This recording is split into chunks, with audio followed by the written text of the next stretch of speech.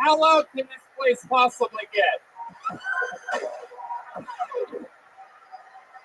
Yowie, wowie, look everybody, it's Brian Redband! Hey!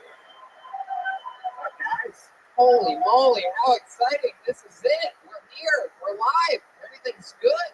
How exciting. You guys excited about this? Lighting trickery. How many of you were at last night's show, just out of curiosity? Wow, some real dots here. Incredible. The loyalty of the base, the Kill Tony family, the Kill Tony nation, they call fan bases, right? The nation of domination. We're always on the road. This is how you found out about it, is from listening to the podcast. You found out that we were coming here. That's why we have to say where we're going next, which is Calgary, Canada. January 23rd. That's already sold out. A couple of tickets for this. Four going to be sold out stand-up shows in Calgary. Tempe, I do stand-up all by myself. No Kill Tony there, just me. 5 shows, February 6th to the 8th. Kill Tony Vancouver, February 21st. Tickets going fast for that. We just announced Kill Tony East, number 2. That's a very special New England Kill Tony, February 29th, right between Boston and Providence. Lots of fun there. La Jolla, California, we make our return the 5th of March, with an entire weekend of stand-up that weekend leading into it. Actually, it's going to be, I believe, 2 Kill Tonys that night.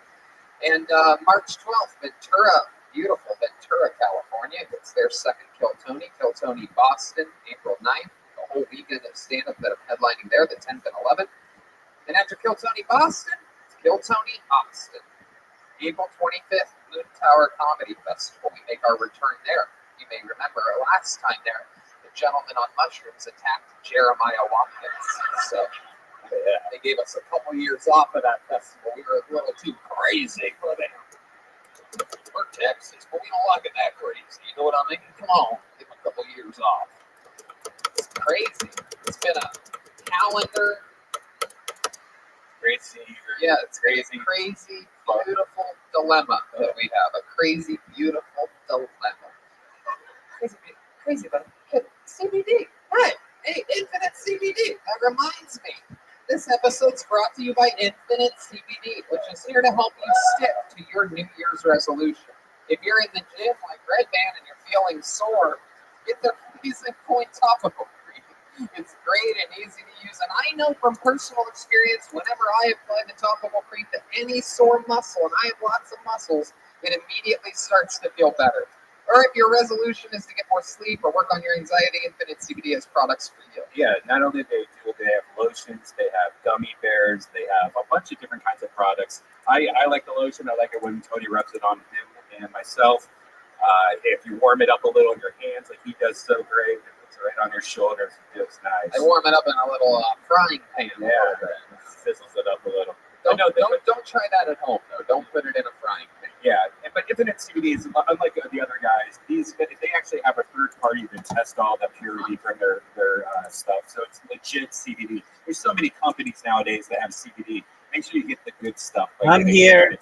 That's absolutely right, Brian. And if you go to infinitecbd.com, you can see which one of their products is right for you. Or perhaps your girlfriend or your boyfriend or a member of your family. Go to infinitecbd.com and use the code Tony15 to get 15% off your order. That's infinitecbd.com and code Tony15 for 15% off. And also a special shout out to the Lyric. This place is, I guess what we could say is they basically take major famous buildings and skyscrapers in major cities and they turn them into luxury apartments. And we formed a little bit of a partnership with them. A guy named Michael hit us up from Lyric and hit us up on social media, and we followed up with him, and he said that he wanted to put us up to just try his place over a hotel or over a fancy Airbnb. And we tried it. We absolutely fell in love. We're staying at a Lyric right now. There's one in Houston, Texas. It is unbelievable. It's right next to the baseball stadium, too. So that you just go out on your balcony and you just see the high ceilings, giant windows from ceiling to floor. It's unbelievable. Highly recommended if you guys ever want to get out of your house or something like that and stay at a place like some type of like weird Houston honeymoon bullshit or something. Stay the Lyric. Look it up. Go to lyric.com. There's no promo code or anything. We're just big fans of them. They're not even an official sponsor, but we just absolutely believe in their stuff, and it makes Airbnb look like an Air POS. That's what I always say. You know what I mean? And by the way, the barbecue we have Makes a hotel look like a no-tell. And the barbecue we had was incredible. That was from the Pit here in Houston, Texas. The Pit Room. The Pit Room. Unbelievable. We are just as fat as we've ever been. Some of us more than others. Hey, I hear those joints cracking. Some infinite CBD on those things. Anyway, we're here. This is about to go down. You guys ready to start the show? Very good. Well, very good. So, as with all of our road episodes, we're going to go guestless tonight. Just give you the meat and potatoes of the show, the people that you really love. Nobody needs to be on here promoting their dumb new podcast or anything like that. So, it's just us. But with us also means that there is a band, ladies and gentlemen. They're a really big deal. People tend to love them. They are some of our funniest friends. Every single episode of the show, they commit to being different characters. They were unbelievable. We had the debut of new characters last night. They were flight attendants, extremely flamboyant flight attendants. The night before that in San Antonio, they were extremely ghetto basketball players. It was very interesting. And we're going to find out what they are tonight. Maybe it's brand new characters. Maybe it's the return of famous characters we've seen before on this show. We're all going to find out at the same time right now together. I present to you the best damn band in the land. It's the Kill Tony Band. Jeremiah Watkins and Gilbert Johannes.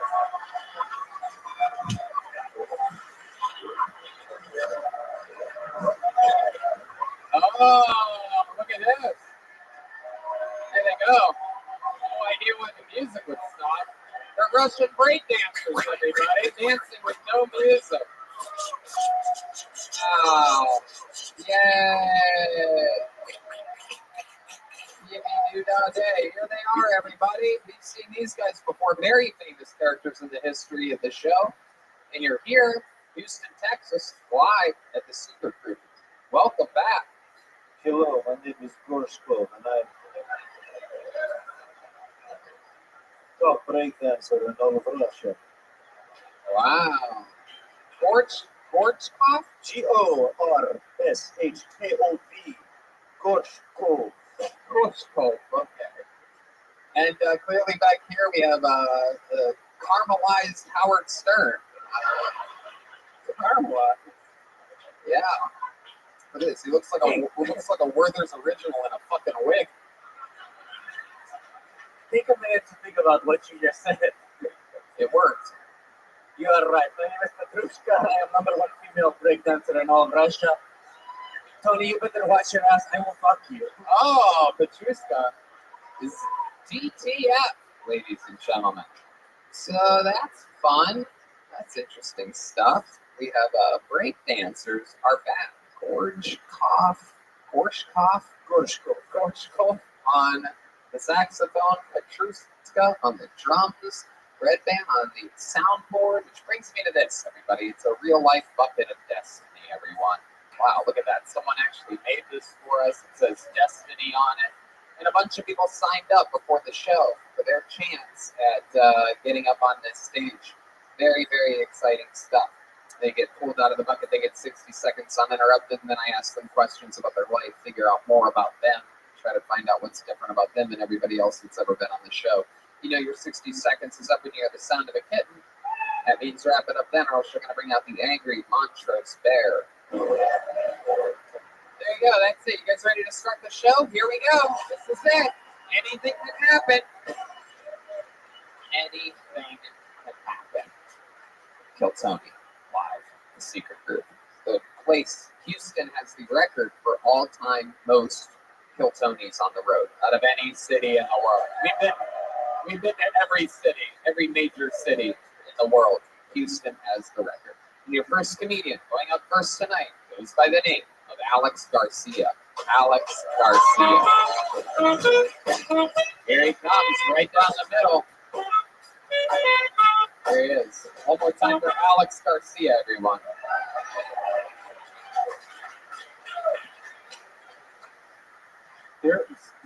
worse in this world than when a girl tells you she has a boyfriend for no reason. When you're not even interested. It happens to me every day. It happened to me today. I'm like, hi, nice to meet you. I'm out. She said, oh, hi, nice to meet you. I'm Kimberly. I said, oh, hi, Kimberly. It's nice to meet you. It's a nice day out. She said, oh, it is a nice day out. My boyfriend loves to win. He loves to win. What is your heart? I haven't been on a date 4.5 years. 4 years in sex? What is it? What is it? Does it feel good? How many guys in here clean their room before a girl comes over? I can't see my back. How many guys in here shake their pubes before they get laid? I can't see my back.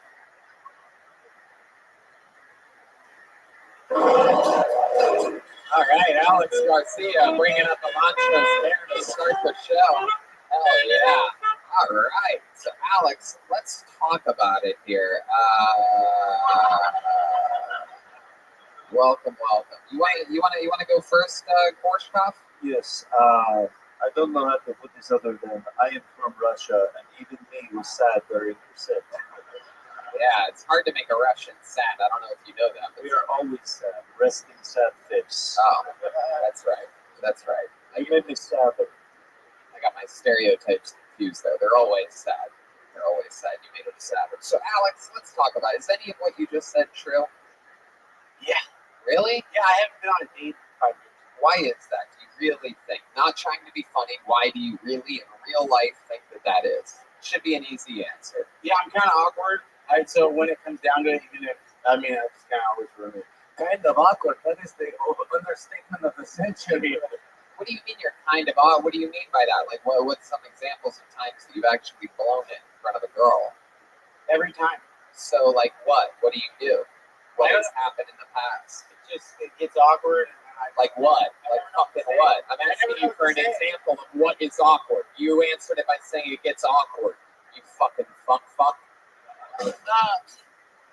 Nice. Last night. Here we go. What happened last night? Are you pointing at a girl right now? Yeah, I was talking to someone. Pointing to the girl that's next to this fucking actual tough Russian guy? Whatever. So the real Russian, stand up, look at these people, take a bow, wave to the audience. You, sir. Yes, you. Yes, you. Look at this fucking guy. Big guy. You're pointing at the girl sitting next to that No, fucking yeah, guy. no, I was just someone around there. But it's just like, okay, so Sitting next to Andre Arlovsky from the UFC. We call him Bear Claw in Russia. So what happened last night with this girl? Tell me. no, nothing. It was just like I was like, I don't know, should I walk away? She said, well, if I wanted you to walk away, I would tell you. I'd go to the bathroom or something. And then I just said, well, I don't know. It's just like kind of, I'm really awkward. God, you're a fucking pussy, bro. My God. When's the last time you actually had sex with a girl? I have never had sex with a girl. Seriously. You're lying. No, but it's not for what. No, it's not for what you think. Seriously. You're lying. No, I'm serious.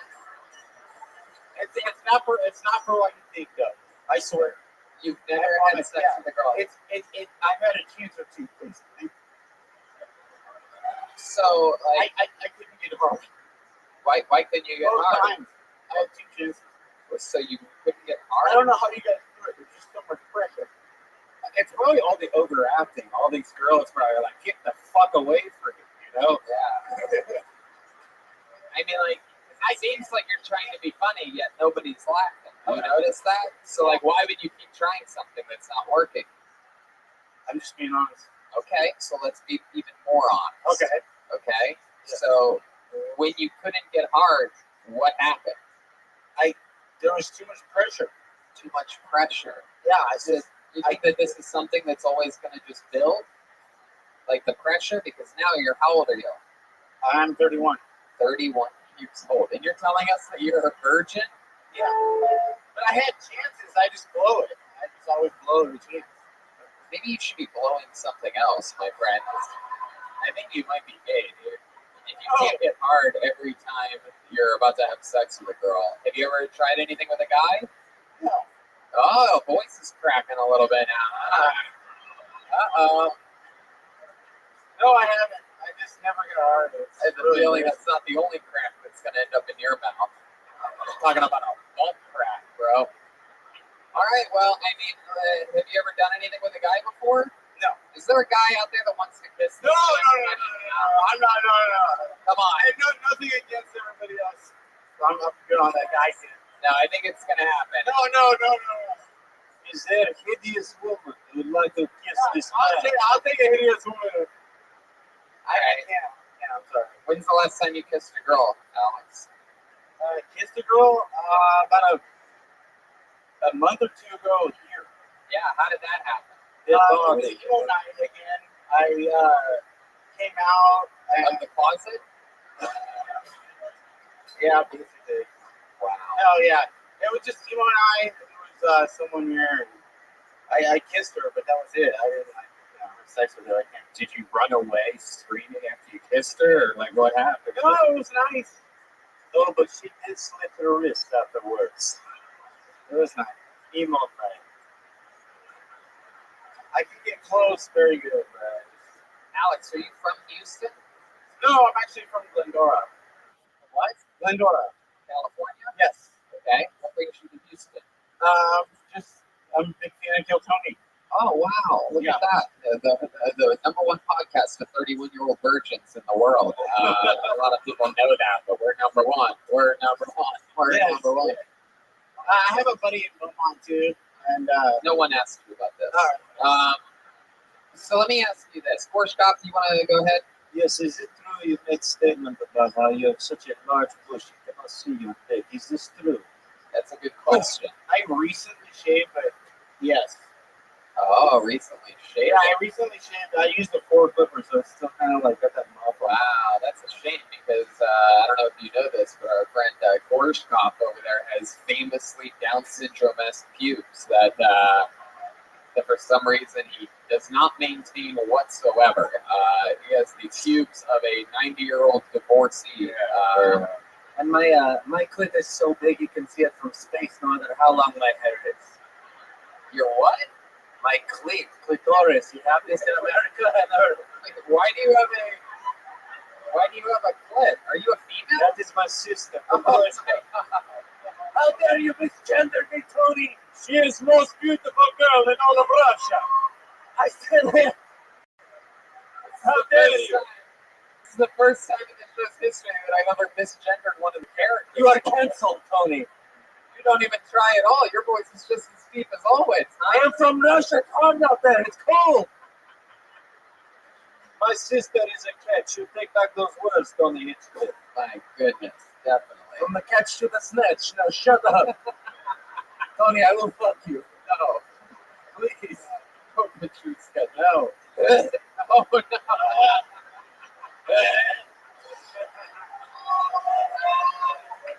The crowd goes wild.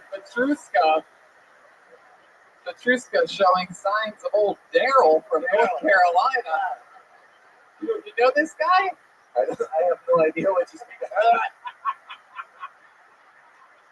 Come on, Dave. Everyone. Alex, you shut the fuck up, dude. What's going on? What do we build too much momentum? Is it too awesome up here right now? You don't know what to do with all people laughing in room. You get confused. All right, Alex. What kind of porn do you jerk off to? You jerk off to fucking.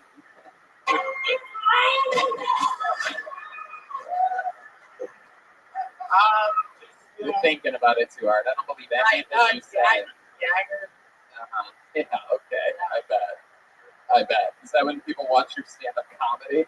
Yeah, that's what gagging is, Alex. You fucking dimwit. You joking? All right, Alex. I wrote that. Well, you tried your best here today, Alex. I do believe that. So we're gonna send you back on your way back to be part of the Bad News Bears or whatever the fuck you're doing here.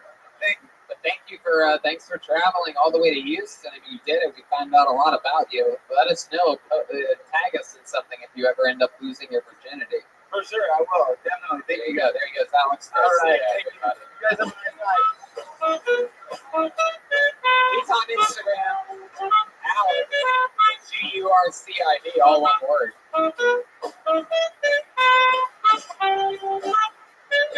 Look at that. That chick just gave you money.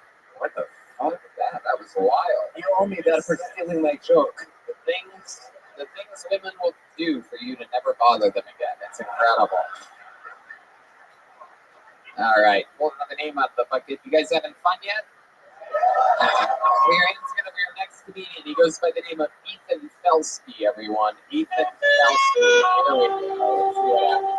Oh, he's getting up. Here he comes.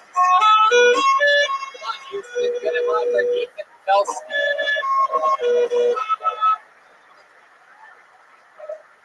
Hello, everyone.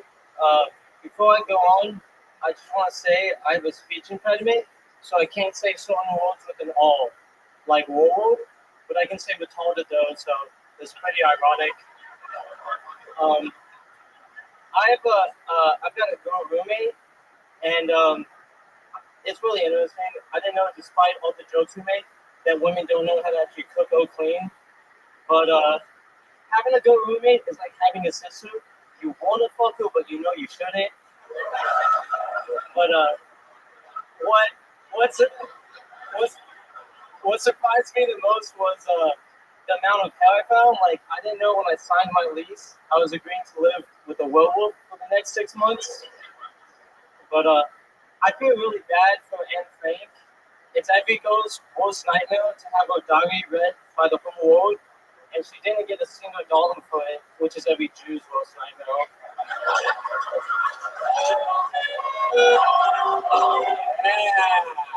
Wow.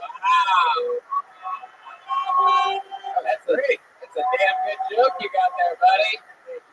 Look at you, Ethan Felsky. Fuck yeah, man. Welcome to the show. How long you been on stand-up comedy? About 6 months now. About 6 months. All of it here in Houston? Austin, Texas. A very good comedy scene up there. Heck yeah. How old are you? I just turned 21. 21 years old. Fuck yeah. And you're, let me ask you this, the $1 million question, Ethan. You're not a virgin, is that correct? I must dive a lot. God, no wonder you can't use your tongue properly. This guy eats more pussy than anyone I know. You must have a lot, but you still haven't put your wiener into a vagina? Oh, no, for sure. You have? Yeah. I mean, I'm trying to try, Austin's pretty freaky, I'm trying to try some other things, but... Yeah, like what? I'd be down for some butt stuff sometime. Yeah, you would be? Well, your butt or their butt? I mean, if the night goes right, Hey, experience. You're ready to potty. Let's check in with Rothschild. I would like to offer my sister's services to you to take the lead. Oh, I would also like to offer my services to you. hey. Yeah. Oh, Jesus. I love it. So let's talk about it, Ethan. You are a fun little dude. 21, you said? Yes. Wow. So how long you been 21 for? I turned 21 on December 21st. I love it. Hell yes. This is all new to you. What are you sipping on there? What's that little, is that some syrup? What do you got? That is some whiskey sour. Whiskey sour. Clown oil. I thought it was clown oil. Why do I think if you said white power, it would be cute on him? Yeah. Exactly. He can even say the N-word and get away with it. No hard R's going on over here at all. You ever do it? You ever say the N-word before, Ethan? This is recorded, so I'm gonna say no. Oh, okay. Hell yeah. You're from Texas. I do. I've been trying to do some raps lately, though. Oh yeah, you do some rapping. Can we hear some of your raps? You want a beat? Yeah. You want Joel to lay down a beat? Oh, okay. Hey, it ain't no beat. Papa Phil's here to take. On the substrate of this rap game and playing with these other rappers, I put him in bait. You better wait. I'm the cheapest safe. Step into my city. I fuck. He's honestly, Wow. well, after hearing that, he's white for sure. Yeah. It was a good approach. I really like the sentiment. The only thing stopping you was your speech impediment. He has no wiggle. Yeah. I did 6 years of speech therapy for nothing. That's right. Money He is said, a "Give me that money." hell They yeah. used to call me a wiggle. My goodness. Heck yeah. So wow. Ethan, what do you do for work? Or do you go to school? What's your I go to UT also. I'm trying to be I'm a chemistry major, but a what? chemistry. Kimchi. I love it. Yeah. Delicious. The goal is one day not to be a pharmacist, but to like be in the lab making my own drugs. Just like Dexter's laboratory. Yeah. Absolutely. I love that show. My goodness, Ethan. Wow, how exciting is that? So this is fun. You've been doing stand-up for 6 months. You have a lot of friends in the scene over in Austin? The first time I did it, I said the airplane joke. Some guy came up to me after, and he was like, "Let's collab and whatnot," but not really. Yeah. Not in the stand-up scene. Uh-huh. Do girls find their speech impediment like sexy? That probably helps, right? They do. I usually say I'm from like England or Australia. Oh, like you're And Hey, yeah. Look at you. you're a world traveler. Yeah. Who are these retarded girls you're hitting on? My goodness gracious.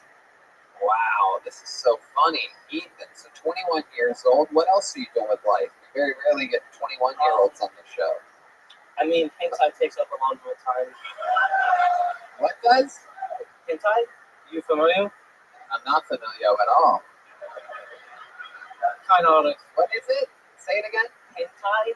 Hentai. Yeah, like Is that tentacles, like Asian cartoony porn? yeah. I'm just for the plot. You don't actually. I took off the other stuff. Ah, like what? What do you jerk off to? I actually don't like watching porn. Oh yeah, Not. you don't watch. You don't watch a lot of porn. I get pussy, so I don't. Damn, I don't love like it. it. You know that's how. We just got word Alex Garcia has killed himself. Ethan and his accent pushed him over the ledge, my friend. There it He's in the bathroom. He's in the bathroom cutting off his tongue. I think this might help. I can't see my dick no more. I have so much pubic hair. I can't even see my bed no more. See. I got the little bells from Australia. I'm from Glendower. Fuck yeah, Ethan. So, you have brothers and sisters? Yeah, my brother actually got me this ticket to come here for my birthday. Oh, that's cool. Fuck yeah. What a cool brother. Did he come with you? Nah, he's got a wife, so he's just. Oh yeah. You came solo from Austin? No, I live in Houston. I just go to Austin for school. Oh, Shit. okay. Does your brother have a speech impediment as well? Apple. I don't know if I just found out I don't know if I should say this, but I found out the other day I have a twin sister. So 21. Wait, you just found out that you have a twin sister? But my brother is actually like my half brother. Like no one actually told me until like a couple weeks ago. Yeah, that's how life works. We all have half brothers and half sisters we don't know about. Our parents lie to us forever, and then they let the guilt overflow, and then they get cancer in their 50s and 60s. Let's check in with Korshkov. Yes. What does your brother think of your sister incest joke? I haven't done any stand-up in front of my family, so when they see this, I don't know what to think. So you've always known that you've had a twin, right? See. But you just found out that your brother is only your half brother. Yeah. Did that affect you deeply? No, I didn't really care, to be honest. My mom was calling me crying and shit, and I thought like the dog had died. But I didn't really care like when she was like, "Oh, it's your half brother," whatever. Oh yeah, no one cares. But he came out of her vagina, right? Yeah. It's a different dad. Was she with your dad when that happened? Or was No. she cheating on him? Was it the milkman's baby or something? What are we talking about here? The way I see it is like she had the kid, and then my dad came from Chicago, and he was like, "I don't give a fuck." Like, Right. I'm married. Let's just say it's my baby. How about that? She's like, oh my That might be a god. little cuckish, but I don't know. Yeah. Nah, No, it is. Your father is cuck of the year. That's what they say. No. All right, Ethan. Well, unbelievable performance. Really good and frank. Thank you. Ethan Felsky, ladies and gentlemen. There you go. That's how the magic happens. Sometimes to get a ticket to kill Tony, you have to have your bastard half brother buy a ticket for you. 6 months. That's great. Yeah. Hey, it's a one-word name. Let's see what happens here. Put your hands together for Bronson, everyone. Bronson is next. Let's see what happens here. Oh, wow. Here he is. One more time for Bronson, everybody. So my cat needs a pill twice a day, and it's been that way a few years now. But early on in the process, this is how it went.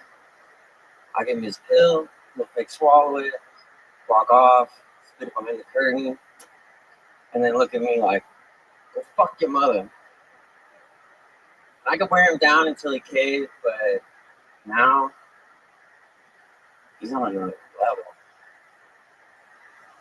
I fear that I created what can only be described as a furry little David Blaine.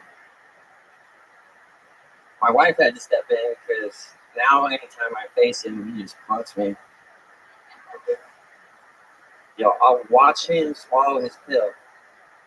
And 2 hours later, I'll find it in my jacket pocket stuck to a silver dollar. Like, motherfucker.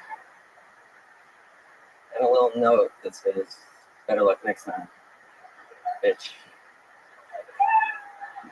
Wow, look at that, Bronson. Cute little joke you got there. Fuck yeah. Look at you. I like your style, dude. It's not too often we have gay magicians on the show anymore. Wow, it looks like we have this flight attendants 2 nights in a row. Bronson. Gorshkov, what do you think about this guy? He looks like a stretched out politician. And he does. He does sort of have that look to him. You had a good joke, though, man. I mean, you made that work for you. You're working beats in here. You're taking your time. You're executing it. How long have you been doing stand-up? First time. First time, everybody. Look at that. Wow. Very exciting. Sort of reminds me of me.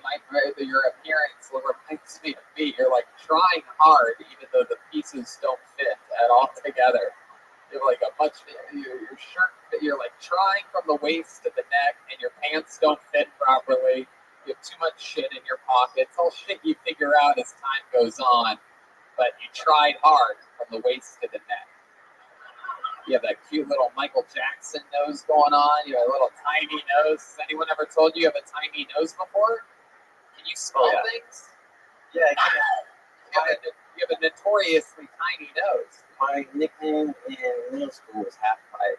Half pipe. Because it looks like a half pipe. Oh, is that what it is? Let me see. Let's see your profile. Let me see. Whoa, look out, Tony Hawk. Here we go. No, that's fun. How adorable. That was your nickname in middle school. Did you get bullied? Yeah. Oh, you did? What else did they make fun of? Just that? Did you have any bastard half siblings or anything? Just give Tony more ammo. There was just one kid in middle school that like clung to that, and it's like crony friend. He's what? It's like crony friend. Right. Do you know, let me ask you this. How old are you now? 31.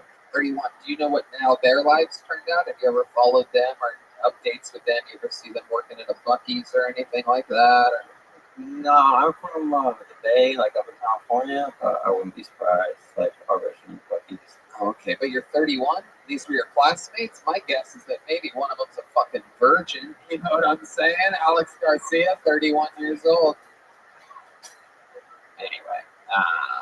What is your cat sick with that you have to give it pills? His thyroid is all fucked up, so he takes my dinners off. Yeah, everybody's having pussy problems up here tonight. Thyroid's fucked up. What's your cat's name? Rocky. Rocky. You only have one cat? 2. My cat's name is Ivan Drago. Okie dokie. What's your other cat's name? Bronson. Tiberius. But my fiance calls him, or my wife calls him Taco. And I call him, Who calls him Taco? my wife. Oh, your wife. How long have you been married for? My wife, just recently. But we've been together since 2012. Just recently, 2012. Very cool. Where'd you meet her at? New York. New York. What were you doing there? After college, I did a stint in San Francisco and then LA, and I moved to New York. That's what the butler for the Adams family. And sorry, what was your question? I asked you what you were doing in New York, and then you told me that you lived in San Francisco and other places. I just moved there because I wanted to. Oh, okay. How long did you live there for? A year, and then we met and we taught Asia in 2 years. Taught English in Asia for 2 years. You taught English in Asia for 2 years. With her? Yeah. You guys went to Asia together to teach English. That's awesome. Yeah. Where? First in Korea for a year, and then in Thailand for a year. Wow, look at you, little world traveler. Someone's not fucking half pipe anymore, am I right? Well, that's fun. What does she do for work? She's a high school teacher. She's a high school teacher. What is she teaching? World history, AP. Now, what my trouble with art is that last guy are the Asian kids you are teaching? That's a good question. Probably close. Like, when you hear the word Asian, you know you're going to hear an amazing instrument of Asia. That is it. What do they call that? No idea. Oh, there you go. Anyway, what ethnicity is your girlfriend or your wife? She's like Irish Catholic. Oh, Scotch Irish. how about you? What's your ethnicity? On my mom's side, I'm Scotch Irish and Norwegian, and then on my dad's side, I'm Colombian, African American. Oh shit! Look out, big Cock Jenkins over here. That's right. And then, So, let me ask you this: any special skills or talents, or any fun hobbies, or anything that would surprise us about you, Bronson? rebuilding a 1972 Airstream that we picked up in Dallas. Just On the Airstream? No way! All right. That's awesome. Most of my funny shit comes from my time in Asia. Weird shit that happens. Yeah, like what? Did you do well on? I went to a Korean bathhouse, which is pretty dope. Once you get over the naked thing, it's kind of weird at first. But then they got all these nice baths and shit, and They have baths? Yeah. At the bathhouse. Right. They But- also have Koreans there? Was it in a house? it was All right. But I left my clothes on the bench, and I guess you're supposed to put them in a locker. Yeah, you are. Came back out. No clothes. No. Oh, shit. And you spend the rest of your time in Korea butt naked? They got those little hand towels, so most of for the next 5 minutes, I'm walking around with one of those little hand towels. Right. I can't even fucking read the signs and shit because it's Right. a whole nother. Oh. We had a full recording in stock. The first power outage in Totomi history. 2222. So that says we're recording, but no audio is coming through the microphones. So we're just going to roll with it. We're going to reset the sound. We're going to reset the lights, and everything's going to be magical again. Very exciting. It's weird that we didn't have a power outage last night. No, but for later, I know, I guess so. But I'm still going to play to the live audience here. And we're back. Lights on and sound is on, ladies and gentlemen. So I guess we are just a light mode away from restarting the show. Should we do a special haunted house version of... Here we are. Hello, everybody, and welcome to another episode of the show. Is the camera still rolling in the back? Look at this. The Yosemite Nation is lighting it up out there. This is incredible. It's like a bunch of little lightning bugs here tonight. How exciting is this? So, This is so cool. I've always wanted to perform during the purge.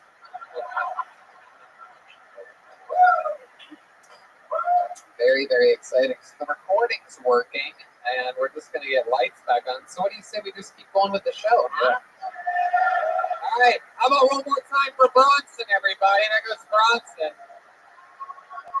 I like it like this. You guys just keep your phones up. This is actually a lot cooler than makes it interesting. No, this is actually pretty sweet. Yeah, that is awesome. Yeah, we should do this more often. Special lights out version of Kill Tony. You know what? If you want, just keep the lights out. We'll have them light the show for the rest of the episode. I'm kidding. I'm kidding. When you get the lights on, just turn it back on. All right, but we're going to keep it moving along since we have help from the A-team out there. Let's see what happens next. Put your hands together for Candy, ladies and gentlemen. Candy, everybody. Wow, she made the bucket, and she has got pulled up on Kill Tony. Here it is. Candy, everyone. Yes, my name is Candy. It's spelled just like the stripper. Little about me. Diarrhea runs in my family. Girls aren't funny, guys say, so the only way I can get your attention is to talk about sex. So, here we go.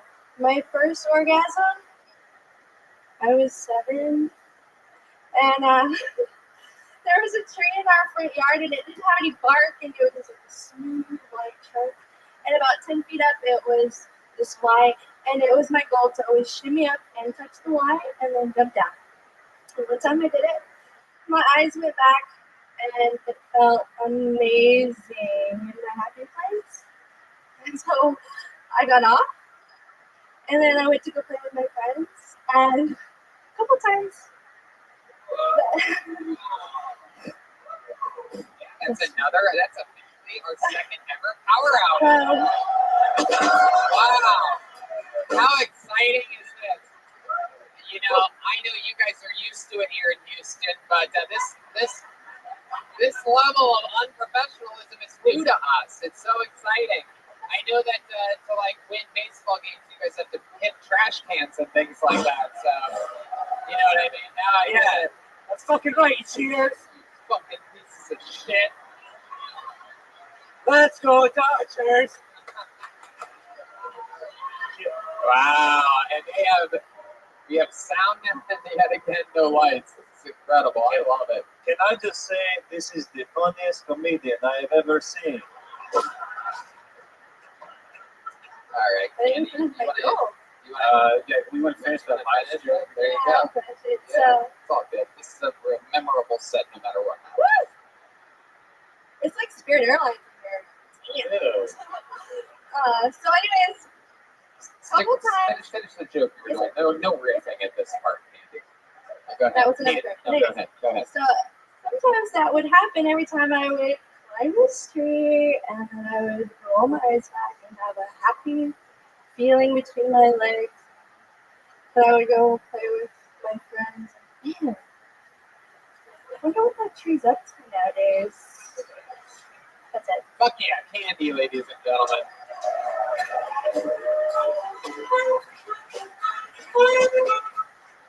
Yes, can you repeat the last joke, but slower, please? Okay, cool. All right, Candy. So let's talk about it here. How long have you been doing stand-up? Tony, I've been waiting 3 years for you to pop my cherry. Whoa! Look at that, Candy talking dirty up here. Wow, incredible. What was that noise? What does that noise mean? Everything's still good? Everything's happening? All right. Okay, there we go. Absolutely. All right. So, Candy, this is your first time ever doing stand-up comedy. Congratulations. What do you do for work? I'm in marketing. Is that microphone working? Yeah. Okay, just project right into Sorry, the I'm in marketing and I do some other stuff on Very cool. Whoa. Uh-oh. Red Band would like to know your side hustle Yeah. immediately. If there's anyone I know that fucking loves candy, it's this guy. So, Sweet, sweet candy. I'm not a cam girl, sorry. Oh, look at that. That's fun, Candy. So, what else about your life? You married? Have a boyfriend? Anything like that? I'm divorced. Uh-oh. Look at that. How exciting. How long were you married for? Whoop, whoop, whoop, whoop. Wow, our third ever.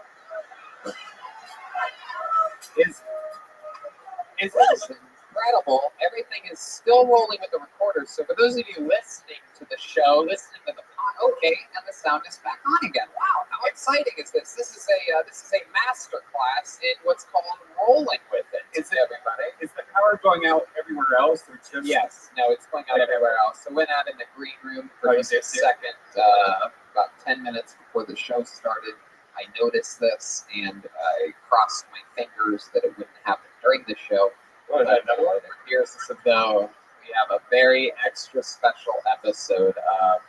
Either that's what's happening, or Alex Garcia is pulling the transformer out of the wall connected to the building. That really could be. This is so cool. I've always wanted to perform at a Backstreet Boys reunion concert. Tell me why. So have you ever thought about becoming a kangaroo? Okay, Brian, there you go. It makes it so much worse in the dark when everyone asks these questions. So disgusting. Fun stuff, Andy. You have kids? I do. Yeah? How old are they? I don't want to tell you. You don't want to tell me how old your kids are? Yeah. Oh my goodness. Why is that? Because it'll give away my age. Oh, come on. In this lighting, you look young as hell. Great in the dark. They're 17 and 18. 17 and 18. My goodness. Look at you. Someone was fucking 19 years ago. Let's just say our women do not age as well in Russia. Yeah. Oh, wow. So 17 and 18. That's awesome. And I just met this big guy like right outside. Oh, look at that. Hey. Miracle with the Alex girl. was really sweet. You kind of look like Daisy Duke from Dukes of Hazzard. There you go. Red Band's not afraid to show his age at all. Hey, you know, you look like the guy Booker from the Three Stooges. You know what Twilight Zone character you remind me of? I've never seen a woman in color before.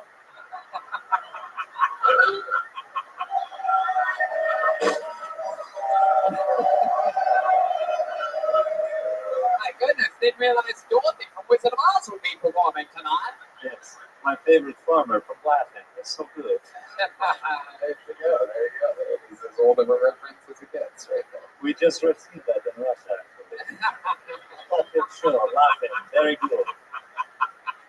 I love it. So, Candy, what else should we know about you that is interesting about your life? One of my side jobs, I work at a movie company. I'm a producer and actress, and Wednesday is my first red carpet premiere here in Houston. I'm so excited. Oh my It's been my dream goodness. since I was a kid. Wow, that's so cool. Goodness, and let's face it, when you were a kid, they hadn't even started making movies yet. So, no, I'm kidding.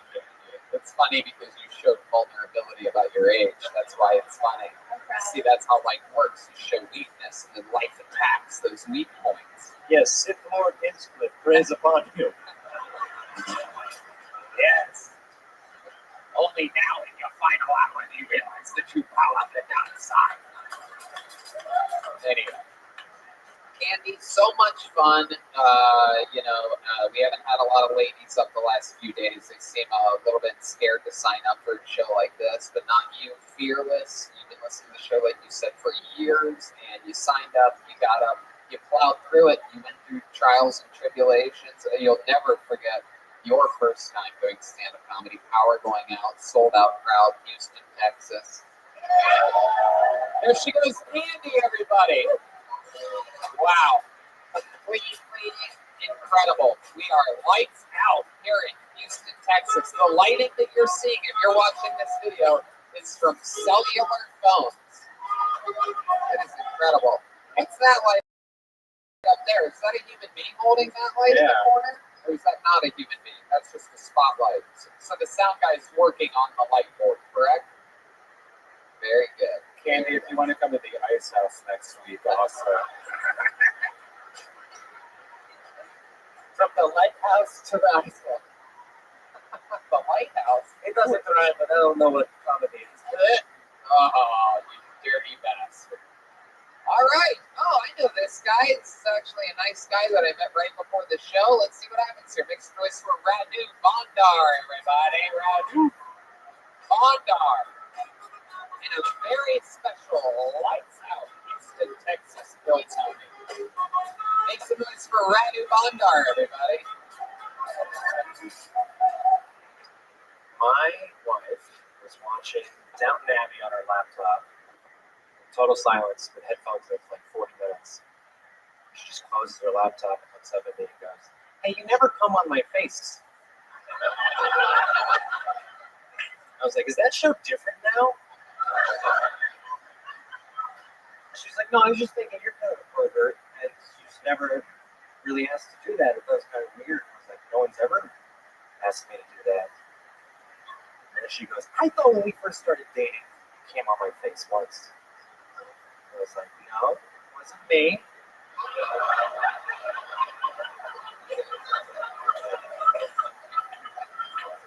She just goes, "Well, who was that?" I like living in Texas. You guys are famous for the worst things, though. Texas has a bad habit of killing mentally disabled people on death row. But I don't think it's out of hate, because we also elect those people governor here. Ooh, Radu Bondar. Great set, man. Incredible stuff. Thank you. Very good performance. Very fun. This is how I first started doing a haunted house. Hey, look at that. Very good. How long have you been doing stand-up comedy for? 6.5 years. 6.5 years. Hell yeah, it shows. Plowed right through it. Very solid set the whole way through. Very funny. You look like the devil right now because of the fashion. I know. No, that is how he always looked. Oh, thank you. Is this a bad time to bring up that I have epilepsy? Yeah, we're gonna have to put that in the beginning of the video. Yeah. So, Radu, let's talk about it. 6.5 years in the game, and how long have you been with your, did you say wife? My wife. Yeah. We've been together almost 5 years, married for almost 1. 5 years, married 1. Very interesting. And she was really watching Downton Abbey when this happened? No, that part is fiction. Right. But she asked me to just out of the blue. She's doing some other shit. Downton Abbey's a fun thing to, make fun of. Right. It is. Downstairs. Have you ever watched it? I have. I don't like the people downstairs. I like just the rich people. Right. How much of it have you watched? Just out of curiosity. Maybe like 3 hours, 4 hours, like 4 episodes, I guess. 3 hours or 4 hours. You know, I don't know if I've ever talked about this before. I feel like maybe I have years ago. But a little fun fact is that the writer's room for the Comedy Central Rose, that's a little bit different now. It's evolved because of diversity and shit like that. But at least a few years ago, it was a room filled with the most monstrous, devastatingly hilarious, unbelievably edgy, crushing writers that you can imagine. These veteran writers that have only been writing mean jokes their entire lives. And they were joking around the table one day during lunch about something like that, about how they like Downton Abbey, and the guy across the table was like, "Yeah, I love that shit. You see what happened with whatever this week and blah blah blah blah." And I'm like, "You guys are fucking kidding, right? And you guys don't really watch Downton Abbey." And they're like, "Yeah, it's the greatest fucking shit in the world. You have to watch it. You'll love it." And so I watched an episode, and then I watched 2 episodes, and then 3 episodes, and I got hooked on Downton Abbey for a while. What is it? How far into that you want to get come on your face? Very good, yes, very good. Always very good, very. Thank you. Yes, very good. Yes, They just make every little thing matter in the show. Like something's always at stake. right. The writing is unbelievable. Anyway, the point is, what's interesting is that it gives you a very realistic look on how fucking crazy England is with their classist. And this is something that's really interesting that we don't ever really talk about here in America. You know, if you go to England, the comedians there make fun of class a lot. It's a very, very big part of their comedic culture. And here in America, it's very much more about race and other gay things, like low-hanging gay jokes. Right, exactly. But in England, a lot of the humor is about class because class is a bigger deal there, but it's not really a bigger deal there, is it? It's a huge deal here, but we feel bad for the poor people here. Anyway, Downton Abbey is great at exposing the difference between rich people and poor. This is exactly how I thought my segment would go. Oh yeah, it's exactly how We're going to dissect capitalism and the two parts of the West. Yeah, every once in a while on this show, we throw a little dose of seriousness and comedic information out there, like the difference between the two sides of the world comedically. So I'm talking about class and race. This is a show about stand-up comedy. I'm talking about the differences of comedy. If that's fucking okay with you, Rabbi. Well, Six and a half years, I never brought up this subject. And since it happened during your spot, I guess you knew this was going to happen. Fucking piece of shit. Anyway, Randy, what ethnicity are you? I'm Romanian. You're what? I'm Romanian. Romanian. White if you're educated. What do you think about that course? What are you doing at? Are you racist? Very good, Korshkov. Radu, can I just say I am a big fan of your family's pasta sauce. I like very much. Every once in a while we eat it, once a month. It's free. I think that's ragu that you're thinking. We have Radu in Russia. It's just cigarettes. All right, They look like that. What ethnicity is your wife? Just full on white. Full on white. Top shelf. And you're considered white too.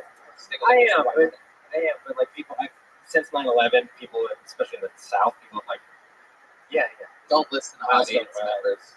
Don't acknowledge them. Well, Anyway, well, since then, all people with weird names have kind of sleeping the same word. People just think, I've experienced a lot of Islamophobia, but I don't feel bad about it because I'm like, oh, I'm like, well, what if people said to you, go back to your country, and you're like, it's filled with white people. yeah. I'm like, it's like you, but dudes. Right. I had in 1 week I had someone be Islamophobic and then anti-Semitic in the same week. Oh, someone thought you were Jewish. Yeah. What did they say about you? I was being mean to a security guard and he didn't know what to say, so he yelled, "Go back to New York" to me, which I'm not from New York or Jewish, but it was a nice compliment. Like, wow, thank you. So where are you from originally? Just Romania. Oh, you were born there. I was born in that shit. Yeah. Oh, okay. How old were you when you moved here? 3. And was that a weird transition, you think, for your parents, Romanians, straight to Houston, It Texas? was incredibly difficult. They came to a place where everyone was like, "What the fuck are you? Look at you!" Right. Like just talking, my parents felt like shy and weird all the time. What language do they speak in Romania? Romanian. It's their own language? Yeah, it's actually a Romance language. It's like Portuguese or Spanish or French. Can you speak a little bit of it? Sí, güey. Chimenez es bueno. What? Chimenez es bueno. Let me see what you It's like a one word, dude. Say like a sentence. No, it's just fast and ethnic, but it's a bunch of different things. Say like a full sentence. Wow, I love that. Who the fuck is that cool black guy over there? That was perfect.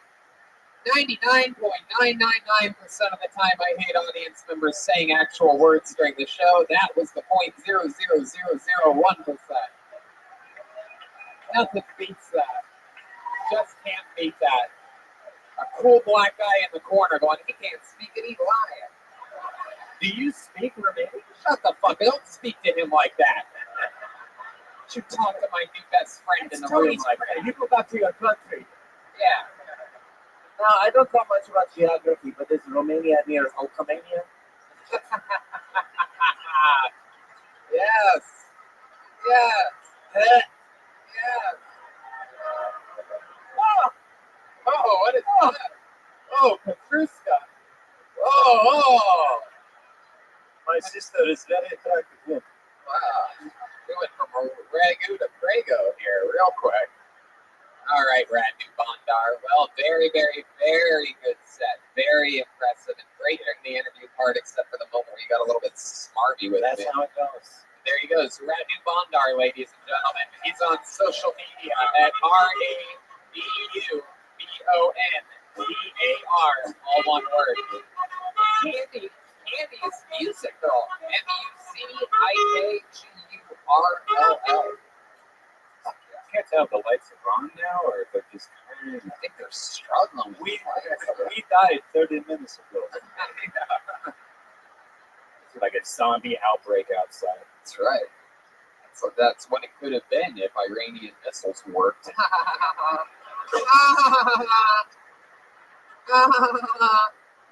We're number one. We're number one. All right. Pull another name out of the bucket. Make some noise for Jared Hawley, everyone. Jared Hawley.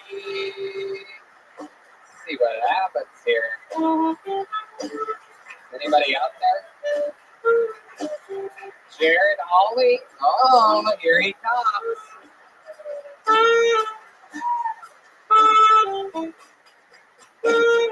One more time for Jared Hawley, everybody.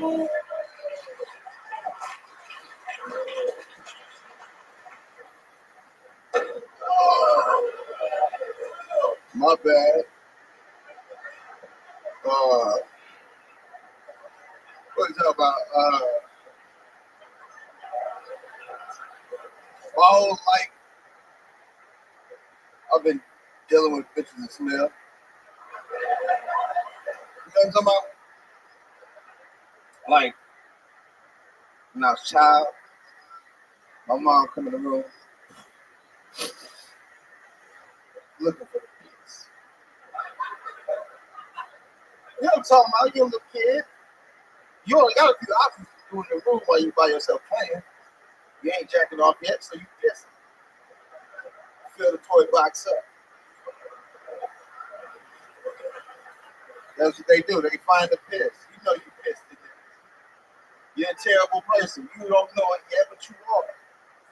Fill that toy box up. Male or female. We all be. And then you come in the door. Jared Hawley, ladies and gentlemen, he did it. This was a minute 14 seconds into that set. Hell yeah. Just put that anywhere you want, Jared. Fuck yeah. Absolutely. Yeah, right. Hell yeah. Welcome to the show. The rare homeless man on Kill Tony.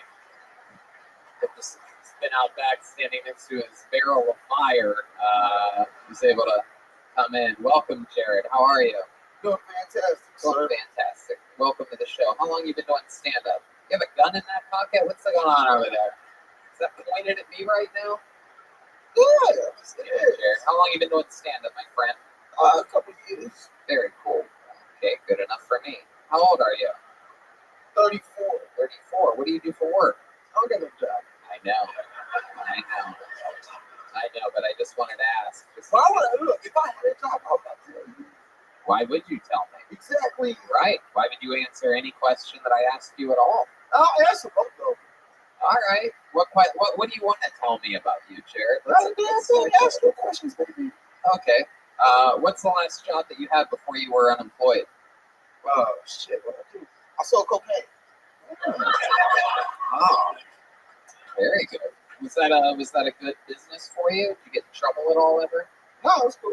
That's cool. How long did you do that for, if you had to guess? 10 years. 10 years. Damn. But you don't do it anymore, but you won't tell me what you would do if you did do it. Yeah, because it's like, that's the thing. I stopped a long time ago. All right. Hell yeah. Hey, We all believe you. y'all fuck off. What? Hey, shit. Hey, look. I could have did better.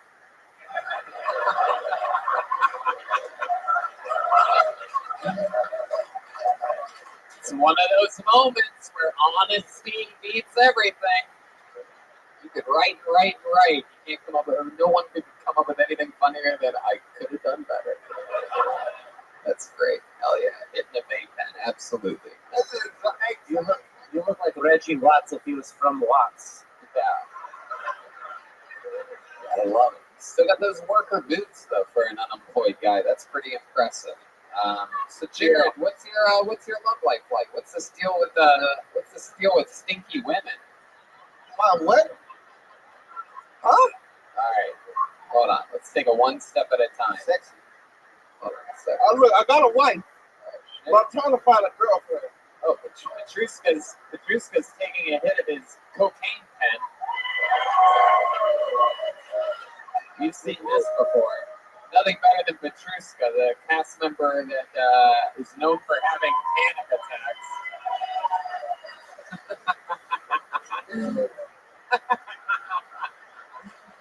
I love it.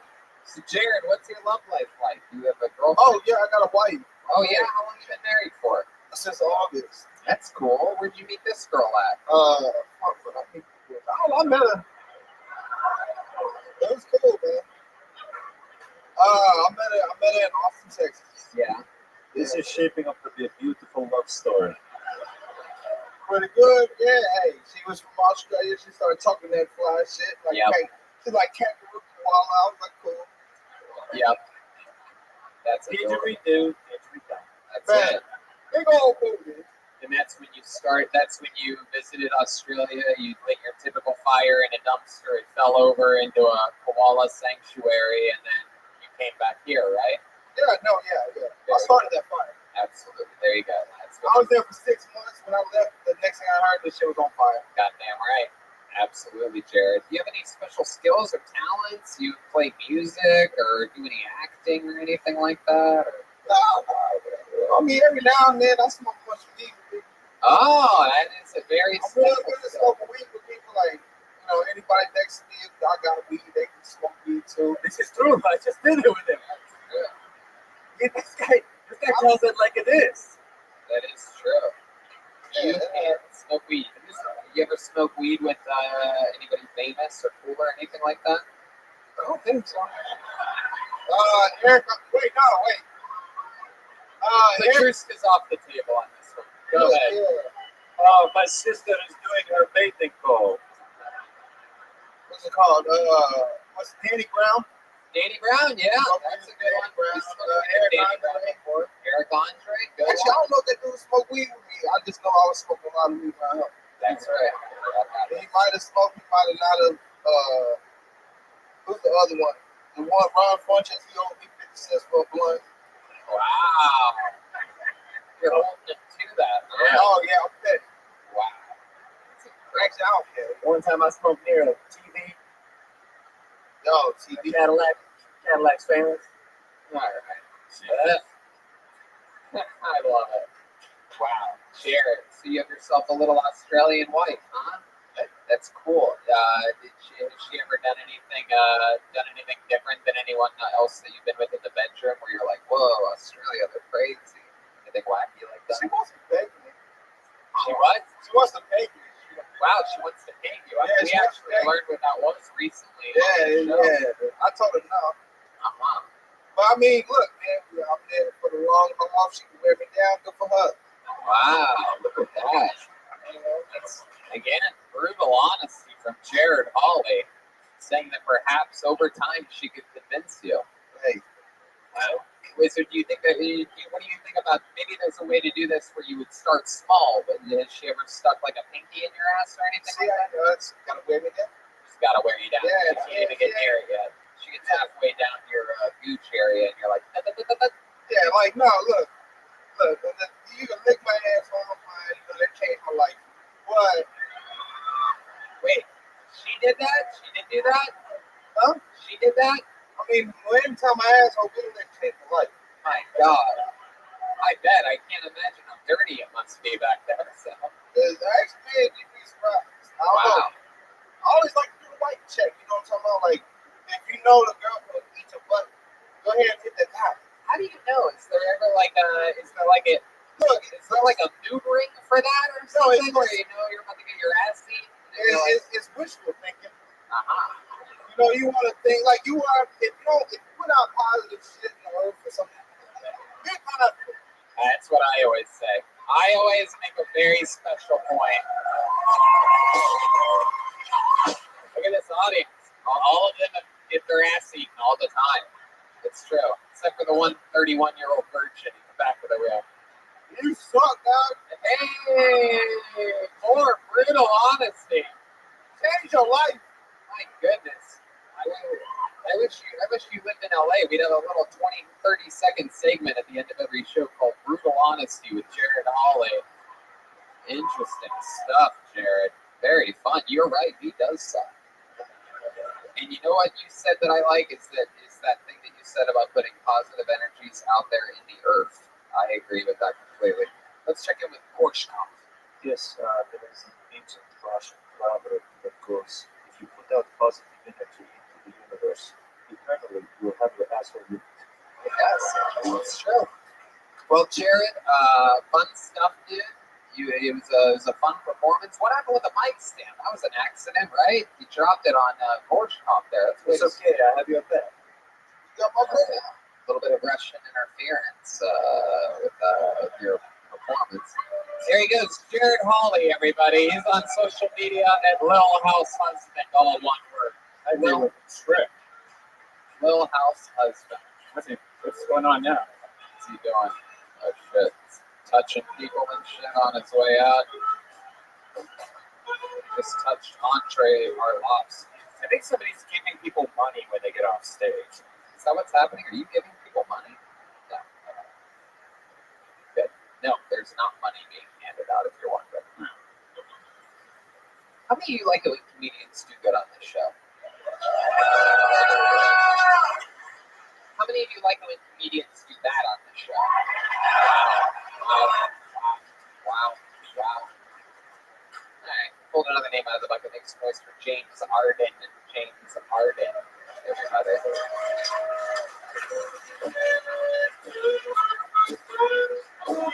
Where's James at? Is he coming? Is that him? Oh shit, look at this guy. Real Texas dude coming on stage. Fuck yeah. Here he is, everybody. One more time for James Arden.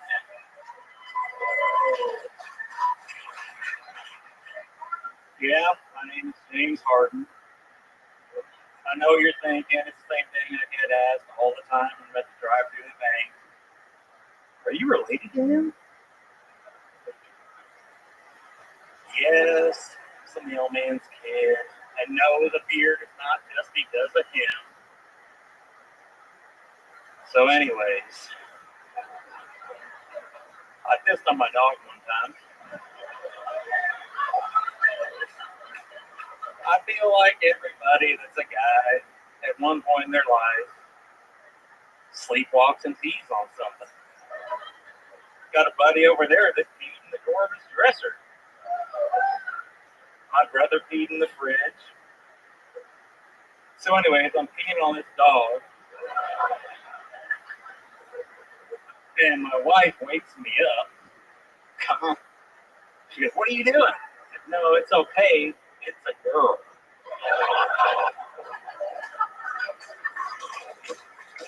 My goodness.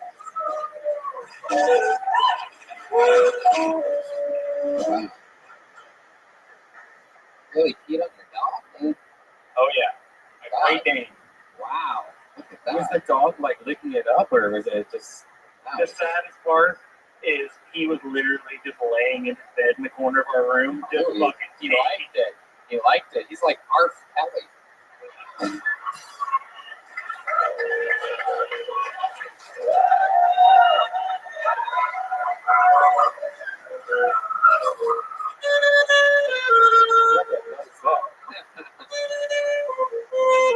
All right. Hey, think about it every night and day. Spread my legs and rest away. All right, back to James Harden. And I messed up your name because your H looked a little bit like two A's back to back here, but that is interesting. James Harden in Houston, Texas. Except I spell it right. Right.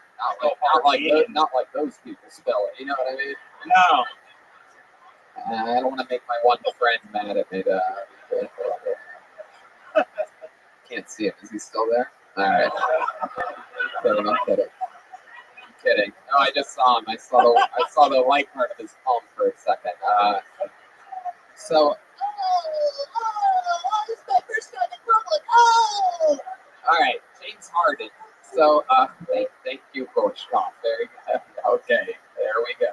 So, James, what do you do for work? You're a real Texas guy, Texas man. You look like you stop in Buc-ee's for coffee once a day, right? I'm a landscaper. There you go. Goddamn right. Absolutely. Got the sunglasses on the ball cap. You got a Silverado or a Ram? Silverado, man. Oh.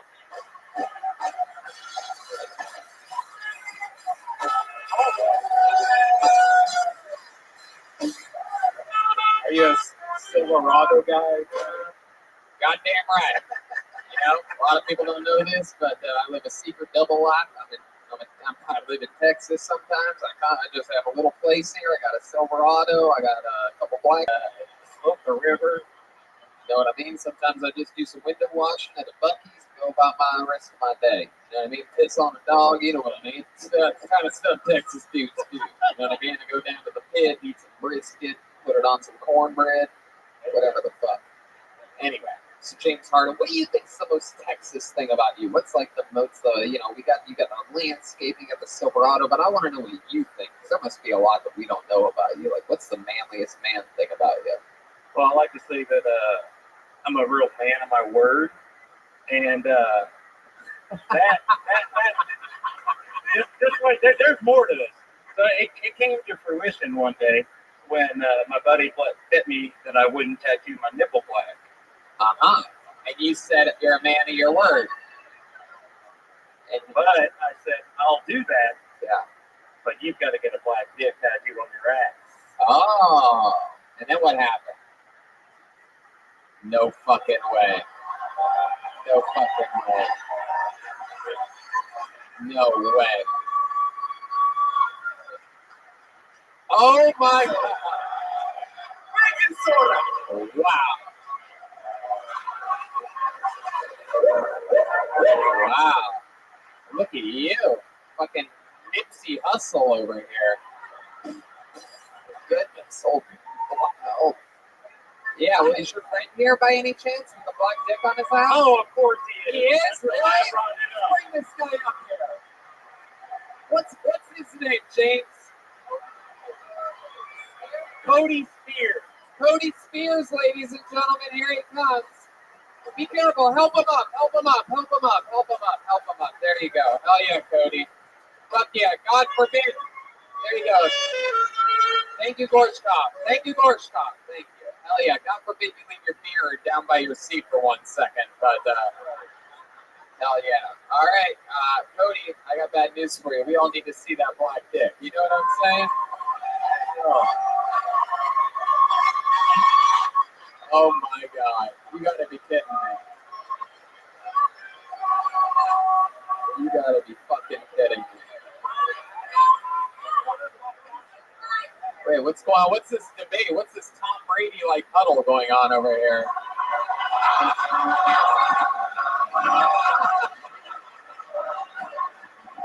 Wow. Woo. Oh my God. If that isn't the smallest black dick I've ever seen in my life. Like, Texas tattoo artists are like, this is probably how big it is. I heard they were huge, so no, you stay up here, Coach. So to give it perspective, part of the bet was that I would get my nipple tattoo black because he's got a chest piece and it's not on his nipple. And I was like, you're a pussy, you should have got your nipple tattooed, blah, blah. So my thing was like, you're going to get a black dick. But then I was like, wait, let's put some rules to this. So that's actually 6 inches of shaft. Wow. With balls and a vein. And that was all part of the bet. I thought it was the circumcision stuff. What, Cody? I want to hear what this fucking do. Face the audience, Cody. Cheat towards the audience. I thought the vein was a little much, but I agreed. Yeah. Because we were drunk under the conditions Right. of the actual bet. Right. But the actual bet itself was stupid. Oh, this is But awesome.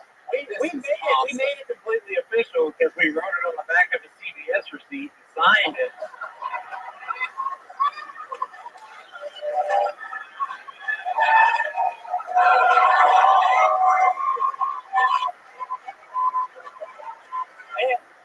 And there's more to this. There's another guy out there with a black dick on his ass because he came over to the house one night to drink and goes, "You won't do that," and signed his name to it. Wow. Now, Martin, now, I know you're out there, so Martin Bernard, you're out there, buddy. His parents live in Waco, Texas. Oh my God. You are a man of your word, man. That's fucking awesome. Some people say I lost the bet, but I think I won. Yeah, 100%. You two need to get your own fucking sitcom on ABC is where you guys. I want to hang out with these guys. You guys look like fun. Fuck yes. My God, everyone knows if you write it on the back of a CVS receipt, it's legit forever. Let's check in with Gorshkopf over here. I know the total support of law. Back to you. That's right. My goodness, James. So we know that you're a man of your word. I asked you what the manliest thing about you is and all that. Now I want to know. This is going to be a two-parter since we have Cody up here. By the way, which friend is driving you guys home tonight? Uber, baby. Uber, baby. And their home is parked outside. It's called trailer. All right, so I asked you the manliest thing about you. Now I'm going to go the other direction. I'm going to ask you, what is the most feminine thing about you that would surprise us? We know that you're a couple tough Texas dudes. You don't go anywhere without a Lone Star in your hand at all times. You know what I mean? You got the Chevy Silverado. You probably got a can of tobacco somewhere in your jacket pocket, right? So what's something that would surprise us on the feminine side of you guys? What would we be shocked to know that you guys like to do, or something about you, or something that you've done before? Like one example for me is I plowed through almost. Oh, look at that! He's grabbing the mic. Like I said earlier, that I watched every episode of Downton Abbey and enjoyed it. So, like, what's your guys' version of that? Go I ahead. wouldn't say I had a version of it, but I like dance. Really? What kind of dance do you like? I have children. What? Cody, what kind of dance do you like? I have children. Children? And y'all may. I have children. Uh-huh.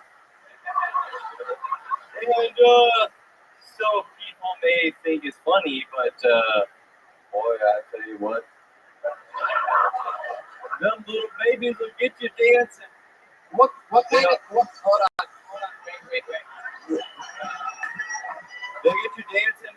They'll make you feel like you're a whole other person. What kind of music do you love to dance to? What kind of music? I love to dance to. I love to dance to R&B music. I love R&B. Like what? What's like a song that pops in your You head? got some music, Soul Child. You know what I'm saying? Soul Child. You know, people very hard to listen to.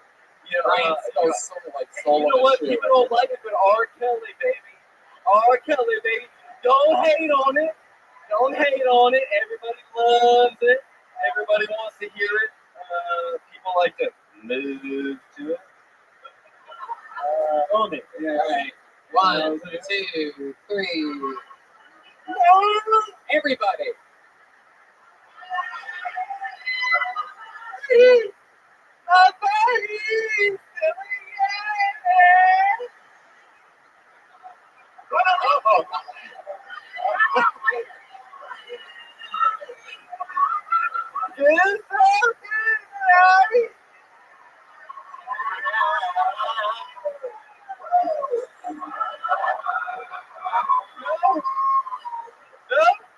You don't like to ask me? Tony, we want to see some of your dance. Let's check in with Gorshkopf. Yes. My sister Petrushka and I would like to officially challenge you. Oh!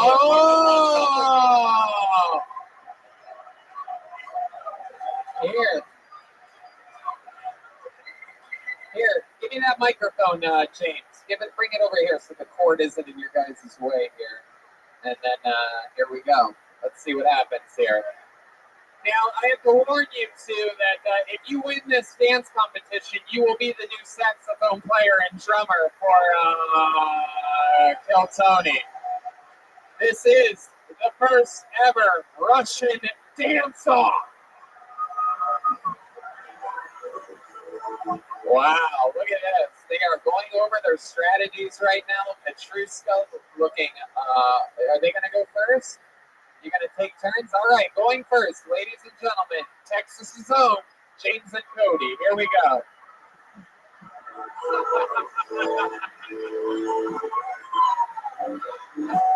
Two Texas tough guys going at it right now. They're twirling each other around. Camouflage baseball caps. There's a big. Whoa! Oh, they said it's your turn. 2, 2, 3, 4, 5. They just switched it up. They said it's their turn. All right, defending their throne.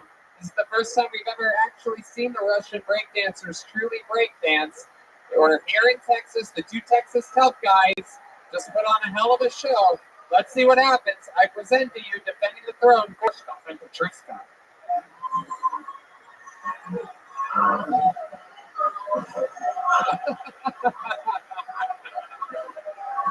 It's the dumbest show ever.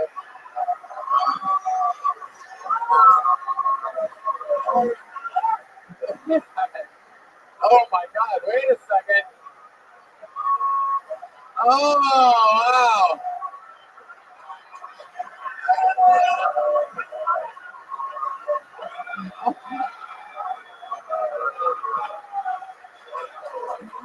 Wow.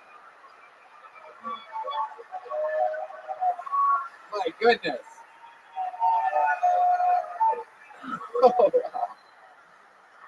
Oh my God. Wow. This gives a whole new meaning to the term Russian meddling over here. My God. Incredible performance. How many of you have Cody and James winning that one, huh? That's a pretty good amount of people. How many of you have Gorshkov and Petrushka winning, huh? There you go. Wow. Wow. To think of how shockingly close we were to having to teach James how to play saxophone. To be honest with you, Tony, I don't know what the fuck this thing is. Tony has a contract for a show. You give him a CBS receipt. I love it. Can I just tell you from the logical standpoint, which is good, Tom, with the talking before we started dancing, is my sister Petrushka, when we were planning the dance, said to me, I'm going to pull my pants down and you start doing the doggy style. I had no time to process this thought. I started doing it and I brought shame to Russia immediately. My mother, her mother, my father, his fathers, all ashamed of us. But we did it for you, Houston. That's right. Everything's for you. James, absolutely incredible performance. Probably my favorite of the night. Incredible interview. You handled it unbelievably well. Cody, fucking beautiful, man. You guys are awesome. Thank you so much for coming out. How about another hand, Cody and James, everybody? That's you. Yep. Fuck yes. My goodness gracious. Unbelievable. Hell yeah. Wow. This party's out of control tonight. Power was out, and yet we've never been more powerful at the same time. Perhaps one of those moments where you realize on this show, what the fuck? You guys think we should go to this bucket one more time, huh? Let's see what happens here. Okay. Let's see what happens here. The lovely stylings of Leah Sampson, everybody. Leah Sampson. Leah. Here she comes, everybody. Come on, make some noise for Leah Sampson, everyone. Hello. A little bit about me. I like how I like my coffee. Black, thanks. And available in the lobby of the abortion clinic. That way I know that he's not going to have the same political views, It also shows that he's reliable and that he has $500. That's important. Following my dreams is expensive. I used to have a type with guys. I used to like guys who have tattoos that describe who they are, Anybody else? Piece of shit? Okay, so like I like a dude that has like a tattoo like a crab, because he's a Cancer. Or like a tattoo of like Chinese symbols because he's American. And yes, I've dated white men before. I did that one time. It was tax season. He was kind. He was very attentive. He was like, babe. I was like, Trevor. He said, "Can I touch your hair?" I was like, "Of course." "Can I touch your trust fund?"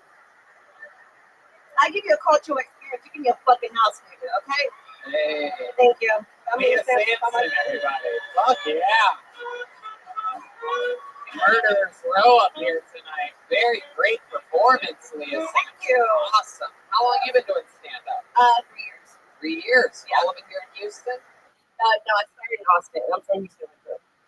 You're from Houston originally. Do Yes, you live sir. here now, or are you live Yeah. in Austin? I'm like here for a little bit. Awesome. Yeah. Really, really great performance. Thank Great you. pacing, great jokes, everything, the whole Thank thing. you. And I'm sober, so I'm very proud right now. You're sober. Thank Is that's by choice? Yes. Yeah. Uh-oh. Like when your pee turns orange is a thing. And also, Wait, what turns orange? your pee. Oh, what does that mean? You're not drinking enough water and you're drinking too much tequila. Oh, yeah. Okay. And like no bullshit, I actually came back from Colorado and it's a real thing about the elevation Yeah. stuff. It is. Which is like the way the government keeps black people out of Colorado, and I get it. Oh, very interesting. Fucked me up, man. White girls are breathing, I'm dying. It was a mess. Like I drank like 3 glasses of wine and 1 shot of tequila, which is like a Monday, and I was done. Like Yeah. fucked up, throwing up. It was bad. That is an interesting theory about black people in It's very Colorado. true. It's true. There's only 5 black men in Denver. They call them the Nuggets. It's a hacky joke. It's a Aren't hacky. we all light skinned though? So it's like kind of I guess so. yeah. You know, white people all think all black shades of black. What kind of guys are you into? Just black? Dick. Whoa, look at that. Let me ask you this. How about dicks tattooed on accents? Are you into those? No, I'm kidding. Okay, that whole situation like took me back to like 2014, Leah. You know what I'm saying? Like, Was that your first abortion? Uh-oh. All back. She's What do you actually mean? thinking about it. It doesn't but make, there's so many. What are you talking about? it doesn't make sense. It That's doesn't. what he does. Okay. Is that true though? Have you had an abortion? Well, the You know- fine abortion. Fun abortion. Plan B. Oh hell yeah, that's like Tic Tacs. Hey, goddamn. What you paid for it? I would like to marry you right now. You got money. Hey, goddamn. You have to be selective with your abortions, okay? Well, I mean, like, what do you mean by define abortions? Like, did you have like a toilet baby, or like, did you like have like a stillborn, or? You guys Yes. want to do it all at the same time on this one? 1, 2, 3. Trash can. You know what you did. So Leah. Oh, sorry. Go Black people don't have like real trash cans. We have like grocery bags, so that just kind of. ahead. So a bag, baby. Sure. I love that. That is so fun, Leah Sampson. Very, very cool stuff. So, what do you do for work? Whatever I can. Right. I'm a comedian. Actually, I do like comedy and acting, but bartending, that's my shit. That's Right. what I do. It's an easy way to make a lot of money. It is. Work that a few nights and also do stand-up comedy as well. Mhm. That's a good way to do it if you can do it.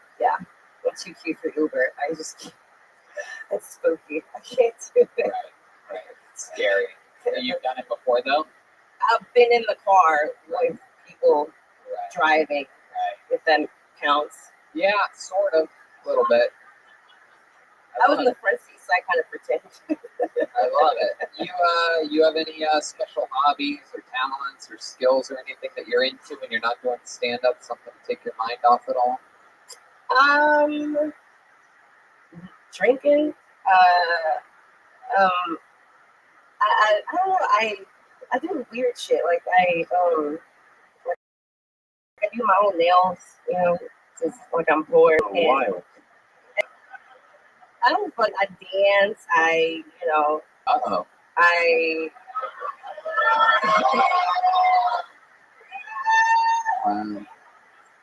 Oh, shit. Cody's over here talking shit. I don't have enough privilege to talk that shit y'all did. So keep it, brother.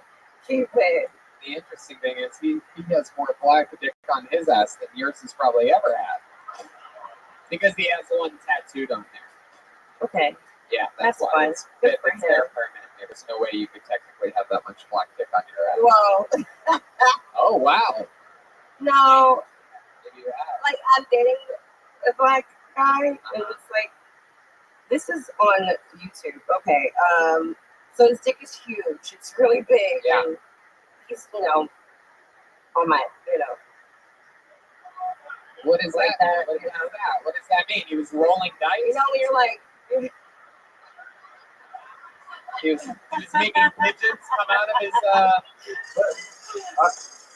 what do you That's like? about as much big black dick I've had, like, technically on my ass. You know what I'm saying? Wow. Is that weird? Is it weird for a girl to have a dick on her ass? Look at this. Yeah, Guys are so fucking yeah, weird. listen to all these other sluts out there. Yeah, I'm with you, girl. I'm kidding. That is so fun. Well, Leah, wow. Anything else you think we should know about you or your life story or anything like that? Ooh, I don't really know. I mean, no. Like, no. No. Not that I'm not interesting. I just don't have, like, I can't fucking, like, no, we're not cutting the show. Very interesting. We are all listening to you right now. Thank you. We are not looking at Tony and Brian talking. I'm really good at bargaining. It's not a parent whatsoever. Keep talking to me. Gorshko, over here. I would like to marry you. I would like to take your hand. I'm really good at bargain shopping. Like I can survive off of $10. I think that's pretty fascinating. That's It's cool. economy. Absolutely. Heck yeah. I'd like to see your CBS receipts. How about one more time for Leah Sampson, everybody? Leah _ Sampson 1.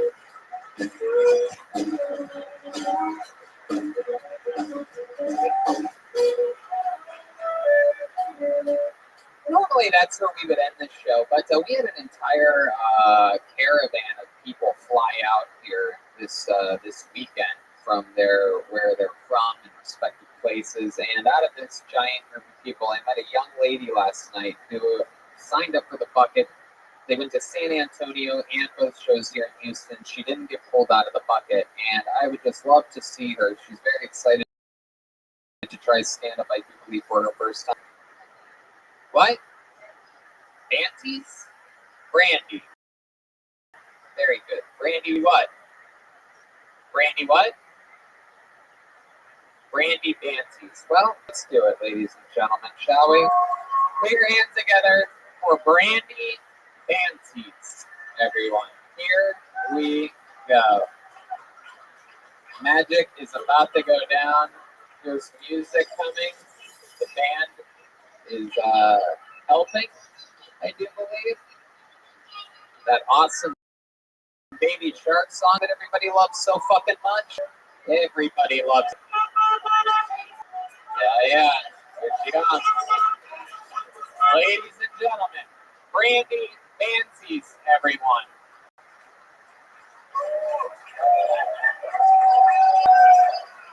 Houston, this is it. Your final comedian of the night, Brandy Banties.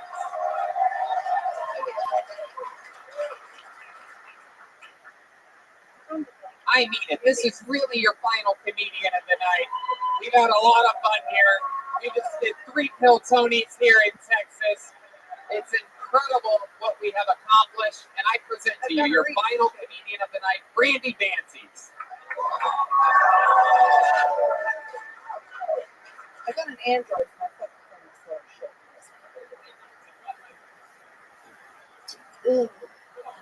She's just got to upload her set real quick. And after that, she's going to start. How about one more time, good and loud, for Brandy Banties, everyone.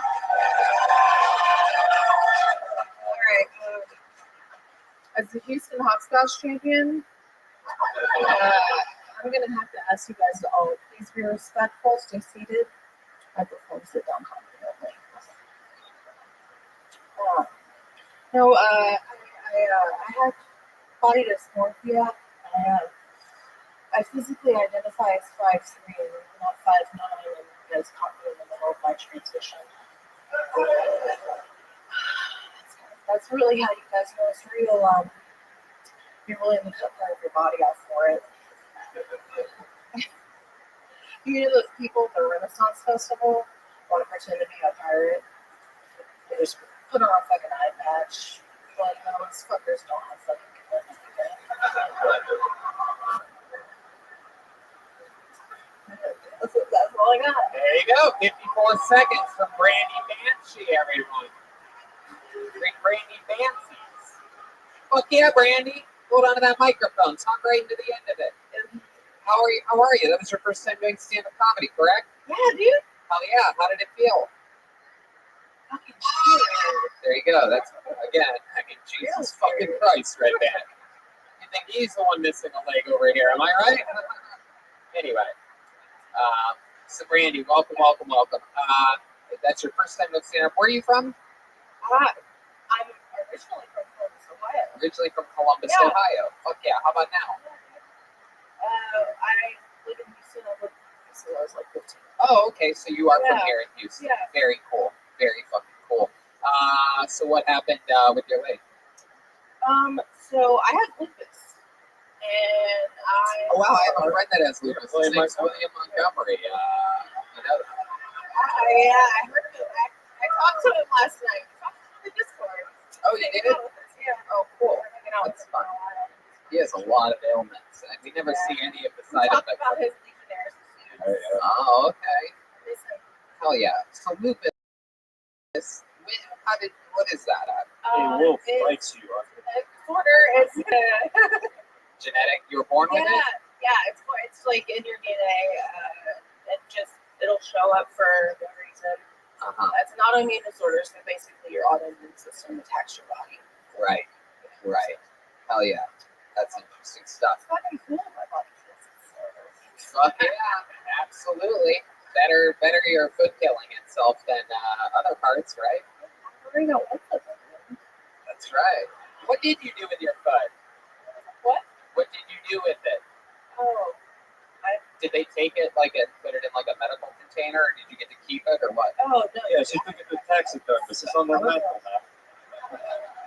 Is there something fun that you did with it, or anything like that? No, but I hope the ghost is like tripping somewhere.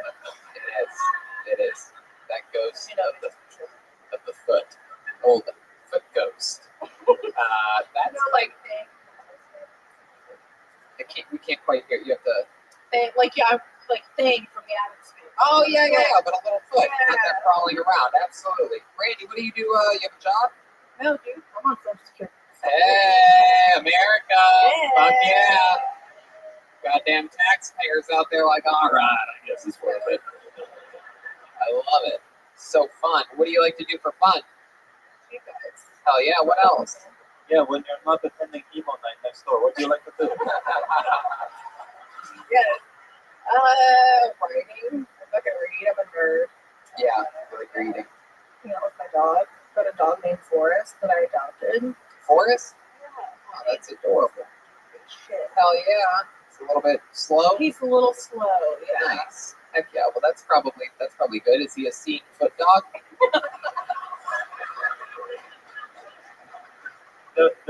Does Forrest call you Lieutenant Beckham?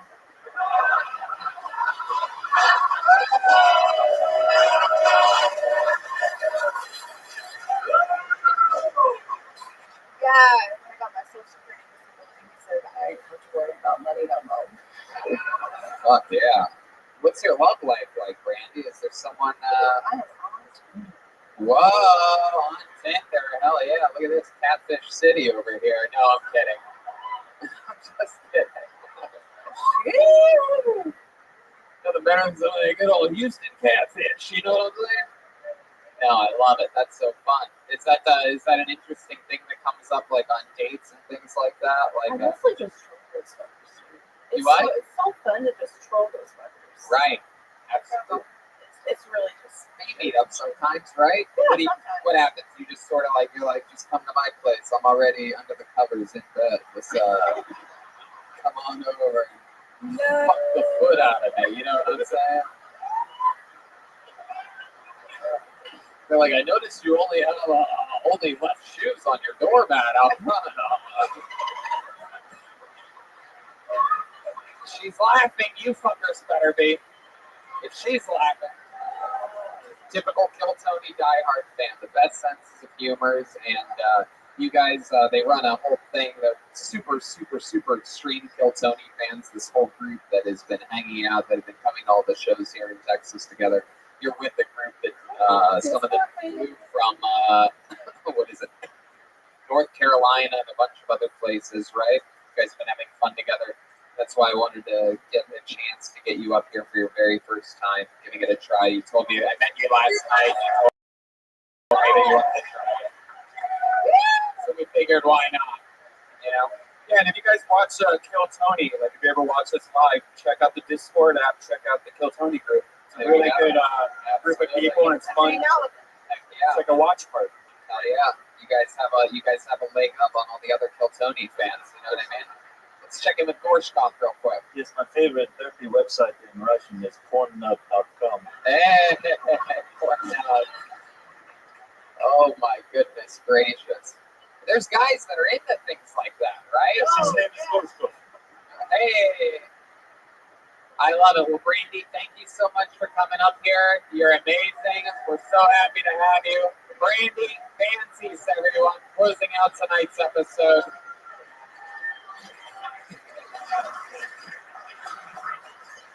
I'm not gonna kick wood tonight. That's the episode of that's tonight's episode of Kill Tony Houston. You guys have fun? All right. For those of you listening into the show, do not forget we're coming near you. Vancouver, Kill Tony East, La Jolla, Ventura, Boston, and Austin are all on the docket for now. Many more announcements coming up for 2020, and the state of Kill Tony is strong as a bull. How about one more time for the great Jeremiah Watkins, everybody? He's headlining now. He's a fucking headliner. That's Jeremiah Watkins headlining shows in Buffalo, Syracuse, Albany, all in the month of February. JeremiahWatkins.com for tickets. He's also on Tahoe, January 16th. He's got a new episode of Jeremiah Wonders out with Pete Holmes. Of course, it's Jeremiah's stand-up on social media, but you know that because you listen to every episode of the fucking show. It's Jeremiah Watkins on YouTube. Anything else, Jeremiah? Thank you for the opportunity to be here. There you go. Absolutely. And is there a lovelier lady in this world than the beautiful Petrushka? How about one more time for the great Joel Jimenez, huh?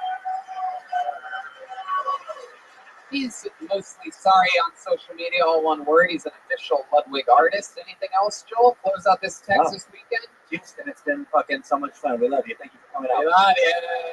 We love you. We love you. Infinite CBD, Lyric Hotels, The Pit Barbecue. My goodness, we've had so much fun here this weekend. Such a wildly successful weekend. Thank you guys for coming out, not only to the Kill Tonys, but also the very fun stand-up shows that we've been having here this weekend. We had a blast performing in front of you guys. It's no secret, I absolutely love Texas. We come to Dallas, Houston, Austin, San Antonio multiple times a year, many times more than we go anywhere else. And that's because you people are real fucking people, real Americans, real good human beings of all different shapes, sizes, colors, smells, everything. Gorshkov? Do we want to tell them how we're going to meet and greet? Yeah, sure. We're Ryan J. Ebel drew specific Texas Kill Tony posters. If you weren't here last night and didn't get one, you can buy them. You can get a picture with us. We are also selling Kill Tony pins and Tony Hinchcliffe pins. If you want, I could take a black Sharpie and draw a mustache on the pin for no additional cost. And we're going to be doing that meet and greet on this stage. So it's immediately after the show. Make a single file line, and we're going to do it that way or something like that. We're going to get through it all together. If you don't want to, go out that way. But if you do want to, we'll see in a bit. Get a picture and a handshake or whatever. Yeah, and I want to give a shout out to our regulars, William Montgomery and David Lucas. They have a new podcast together that I produce called Brothers in Cursive. So check it out, DeathSquad.tv. Thanks a lot. That's right. And we also have a third regular, Michael Lehrer, who has his first ever regular spot tomorrow night live at the Comedy Store with Pauly Shore. So keep listening, and that episode's going to start right now. Good night, Houston.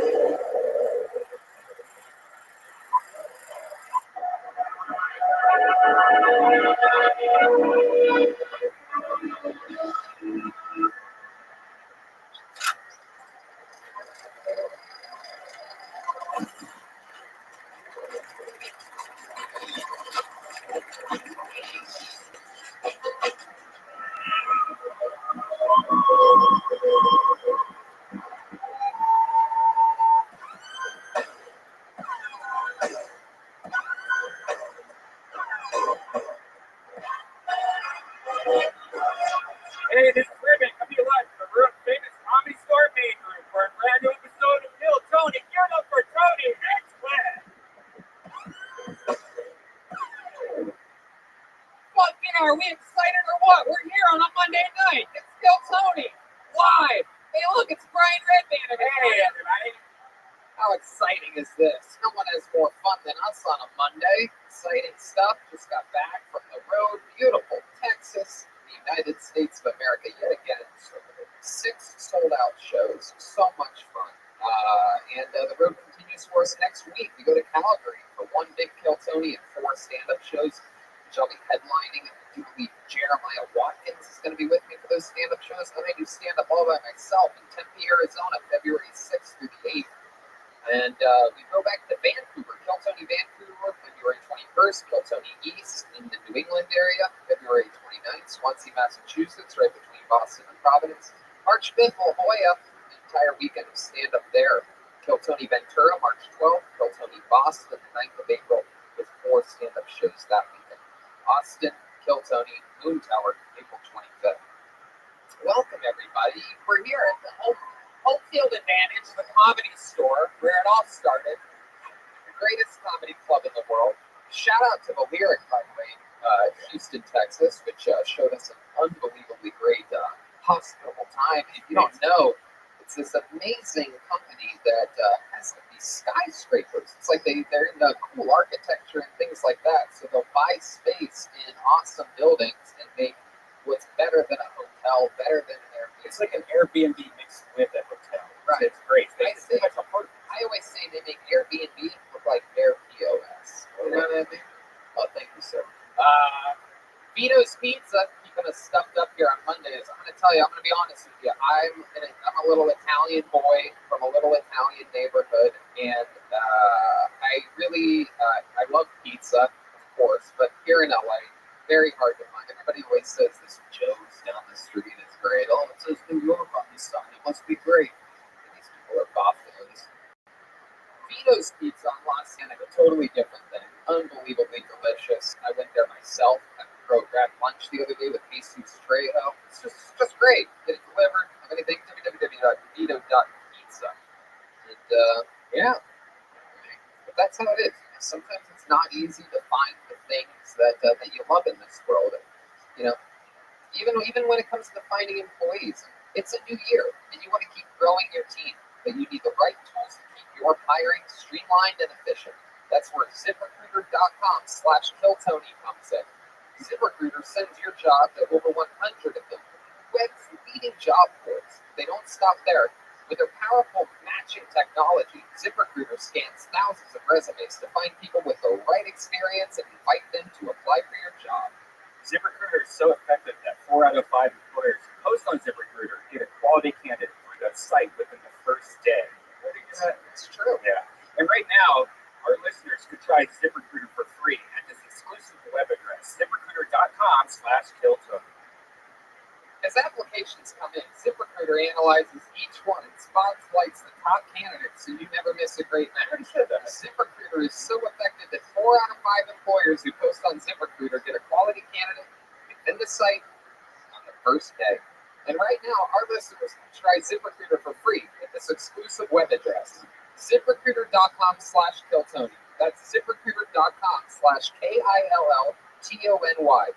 ZipRecruiter.com/KillTony. ZipRecruiter, the smartest way to hire. You guys ready to start tonight's show? I'm telling you, this is it. This is where it all started 6.5 years ago, long before we were the #1 live podcast in the world. And here we are, pure momentum. Every Monday, it's packed on a Monday at 8 in the main room of the Comedy Store, the greatest comedy club on the planet. And my friends, our guest tonight was raised here at this club. The likes of Sam Kinnis and Richard Pryor, and fucking everybody that you've ever heard of in comedy. It's the Golden Boy, one of my favorite human beings on the goddamn planet. Let's see how loud this place can get for one of the best comedians in the world, the great Pauly Shore, everybody. Wow. Yeah. My man. The one, the only, the son of Mitzi Shore, the creator of the Comedy Store, the great Pauly Shore. I always like to give it up to my mom every time I hit the stage. Let's give it up to my mom. Yeah. If you visit, I'm going to actually call out some comedians right now. Yeah. I might even call you out a little bit. Okay. So everyone praises my mom, Mitzi Shore, who started this place many years ago. She passed away a couple of years ago. She has a grave site. If anyone wants to visit her grave site, pay respect to her, including you. Have you seen her grave site? I have not. Have you seen her grave site? I have not. Has Joe Rogan seen her grave site? No. Is it like a private ceremony? No, everyone can go now. She's got a whole thing there for her. It's a nice, beautiful tombstone. Me and my brothers created it, and it's there for everyone to pay homage to my mom, Mitzi Shore. So please, besides praising her all the time, let's go pay some respects to her. I love that. And not only am I going to go there, you know what else I'm going to do? I'm going to run some of my new jokes by her. Yeah. Not fun. Yeah, I'll probably get the Not happening. I'll give him the light. That's true. Every single episode of the show, Pauly, I don't know if you remember this or not. It's been a while since you've been on. I was on in the belly room. I was filming your third episode. Yeah. Right? It's been a while. You guys were like fidgeting with shit all the time. Yeah, fuck, what's this fire? Give it up for Tony. This thing's killing. It's awesome. Because we're both on the road all the time, so we don't get to spend time. So I keep hearing about how great this is doing. So I'm really proud of Tony for, killing it. Awesome. Absolutely. And, you're killing it too. I am doing your podcast on Wednesday, Random Rants with Pauly Shore. At my fourplex in Silver Lake. That's right. I can't wait to be there. And you're at the KC Improv, Kansas City Improv this weekend. Yes, I'll be at the Improv this weekend in the middle of the country. I love it. Yeah, so it's going to be Kansas. So thank you. Mic drop. And you have a new movie coming out soon called Guest House, featuring yourself, of course, and some of the great Comedy Store talent. Yeah, Eric Griffin's in it, Bobby D's in it, Punky's in it. Yeah. And it's going to be really fun. People we love. And speaking of people we love, there's a band on this show, Pauly. Every single episode they commit to being different characters. How many of you are fans of this show that you're at here?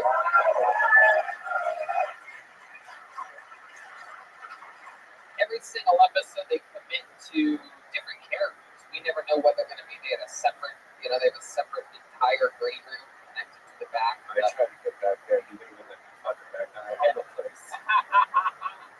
They are rough. They take it very seriously. Sometimes it's characters that we've seen before on the show. Sometimes it's brand new characters. Let's see what happens tonight. Let's all find out what they are together. I present to you the best damn band in the land, the Kill Tony Band, everybody. Here they are.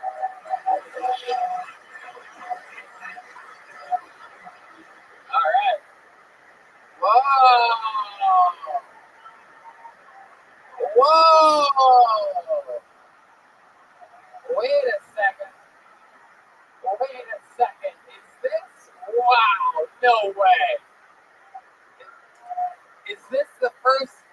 we've had Blink 182 on the show.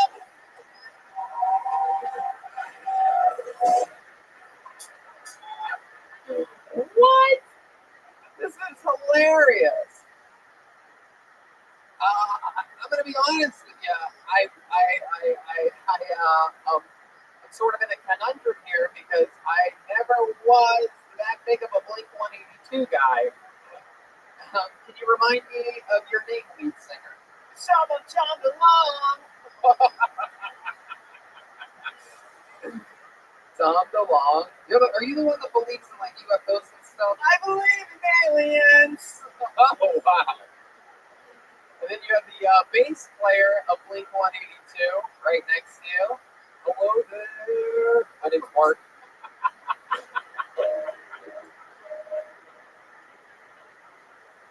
Okay. Mark? It's Mark. Mark. Mark. Hello there. It's a soft guy. And then, well, look who it is back here. Your typical Dodger fan. What's your name?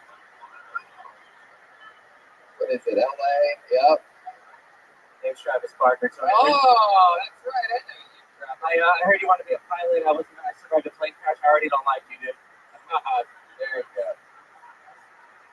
80% of my body was burned. Wow, is that true? Yeah, I wrote a book about it. I can't even read either, so it's like pretty big accomplishment.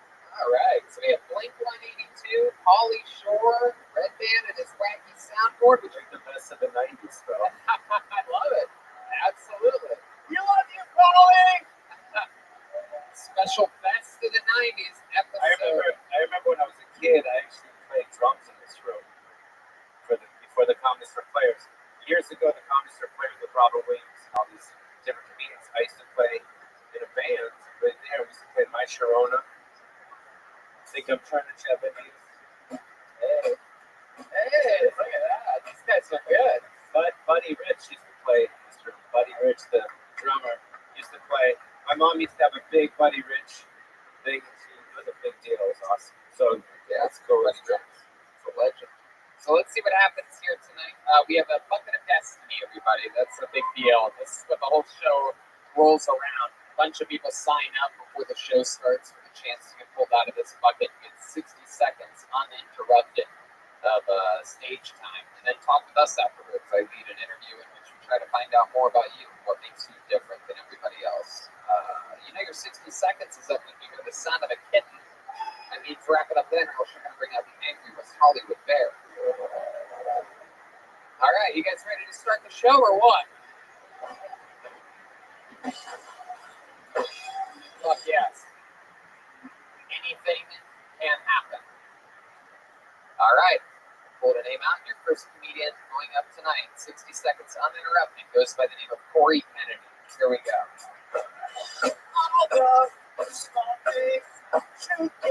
I almost forgot Blink 182 was with us. Yeah. One more time for Corey Kennedy. Woo! Oh, I'm afraid I'm just being nominated. I love it. oh, this is gonna be horrible. I usually do comedy at the ha-ha for like 8 homeless people. This is a little much for me right now. This feels like Gladiator. You just come out, I feel like some lions are gonna fucking eat me in about 2 seconds. I'm one of the comedians, so obviously it's all comics back there. I waited like half an hour for a drink and nothing. It's like we're huddled masses. It's terrible. I'm shocked, man. I'm actually shocked. Like I said, I don't do that much comedy. I come out here. Yeah. But I come out here, and it's like there's like 10,000 comedians. I'm like, thank God I'm an electrician. I didn't know there were so many. There you go, Corey Kennedy.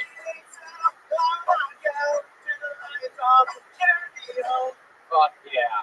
I think I want to sell my merchandise on the road. Hey, you like You sell my merch on the road, bro? Where do I sit? Where do I just stand here? You just stand there, yeah. All right.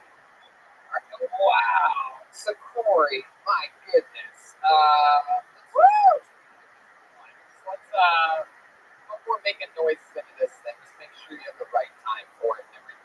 asked about the plane crash and saw this was the worst thing I've ever been through. Right. Okay. There you go, Joker. All right. So, okay, very good. So go ahead. Go ahead. This guy looks like a retarded Street Fighter character. Face that way, Corey. Face it. Face your face. Face He your coffee. looks like a mongoloid Brian Callen.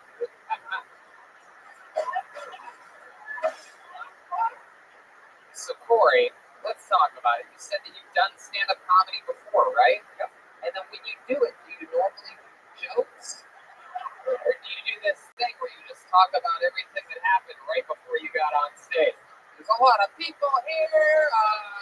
I tried to get a drink. What's up with the service? Like, that was the worst Yelp review I've ever heard in my life. And the chance of a lifetime here. And you're literally like, can I get a drink? It's number 2. Number 2. So you did it once at Flappers. Yes. And then here you are at the mecca of comedy.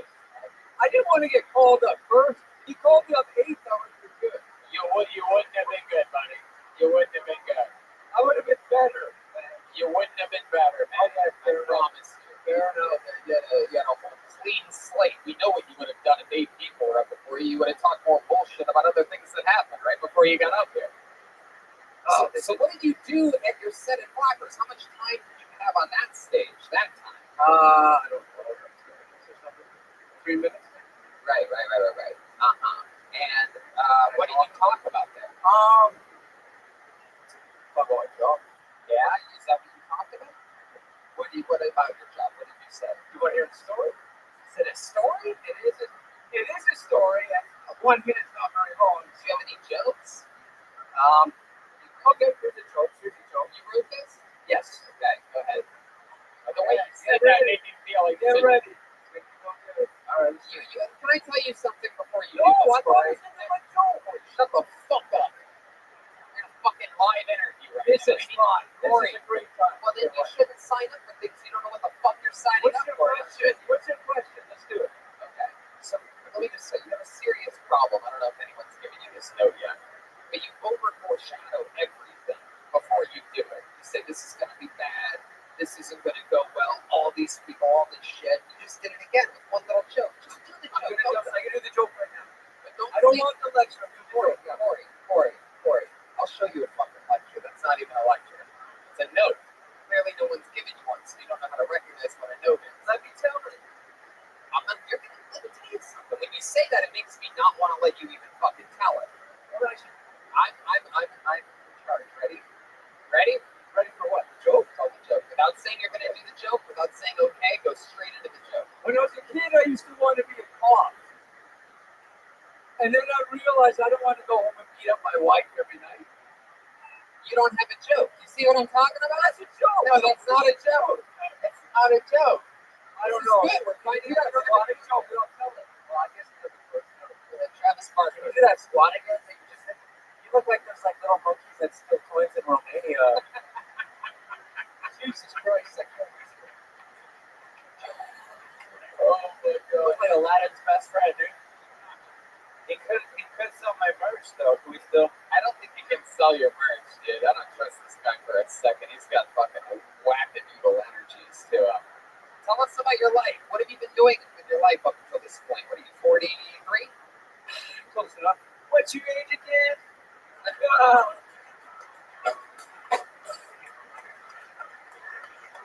Jeremiah Watkins, Tom DeLong.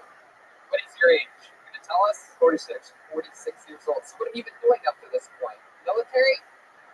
Canadian. Oh, okay, right. So how, no? No. So Thank you, brother. what have you been doing in Canada this whole time? I buy land, subdivide it, and I build homes on it to sell them.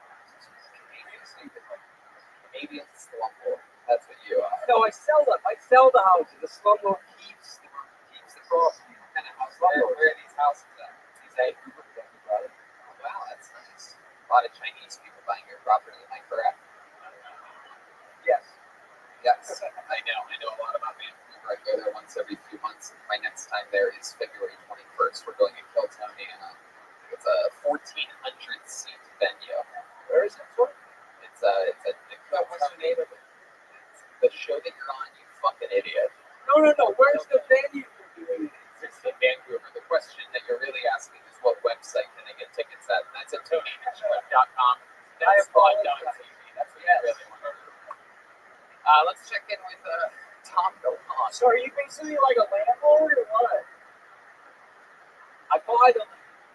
it up.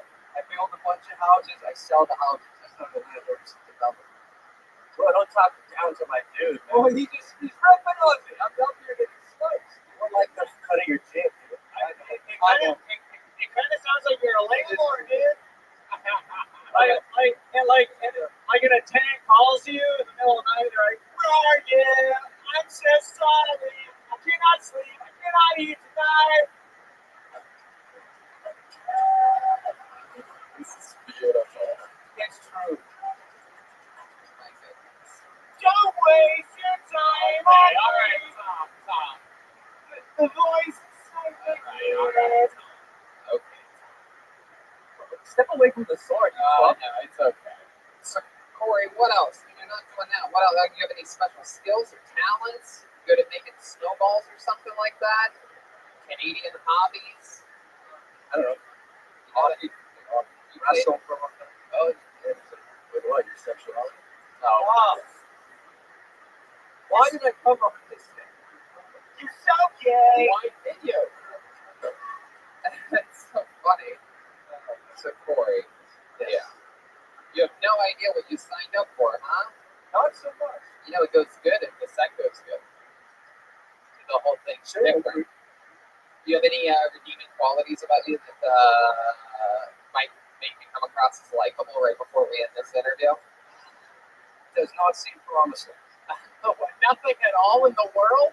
I'm good at chess. You're good at chess? Sure. Is that redeeming? Who do you play chess with? I don't know. My parents? Do your parents alive? Yes. Do you live with them? Do I live with them? Yeah. No. You have your own place. You have a girlfriend? Yes. How long have you been with her? 6 years. Is it Jenny? 6 years. I don't know what that means. It's playing the theme from Forrest Gump. Good. There you go. So there you go. That's good.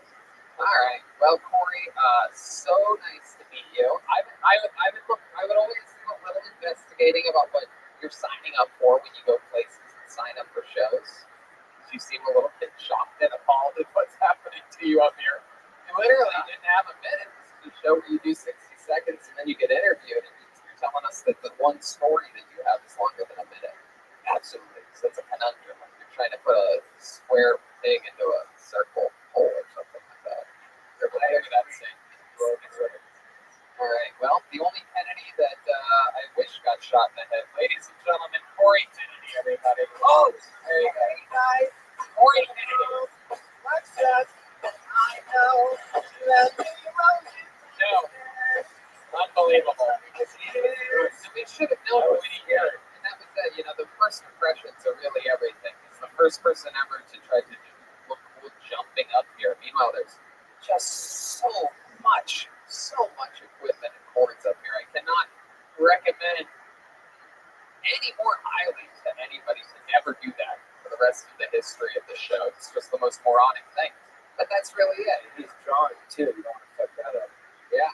Exactly. Right there, he's drawing the episode. That's right. He's sitting right there. My goodness, I forgot about that. He missed last week, and I fucking forgot all about it. That he's right there. He's huddled in. He blends in well. He's camouflaged in with a tripod of the camera. You were nice to him.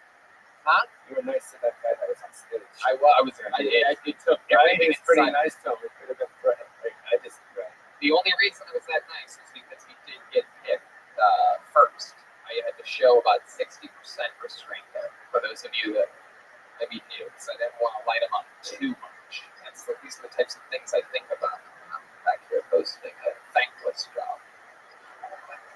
I pulled a name out of the book, and we know this young lady very well. She signs up every week. She's always in the front row. She's a huge supporter of the show, Comedy Store employee. Make some noise for Joy Eileen, everybody. About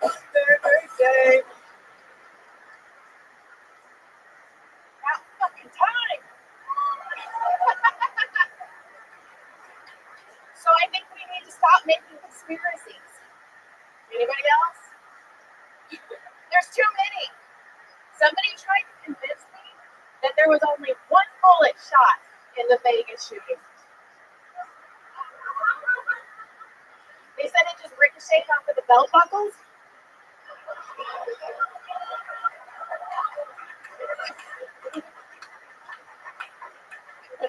My oldest son called his younger brother a retard the other day.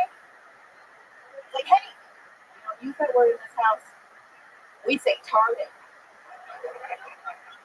There's no hard R's in this house, guys. We are way too white for that. I got pulled over the other day. I was really worried because I had been drinking. Oh, I blew a 4.5, which was the size of a cop stick, so I got to play with it. There you go, Troy Eileen. Let's go. John White. This guy's almost over. Fuck yeah. I'd say undoubtedly best set I've ever seen you have up here. And of the night. And of the night.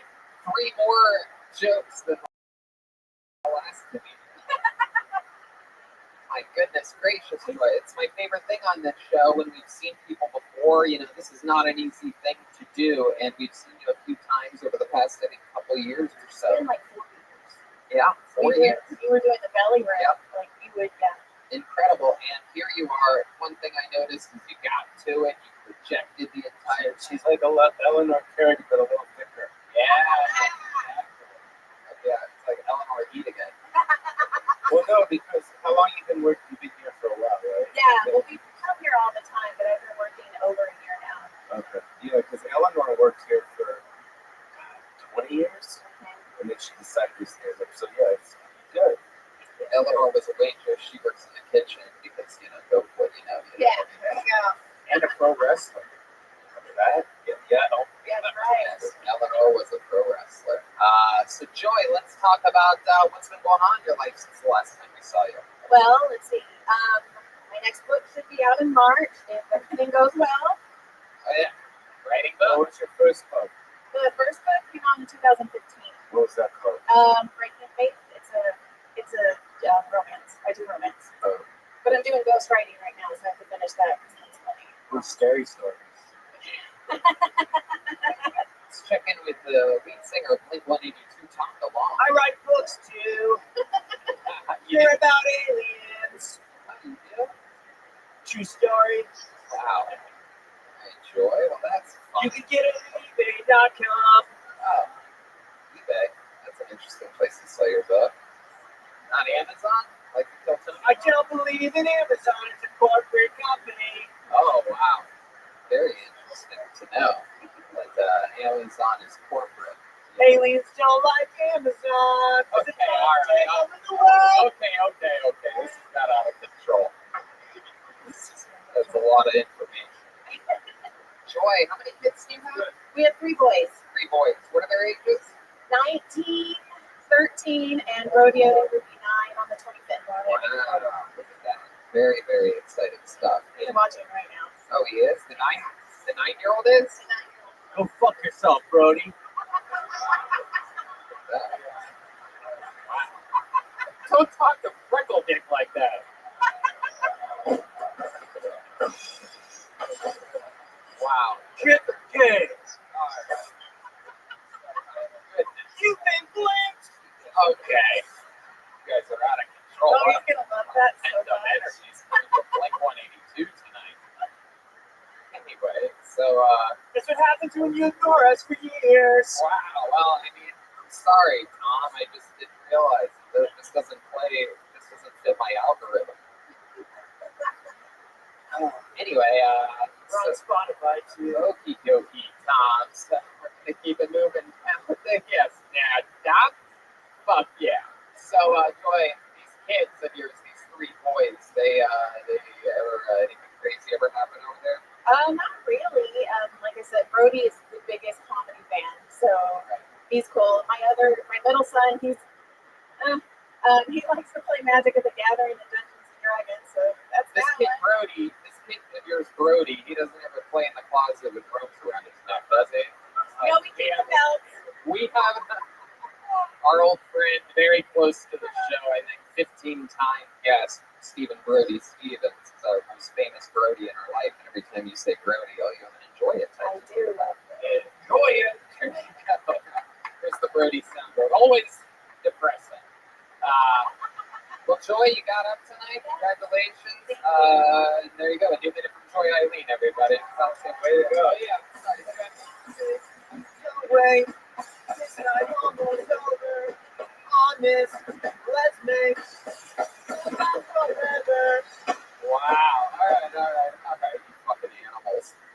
Jesus Christ. Quick lightning, too. Very aggressive. I almost died in a fiery plane crash, you idiot. So I Let me live my dreams. All right. Hold another name out of the bucket. You guys having fun out there yet? You get it? How about on that big back level back there? You guys good? Everybody comfortable?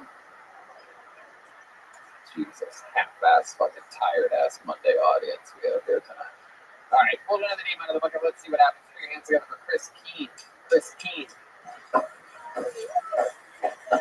Chris Keene.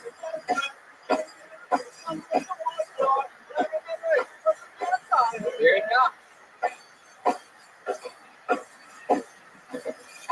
One more time for Chris Keene.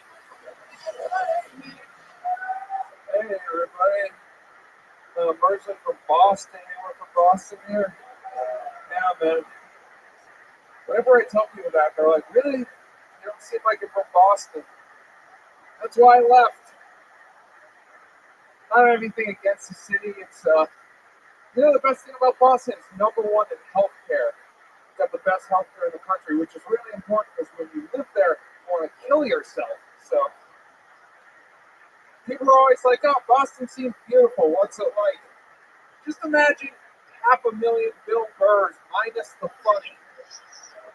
It's a bunch of angry people obsessed with Tom Brady. Like, I like sports, but Boston lives for it. Like, I don't get that. My friends are always like, we're the city of champions, dude. We are champions? What did we do? Brady is a champion. We work at the Cheesecake Factory. There you go. Exactly a minute. Hell yeah. Welcome to the show, Chris. Your first time on, right? Yeah, Nice to meet you, man. Welcome. it's our friend. Chris is our friend. Cool, we like you. And I like you too. Dude, you Boston's cool, man. I love Boston. yeah. Yeah, you don't like it anymore? I have a love-hate relationship. What? I have a love-hate. You got to say hi to our friend Jeff Myro. Okay. He's starring in the second version of Fuck Cats. What's it called? Fuck Cats on Netflix. Don't fuck with Cats. Yeah. We love. Hi, Jeff. We love Boston. You know Myro, he's watching. Of course, he loves fucking cats too. Of course. That's the guy. I can't believe that he wasn't starring for Fuck the Cats. He loves the cats as much as I hate making inside references on this live podcast. Go check out But Jeff. it's Myro. But this reminds me, Kill Tony's going to Boston April 9th, and I do 4 stand-up shows the 10th and 11th. Not to be confused with our show 40 minutes outside of Boston in Swansea, Kill Tony East, February 29th. But let's get back to this guy that somehow looks like both Bert and Ernie at the same time. Oh, It's very impressive. Not many people can pull that off. Usually it's more one or the other, but you just look like they smashed together and made you. That's how you laugh. That's adorable. So Chris, how long have you been in Los Angeles? like a year and a half. Year and a half. Heck yeah. Let me ask about those fucking beautiful thick eyebrows you had. Now, were they always like that, or was it like how girls come out to LA with their thin, like over-plucked eyebrows, and then they realize that the hottest move is just to let them go fucking crazy, and you let it go stylistically? Or have you always just had the big bushes? Sadly, they've always been this way. I'm Armenian, so it happens. Oh, so how much caretaking do you have to do with the middle area there? It's a little shade. Yeah. How often? I don't know. I don't keep track. I will for you, though. The hair on his head is just his eyebrows combed out. How Armenian are you? 100%? I'm half Armenian. Oh, what's the other half? White guy. I don't know. Oh, wow. Bunch of white stuff. My goodness. Yeah. So when you get in an Uber, do you try to drive or do you sit in the back?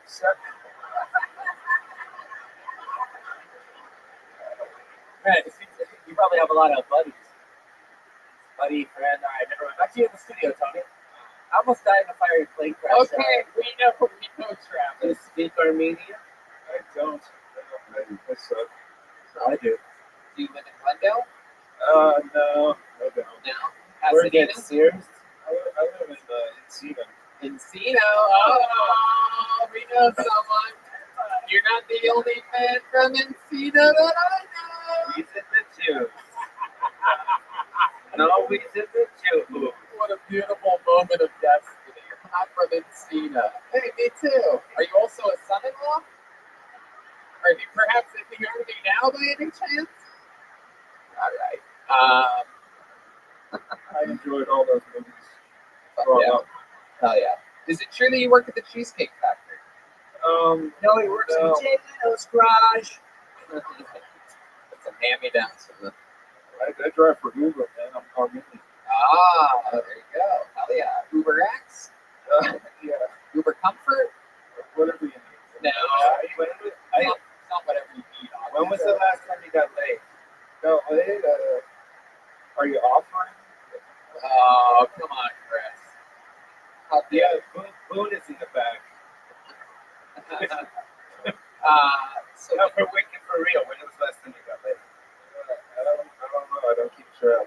okay, well, why don't you sort of give a guess there, Chris? Why don't you sort of give a guess to me? New Year's. New Year's. Oh, that wasn't that long ago. Yeah. Is that a girl that you met that night? No, I have a girlfriend somehow. How long have you been with this girlfriend of yours? 6 years. 6 years. So Yeah. what happened on New Year's? So it was her? Yeah. Oh, okay. Well, that's weird. That was a weird way to get in there. Dude, okay, let's check on Tom DeLong. Yeah, this is your girlfriend of 6 years. Wants you to propose, and she's like, "Where do we go from here? All I'm right. doing this. Yeah. Yeah. Turn off the lights right now. I'm smiling from ear to ear." Yeah, we got it. There you go. A whole other verse instead of just the beginning part from Tom DeLong. Instead of the joke, a whole fucking quarter. Cupid, please. All right. So, looks like you tried for a extra chromosome. Oh!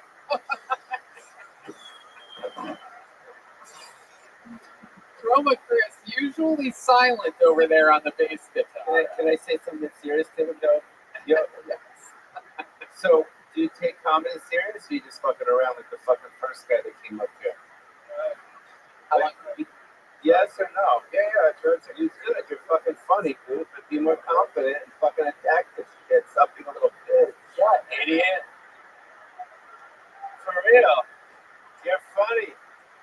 Yeah. You're funny. You're funny. We like. You just got called bitch by a weasel. Yeah, buddy. Just do more. Let's all do more stuff. I mean, go on stage more. Okay, I will. I promise. Why do you think you're like that? Is your Armenian dad rough on you? I got it. That was his name. Rough on you. Rough on you, Dardashia, dude. You got what? Tell us. The truth. We like truth. I was just a weird fat kid. People beat me up a lot. You know what happened. I don't believe it. You know? What do you mean was? Yeah. This is the Bonner comedy. Now I like it. It's good to be Armenian in Hollywood right now. Is it? Yeah, dude. For real. You get a Netflix special. It's true. Ready? You can. Absolutely. 100%. How long have you been doing stand-up? A year and a half. Year and a half. Yeah. So you think that this little like shy quality about you think that's from getting beat up as a fat kid? I don't know. I don't know. Is your dad supportive of your stand-up comedy? Unfortunately for him. How much time can you do? How much time can I do? I don't know. Well, tell me you have some good jokes. So how much time can you do? The most I've ever done is 10 minutes. It's good. You can have it. There you go. Holly wants you to perform sometime. It's nice over there, right? I think it's fun. There you go. Chris Keene, ladies and gentlemen.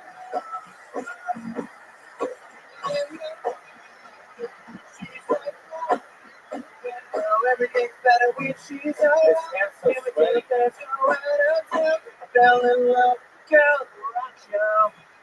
Polly made the great mistake of shaking one of the people's hands that have come on stage. But it's Armenian, of course his hand's sweaty, Polly.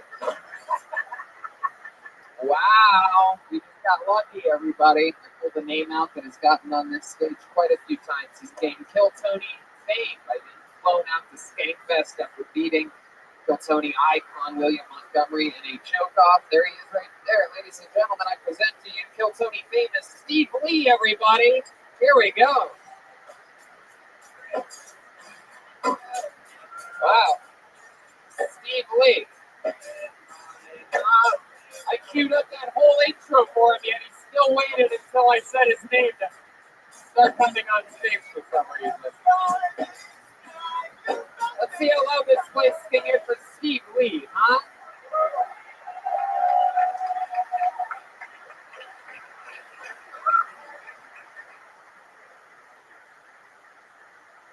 You need 5 more minutes. Or my hands are not really working well.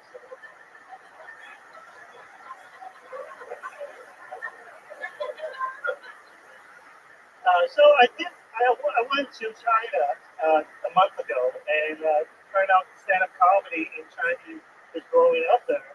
So I come right, and some of the comics were like, dude, I mean, you know, Chinese, dangerous driver, short peanuts, these jokes are not working. I know you kind of talk like, you know, like I'm in America doing making fun of Chinese people. I can't do this stuff in China. So I realized, so that gave me some advice. Oh, then how about you making fun of Americans? Okay, so I came up with some jokes about making fun of Americans. Are you guys ready?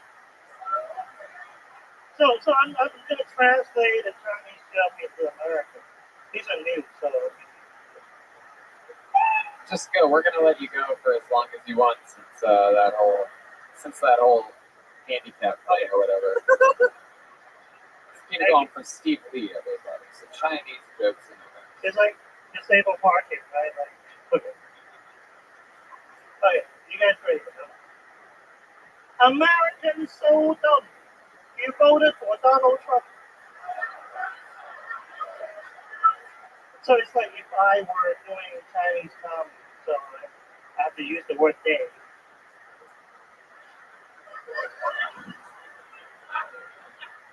Americans so fat, the whales watch them.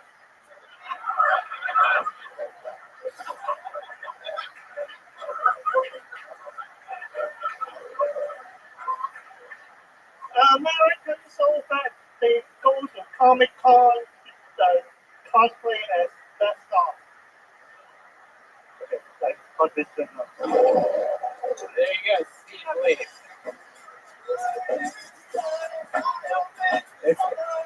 It's the Asian Davey Wester, ladies and gentlemen. I know, who gives a fuck? You know who it is. I might not be here for them. I'm here for you fucking guys too, bro. Thank you, Polly. Got Myro, Boom Shakalaka, Davey Wester. It's an Asian. Bring it back to the beginning. We've always making only jokes about people no one knows. I know. Why the frick are they like This is swear.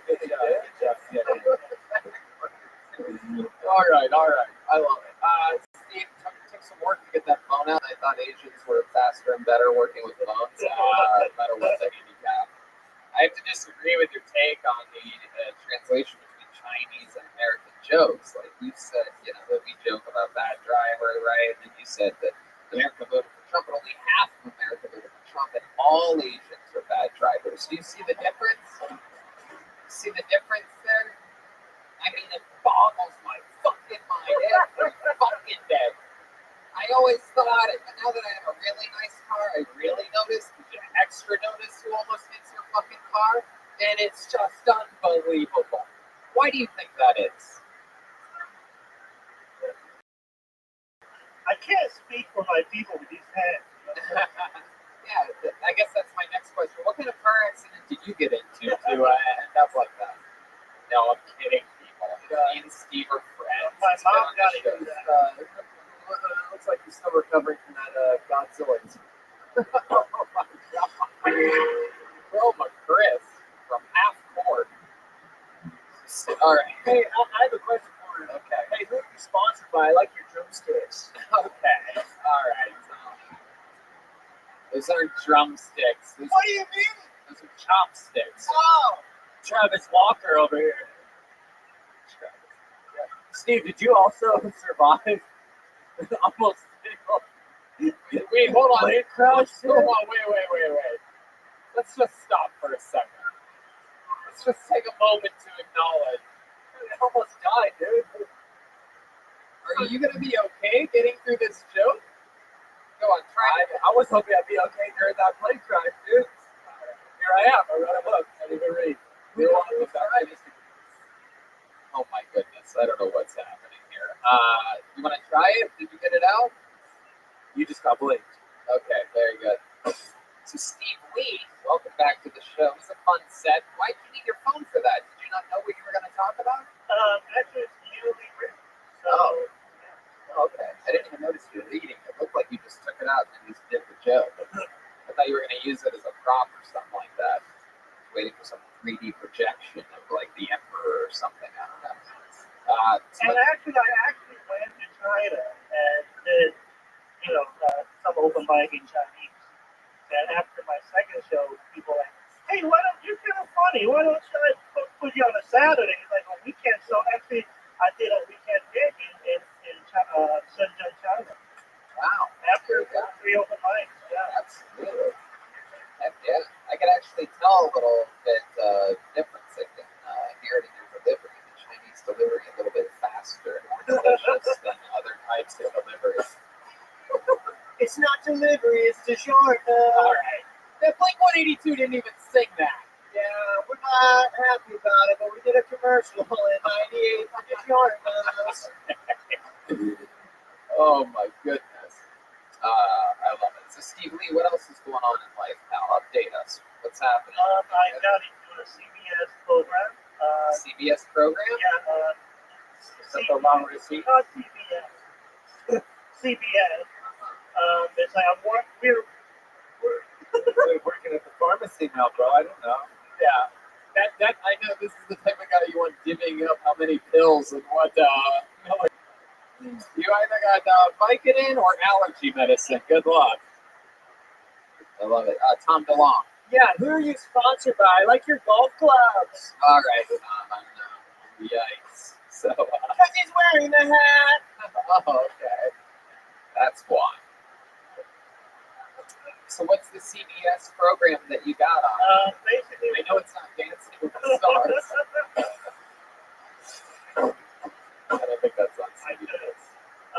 So basically, we're going to make sense for like 3 nonprofit organizations with their interns. So it's like basic interns and some outsiders, filmmakers. And here's the funny thing: everybody applied for directors, casting director, the writers, right? And then nobody applied for editor. So I applied for it and I got it. So Wow. Look at that. Heck yeah. What do you have it or Final Cut? Premiere. He makes cuts with a samurai sword. Is it hard to be an editor? Because that's all your hands. Like, you have like special tools or like strings? I use chopsticks. Oh. No? No. He gets it done. He's like a mouse or something like that, right? All right. Very good. Still not working. If it doesn't work, just keep trying. Steve, anything else crazy going on in life? Well, I'm going to be on Scanfest South. Oh, look at that. So excited. Yeah. And Down in thank you Houston. for your show that, Of course. Absolutely. Steve, have you ever been in a fight, like a real fight? Yeah. What's the last fight you were in? I fought another cripple. Are Is you that serious? true? Is this really true? The cripple fight? Tell us about that. Yeah. And Tell I us about lost. it. Was it over a parking spot? Is it over the only parking spot? It was back in high school in Hong Kong. I went to a school for disabled kids. Oh, Connor November. Okay. When someone it's so funny to me. All right. I mean, I can't come in for the drums. So. Hey, I bet you can. All right. So tell us about the fight. We're excited to hear about this fight that you had in disabled school. What was this about?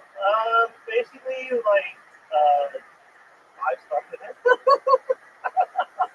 God, you laugh like a supervillain after everything you say. I started I the mean, I'm fight. not proud of it. Looking back. Would you start the I fight? think a guy was more disabled than me.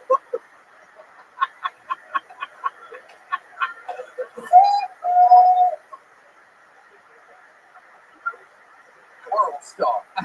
Paulie just came up with a good idea. He says that we should have cripple fights on the main stage at the comedy store. I mean, we got to I think that would go viral, bro, for real. Josh is more wrestling thing than wrestling. Yeah. Speaking of viral, did you get sick when you were in China? What? Okay. You're Chinese, right? Yeah. So, okay, forget it. Yeah, dude, your jokes suck too, dude. Why?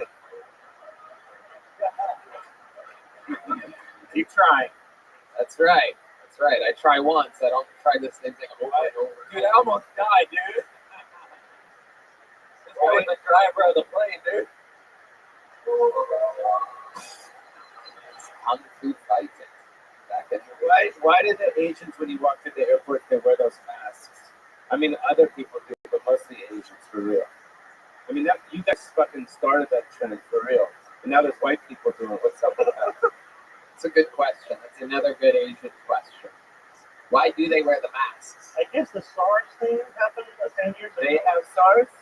You want to know what my theory is? I feel like they wear that so that the white people at the airport don't recognize the Asian person that started that car accident that they were in. Do the old hit and run, and then they get to the airport. They're like, oh, we all have the same eyes. They will not know. Is SARS still around? It's because the pollution in most of the countries. Yeah, actually, also like in China, they're like, So it's germs. pollute Germs. because of the fucking factory that we have making shit for you there. Right. So when they come here, they We're wear talking about LAX, so Yeah, exactly. It's a whole different thing. It has nothing to do with pollution. Wearing a mask here would not help with pollution in China. what? Wearing a You don't mask see that around here as much as you do in the other countries where everybody wears them. I heard it was because they don't want to infect other people. Like if they're sick, they wear them so they don't get you sick. That's exactly what it is. Right? So you don't know this because Chinese people aren't aware that they're sicker than I other people. never wear a mask. I don't give a fuck. Right. Because you know what? Who gives a fuck? Because you can't possibly get any sicker than you are. That's from your I think perspective. it's kind of true. We love you, Steve. Every time you come on, it's so much fun. Steve Lee is at Steve Lee Comedy. Look at this. Paulie Shore. What a gentleman. Look at that. How about a hand for Paulie helping Steve Lee down? Yeah.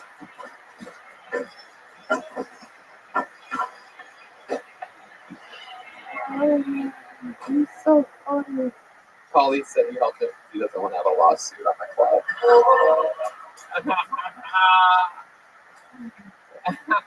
Oh, he's tickling Tom DeLong all of a sudden. Yeah. It's exciting. That's what Jeremiah Watkins, dude. Absolutely. You follow him on social media. He's very committed on his Instagram story. And I masturbate to it. That's why. If there's one word to describe it, it's definitely committed. Yep. Low angle. I barely recognize him from not being underneath his nose. Pull another name out of the bucket. Make some noise for Patrick B, everyone. Patrick B. Let's see what happens next.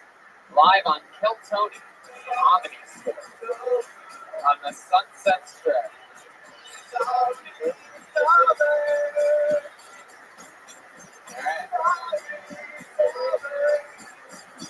All right.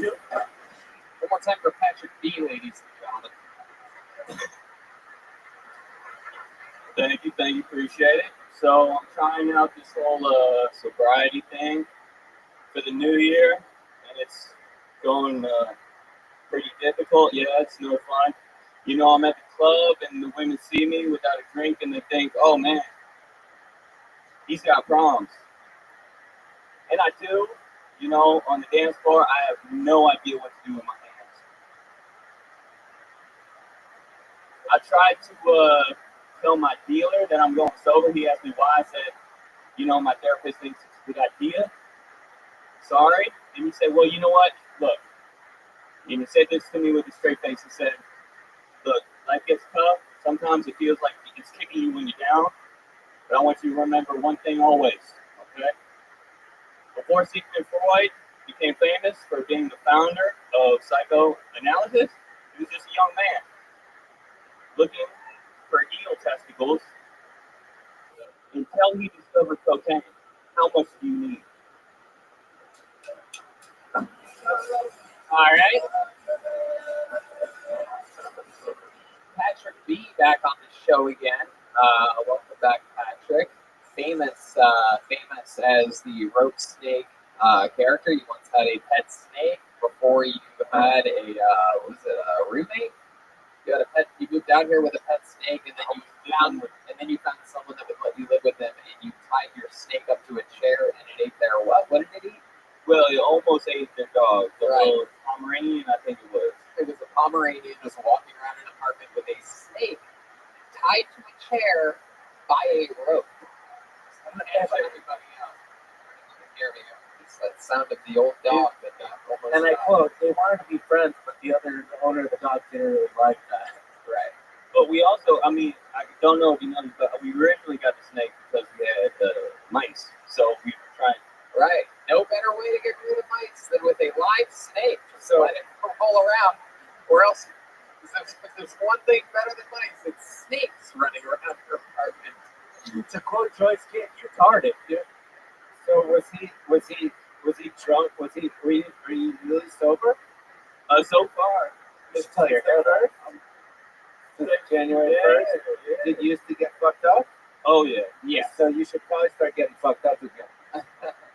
I've been thinking about it. Well, I don't know. I mean, I think I'm going to disagree with Paulie on this one. You should have seen him the other times he was here, Paulie. This is another situation where, even though the set wasn't that great, he's still a lot better than he used to be on the show. Oh shit. So we should bring him to the Ding Dong Show. He's good on the Ding Dong Show. It's perfect. But then again, no one knows the fucking Ding Dong Show either. Right. Yeah, I'm fine with that. People that, He'd be great on the yeah, no, it would be. let me know. Yeah, well, we're letting you know. We're letting you know right now. In fact, Oh yeah. yeah, that's it. You should sit in and watch it. It's in the Belly Room tonight. I believe it starts at 10 p.m. Right after this show. Yeah. I'll be there. That always short said you could be on the Ding Dong Show. Yeah. And Dog Bears will get it. Yeah, they'll get it. Oh shit. He might not have put you on immediately tonight, but he'll have you sit in on the lower level and start your training. I would be relieved. Yeah. There you go. Bob Everbody. Yes, there you go. For those of you with your Kill Tony Inside Jokes bingo cards, I just got bingo. I got Bob Everbody, Myra, and Boone. I'll put it straight line. Okay, so let's catch up, Patrick. What's been going on in life? You always have unbelievable real life stories about your actual life. You don't even realize how ridiculous they are when you're saying them. So let's find out what's been happening in the past few months. I got a new job. What's that? And I'm helping pay people who don't have for their child care. So we send money to the person who takes care of their kid. There's a lot of big words. It's wiping the sweat off your head. Okay, it's just a napkin. Okay. Yeah, it's just a nap. Oh, God. That's uncomfortable. That napkin just turned into a sheet of acid. I love it. I got it. Paulie's being a nice guy. Wipe the sweat off of his forehead. Am I listening?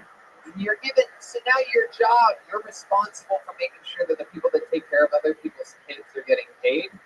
Yeah, exactly. And what do you do? What's exactly your role in that process? I try to keep all the pieces of paper in the folder. It's really In the folks?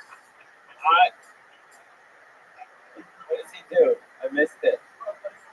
Keep pieces of paper in a folder. Have you tried a Trapper Keeper? I would have graduated high school if that was my only child, dude. Dude, it's tough without those rings in there. It's tough without what? The rings. Oh, yes, without the folder. So, what do you sit behind at this job? A desk? Cubicle. A cubicle. How many other people in cubicles are there at this job? There's a lot. Like, I've met like 45. Okay, you've met 45 of them. Yeah, that's not even everybody.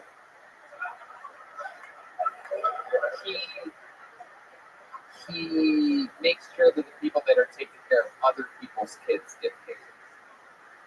This is why they always get their payments late. I think he looks like the lead singer of Alice in Chains. Ah, Lane Stanley, dude. Alice in Chains? I've never seen a picture, but I know who it is. Yeah. Yeah. I always thought you were more like a Beavis to me. I think he looks like the guy who invented the beanbag. What do your parents do? Never asked you this. I don't know if someone like this with blonde dreads gets created exactly. What are they into? They're both retired military people. Ah, you close with them? More now than recently. Or But not yeah, recently? well, we're cool now. You see what I mean by he doesn't understand how ridiculous the real things that he says are? I'm gonna pass out. More now than recently. Maybe you can make a shirt for that. Yeah. Which is cool because he looks like he makes his own shirt. So there you go. That's the sweat bullets up there. Very naturally funny you are and always have been. It's when you try that things start to really come unglued. Wow, Patrick, what's your love life like right now? What are you doing? I thought getting a job would make that better, but it has not. So I've been at a hostel, so it should have gotten better. But it's hard when you have no room on the bunk bed, and you're You're in a bunk bed now? well, yeah, it's a hostel, so they're not giving you so much square footage. Wow. How many people in this hostel with you? The place I'm at now, I just got there. That's like 12 people. Jesus, how many snakes are there? So you have 12 people in a hostel. What are we talking about? One big room? Bunk beds? Yeah, Oh, you gotta be. it's like sardines. It smells like sardines. Actually. Oh, geez. Sardines? Right. Yeah, it was gnarly. Smells like sardines more now than recently. Goodness gracious. Sardines. How long have you been living in this situation, Patrick?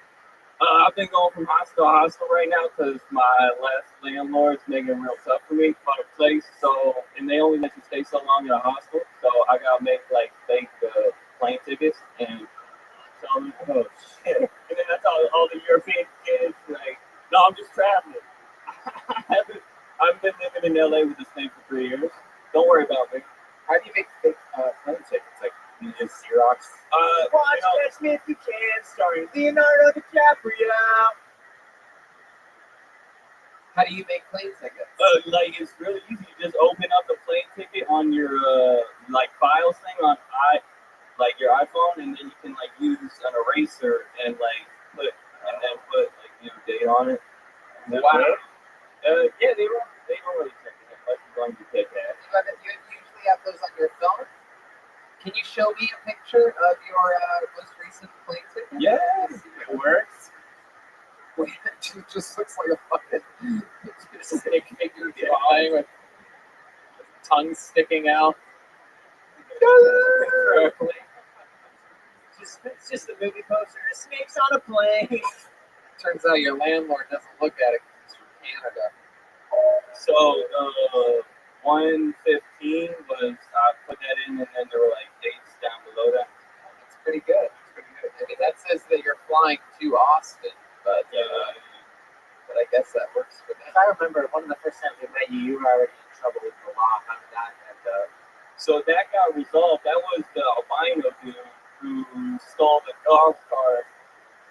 And the recent one with my previous job, yeah, it's been difficult too. I don't, yeah, that one was, that's why I'm at where I'm at now. It's not working so well with sobriety. You can sleep in the back of the manor like Don Barrett's used to. No, you can't. They don't allow that anymore. I'm gonna veto you on that one. Even though 3 more people just got bingo with that Don Barris reference. There's a shower back here. No, Paulie, stop inviting him to sleep in the manor of the comedy store. Give the management something to do around here.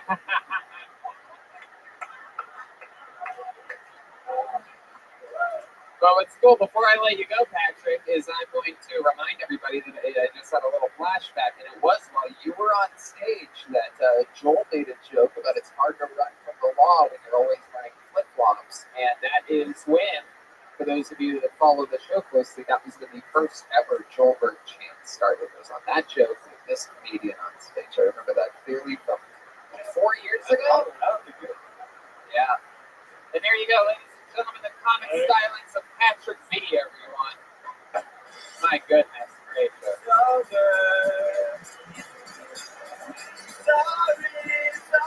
Going to the Big Dog Show.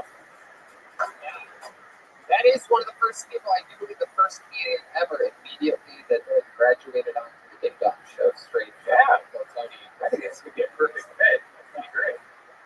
Don Dunn's got to be around there somewhere. Yeah, he's usually getting ready right about now. Speaking of wild characters, we have regulars on this show. We're going to get back to the bucket in just a moment here, but let's see what they're up to nowadays.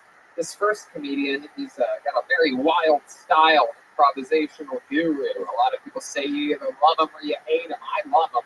I'm excited to see what he's going to talk about this week. Make some noise for the unorthodox stylings of William Montgomery.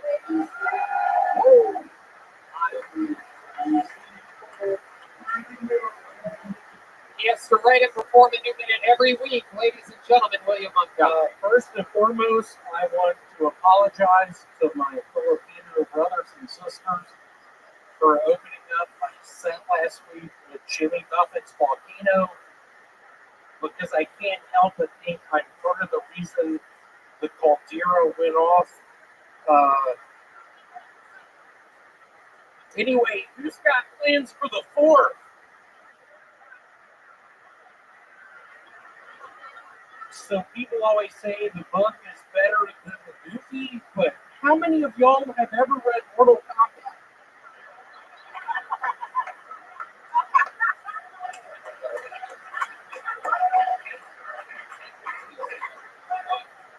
I love how every black guy on the first 48 who dies always says he's a rapper.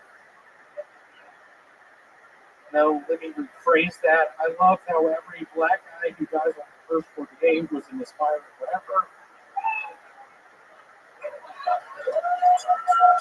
Absolutely doodly. And by the way, that is true. Last week we talked a lot about Filipinos and volcanoes, and then this week a massive volcano went off in the Philippines.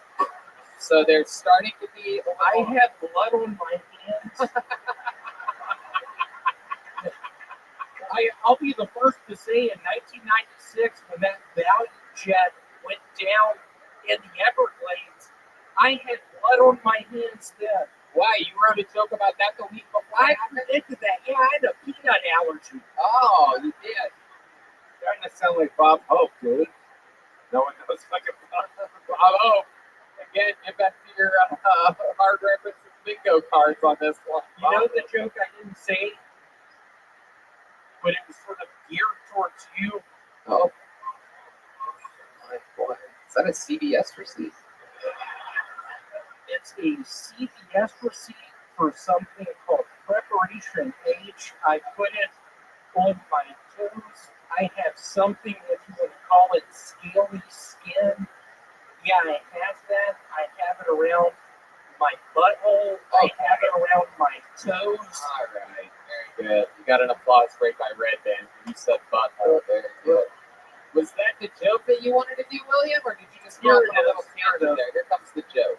And Paulie, I'll be quite frank, growing up, my father had a disease or whatever you want to call it, a thing that was wrong with him where he would drink apple juice and not be able to drink it and it would come out of his mouth.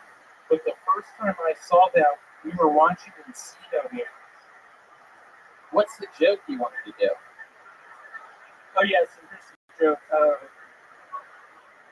A lot of people look down on Paulie Shore, but that's impossible. He's not in hell yet.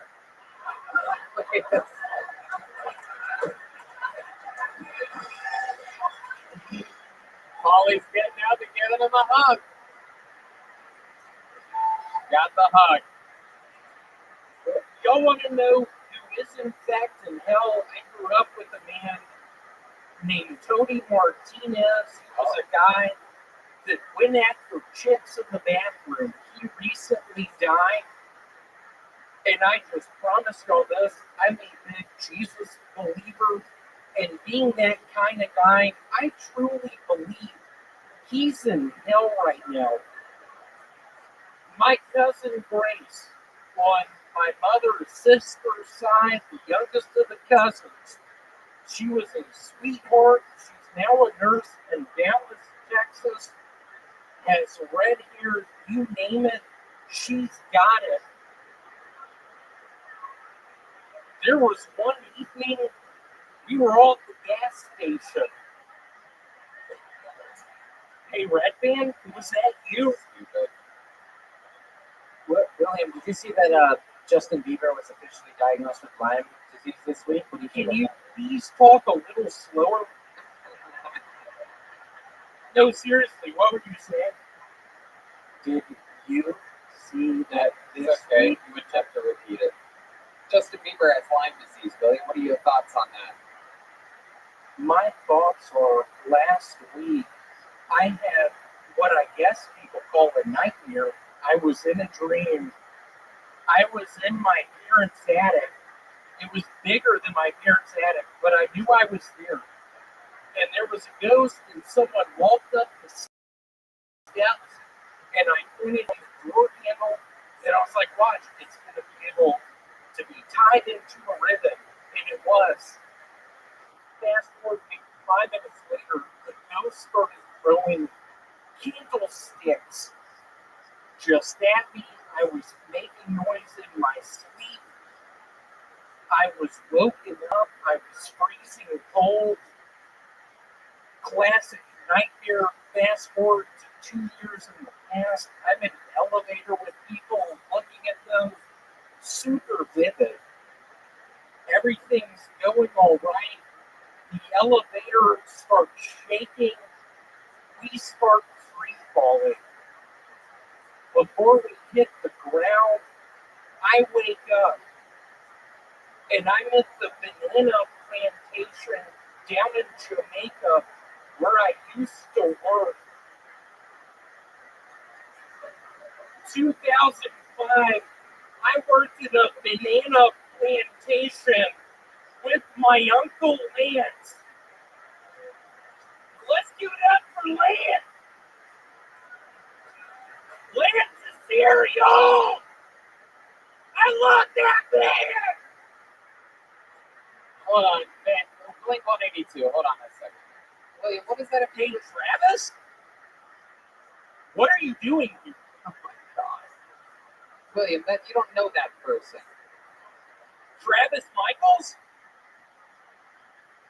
That's Travis Michaels. Where? Which one? With the dyed hair, stand up, Travis. Is that Travis Michaels? That's Travis Michaels, y'all. Let's give it a hand for him. Sir, Travis gave me the ticket box. Blink 182. Blink 182. Come on, guys. All right, very good. Is your name really Travis Michaels? Travis, thank you for going along with me, piece of shit. All right. That was going to be my... When's your birthday? January 26th?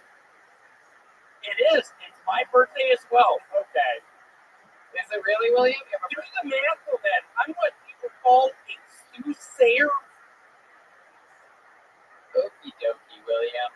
You did it again. It's not easy to write a brand new minute every single week. All the other people you've seen tonight, perhaps they've been practicing for months and years before getting back up here. But William has to do it every single One week. of those pieces of shit, I'm not going to say their name, has been practicing years, and he's now one of the people on the Rubbers and Cursive Facebook page with all the other pussies. Wow, look at that. Those pieces of shit. Taking shots at his own family. 3 nights ago, somebody pretended to be me. You know how I felt then? I felt horrible. Okay, William. All right, we got through it. That was a good show tonight. William Montgomery, ladies and gentlemen.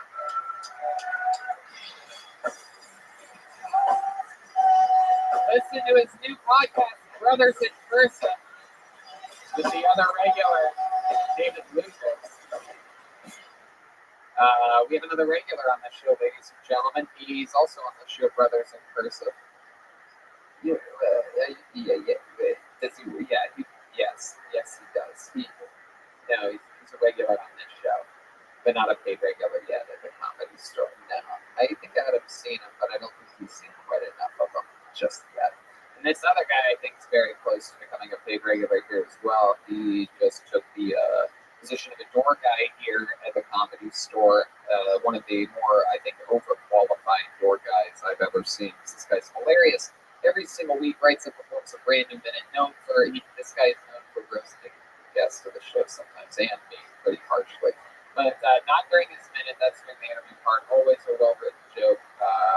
His new 60 seconds. Ladies and gentlemen, I present to you David Lucas.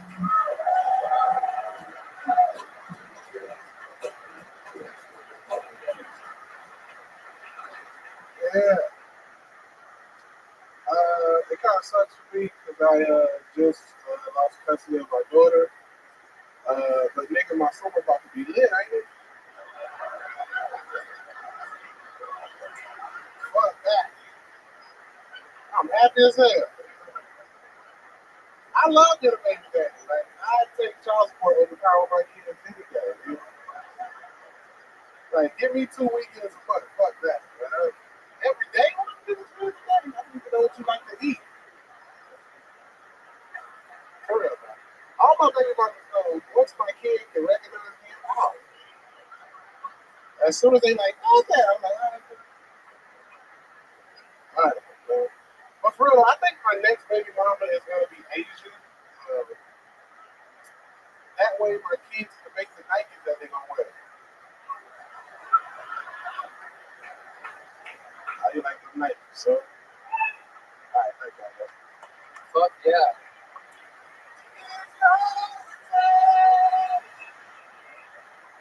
Fuck yeah. David So, Lucas. hey, what's up, man? You got the Weezer. What? Yeah. You look like a vegetarian baker. A vegetarian baker. You know, the vegan baker. A vegan bakery. Why would you say that about Polly? He looks very eclectic. Yeah, he is. He's been a fucking star since he was a child, you motherfucker. Be nice to him. Yeah, that's one thing about it's all about shit. Oh yeah, that's right. Polly does, for those of you that don't know, Polly does sign all of the paychecks that go out there. I'm nice in this motherfucker. What's up, dog? Of course, you guys are tight. Tony, what you been getting to? You been trying to win this clothes this weekend? Yeah, no, you know me. Absolutely, that's all I do. I go to women's places and I just try on the clothes and then I leave. I just get out of there. I heard you selling boot coats in the county. Yeah, no, I do. You and old girl got together? What? She selling candles that smell like a booty. You selling candles that smell like a ass. No, yeah, no, I get it. Absolutely. Are you allowed in your candles or does your blubber light up immediately?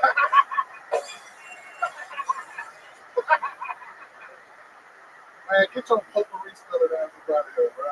Dude, if we're talking about smells, I can't even imagine what kind of fucking shady car air freshener you spray yourself with. I got a chicken and waffle candle filming out this year. You do? That shit smell like Roscoe's. Yeah? Well, what does it taste like, though? I don't know. it's not that long. When are you two gonna have sex already? It's such a real chemistry. It's pulsating out everywhere you come. It's out of your lips every week when you look deep into each other's eyes. I know you think about each other every week. Everybody just laugh at once so that he stops. Good God. Jeremiah, If you the first saw. beat doesn't work, he just keeps going. For those of you that haven't figured out Jeremiah's trick yet. Right, that shit sound like he gonna narrate Tony Hawk's biography. There once was a skater who had a video game that came in a box of pizza. I didn't know that you had this much knowledge about me. Alright, guys. I grew up around nothing but white people until I was 13. What do you expect, dude? You're blacker than the green tape on my skateboard. Hey, there you go. There you go. Absolutely doodling. What else has been going on, David? Shit. Let's see. Nothing much dog. Just on dates coming up. Working on new shit like always, bruh. Just trying to be one of the greatest comedians ever. You know what I'm saying? Right. So that's, I don't really care about You're definitely on your way to being one of the biggest comedians ever. goddamn. So, How long you been doing stand-up? seriously, for like the last 7 years, but I started when I was 16. And how long you been here for? At the LA At the store. I just got hired 2 months ago, but I've been coming to the store for like 8 years. But the consistency that helped me get the door job was like 10 months straight. Was when I just dedicated my Mondays to potluck here in Tony. Hell yeah. Like in February of no, that's 7 months. I mean, you've been doing potluck 7 days a week for. How do you take the potluck? You like you make a fucking tuna casserole. Well, Get your quiche ass oh, about God. What are you doing, bro? Spoken to with a And my mic. friend now too. Oh yeah, hell yeah, that's my dude, bro. The Arabic guy. What's his name? Oh, the Armenian You breakfast. look like a Silver Lake fighter fighter. What the fuck is this guy doing? Is that what white people do to black people when they don't know what they are? Like the Pillsbury Go Black guy. Let me post this thing. Let me see the Oh, you got the little uppercut there. The uppercut on the belly. Hey, bro, since you posted me, I'm going to need you on my podcast Wednesday. You can't say no in front of all these people. He's already Yeah, in. in Kansas City. Yeah, you got to open your barbecue restaurant. No, we're doing shows. You want to come with me, Oh, bro? yeah. All right. Well, we're gonna do this. I got to buy my own ticket or what? No, I'll take care of you. Okay, okay. Wow, look at that. David Lucas is going to Public Quality to Kansas City this weekend. It sounds like a How much man. time you got? I got as much time as you need. Yeah. 20? 20, I yeah. got 20. I got 30. Look at that. You're taking him this weekend? But yeah, but I gotta get some merch though too, bro. We gotta fucking pay for the plane ticket, Bro, I bro. sell Weezer t-shirts. Yeah. Okay, I'll do it. Yeah, they're cool. We still, bro. Weezer. Let me hear you say it. Do it. Sell the merch. Huh? Pretend you're selling my merch. Hey, what's up, man? I got one short t-shirts, 2 for 60. Whoa. You can't fucking make. There's no fucking bargains, dude. Wait, The Midwest, bro. One at a time. How much are they? $20. I was getting you more, 2 for 60. Yeah, but,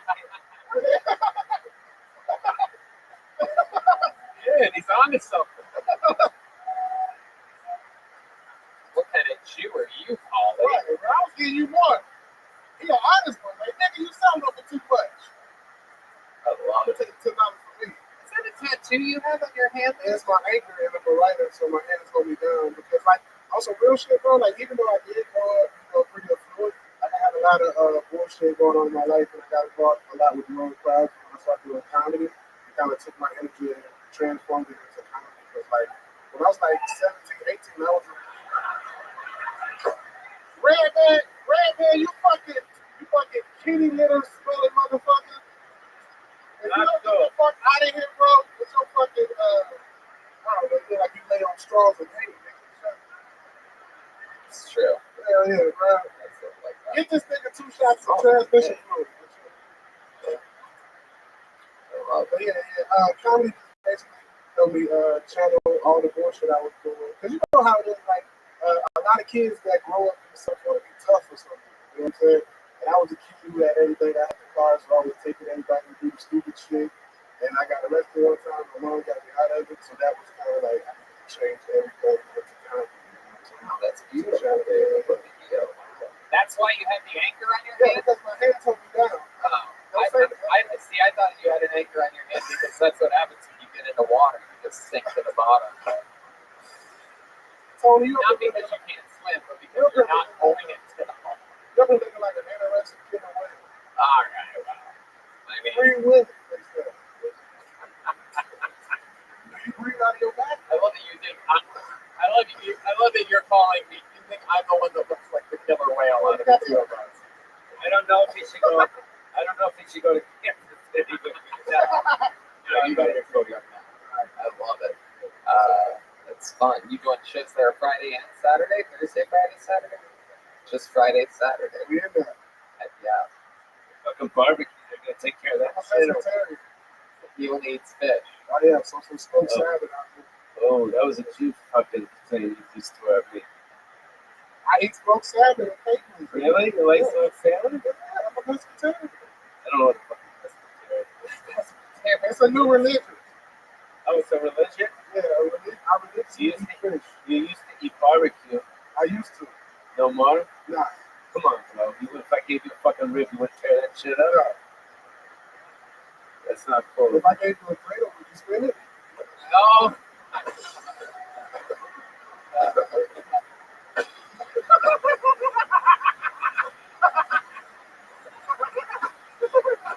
All right, man, I'm out of here, bro. I'm out of here. I gotta get back to work. There you go.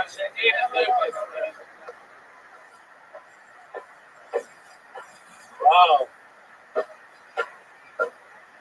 This hit ran into the table. Jesus Christ, you broke the fucking table, dude. It's got a lot of momentum in those hits. My goodness gracious. Well, normally that's, we have two regulars, then we go back to the bucket. We are going to go back to the bucket in just a moment. However, we do have a brand new regular on the show, everybody. First time in a very long time that we've had three regulars, but we just couldn't help ourselves. So we pulled this guy out of the bucket a month and a half ago. We absolutely fell in love with his completely different style, his story, everything about him. He was diagnosed a couple years ago with Lou Gehrig's disease, and he writes and performs a brand new minute every single week on this show. Just started stand-up about 6, 7, 8 months ago, but has 20 years of training in the improv game in Chicago. But the way he's transitioned with stand-up so far, quite incredible. Can't wait to see what his new minute's like this week. Ladies and gentlemen, I present to you the brand spanking new regular on Kill Tony. Ladies and gentlemen, Michael Lehrer, everybody.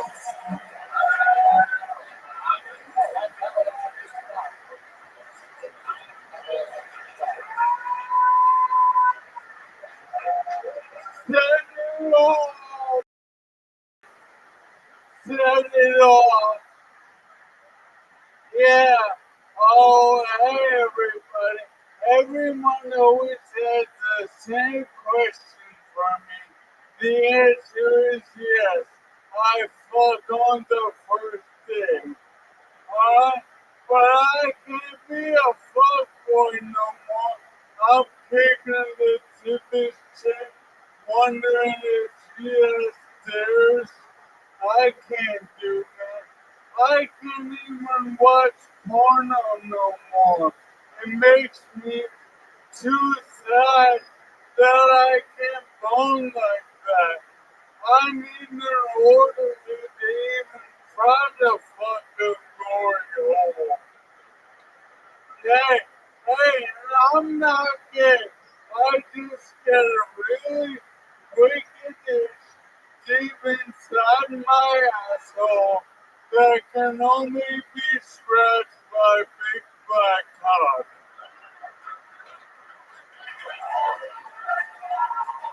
Wow, Michael Lehrer doing it again.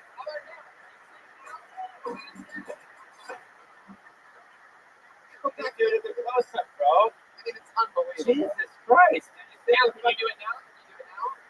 You zoom in now? David, can you stand there and operate the camera? Tony, we can talk about this after, but you can't see anything. It's unbelievable. So that was a great moment. Fucked up. It's dumb too. So that's all dumb. Everybody fucked up on that one. That's great. Anyway, how was that performance from Michael Laird? I'll tell you, for those of you watching the live stream, it was great. Sorry you didn't get to see it. Exciting stuff. Michael, how's life going better? Great, I'm getting camera ready for pilot season, y'all. Yeah, I can play all the disabled MSCP downs. Yeah, Tony, what the fuck, man? Talk to me. Why are you ignoring me? I know. Because it's not cool, dude. He's got to be more on top of you. Yeah, I feel like some person was happening with Brian and Tony. Holy, can we talk? Yeah. I love you, man. You're part of me growing up. You're part of the fabric, the weights of pop culture of my life. Thank you. Thank you, God. Lovely. Tony, you still mad? Well, yeah, I'm a little bit mad now. We fucked up the camera situation that we prepared for like, I don't know, 20, 30 minutes before the show started, which I specifically said out loud in the microphones that fuck up, and then it fucked up. It was incredible. What really happened is Tony was supposed to have come out on this side. We all agreed that we're going to have on this side. It's how I'm going to be the last one. He just like noticed people. Sorry, it's over. Not go on. Thank goodness. Here to break up the monotony of a tattered show. So, Michael, how's life been going this past week now that you're the new regular? Wonderful. The best part of my life is that my 21-year-old son lives with me. But the biggest surprise is he eats Reese's Puffs for breakfast. How weird is that? You're too old to eat Reese's Puffs for breakfast, Colin. It's Reese's Puffs? Reese's Puffs and Fruity Pebbles. Oh, God. He drinks milk, too. Who drinks milk anymore? What's his age again? Whole milk. These are all good things to be disappointed in your 21-year-old son about. Yeah, no doubt, no doubt.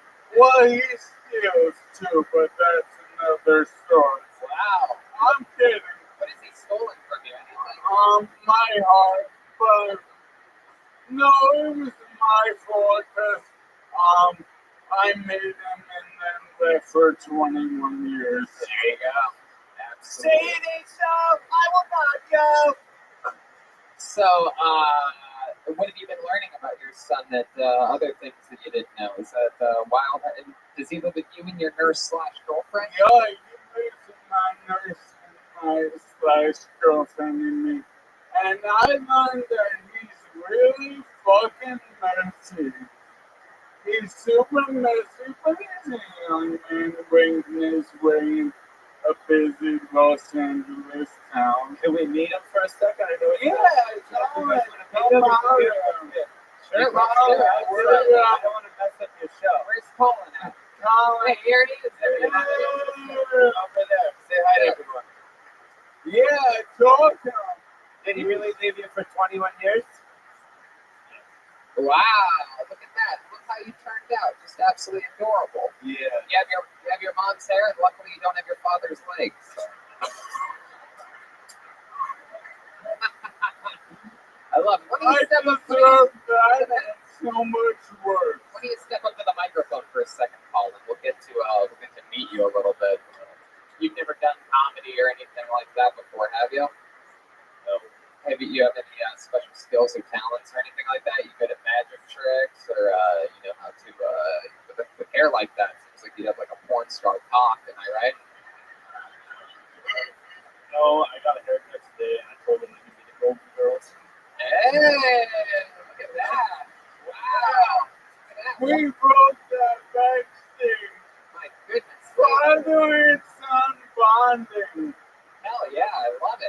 has one more joke than the first comedian that went up tonight. Incredible. Wow. So Colin, how are you transitioning to LA? Where'd you come from again?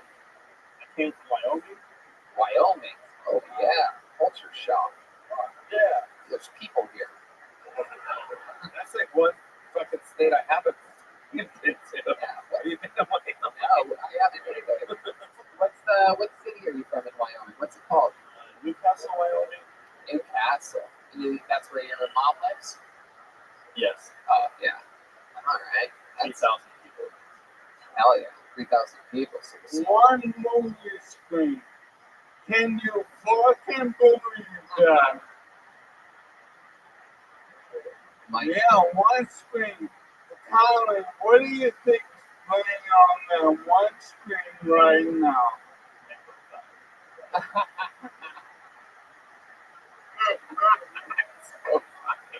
I wish I had a relationship with my dad like this.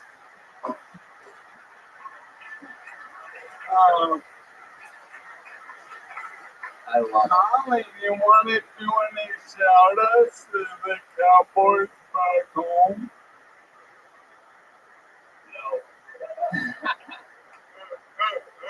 So how's life? Have you tried to bring any chicks back home to your dad and the nurse girlfriend's place yet? No, I don't like the echoes. The echoes. No carbon. The echoes. No carbon. Oh, a lot of noises. And when you fuck, let's face it, the fucking headboards going through the fucking wall. I mean, Jesus, right? Do you have any special maneuvers that you do to a lady in the bedroom that you're quite proud of? You ever do anything like you stand on your hands and do like an upward thrust while they're hanging off the top bunk of a bed or something like that? I'm just spitballing here. I don't know. You can give your own example. That might be one of my moves, might not be, but Yeah, do you ever masturbate in her gym socks? good question.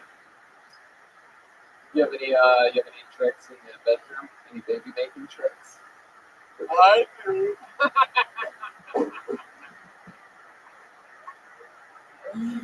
Really, Michael? Like what you can you give us an example of something? Yeah, it's right there. I love it. Well, It's the weirdest looking Tom I've ever seen.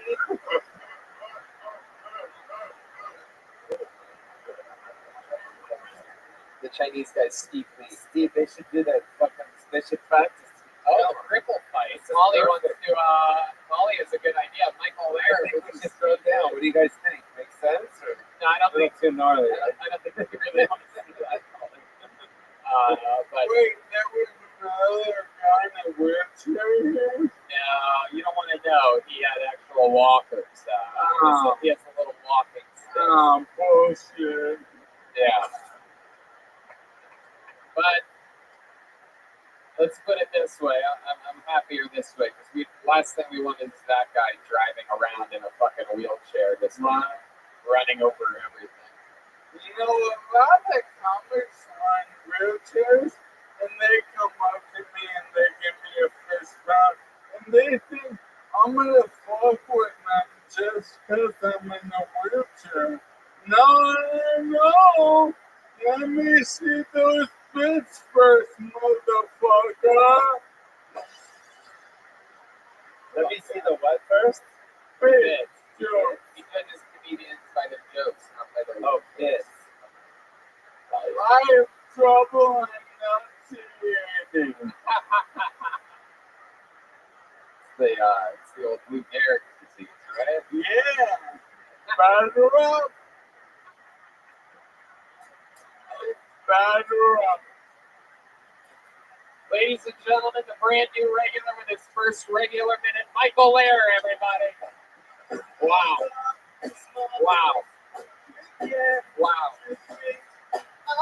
My goodness gracious. How exciting is that? You guys want to go back to that bucket one more time, huh? Let's see what happens here. Okay, put your hands together for Ishmael Gaynor, ladies and gentlemen. Ishmael Gaynor.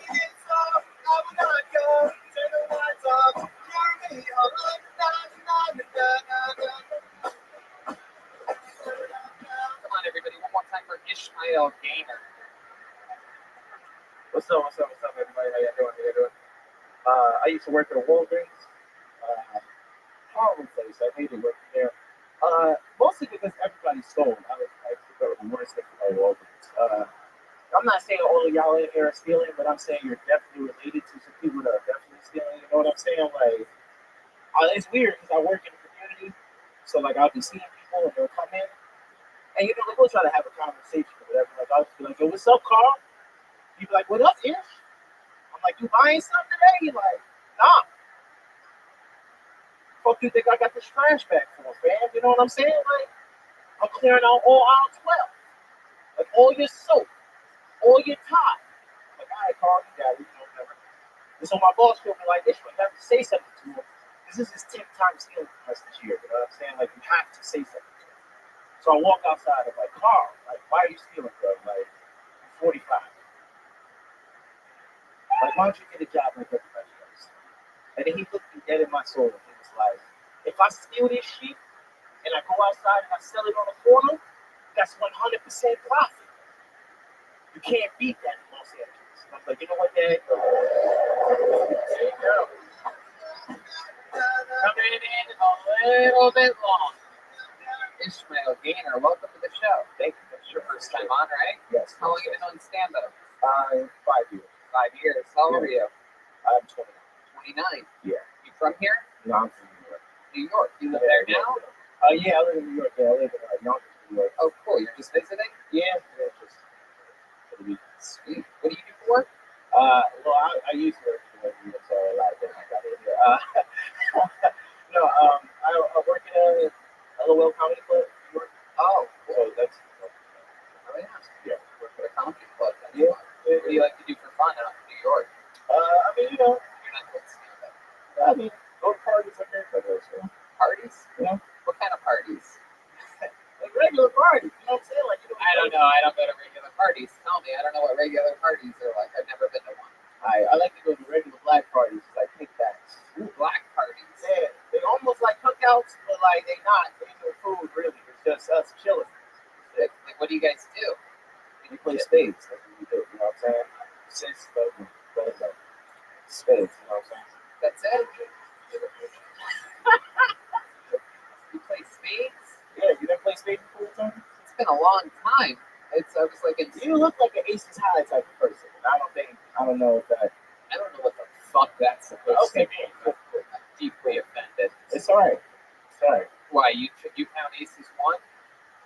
It's like, not at all. Actually, not at all. No, you normally people who are not from the East Coast play Aces High. Because most people from the East Coast play Deuces Wild. So that makes. I feel like I'm explaining the culture. I don't know. I just want to keep that. It's the East Coast versus West Coast, dog. Oh, you're cool. Good stuff, bro. We're good. Thanks. I appreciate it. What else? Good. What else are you into, Ishmael? When you're not doing stand-up? Ishmael, that's fucking name's wild. What's your nationality? It's wild. I No, know. I'm just black. Ishmael? Yeah, just black. It's a biblical name. Sounds like a Jewish name. I mean, it's in the Bible, so you know, I guess. You know, Ishmael. Your friends just call you Ish? Yeah. They'll say, I mean, you know, they'll rhyme Ish with other stuff. Like when I was younger, this girl used to like stalk me, and she used to like draw pictures, and then she would like draw a picture of me, and on the bottom of it, she was like, "I went to McDonald's, I would get an issue meal." And I was like, "Okay." I didn't really have anything. It was stupid. That's cool. Okay. He also goes by Black Ish. Oh yeah. That was good. Chroma, Chris, are you fucking kidding me?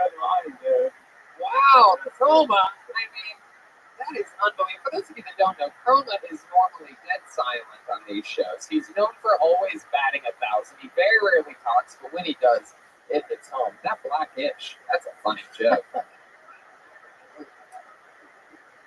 Chroma, it's incredible. That's like your third or fourth fucking big of tonight. What's going on? What did you do? Have your Fruity Pebbles and Reese Puffs today? I got the power of Mark Hoppus. Is that the bass? That's the bass player from Blink-182? Yeah, he's always trying to be the front man, but I'm the front man until I see My goodness. I wish you would have died in that plane crash. Oh my God. I can't believe you said that to him. That's why you're not in the band anymore. Oh. I didn't even know that Tom DeLonge isn't in the band anymore. I believe in aliens, but nobody believes in me. Wow. My goodness gracious. What's the name of the bass player again? Mark what? Mark Office. Mark Office. Yeah, I didn't know that. You know, I've always been more of a, when it comes to that type of thing, I've always been more of like a 311 type of guy back in the day. Today, I was on the 311 cruise a couple years ago and missed the one. You look more like a third eye blind man. Oh, Jesus. Well, Dude. how dare you? Dude, he just called you a fag in the music world. I wish you would step back from that, it's my friend. How dare you? Very good. Thank you, Tom.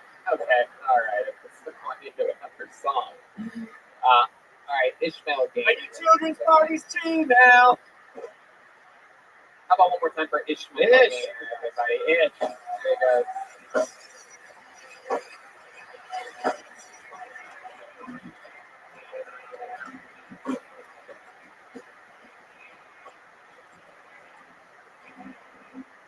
All right. Well, I guess we could end it there, right? That's probably the right move.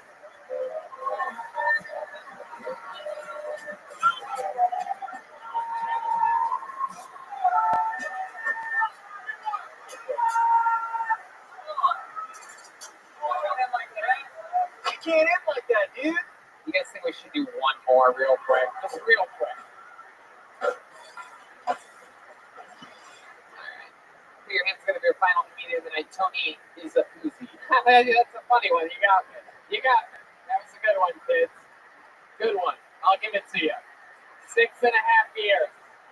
6.5 years. 6.5 years it took someone to break that fucking. You big flames! Very good. Everybody turns on me because everybody's at a shitty show tonight. Put your hands together for their final comedian of the night, Christian Wassay. Christian Wassay. Now.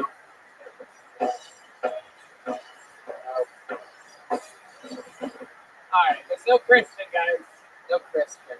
I was gonna say, you know, my theory was that I think the only interesting way to end a show like this would be to have, you know, we've had in the past drum offs, and we've had in the past saxophone offs. I was wondering if there's anybody out there that would want to challenge Chroma Chris for the first time ever for perhaps a bass off to end the show. Is there anyone out there that knows how to play the bass guitar by any chance? If not, no big deal, but if so, just figuring taking a chance. Is there anyone?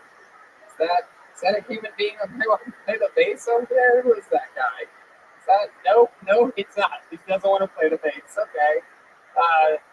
Can I pick the person? Or we end with one person? Sure. Yeah, we could do that. You pull out of that bucket. Yeah, play it. Wait, hold on 1 second. What did Chroma Chris say? Whenever you pull out of that bucket, it's gonna play this bass. Okay. I'll win. Pauly Short's gonna pick the final. Am I allowed? I mean, I don't want to be in your fucking bucket if no one is there. As a guest ever picked your bucket? Just pull a name out. But I'll tell you this: if it starts with Tony, be careful about the. Oh shit! Is 10 here? It's a 10. 10. Come on up. And Teller. Bucket. It's always an extra pen. Rick Thorne. Rick Thorne. Rick Thorne. Rick Thorne, ladies and gentlemen. Look at this. Here he comes. Beautiful. Oh, yeah. This guy looks like he actually knows how to play the bass. How about one more time for Rick Thorne, everybody? I'm in the fucking band. That was the fourth member and shit. What the fuck? Make some noise for your final comedian of the night, Rick Thorne, everybody. Hey guys, how's it going? I'm a professional BMX bike rider, one of the best in the world. I started doing stand-up running months ago, so here we go. All right, I'm a single dad. I got 2 kids. All right, raising kids on your own is easy because especially nowadays, they learn shit so quick. Like the other day, I was at the mall with my son, we're walking, and he's all excited. It's Christmas time. I think he's seeing something he wants to buy. He's like, Dad, I'm gonna tell you something. I'm gonna ask you something. I was like, what? He's like, you ever kissed a woman's titty? True story. And I'm like, what the fuck's going on? You guys are learning shit way too fast. So I was like, yeah, no, just come on, son. Like, let's just keep going. He's like, no, Dad, I want to ask you something else. But he asked me like he was like a pro at it. Like, hey, Tony, huh? No, not you, Tony, but that's just how I talk. Tony's this guy I got going on. He's like, hey, Tony, huh? You ever been to a strip joint? And I'm like, what the fuck is going on in society? How does my son know about strip joints and titties? So I look at him and I say, son, I look like the kind of guy that would go to a strip joint. He's like, isn't that where you met Mom? Thanks, guys. Fuck yeah, Rick Ford.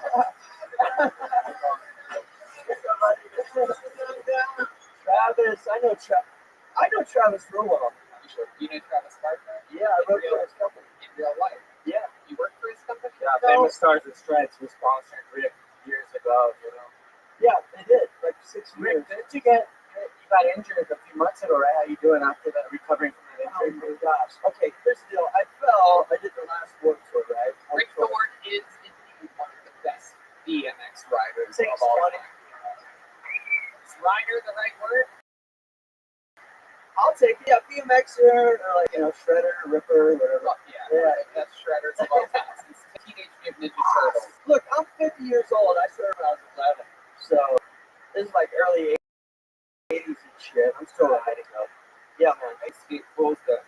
I interviewed you for a TV show. I don't remember. But I get it. You do a lot of shit. You're badass. There was a show called 54321. It was on Fox. And I was like a brief interview. We were at an event. I did a lot of TV shit. So, anyways, good to see you. Yeah, you're badass. You have like these medals in your body from falling? I do. You do, Okay. right? Can you see it? Can we see it? Give me your finger like this. I'm not going to get weird with it. Ready? So that screw right there? Yeah, dude. Oh my god. And here. Oh my god. Here. I tore my urethra and shit before. Whoa. Yeah, it's fun. How'd you tear your urethra? Okay, I was riding and my chain broke, right? And I went to pedal. It was at a contest, and like, fucking, my chain broke, and I slammed, and I racked myself with this crazy story. So I racked myself, and I was like, fuck. And I used to ride for Matt Hoffman. Matt Hoffman's like the best fucking badass ever. The Condor. The Condor. Oh, fuck yeah. So I was like, yo, Matt, like, fucking, like, I went to the bathroom, I'm pissing blood and shit. He's like, dude, come back to the hotel, just chill, relax. And I was like, all right, this is back in the day where we were making no money. We drove in an Astro van from fucking, by the way, I'm from Kansas City.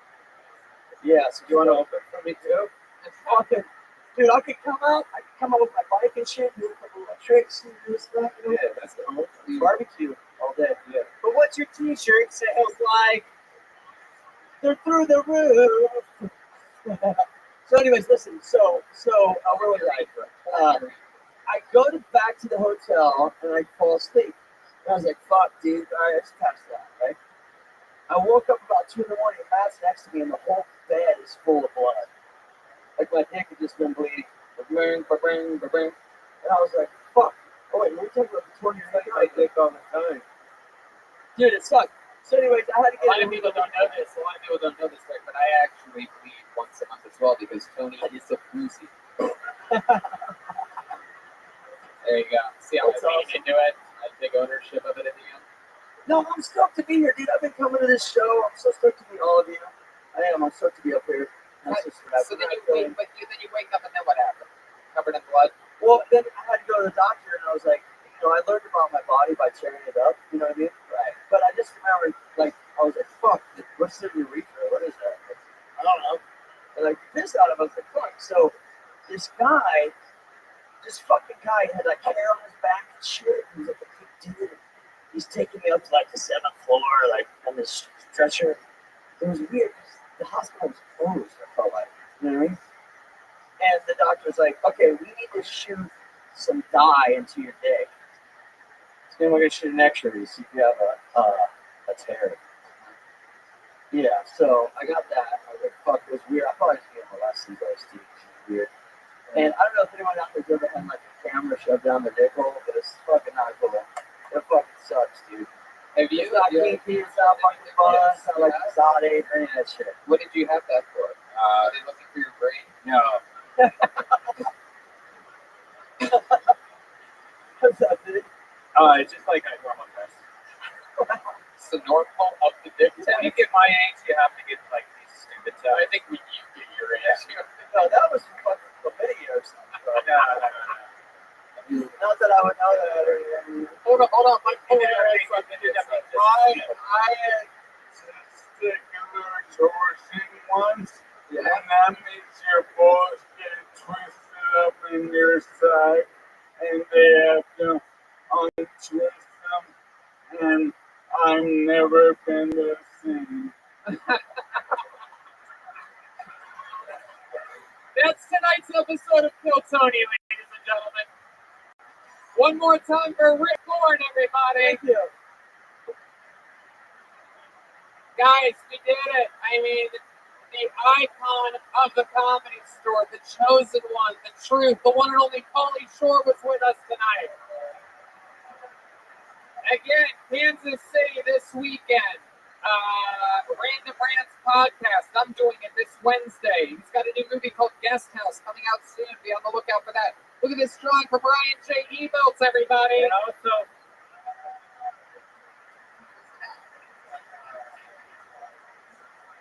And go visit the newly public great site of the powerful, all of the people in this stage and yourselves to her.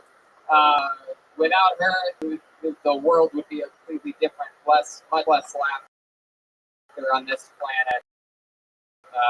The great Nancy Shore, who designed and created not only a comedy store, but every color, art, who's been in it, who's not in it, how it happens, they work, where their crews go, changed all of comedy entertainment happened on. he's here right now, so good up to our Nancy Shore, ladies and gentlemen. And that's at Mount Sinai here in Los Angeles Cemetery. How about one more time for Tom DeLong, the one and only Jeremiah Watkins, everybody? Fuck yeah. Did it again. He's on Lights Out with David Spade tonight. That's on 11:35 on Comedy Central. So if you still have cable, tune it up. For Comedy Central, Lights Out. That's so awesome. He also has, of course, Jeremiah Wonders on YouTube. A new episode out now with another powerful woman of the Comedy Store, the great Eleanor Kerrigan. Oh, and Molly's in the famous music video with Reagan Watkins, your stepdad Robbie. And Jeremiah, of course, is on social media at Jeremiah Stand Up, YouTube at Jeremiah Watkins, and tickets for his upcoming shows are at JeremiahWatkins.com. If you live near Tahoe, Buffalo, Syracuse, or Albany, New York, check out JeremiahWatkins.com for tickets. And at Pauly Shore on social media, of course, for Pauly, PAULYSHORE. Anything else, Jeremiah? I just want to give a shout out and thank you to Brian Redband and Tony Hinchcliffe for giving us an awesome platform like this to play on. Thanks so much, guys. Thank you. How about one more time? Silent but deadly, battered 1,000 over there. The band Blink 182. It's Mark Hoppus, Chroma Chris, everybody. Thanks. You can also check out my other band, Tracking the Small Brats, at The Smell this Friday on the 17th of January. Fuck yeah. And how about one more time? One Wig sponsored artist. You know him as Mostly Sorry. It's Joelberg Joel Jimenez, everybody.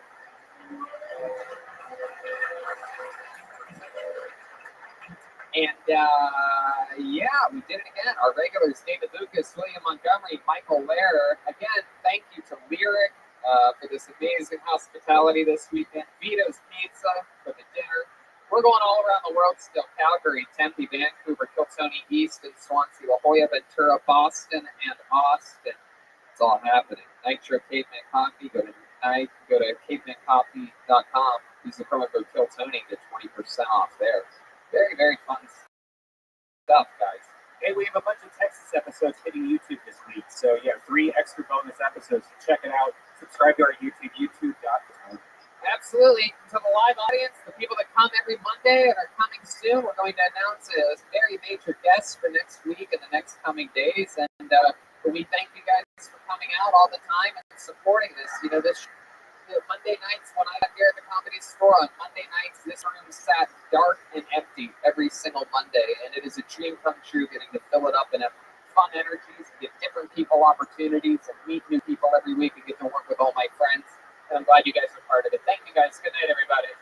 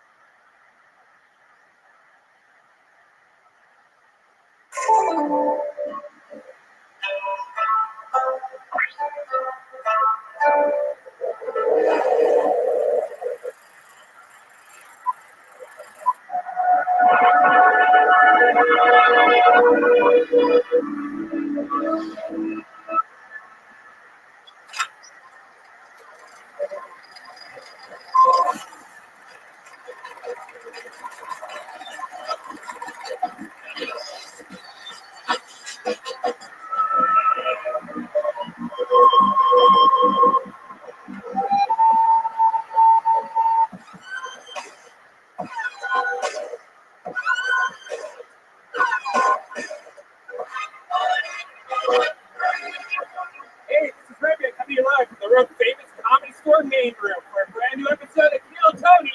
Give it up for Tony. Wow, look at this. It's just a random Monday. And we're back. You guys excited about this? You're the #1 live podcast in the world. Make some noise for the listeners at home. The thousands and thousands watching on the YouTube stream. The great Brian Redband. Hey, everybody. Great Ryan J. Eagle here drawing tonight's episode. We have a bucket. This is exciting. We go on the road this week straight to Calgary. Sold out Kill Tony. And still a few tickets available for the 4 stand-up comedy shows that I'm doing at the Calgary Laugh Shop. That is a gigantic venue. So get your tickets now. I'm going in a couple weeks in Tempe, Arizona. 5 shows there. Kill Tony Vancouver. Still tickets available for a massive, and not many tickets at all, for a massive venue. We are doing a gigantic theater there. And Kill Tony East, going back to Swansea, February 29th. Kill Tony La Jolla, March. Actually, I've been saying the wrong date on that. It's the Sunday. March 5th is the weekend. I'm going to be going to stand up there all weekend. And we're doing 2 Kill Tonys on the Sunday night there. I believe it's either the 8th or the 9th of March, whatever the Sunday is. And then March 12th, Kill Tony Ventura. April 9th, Kill Tony Boston. 4 stand-up comedy shows, April 10th and 11th. And then from Boston to Austin on April 25th, Kill Tony Moon Tower. Very excited. We're all stuffed up on Vito's Pizza. Delicious pizza made right here fresh on La Cienega Boulevard. If you Kill Tony fans, you're ever coming to the show or anything like that, you're hungry for the show, grab some delicious Vito's Pizza right here on La Cienega. They support us and we support them. Exciting stuff. I'm all hopped up on delicious caveman coffee. I have nitro cold brew here. Did you guys know that if you use the promo code Kill Tony, that you can drink the same coffee as watch this? Oh man, delicious. Oh man, the energy, it's crazy. And that keeps me happy, it keeps me stress-free, which is an important thing. Because as you get older, things change about your life. Things change in the man regions. Things change on top of your head. 66% of men start to lose their hair by age 35. And once you've noticed thinning hair, it can be too late. If it's slowly starting to move backwards, you got to take care of it. At 4hints.com, a one-stop shop for hair loss, skincare, and sexual wellness for men. It's time to write a new chapter, one in which you have hair. The best thing about it is that you can just go online, you can just use your phone. You talk to a doctor right over that. Like I used my phone the other day. Didn't even have to use my laptop. Talked to a doctor, answered a couple questions, and the next day I had a prescription pill being sent to me to help me with hair loss and boners. And boners, the secret's out. No snake oil pills or gas station counter supplements for Brian anymore. He got connected to a real doctor online, saved hours, and kept it completely confidential and discreet until now. But you can keep it discreet. A doctor will review, and if they determine it's right for you, they'll prescribe it for you. This holiday season, let it grow, let it grow, let it grow. With Hims. I don't know why that's still in the read. Dive into 2020 hair first right now. Our listeners can get started with their first month free.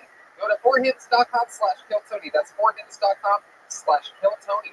Prescription requires an online consultation with a physician who will determine if a prescription is appropriate. Offer now that only a prescribed 3-month minimum subscription. Additional restrictions apply. See website for full details and important safety information. Remember, that's 4hints.com/killtony. Yeah, it's true. Makes you happy, right? Makes you feel good.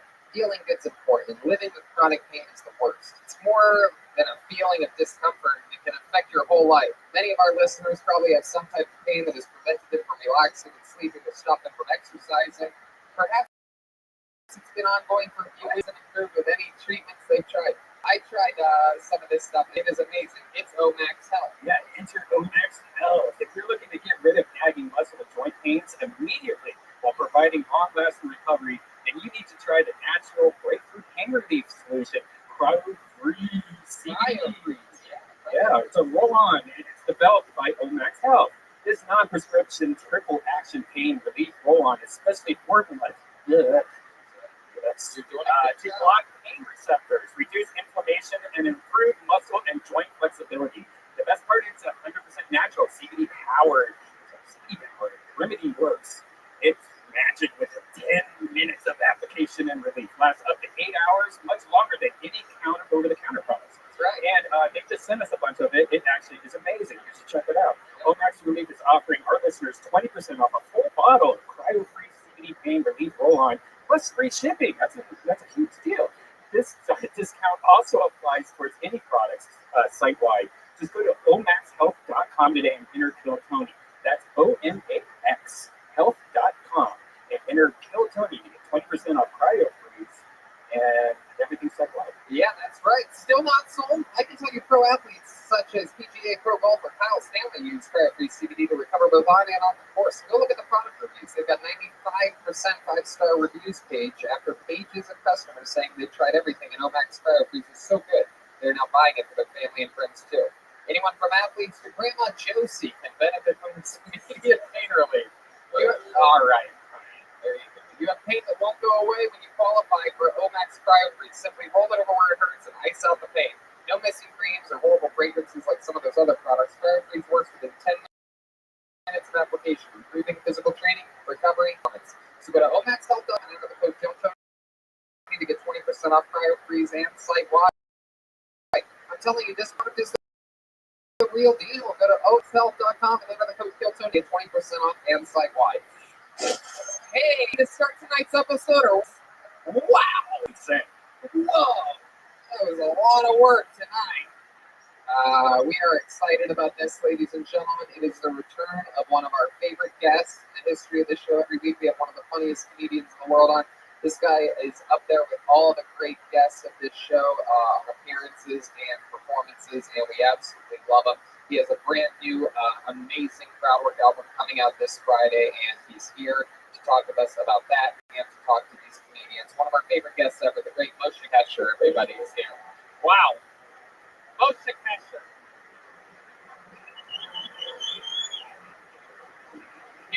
ladies and gentlemen.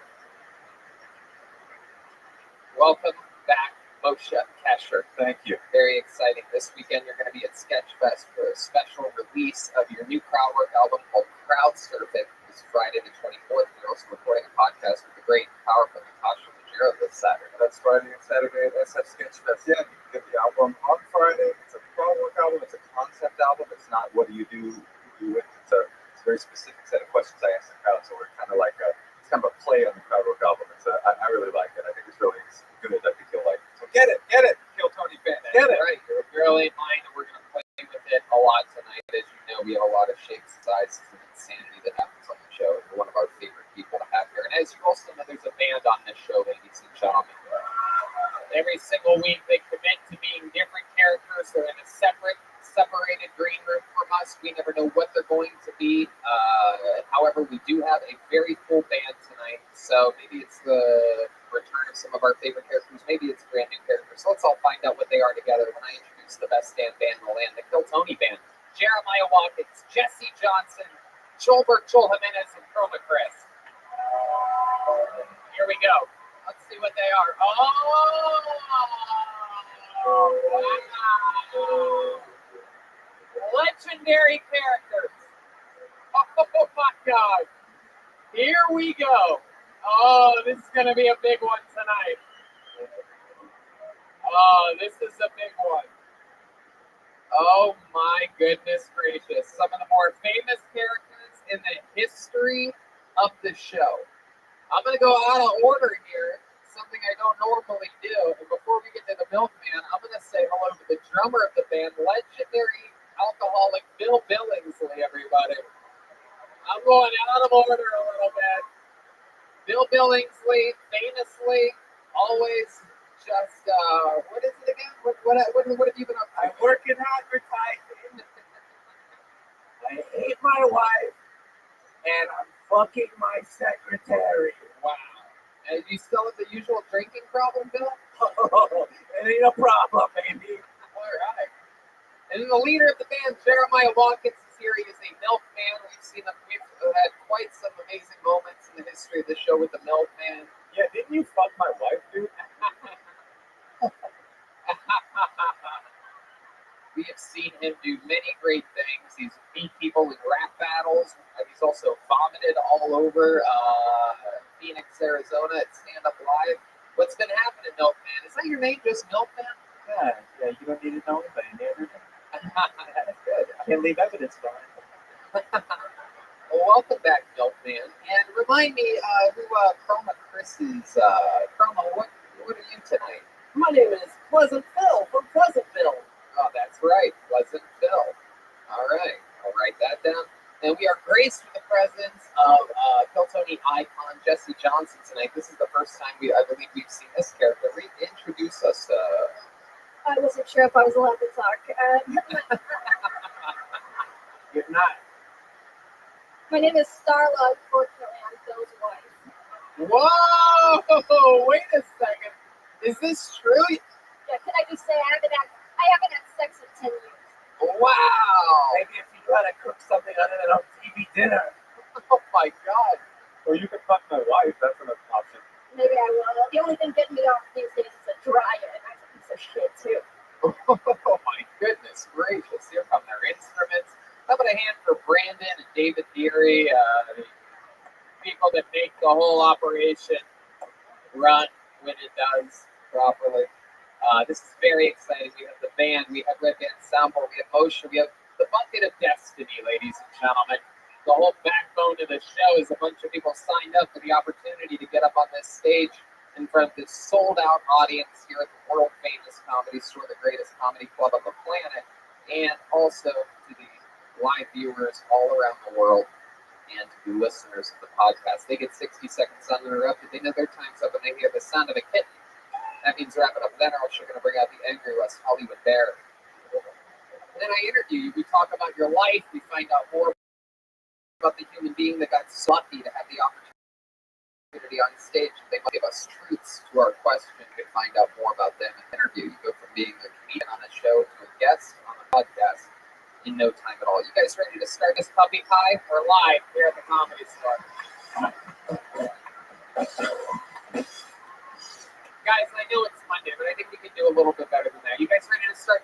show or what? Then we will. Then we will. Wow. All right, we're getting it started with a bang, everybody. This is absolutely crazy. One of the luckiest human beings in the history of bucket pools. She is a monster on this show. She is famous from this show. I present to you the iconic Aphrodite, ladies and gentlemen. Wow. Wow. Unbelievable.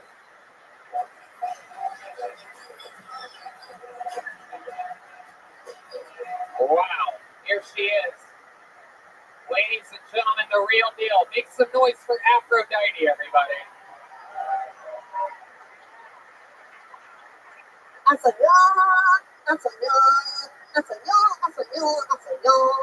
my new favorite Asian song. I'm in love with Asian music now. I'm actually celebrating. I got a new job, everybody, a new job. Yeah. Don't you feel good when you get a new job?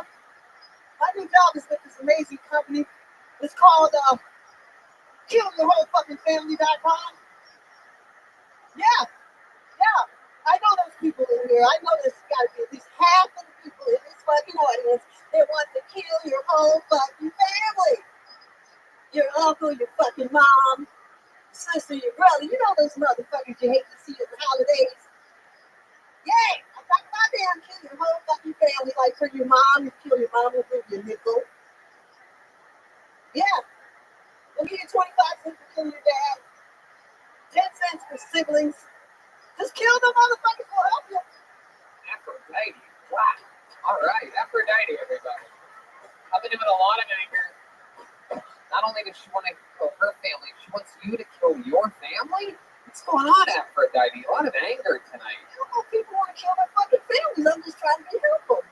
I just like that you started off with that hardcore anti-Asian racism and it had nothing to do with anything else you talk. Like, oh, where's this going? Oh, that's it. We're here. Okay. What happened? Sing a little bit more of that Asian song to us. How does that go again? I'm so young. Isn't that our My favorite Asian song. Where did you hear that? On some Asian show. I don't know what they say, but I like it. I know it Kill Tony. You know that, right? Oh, really? Yeah, it's our friend that's been on here many times, and she starts off her song in an Asian accent. Oh, sings. I heard Asian accent, but I've heard that song. Wait, it's an Asian woman that sings "I'm So Young." No. It's the friend that I got it on my Asian video. I'm so young, so old. I just want to feel like an Asian person. Well, you are like an Asian person. You are tremendously lucky. You get pulled out of this bucket more than anyone. I don't know how you do it. And also, you have more milk inside of you than the milkman here. This is incredible. Oh, that was spoiled a long time ago. You know, all the young women cannot have all the titties and they cannot have all the ass. Oh my goodness, that is true, Aphrodite. You know your brand. Blink, blink, 182, blink, blink. Oh my God, Jesus Christ! There are people vomiting in the audience right now. Martin Luther King is proud. I gotta say something about this getting over shit, because I'm really tired of people thinking getting over is a downhill thing. Right. It's not. You can fuck. Get your pussy sucked. Oh, I love sucking pussy. That's like my favorite thing. I want the best. All right, not every one of them. Oh my God. Don't be saying that shit. No, I'll be out on the block in West Hollywood just offering pussy sucks for like $5. Damn. I think you need a shot back to suck that. That's all right. I get my ass sucked too. All right, Aphrodite. My goodness. Does that look like the chocolate tunnel from Willy Wonka's factory? Did a little German boy get stuck inside of it? I told you I'd be getting that plantation fucking pack. Oh, Jesus. Come on, Afro. It's Martin Luther King Day. Why are you doing this? Martin would want me to fuck. Okay. Oh, my God. I also like wearing gold sequins in the front and camouflage in the back. It's like mixed messages. Just turns around when the cops get here. Oh, yeah. But don't worry, I'm not going to kill nobody. Because it's hard getting rid of them damn birds. Yeah, what do? Yeah, you just, get mad and things go away. Because if you kill the motherfuckers, you got to figure out what to do with those bodies. All right. Now, just when you thought that Aphrodite was going to be doctor. You know, Hey, are you the pleasure one? You're supposed to be pleasure.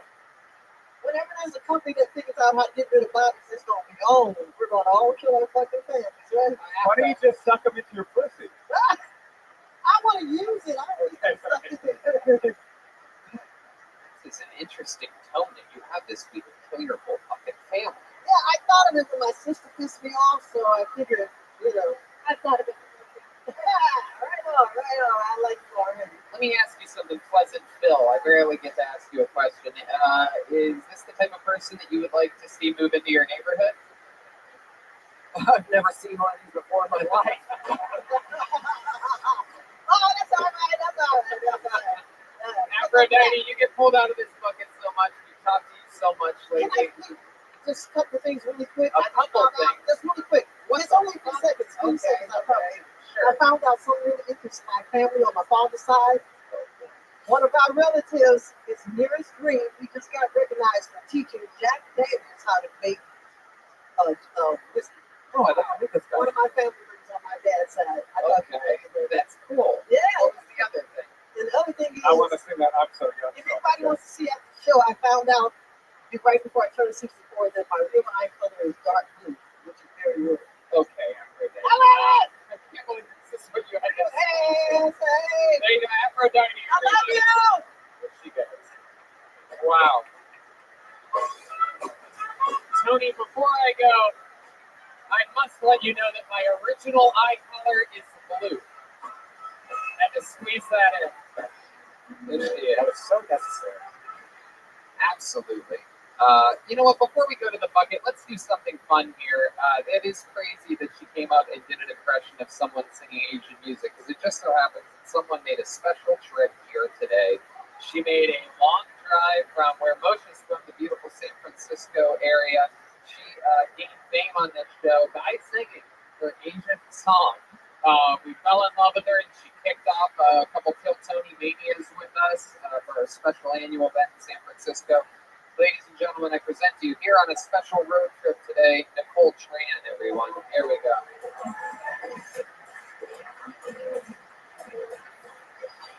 All right, maybe not. Let's go to the bucket.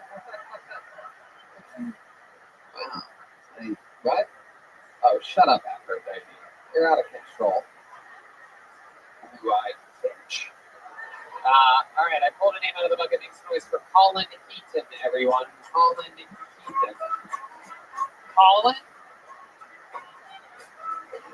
Oh, look at this. Wow. Ladies and gentlemen, we saw this guy last week. It's Michael Lair's son, Colin Heaton. This is my first time. I just moved here from Wyoming. I love the outdoors. So I was excited to see all the sidewalks are covered in tents, but they're not lovers of the great outdoors. They're lovers of the air and wind. I'm still getting used to LA. Recently had a date, took a bird scooter. It's so awkward at the end deciding who gets the gushing headroom. Dating's hard. Girls don't want a guy who bird scooters about weed, gets too high at a bird scooter home, has to call for a ride, even when I said it wouldn't happen again. Side note, is anybody sanitizing these bird scooters? I was riding a bird scooter and I think I got bird flu. My next date I used Uber, screwed up and got Uber flu. A stranger sat between us. They really hit it off. I never saw her again. Luckily I hit it off with the driver, but it didn't last long. I knew it was over when she started giving someone else shotgun. Oh, yeah. Colin Heaton, everybody. Absolutely. So welcome. This is Michael Lair's son. There that is. The goat of the first time. But this isn't really your first time, is it? Technically second. Right. You're counting last week? Are you counting last week? I don't know. Yeah, last week wasn't. But we found out after that last week that you've been on stage multiple times before with your father. This is your first time up here solo? Yes. All right. I guess we can count that. Sure. Tony, Fortune Teamster looks great. There you go. For those of you that got the black Hollywood, that's good. Based on cadence alone. That's fun. So welcome, Colin. Your father has been doing comedy for well over 20 years in some form or another, so you were raised around it. How old are you? I'm 21. 21, and you really did just move here from Wyoming. 2 weeks ago. Oh my goodness. And you really wasn't raised around it because your father wasn't in your life for Right. years. No. Yes. There you go. Absolutely. So, how did your mom? I was. You were. Serious, all right. So, how did your mom feel about this big move to Los Angeles, California? She was nervous. I mean, I don't know. She hated it. But I hate Wyoming, so I went with it. Interesting. So, what have you been doing since you got here? Weed's legal here, and it's not what I'm from, so I've been smoking. So, you've just been smoking a bunch of weed. Yeah, look at when you got here and smoked that blunt, you're like, it's my first time. No, we have weed. It's not good. Right. And does your mom know that you smoke pot? Yes. Did she know that you're smoking more pot now that you're out here? I'm sure she assumes. Yeah. Have you been communicating with her? Yeah, we talk almost every day still. Are there conversations as riveting as this one? Or So now you live with your dad. He has Lou Gehrig's disease. You're helping him out, right? Yeah. And Part of the reason we do. right. So what's the getting close situation like? That was the segue of segues in comedy, Tony. Yeah. So your dad has Lou Gehrig's disease, and we're here to help him out. You guys have any pussy though? I wanted to paint the picture of this guy in a wheelchair and then him just trying to hook up with chicks. Is that, you think it helps? I'm trying to work my way around it. It's difficult. You ever tell them that it's not your dad, that it's just some guy that you're helping out? Yeah, I go for the charity approach, but I think girls think I'm nice. Did you leave a girl back in Wyoming that you like? Yeah. But you have porn star energies, Colin. You're like very simple answers, sort of like a charismatic haircut. You seem like you have a cock like a fucking Louisville Slugger. Am I close to right about that? You said that last week. You really do think this? I said that about him? Yeah. Really? Did I? Wow, there you go. That's crazy. I don't think I've ever said this about anybody else. He has porn star energies. I don't see it. I got an email from Tony on my way here. He's like, definitely say he's got a big fat cock that he comes on stage. And I'm seeing that. That's true. That's fun stuff. So what's something we'd be surprised to know about you, Colin? I went to college for choir. Wow.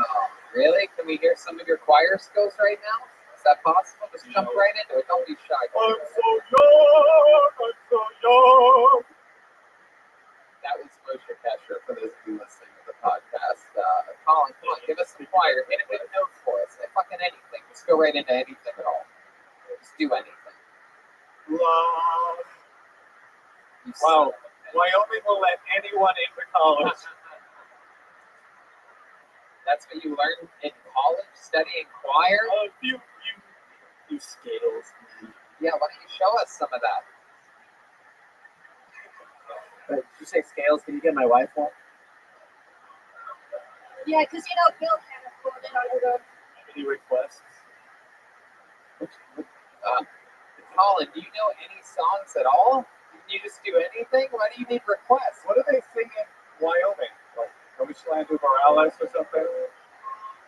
No, you're not. No, we're not going to do Seal. Very good. Clearly, Jeremiah learned a new song on saxophone this week. Colin, what song do you know? What's a song that you know the words to? I was looking for like a 10-second example of the power of your voice, but I mean, if you want to do fucking Shine On You Crazy Diamonds or something like that, if you want to do an 11-minute piece, you feel free. I backed up into a cop car the other day, but he just drove off. Sometimes life's okay. I need to get you checked for Lou Gehrig's disease. I think it may be genetic, and I think it may be affecting your nervous system. The head of the choir department ran in and was like, "Have you considered stand-up comedy?" I'm more of a lower in the background. Well, why don't you do a song like that then, you son of a bitch? What about Sweet Lord Centurion? I can do that. I got a bass too. But, oh, Sweet Lord, sweet Lord. Your turn. Mama gotta carry me home.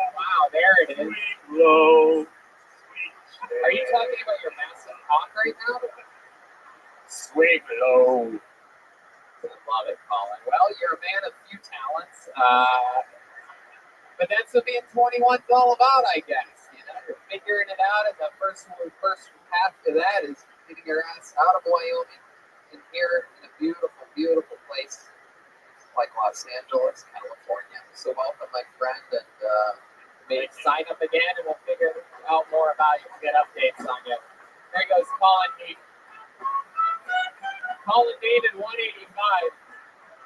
You can also follow his massive cock on Snapchat.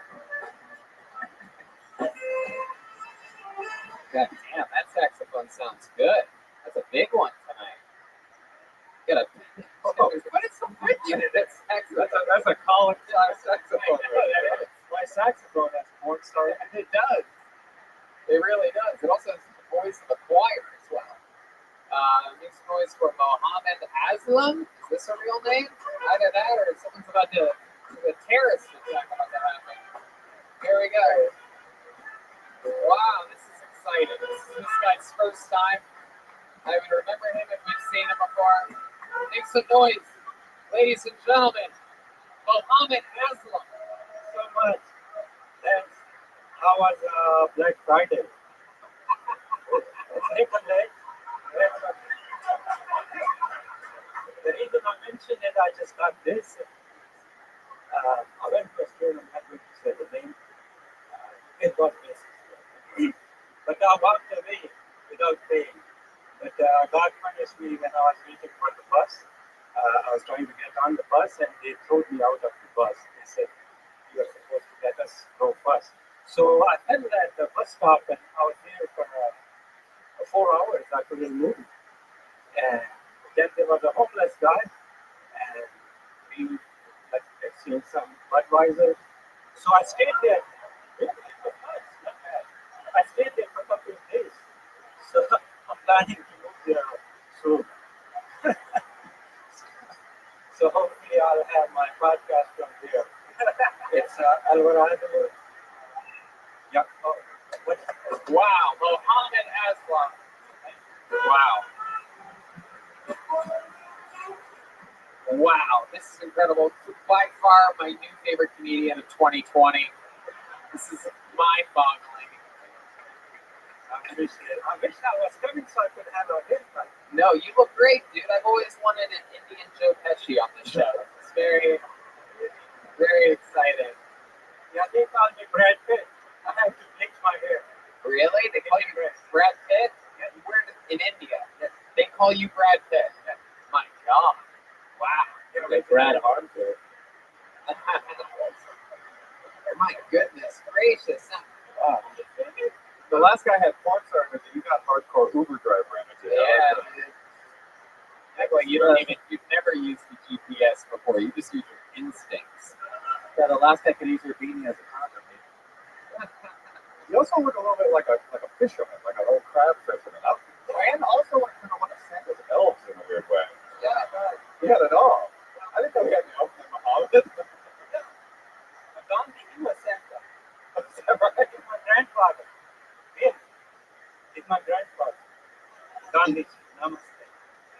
Wow, that's believable on this show. We actually probably believe you, most of the listeners. So welcome, Muhammad. Don't be afraid. That's just a normal white guy. He's not going to kick you out or anything. Oh, you should be afraid. It's a big saxophone. It is. That is a big saxophone. You are right, Muhammad. So you're from India? Yes, sir. And how long have you been in America? I came here in 91. 91. 28. Very good. Absolutely. The math works out. Don't worry. Again, we're not going to deport you today. So 28 years. What have you been doing this whole time? I'm a nurse. Yeah? But I think I was born to be a comedian. I want to be next Mr. Bush. You want to be the next me? Why me? Mr. Moshe? Is that what you said? You want to be the next Mr. Moshe? Oh, that's okay. No, I like that. I wasn't offended. I just like the way you start calling you that, Mr. Moshe. I love it. How long have you been doing comedy? 3 months. 3 months. You've been doing open mics and whatnot? Yes, sir. And you really ride the bus? I do. And you ride on top of it or inside of it? Sometimes you get the sound of your bus? I have Mercedes back home on Brad Pitt from India. Oh, Brad Pitt from India. Oh, let me get it. The reason I got, I take the buses because they say if you ride the bus, you can find the best material. Uh-huh. Oh, yeah. I see. So what you're doing is you're explaining to the audience and you assume would absolutely not believe that a man in that outfit was riding the bus. Because I know this is going to blow your mind, but I'm a bus driver. You do have interesting style for an Indian, Brad Pitt. Do you have a stylist, or is this your own like sort of get up yourself? You came up with this? Yeah, I'm like that. Yeah.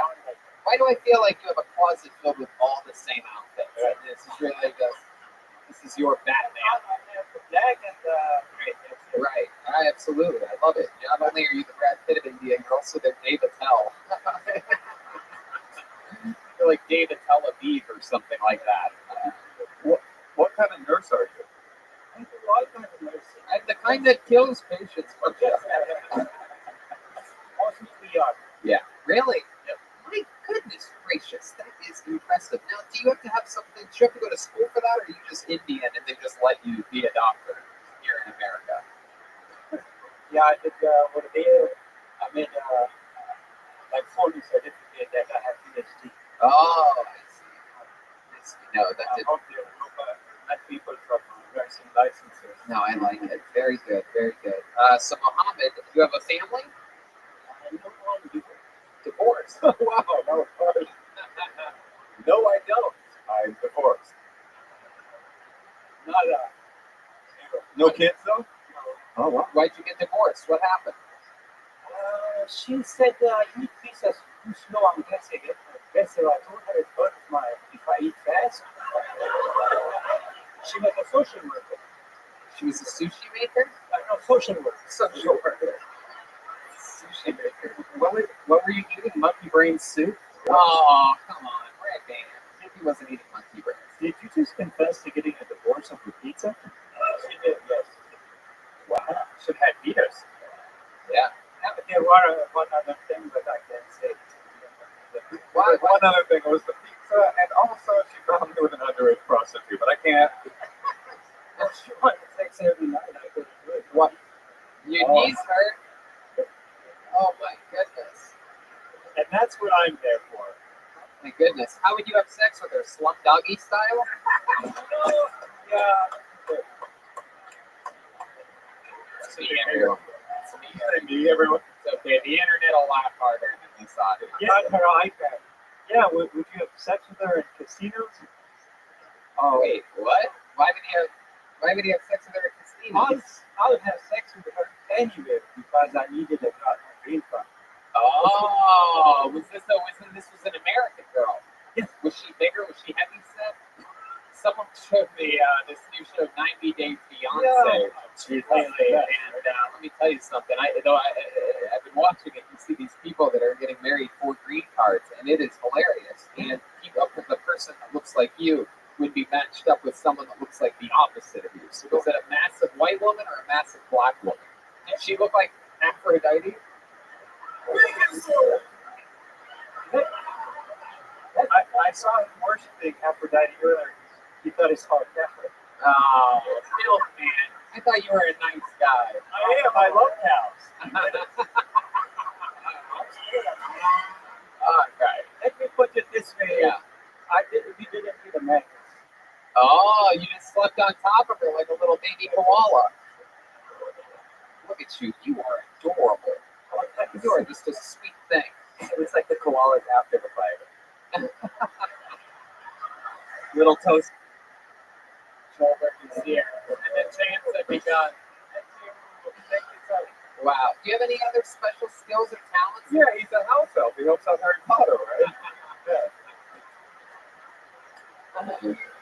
Anything else that you do for fun or hobbies? Something that would surprise us? You know, any magic tricks, or you could sing a song or something like that? No, all I think is comedy. All you think is comedy. That's my life. Oh, yeah, you're about this business, huh, son? Fuck yeah. Comedy in these streets, bitch. What's it? Oh, you right that tip to the mic. No, I like these buses just to get the material. Yeah. I get some. Yeah. But why is it bad? don't have to pay the end extra. You only know a few key comedy words, don't you? Yeah. Budweiser kills once. No, it's good. So you're riding the bus, you're doing spots at night. This is exciting stuff. You're only a few months in. How old are you, Mohammed? I am 59. 59. Aren't you adorable? There you are. You're single and you're starting to do the thing that gives you the most joy, which is stand-up comedy in front of real audiences. Have you ever, Mohammed, have you performed in front of an audience this big before? No? No, we can't. On the big one. No dying at the comedy store, He's Mohammed. from India. An open mic is this size where he comes from. There's a lot of people in India, I guess. Is what I'm trying to say. Like a lot of people. Is a goal of yours to go back to India and perform sometime? No, I don't want to go there. Anybody from India? What is it? No one's from India here, Mohammed. You're the only one. Curry masala. This is America. This is the greatest country on the planet. Here. I don't know. I don't want to go back and see my curry masala. My cousin visited me. I'm taking him and he ate everything and he put curry masala. When I woke up, I had a fart and you sprayed that. Oh my God. When's the last time you took that hat off until tonight? I've heard of that hair before, but that is something else. How is it? That looks like one of those abandoned dogs like found under a house. In the arms of an angel. Oh my God. Oh my God, is that Brad Pitt?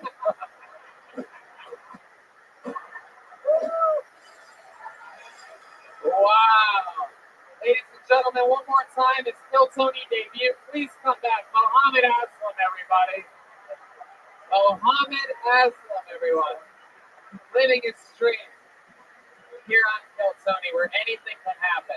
Absolutely, Mohammed. Definitely, buddy. There you go. Okay, let's shake hands. You got it. There you go. Give me the old Indian handshake. Okay. There. The old grab you by the side of the hand. The old how do you do? You guys having fun out there? All right.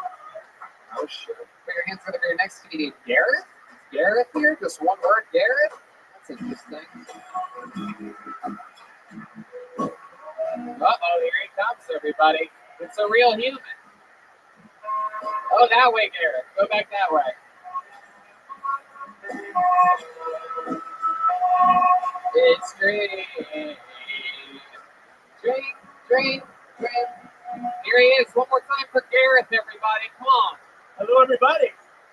All right, let me spin around this. There we go. Well, thank you very much. It's great to be here in all the best parts of entertainment. We've got most of the band, got morning radio sound effects, sometimes a full band when the point this year comes from the ground, raises from the grave, takes over Tony and starts singing. It's wonderful. It's a wonderful time. I think he froze. So back to popular. So over the summer, Trump yanked all the troops out of Syria, right? And then ISIS got loose. They're knocking on doors, running away, or something like that. I don't know how that works. And I thought he should have asked Tony that's a bad idea. He has broke the bank for lying on pull-out method. We just didn't see anything coming.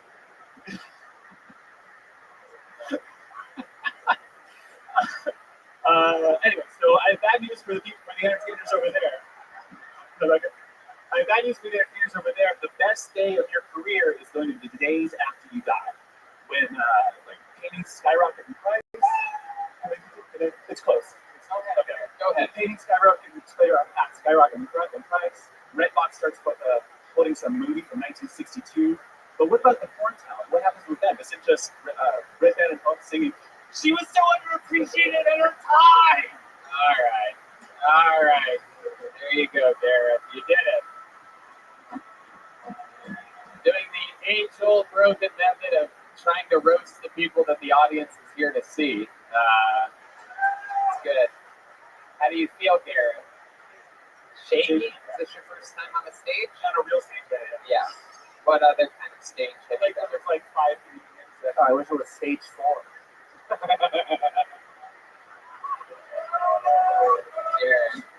Gareth.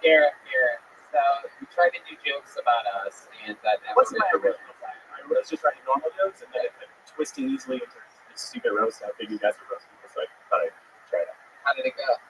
I don't know. Doesn't sound like good. No, it doesn't. Garrett. No, it doesn't. So you just started stand-up comedy?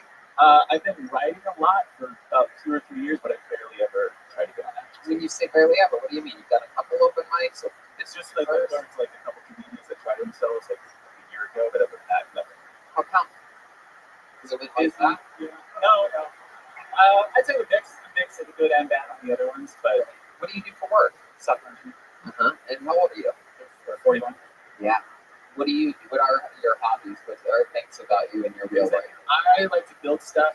Like I'm a wood my hands kind of guy, or projects. So I was trying to think of like a cool invention, that kind of thing. It's bird traveling. Like what? What have you come up with? What are some of your inventions? I've nothing successful right now. I'm trying to figure out how to have the worst performance set ever.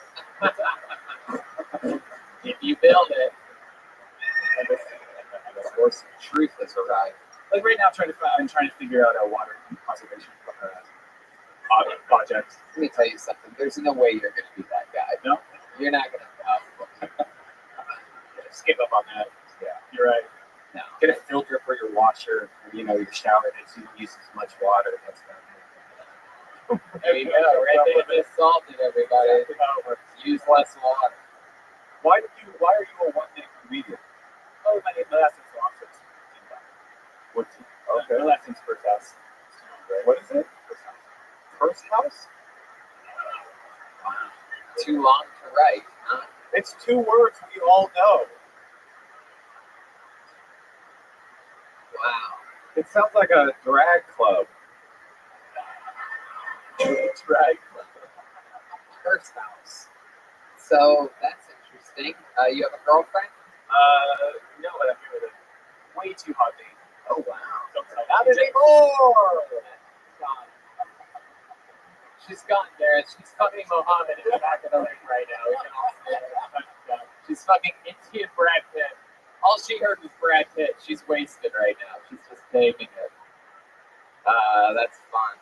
Garrett, so how do you get a chick that's way too hot for you? How does that work out? Luck. Do you only have your height on your dating profile? Yeah, that's it. She's Anything else starts to drop off faster. I mean, you're handsome. Yes. Yeah. Guys. Yeah, in a retarded team leader target kind of way.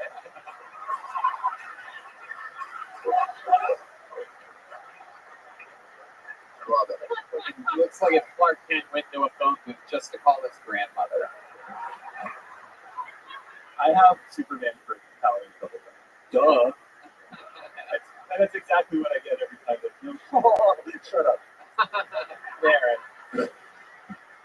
The whole I'm drunk. I swear to God, send me drinks, everybody. All right. The whole unit gets defensive when people take shots with their 60 seconds. Yeah, no, I like you guys do the talking. You're a fan of the show? You ever watch it or listen Yeah, to I've it? come here a couple times, but of course, I come here the day I have. Give us an example of a joke you were going to say before we all lost respect for you. I have Do to. one normal I joke. don't have anything. Your best joke. Come on, you have one fucking joke that doesn't have to do with me or Red Band or whatever you did. I had one today where I've been told by I was talking to an ex from a long time ago, and she told me that before. Talking to what? I was talking to an ex, and she told me that when we first met, she thought my personality meant I had a small dick. And then I talked to another ex, and she told me the same exact thing. And I just wanted to be pretty clear right now that my dick size is private.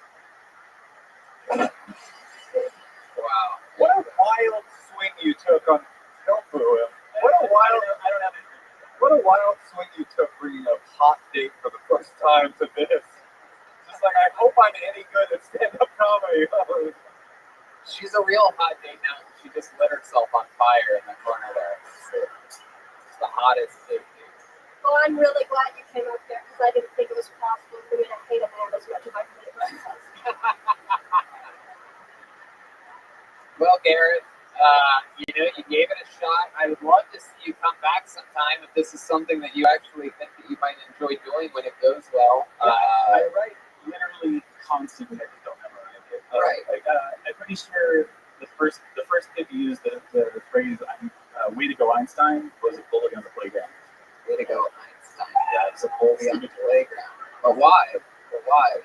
Why would that? Why would that? Oh yeah, a bully on the playground. It's like, okay, that's so important. I mean, I don't think it would have made it work, but it would have made it make sense. Yeah, I would say that joke was 2% there. Hey, milkman. All right, there goes Garrett, everybody. We're going to keep moving. There goes Garrett. There we go. You got to be careful up here, people. You got to be careful. This is not a game. This is not a joke. I'm going to see this date. So Let's hope he hangs himself so we can say, "Way to go, Epstein." Yeah. Where's he going, dude? You leaving your hot date? He just shit his pants up here. He's going to the restroom. that's a fucking talent agent from CAA who just signed it. Congratulations, Garrett. Wow. Wow. Dreams do come true here at Gilbert. Pull a name out of the bucket. I actually know this young man. He's been on the show a couple times, all shows on the road, because he just moved to Los Angeles 2 weeks ago from Kansas City. Ladies and gentlemen, it's Trey Thompson, everyone. Here he is. Look at this guy. He's been on shows in Kansas or Omaha or something like that. He's here now in Los Angeles. It's a new home. It's Trey Thompson. One more time for Trey, everybody.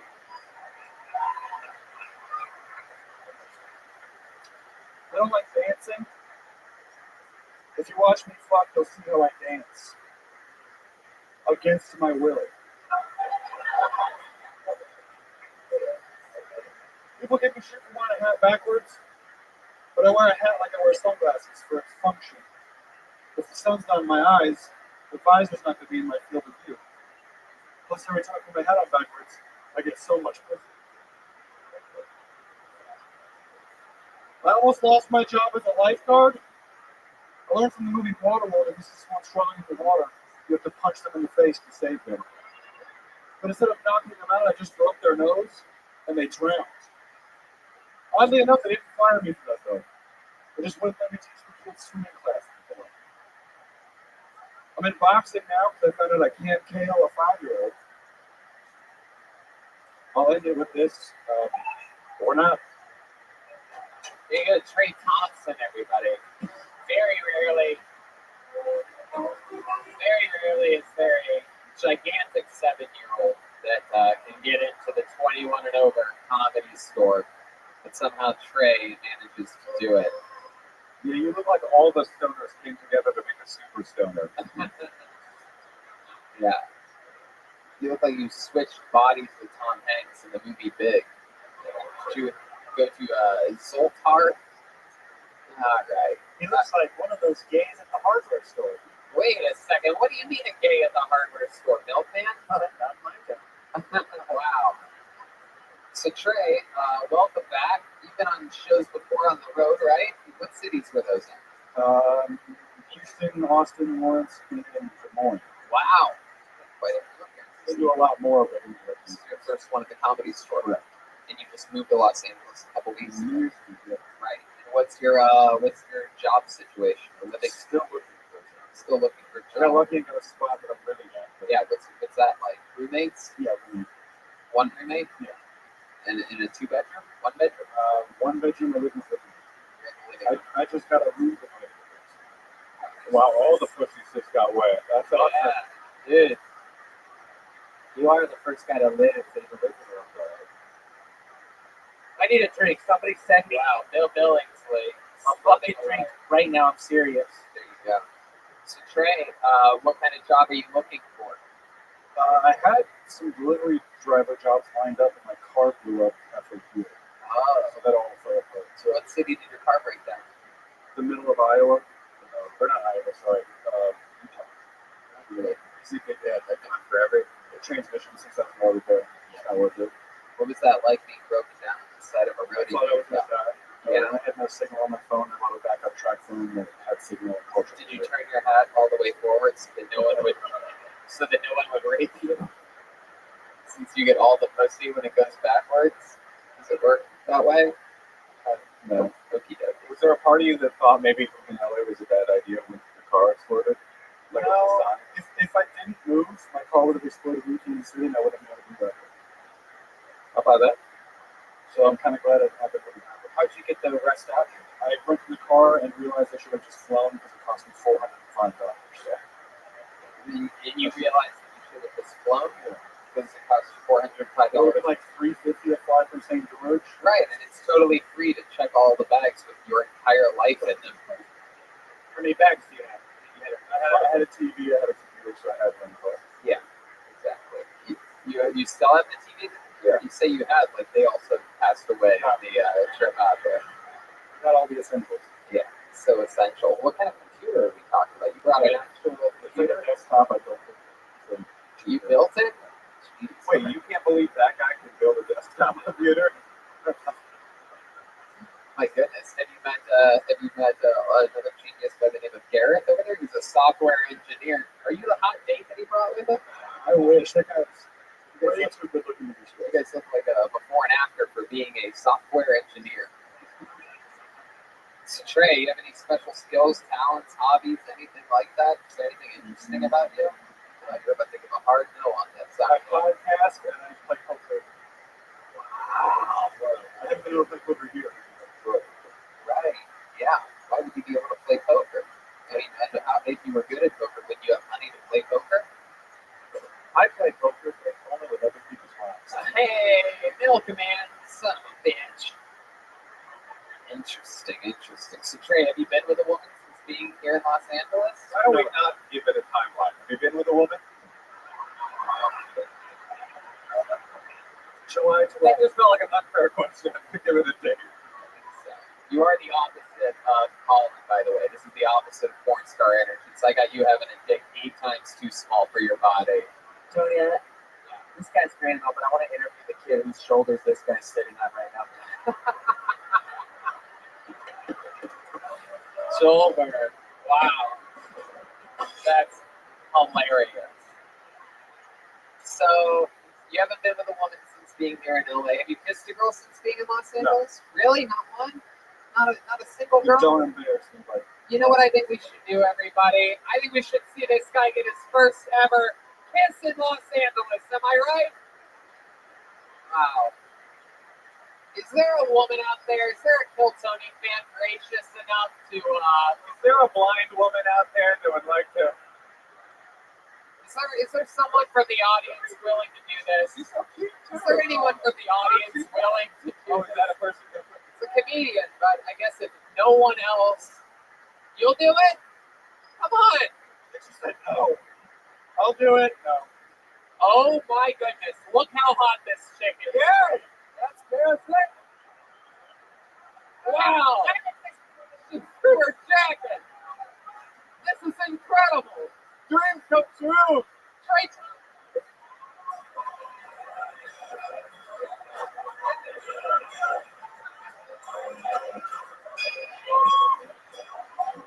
She said, get on your knees. Get on your knees, His boy. first ever LA kiss. Get on your knees. There you go. Yeah. Wow.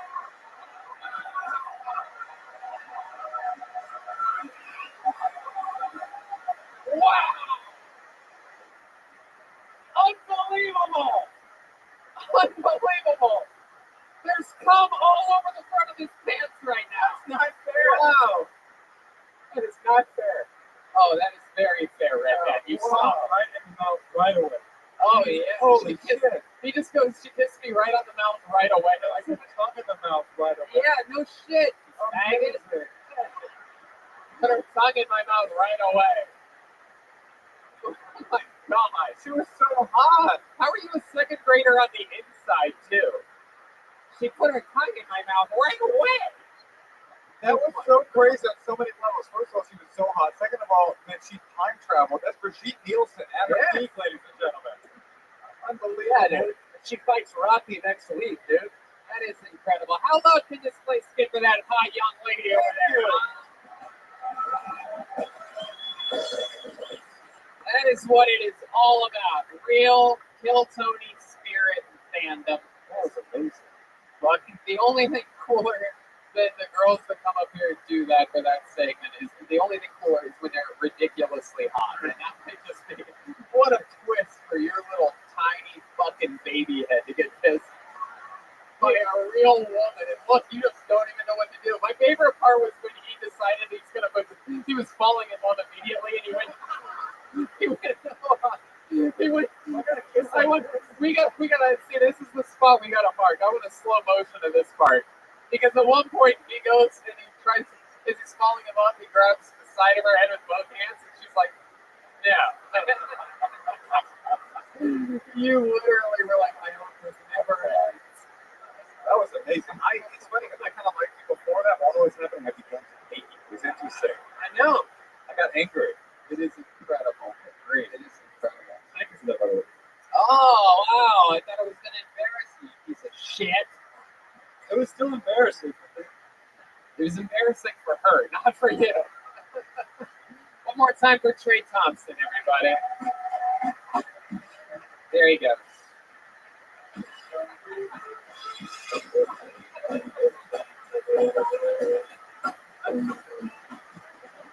It's my favorite thing to turn around and see the guests having as much fun as Moshe's having right now. I had a lot of emotions during I that. know. Jealousy, anger, arousal, ejaculation. Is that an emotion? I don't know. I want to interview that girl. Don't you want to know what she does for a living? No, Brian. No. No one wants to be on your I know it. podcast. God, you are. You guys want to do it all at the same time? 1, 2, 3.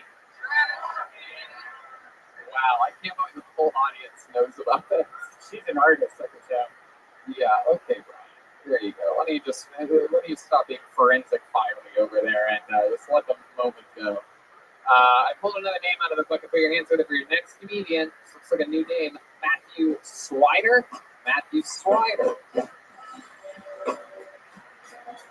Hey.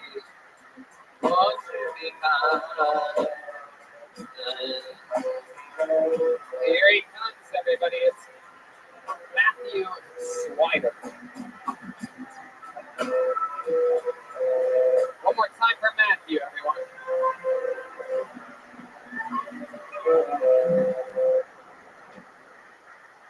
Howdy. So, I'm going to open with something a little controversial. I'm down with the LGBTQ community.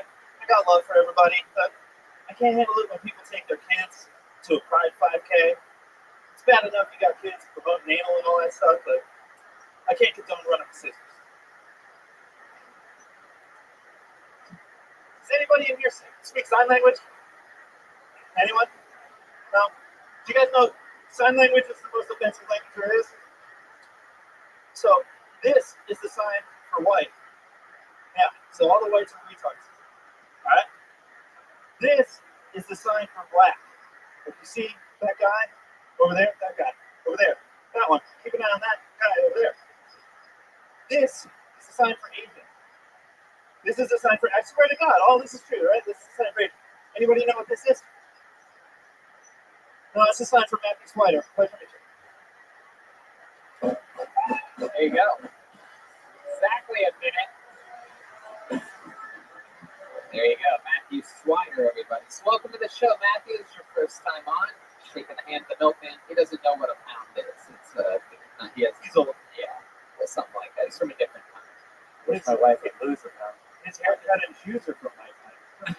Oh, Matthew, welcome to the show. This is your first time on. There you go. That's the spot. Welcome, welcome. You've been doing comedy a while? So this is my first time back in 3 months. Okay. And before that, I started in April of last year. All right, cool. So a couple months, and I've been on stage maybe 20 times. Why'd you take a few months off? So I was kind of depressed. I got arrested, and my dog was taken from me. I was accused of animal cruelty. You were accused of animal cruelty? Yeah. Well, I thought a guy as white as you, the cops immediately let them go. I can't believe you got arrested. so I was in Santa Barbara. I was at the beach. I left the beach. I went down the road. My dog ate a charger cable in my car, and I spanked him. A girl heard and yelled, and then called the police. The police arrested me, and literally just last Wednesday, I was awarded my dog back. So I've been Hey, look at that. My goodness gracious. Some mixed, look. mixed Sometimes reactions. our little system works. What kind of dog is this? It's a wiener dog. Oh my God, you smacked like a wiener dog? Son of a bitch. How many of you think we should go save this dog right now, huh? Look, I I was Can't clear wait to to make you hit your dog. I was clear to conduit. I didn't do it. So was OJ, to be fair. Look, dude. Look, there isn't a man in here that doesn't spank his wiener, all right? So, give me a break. Wait a second. Was that all set up for that bad joke? No, it wasn't. No. Wait, I'm just confused. You spanked it hard enough to make him scream? No, he was a, he's He 4 screamed, months he old. screamed like a human being. Four He months was like, oh, God. No, Wait, he's 4 months old? 4 months old. And I literally have a couple How many times? Three. 3 times? Swear to God. Yeah. Swear to God? Swear to God. Swear to dog? I swear to God. Yeah, no, look, dude, I've grown up with animals in my house my whole life. I've never heard anything. Let's check in with the great Jesse Johnson. To be fair, he just did a phone charger, so the dog is at 100% battery. Very good. I fucking hate my wife, and she's so much funnier than you, dude. You suck. Oh. I do have a bit of bad news for you. That's not. Can you show me the sign for white? Come again? Can you show me the sign you were doing for white? I couldn't see it. That's not the sign for white. Okay, it's this. Yeah, that's right. Yeah. Yeah. Oh, you modified it to make it more retarded. Yeah. Okay. That's pretty funny. Like, now this won't do. Where are you from? If you don't mind me asking. Oh, good question. Joe Yeah. Billingsley asked me where you're from. Where am I from? Marina Del Rey originally is Memphis. Wow. And then I went to high school in Pennsylvania. You look like if Pee-wee's Big Adventure was to the Jersey Shore. There you go. Absolutely. I actually just wore the jacket to cover the tattoos because they're distracting. Really? Let's see those tats, bro. Come on, take it off, dude. Oh my goodness, you got a real. Oh, whoa, a swastika. Oh, no. Incredible. What It's the not hell? a swastika, it's an anarchy sign. Oh, yeah, that's not good. It was going to be a swastika no matter what it was. Oh, wow. Who's that girl? Who's that chick? Is that the girl that just kissed that guy? No. Okay. So I got the stomach tattoo when I was like 18, and the girl just happened to be in Playboy that month. So I don't know her. But then coincidentally, a couple of years later, I dated a girl with the same name. Wait, you opened a Playboy and then immediately got her tattooed on her stomach? Well, like when you get I think you need to have that dog taken away from you, 100%. I'm scared. so like I worked in a tattoo shop. And when you work in a tattoo shop, you get taught in the dog tattoo. Let me ask you this: have you noticed since you chose Playboy, a random tattoo out of a Playboy? Have you noticed that sometimes when you take your shirt off, random guys start jerking off near you? Oh shit! Okay, so check this out. I got arrested in Phoenix once, and like No, it's not what you think. It was a chihuahua. it's not what you think. It was like this mom. No, I'm kidding. So What happened? What happened in Phoenix? Keep it going. so I got arrested in Phoenix, and I was in there for like 3 days. They put me in like a general pop cell, which is like a General only takes, Pop, like, like you even use the lingo, dude. You're a fucking criminal born in the beach. You went to high school in Pennsylvania and you fucking hit the streets, didn't you? No. So, Okay, anyway, so yeah, like I I was in general jail. pop, The it's guy like asked- all different races of people. It was horrifying. the guy asked if he could draw my tattoo while I was. Oh, hell yeah. You were in General Pop for 3 days already getting the butt fucked. You know what I'm saying? Hey, yo, dude, let me draw on you or else it's going to be fucking shower time, bro. No, my kidding. Your gig is not to be raped in prison? No. That's not your gig. Okay. Yeah. You I'm seem, trying like to make somebody laugh. you seem like a clean guy. You seem like you'd pick up the soap right after you dropped it. I have a joke about soap. You seem like you would take your own soap in the prison with you. With a pumper or something like that. All right. You're the only guy in prison with Dr. Bronner's. Fuck! Roll fading fast, everybody. Can we get an eye feature in for Bill Billingsley? By the way, the girl that kissed that guy bought me a shot. Thank you so much. Matthew, one question. When you got arrested in Phoenix for 3 days in General Pop, what did you do there? What did you get arrested for there? We didn't even ask you. So I broke someone's cell.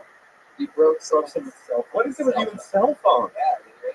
It's so interesting. What What was that? The dog ate the charger. charger? Oh, yeah. Have you been arrested other times? Yeah, I got arrested for growing pot in Vegas in 2011. Oh, The devil's lettuce. What's up? So you broke whose cell phone did you break? A girl. With the I just threw it. girl you were dating? No. Girl you were on a date with? No. Just a random girl you didn't know? She resembled a wiener dog, so he was She mad as punched, fuck. so she punched a friend of mine. We were walking out of the club. This is in Phoenix, like I said. Yeah. We were walking out of the club, and she punched a friend of mine, and her phone fell on the ground. I threw the phone. The cops saw me throw the phone. Oh. So it's not your fault. Yeah. No, it was totally my fault. No, I threw the fucking phone. Open fire. Right. Destruction of property. And they got you. I didn't like it. It wasn't a fire. 3 days. Does it happen on a Friday or something like that? No, that. Well, yeah. It was like a Tuesday or some shit. I don't even remember. Tuesday, so no one bailed you out. You had to spend 3 days in general pop, dude. That is anybody that loves you. And nobody bailed me out. Yeah. I was only 21 at the time. No family in town. All right. Matthew, any special skills or talents or anything like that? You seem like the kind of kid that had a little magic kid growing up or something like that. You know how to make shit disappear or something? With like a bunch of rope you can pull out of one of your tattoos. I can snap my fingers close to the world record speed. Let's fucking see it. Wow, this is incredible. He's a near competitor at world record speed for snapping fingers. In 6.5 years, we've never had someone say they could snap fast. Ladies and gentlemen, I present to you Matthew Slider, the fastest snapper in the West. Oh my God.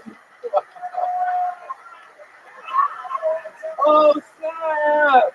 So look, if you look up the world record, hold it like you gotta put it into it. This is one of those moments where ultra competitive Jeremiah Watkins I want to see is insistent that he can snap faster than you.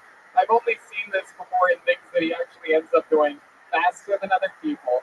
He's positive.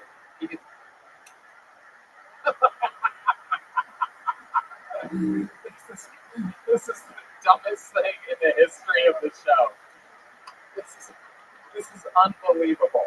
You're not even snapping anymore. No. Welcome back to white people shit. Yeah, it's unbelievable.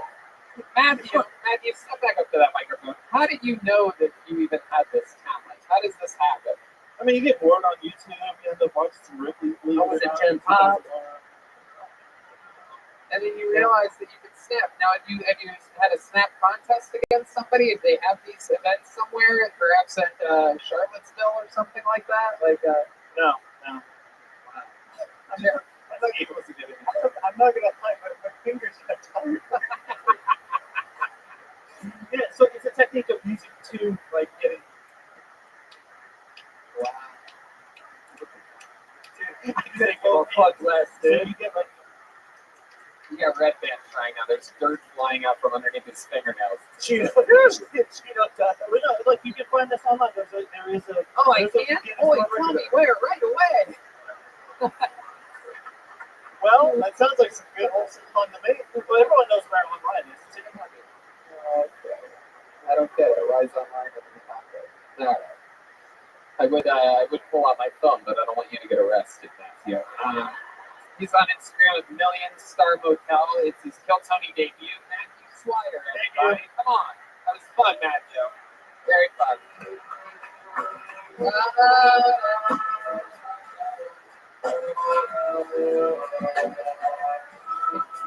Hey, Brandon, is William right there? He is? All right, we'll go back to the bucket right after William. We're going to start to slowly separate our regulars a little bit, but we're going to go with our first regular right now. You know him, you love him. Very controversial character. A lot of people say he leans on his devices during his stand-up comedy, that he found a rhythm and a tone and just repeats it every week. Let's see what happens this week. It's the one and only William Montgomery, everybody.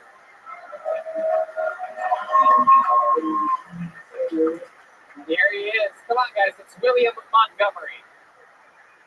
Knock, knock. Ghostbusters. But seriously, how many of y'all are voting for Bernie Sanders?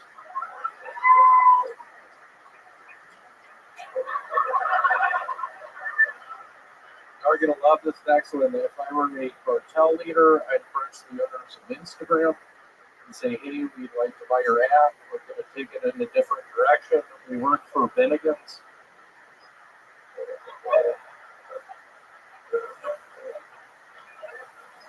As you'll know, I'm from Memphis, so running with the team means a lot to me. Without him, a lot of tour guides in Memphis wouldn't have a job. He'd be cooking for Bennigan's.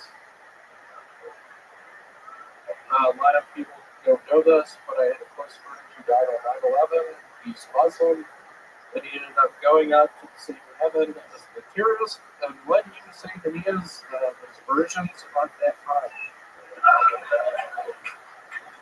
The virgins aren't that hot, is what you said. Aren't that hot? Right. How about William Montgomery, everybody? He has to write a brand new minute every week. That's not easy. Everybody else you've seen tonight, that's the best minute that they have in their life. And somehow William manages to pull out ahead every single week. That's a great set, William. Oh, that's a perfect time to start talking. You really have the rhythmic fashion of this show down pat. The question and answer part. And it was so nice to be here tonight. I got in a car crash on Tuesday evening. This is true. It's It's totally smelling the truth right now. This is crazy. My neck is finally feeling better. I saw 1917. It was all right. Who said that? There you go. Just really throwing out David Minervini stuff. So, William, let's talk about some more real life stuff for a second, shall we? Last week, we were graced the presence of a couple celebrities here at the Comedy Store, and you seem really hell-bent on talking with them and getting pictures with them, and it has become an actual issue, hasn't it? I know last night it was an issue. We were talking about it. Yeah, you and I were talking about it because I had to stop you from doing what? You want to tell the people what you almost did right before he went on last stage? week. Wait, that wasn't it. Right before he went on stage? Not you, but the guy that you were about to bother? Go ahead, tell the audience. It was Zach Galifianakis, everybody. He's about to speak at one of his best friends, one of all of our best friends, the great Brody Stevens Memorial. You found out that he was here. We gotta shoot your shot, dog. I like that. I was backstage and I met him out front. I told him my two best jokes. I started out with, I like it when my mom goes out of town because I get to sleep on her side of the bed. Yeah, we all know this one too. He laughed at that one, and then I yelled, I'm gonna lose the fucking caboose. That's the train conductor with a gambling problem. And he laughed at that as well. Yeah. He has to laugh. Wait, you're like a young rapper going up to rap legends saying, I got bars. I did, yeah. I went up with him with my two best jokes. What do you think might happen from that? You think that maybe he would have you play him in a movie about his youth or something like that? There you go. Here's Brody, everybody. Always good. Man, why'd you do that? Anyway, so William, anything else happening in real life? How was the doctor? You went to the doctor. I have high cholesterol. Oh, the verdict is in. My goodness, this doctor a- must have at least one eye. It is. There was an Armenian lady. I had to get naked. She was touching my penis and testicles. It was horribly awkward. The nurse was. That's how Armenians test for cholesterol? Yes. It was horribly awkward. I was in there. I thought the Armenian test for cholesterol was getting an Uber ride and then looking at the imprint left on their back seat. Okie dokie. It was an Uber Armenian chick, but we covered those bases. We have high cholesterol. She was asking me if I take creatine or protein because my liver readings were off, and I told her I just drink too much. Oh, And she was like, that makes so sense. what time do you usually start drinking? Every day. It's 7 days a week. It depends on the day. I told her I drink 7 days a week. I start at 30 p.m. Which is just a.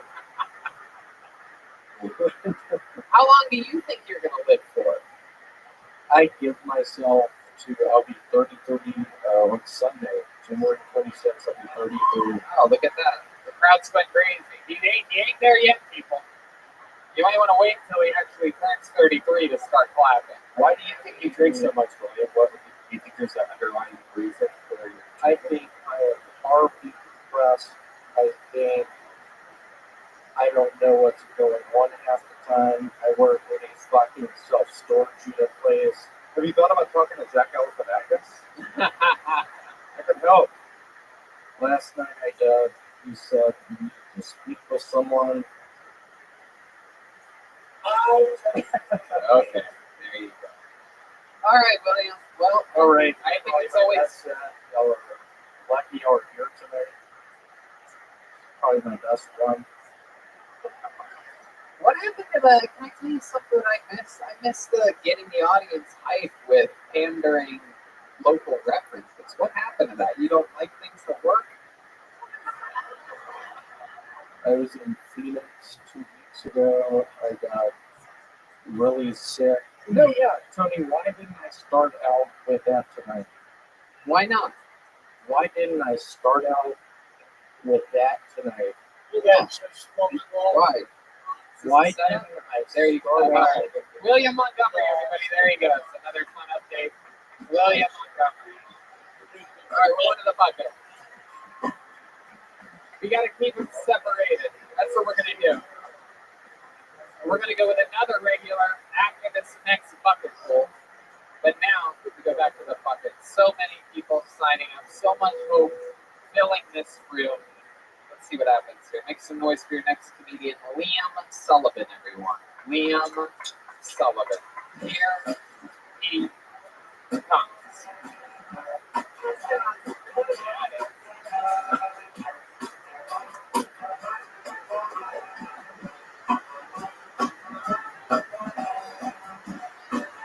One more time. Liam Sullivan, everybody. Hey guys. So it's 2020, right? Everything's automated. You got like the bathrooms. The hands are the sensors. You got the toilet sensors. Except for the part where you put your hand to your ass. We haven't kind of figured out what. I think the aliens would be upset.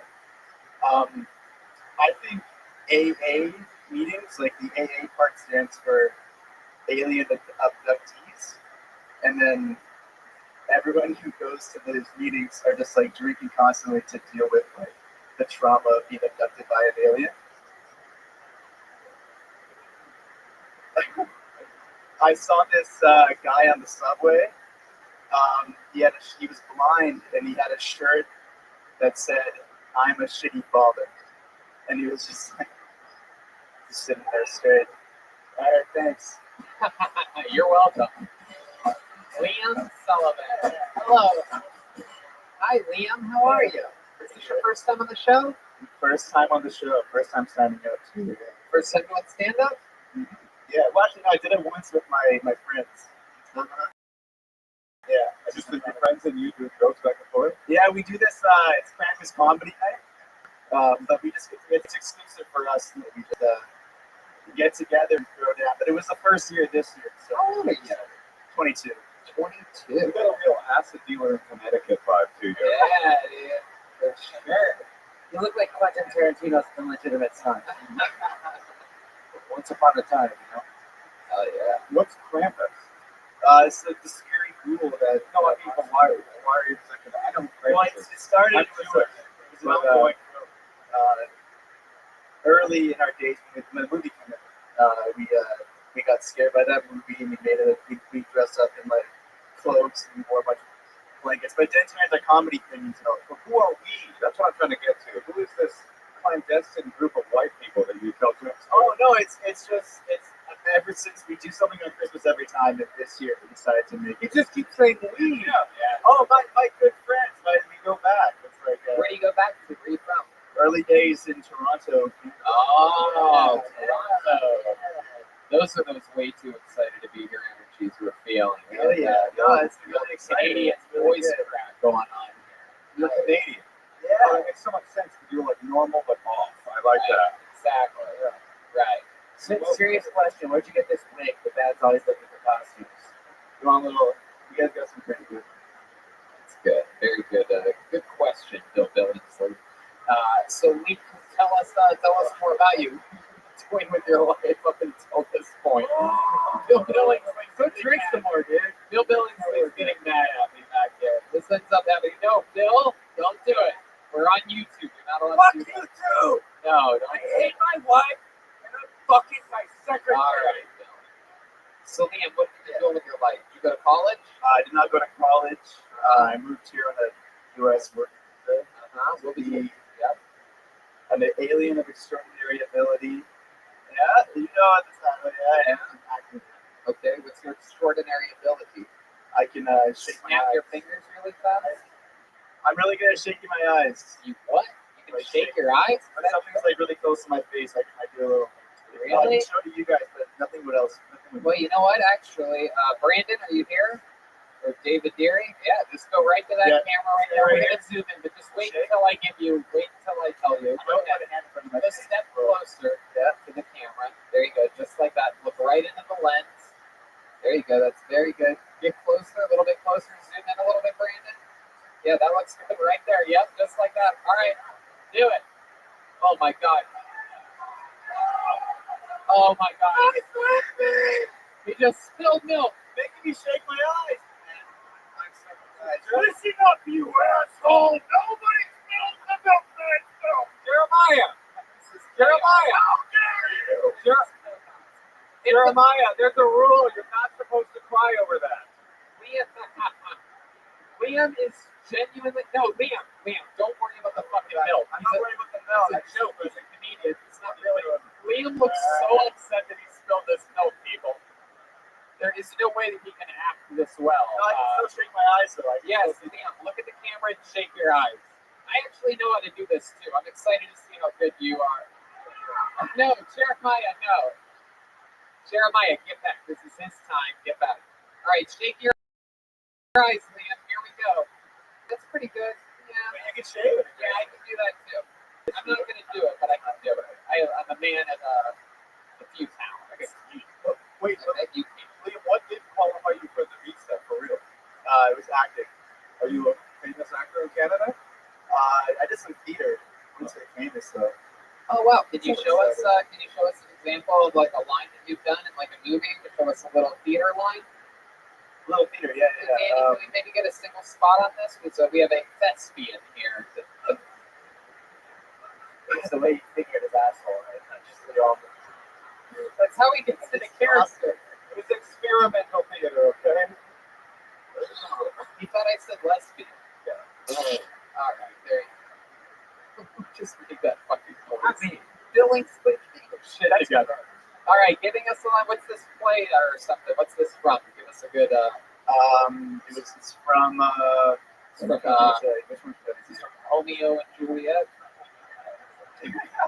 All right, we don't need John Mayer for this. We'll do Right? Because that's what theater is like. it's from Concord, Florida, about a bunch of teens showing in the band greenhouse. I don't know why. Telling their stories about each Just other. go straight into it there. Ladies and gentlemen, Liam Sullivan, a little bit of theater. So I was in the greenhouse, and he just said, "Okay, pull your pants down, then I guess let's get this started." And then the reality ensued, and there was a fox watching us the entire time. Wow. And the Tony Award goes to not you, you suck, dude. I wasn't facing you. Liam, that may have been some of the worst acting I've ever seen. Yeah, what the fuck was that? And he spilled my milk! You have a lot more milk. The context. What are you going to do with all this extra milk anyway? Are you going to drink it, dude? Are you going to drink the milk? The rest of the band is shaking their head no, but Jeremiah has this look on his face like he wants to do something that he doesn't want to do. Little known fact about the milk, it was expired. We were sipping it. I know. I was sipping it because it's expired, so it's a lot of expired milk. All right. Well, there you go. Liam, what if you want me to drink it? No, don't do it now. No, no. That's what these. You guys call yourselves fans of the show. These guys all put their hands up like that. It says you don't make a young man like Jeremiah drink expired milk. Unless the whole room thinks he should, in which case.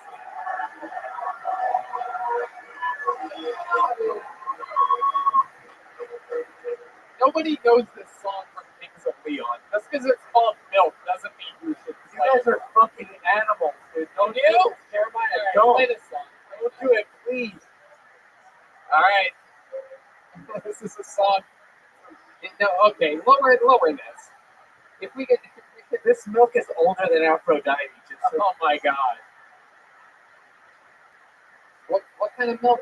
Oh Jesus! If you're gonna do it, you got to do it fast. And he poured Comedy Store sink water into it to like make it. Oh God. Oh, it's gonna be one of those. No, Jeremiah.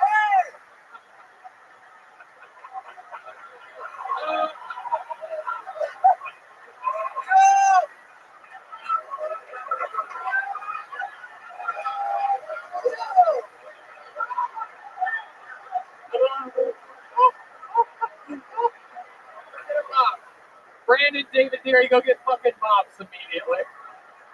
Wait. Hey, Brigitte Nielsen, come kiss Jeremiah. Towels, Aphrodite.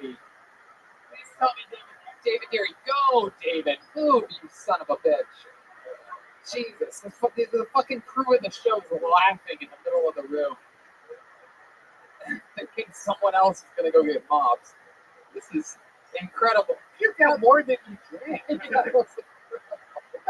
should pick more out. He's gonna get sick. No, he's old. not. How about, I don't think, no, he's not. The crowd's energy will pull him back. How about a hand for Jeremiah Watkins?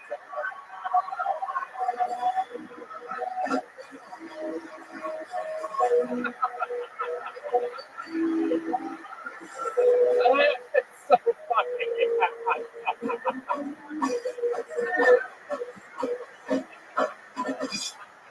You on that camera? It's beautiful. All right, just don't puke or spit up anymore. If you're gonna do it, all right, okay. Danny, we don't know, Danny. Okay. Yes, absolutely. We're at full shutdown right now. The milkman cleaning up because David Deary decided to laugh in the middle of the room. Oh wow, one rag. Great stuff, Brandon. Great stuff. There he is. Look at David Deary, everybody. Here we are. This amazing crew. Let's keep this fun treatment going. How about one more time for Liam Sullivan, who was an innocent victim up there during all this? You know what's funny is we're just going to make a couple edits to make it appear as though Jeremiah started uncontrollably vomiting at your acting, Liam. We're just going to lose the drank milk part. All right, that's what David Deary thinks is funny, by the way. If you're wondering, how do you become a producer that's not on this show? It's thinking that the wacky old slipping on vomit. My friend has food poisoning right now. That's all. No, he doesn't, Bill. Look, wow, this is great. I've never seen milk with pulp in it before. David, did we get it? How's it going, buddy? Are you giving up? Are you okay? All right. This is your fault, though. Is everything clean? No slip hazards? How does it look? No, it's not. No, it's okay, guys. It's Hollywood magic, guys. We don't Great, need to know if there's water in it. A dry mop. That's what we Fill the bucket with milk. Listen, Phil, with another great idea. Fill the bucket with milk. Jeremiah's recovering. Everything's good. Why don't we bring up another regular, everybody? This is a man that knows a thing or two about spilling milk. He makes people laugh so hard that their drinks come out of multiple orifices of their body. He's so extremely funny, known for his incredible joke writing and unbelievable roasting skills. I present to you another one of our favorites and a regular who writes and performs a new minute every week. It's the one and only David Lucas, everyone.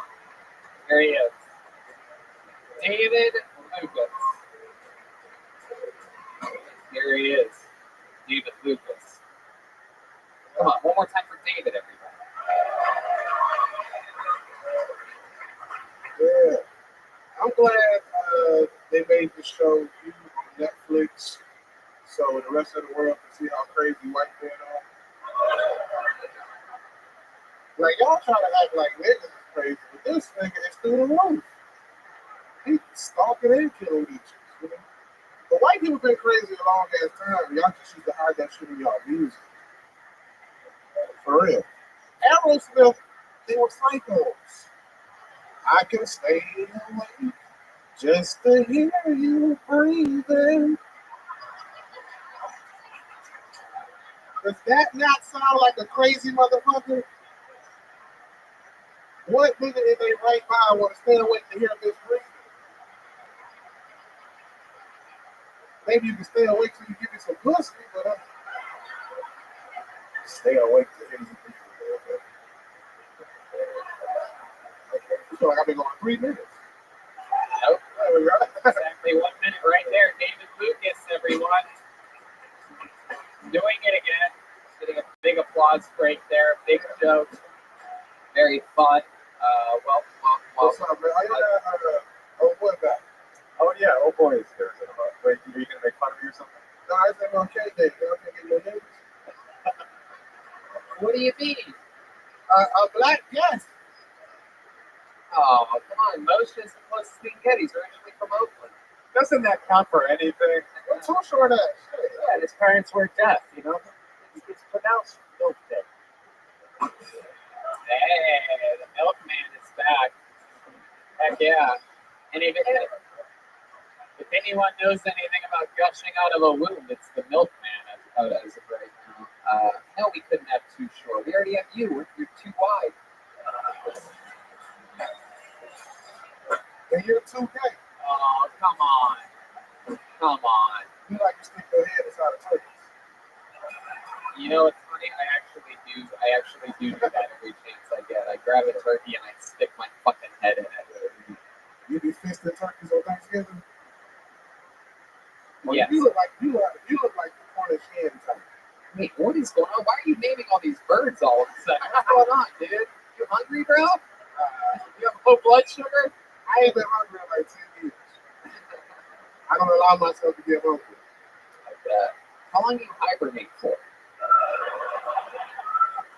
The same amount of time that you stick your head in sand. Oh, shit.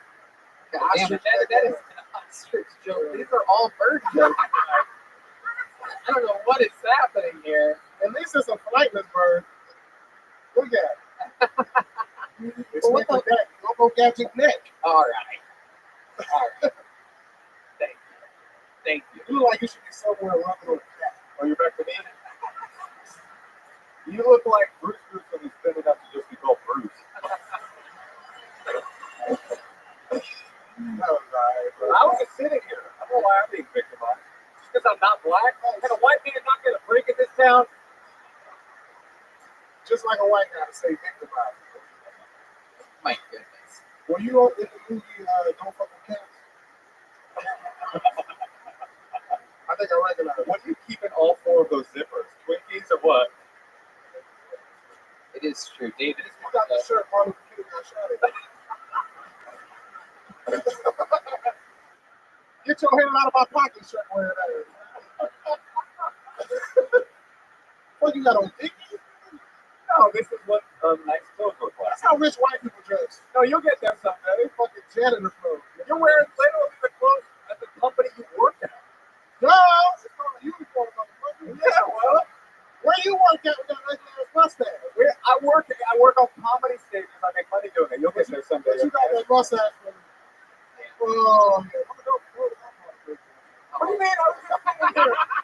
I'm politics bullshit. David works here at the comedy store. He's it's the first time the comedy store has hired a chocolate wedding cake to work here. I ain't bragging about all the money he got, but he got a mouthful of shark teeth. Oh my goodness. I don't have got a great white mouth. You look like a guy that screamed Wakanda until the chicken arrives. You look like the type of white boy that screams rape.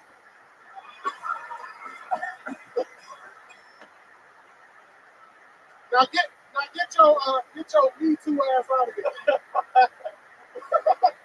Wow. Oh my goodness. Wow. This is Kill Tony. You got Me Too by a nigga named Emily.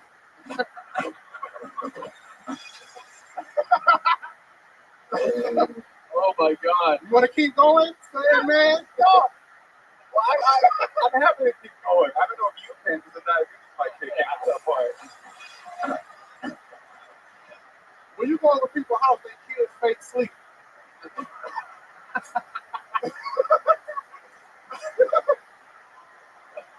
I would tell Moshe to grow in the towel, but the only person with the towel here is David Lucas. Oh, they forgot about your ass either, man. I haven't forgot about Looking you. like the DC sniper if he was white. It's true. You mentioned it earlier, but David actually is part of the Me Too movement, except he spells it M-E-A-T. It's me. Ooh. You call the police on kids skateboarding. I look like I skateboard. I don't think that quite. You look like you asked for a manager. You look like you got kicked out of the Nation of Islam for eating all the bean pies. Not only is he a member of Me Too, but David Lucas is also a member of Let's go, Tony. Black Lives Matter. Y'all didn't know both of these niggas participated in the slut walk.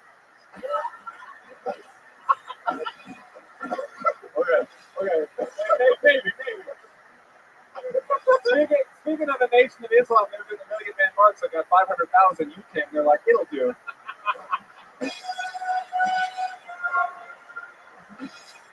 The only march this guy does is no exercising in the month of March.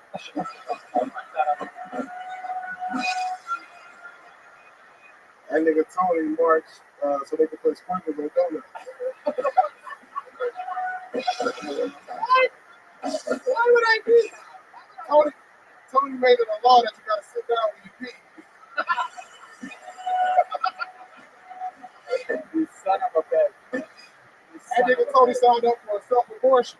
Oh my God. What is going on here? We're not even taking turns anymore. You gonna get AIDS test for fun. All right. You know what? This is unbelievable. I mean, I don't know what to do. What can I say? I gotta get back to work, though. You're right. He's working the back door tonight. I've never felt safer in my life knowing that we have a door guy that actually can just stand in front of it and not let anyone in. And when you work the back door, I think you end up with his pants on.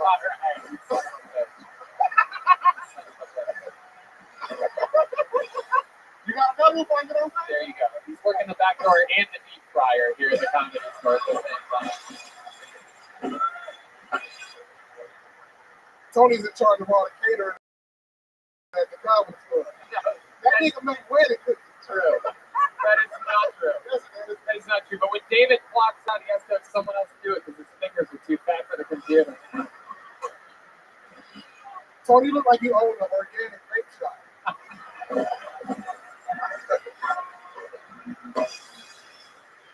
And you look like you take edibles just with CBD in them.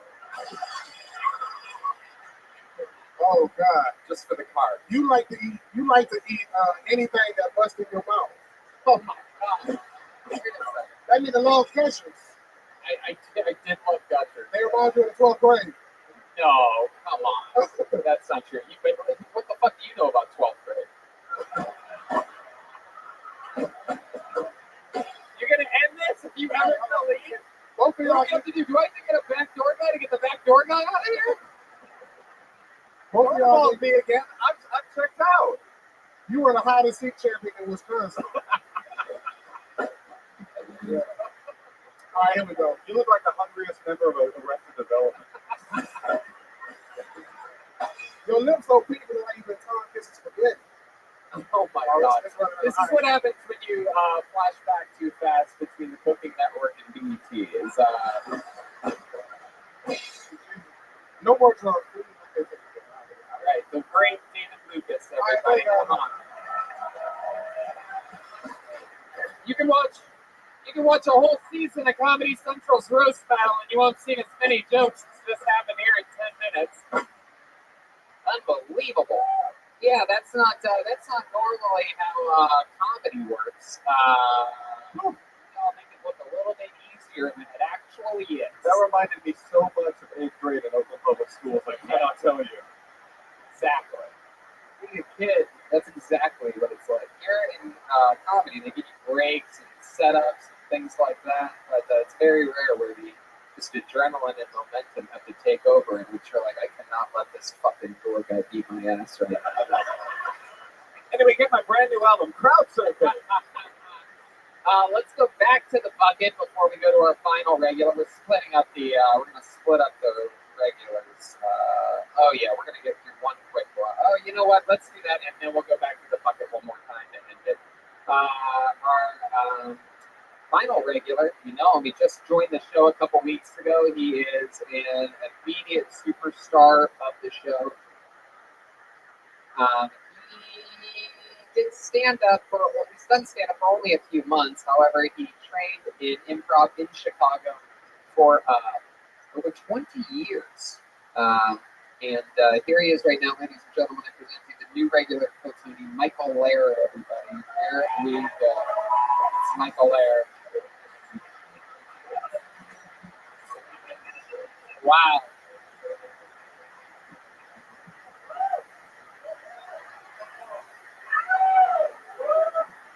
Yeah, yeah, I'm crippled. I can barely speak, and I still have a girlfriend. It just goes to show you, chicks don't like fat guys. I call my girlfriend Munchie, 'cause I think I'm a victim of Munchausen syndrome. Ah, ah, just kidding. Ah, ah. Not like she would be honest with me anyway. Ah, ah, love you, Munchie. She's always asking if I need to use the potty when I'm hanging with my homies. She's so fucking lucky I need her for everything. Yeah. Michael Lair.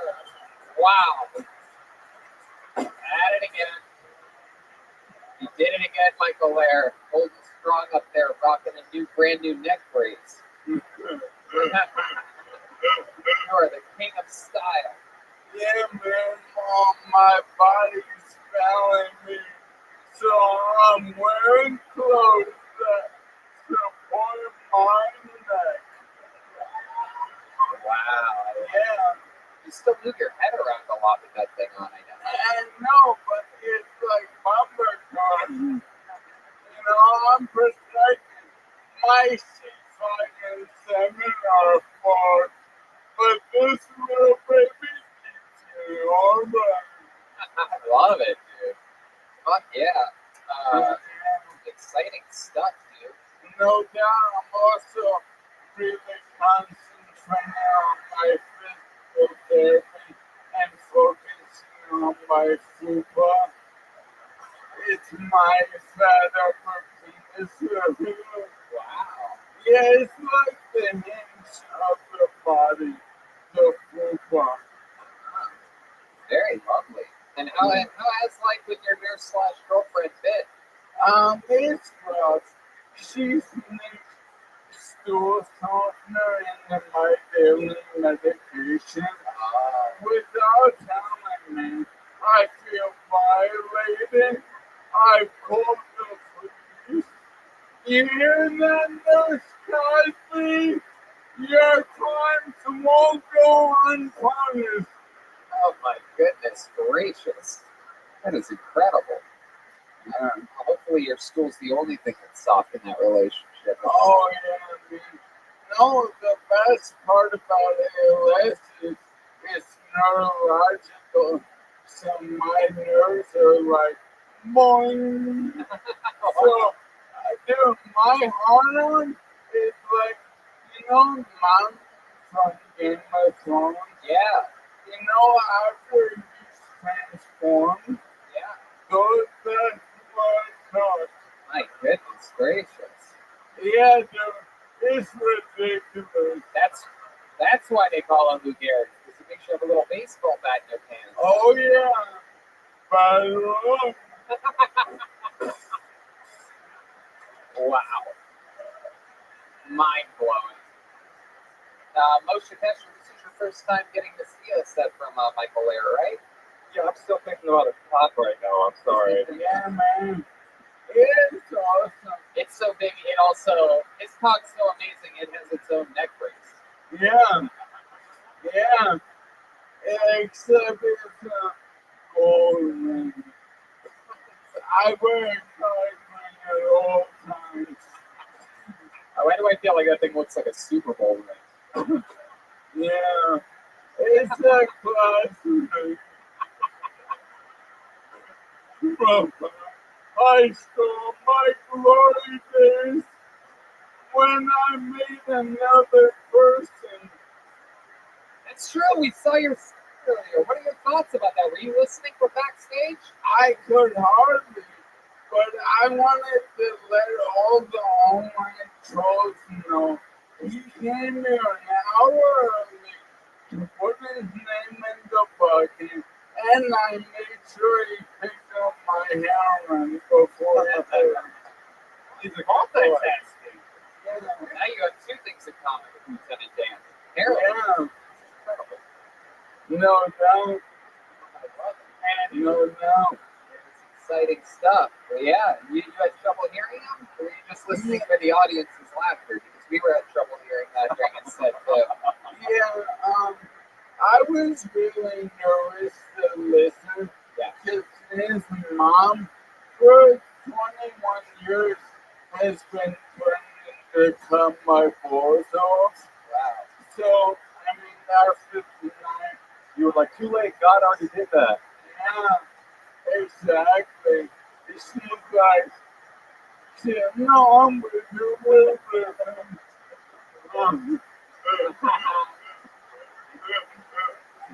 Yeah, man. Is that a UFO on your necklace? Yeah. Wow. Your outfit looks like it could be yours or Snoop Dogg's, including the chair. No, I'm a middle-aged hypebeast. You look dope. Yeah. Yeah. I'm the middle-aged hypebeast. Look for number 2. Yeah, I love it. Absolutely. And follow him on Instagram. Michael's been posting a lot of hilarious videos from back when he did a lot more. When I could walk. When he was a daywalker. You fucking asshole. Yeah, he speaks so Why polite. not? What, Brian? He speaks so polite about it. Like, Yeah. Fuck politeness. There was a time where I could walk. That time is not now. Oh my God.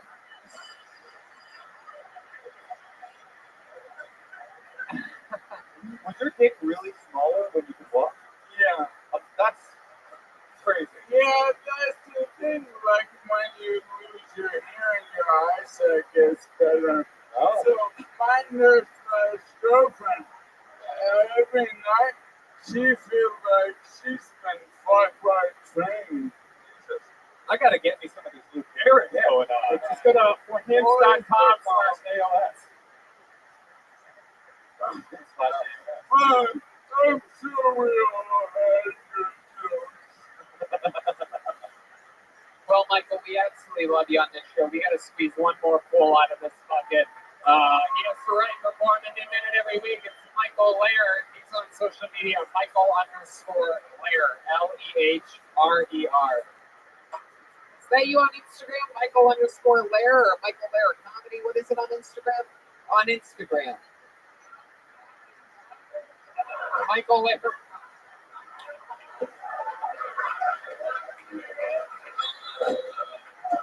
He said, dude, I'm dying. I don't know my Instagram handle. It's TikToking right now. Look at it. Unbelievable. I love it, dude. By the way, instead of helping him, Coma could just get the mic back. Jesus He Christ. dropped his mic and was like, fuck you, good luck. My goodness. This place is electric. Are you being electrocuted right now? What's happening? Oh, shit. Spilled milk.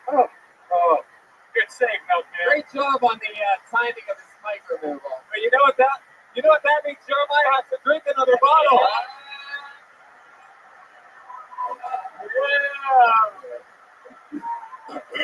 Unless we have a trash can out here already, you can't do it. Yeah, we shouldn't do that. I'm against it. I'm the host of the show.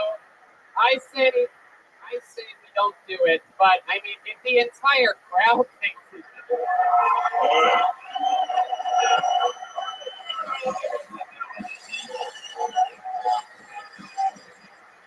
You don't have to if you don't want to. You know you don't have to. Hey, I want to say this is all because I got the microphone and I didn't even need it. Yeah! Yeah! Come on, how about one more time for Michael Lair, everybody? Yeah! Guys, this is an incredible episode of this show. I think everybody forgot that you were going to drink milk. You don't want to do that, right? Don't do it, Jeremiah. Jake, I mean, by the way, it smells like sour milk on stage. there's a Latino guy that just walked by with a black hoodie on over his ball cap that literally goes, walking back to his seat. He's trying to get back to his seat. A guy who looks like he's made a lot of bad decisions, telling Jeremiah not to. Oh, he's grabbing the milk, everybody!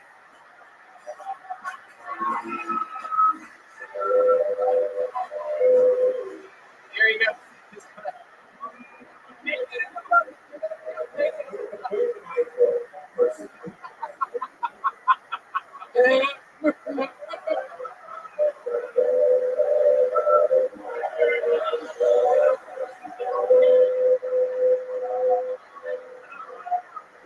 Oh my God. Here he is. Guys, if you're going to do this, you have to make some fucking noise. I mean, there he is. He's drinking the milk, ladies and gentlemen. Oh, he's a disgusting boy.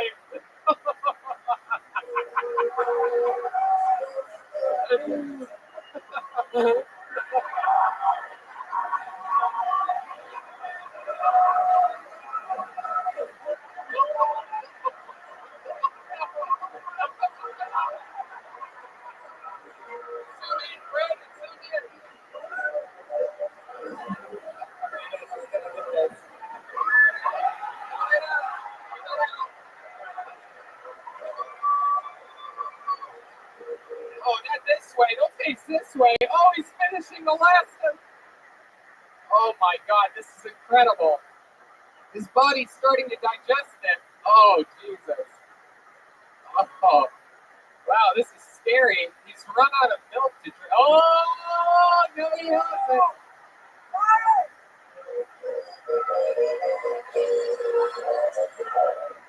This is incredible what's happening here.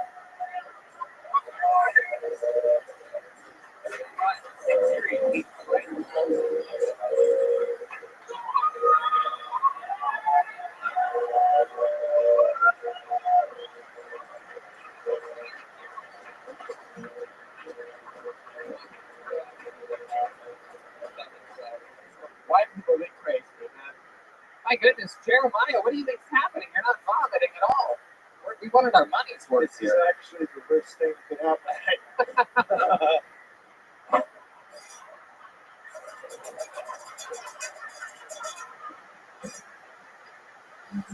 Wow, this is incredible. So, what are we going to do about this, do you think? Do you think you need more milk? Can we get some half and half from the kitchen? Yeah, can we get Michael's son's cock to fucking deep throat over? We gotta get some half and half from the kitchen, I do believe. So. Oh wait, he's putting a finger in his mouth. This is very exciting. Oh wait, a slow girl. Oh, that's a Gene up his feet. We've seen this before. Should we go to the bucket one more time and just see what happens? All right. Oh, I actually pulled the name out. I pulled the name out before that. Your final comedian of the night is going to be performing with the chance of Jeremiah vomiting while he's performing. Ladies and gentlemen, put your hands together for Steve Lark. Steve Lark.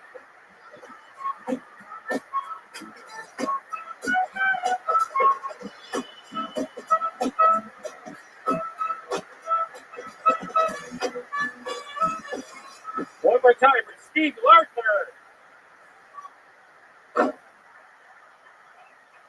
How's it going? I'm from Ireland. We use a lot of different slang back there. You know, instead of saying someone's drunk, we say they're fluter. If someone's a little bit slow, we say they're American. It gets pretty old having an accent out here, I have to say. You know, like I often have people ask me where I'm from when I'm standing in coffee shops or sweatshops or whatever. My new way to make that question fun for myself is I just pick a nearby town. The lady in Starbucks the other day was like, "Hey, that's a cool accent. Where are you from?" Burbank. She's like, "Come on now, sweetie, that's not a Burbank accent. Where are you from?" "Burbank, California, born and raised." "Now I'll have my large coffee with extra Jameson, please." "No tip for you, bitch." Wow, Steve Lardner, look at that. All the way from Ireland. Steve Lardner from Ireland. How long have you been doing stand-up comedy? About a year and a half. About a year and a half. All of it in Ireland? No, all of it here. Oh, how'd you get to live here? I moved over to work in Idaho 5 years ago. Whoa, when Ireland's not white enough. Yeah. Specialized, obviously, in potatoes or something? Believe it or not, to work in a dairy factory. Wow, look at that. Maybe that'll be, that sounds like that'd be the final thing that puts Jeremiah into puking up all of this. He's have single-serve tearaway containers, by the way, for those of you that aren't paying attention. Wow, he's just digesting all of it. We might be getting close here. Oh my You God. want to do some jumping jacks or something? Maybe that'll help. Water will help. Let's get him up a bottle of Why water. are we trying to get to a mind of You want some nitro cold brew coffee? Will that do it? Yeah, that'll just keep you awake and give you energy for your entire day. Nitro Caveman Coffee / Kill Tony. Wow, there's a bottle of water. Maybe Derry putting it on the table. Here we go. Are shows in Ireland a lot like this? Or? Every single show is like that. Right. So you work in the dairy field in Idaho? Not in the field. I was in a factory. Yeah. Oh, okay. Making tea. You moved I can move. You moved toward the bucket. Yeah. I don't know where to stand here. No, you're good. Come a little bit more this way. Actually, you know what? Stand between Jeremiah and Osha. There you go. Absolutely. Actually, you know what? Open your mouth and do it. Just get right underneath Jeremiah. Exactly. Wow, did you just drink that whole bottle of water? Oh, fuck. This is so impressive. We're going to need a bigger bucket. This is very exciting. I can't wait for the Jeremiah Watkins Memorial. I'm definitely performing. You got it. My goodness gracious. From Ireland to Idaho, and somehow we are next to the whitest thing that's ever happened on the show. Jeremiah overdosing on milk. So incredible. Now what do you do? What's your story now? What are you doing in Los Angeles? I'm an engineer. Wow, that's an upgrade. Like a cheese engineer, or what is it? Literally a cheese engineer. Really? Okay, so you didn't laugh, but you didn't realize a genius was operating. Yeah. When you're smart, you can be whatever you want to be. What? It's a cheese engineering. It was a little cheesy. Yeah. It's the type of engineering you do. Is it true that if a Boeing 747 hit a block of one of your cheeses, it wouldn't melt? Nope. Okay. So doesn't melt cheese. what kind of cheese are we talking about? Oh, everything. Tell us more. Got regular cheddar, aged cheddar. Keep going. I love this. You're like the fucking Bubba Gump of cheeses. Just keep naming cheese, dude. Got provolone, Yeah. Asiago, Come on, I can make more cheeses than this, dude. Monterey Jack, pepper jack. Whoa! We have a cheese lover in the audience, everybody. What a slut. I'm a specialist. I don't do it. Gorgonzola. You don't fuck with Gorgonzola? Why is that? I don't know. I don't work with those men. Oh my goodness. Were you raised on a dairy farm in Ireland or something? No, but they're like everywhere. So like, I was raised in a house. I don't believe that. with like moss on top of it and alcoholics inside beating you up or whatever. Pretty much the first 30 years. My goodness gracious. So let me ask you this: is there a way to make cheese out of expired milk? And pretty bad cheese. Yeah. What about breast milk? Do you make cheese out of human breast milk? And that's only like a few of the plants. Is there any women up here who are willing to have us make cheese out of their breast milk? Anyone? We're running out of milk. We might need someone's breast milk to get Jeremiah to vomit at some point. He's still downing half and halves. This guy. Are there any moms in the crowd? Is there any woman lactating in the audience that would be willing to squirt some breast milk in Jeremiah's? I would say Aphrodite, but that's chocolate milk. We don't want to mix. We don't want to mix the two. He's chugging another water. This is incredible. There's so much liquid in Jeremiah's belly. This is horrifying. The things that this guy will do for the audience to go crazy. We've seen it multiple times. We've seen him do this many times. He is a man of the people. Even The Rock said Jeremiah is his people's champion. Oh, he's got the finger down the throat. This is incredible what's happening here. Irish guy, do you believe this interview is about to be over? Oh, God. Oh, God.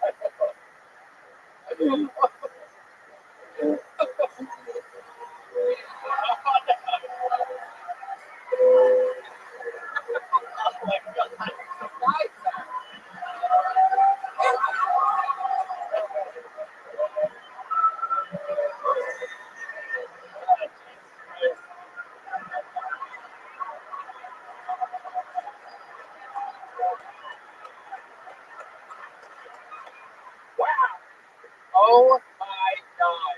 He's done it again. The milkman is a legend, and that is this episode of Kill Tony, ladies and gentlemen. One more time for Steve Lardner, everybody. There goes Steve, everybody. You can just put that anywhere. There you go. Jeremiah is speaking from, oh my God, I'm going to throw up. Look at this drawing from Ryan J. Ebelt, everyone. Look at that.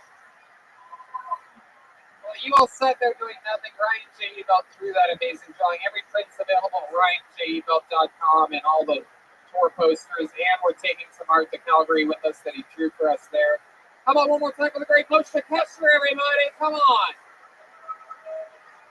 This new Crowdworks album, Crowd Surfing, comes out this Friday, January 25th. It is available absolutely everywhere. Oh, the Friday the 24th. It's available everywhere. Catch them at Sketchfest in San Fran this Friday and Saturday. Release on Friday. Podcast taping with Natasha. Also, the DC Improv at the end of this month. MotionKesher.com. MotionKasher.com for tickets and everything else. Motion, we love you. Love you too, Tony. Hell yeah. How out to this place get for the one and only Jeremiah Watkins. He did it again, everybody. Willing to put his soul and his stomach out there on the line for this show. He's got new episodes of Jeremiah Wonders, Jeremiah Watkins on YouTube, Jeremiah Stand Up on social media.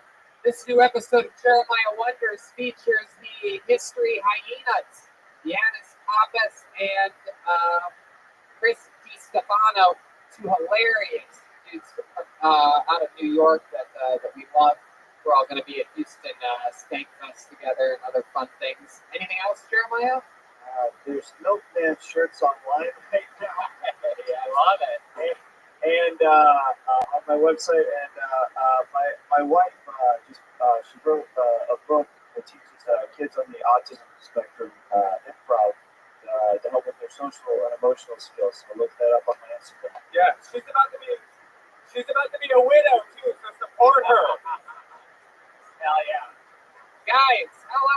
play skid for one of our favorites, always on the band. The great Jessie Johnson was here, everybody.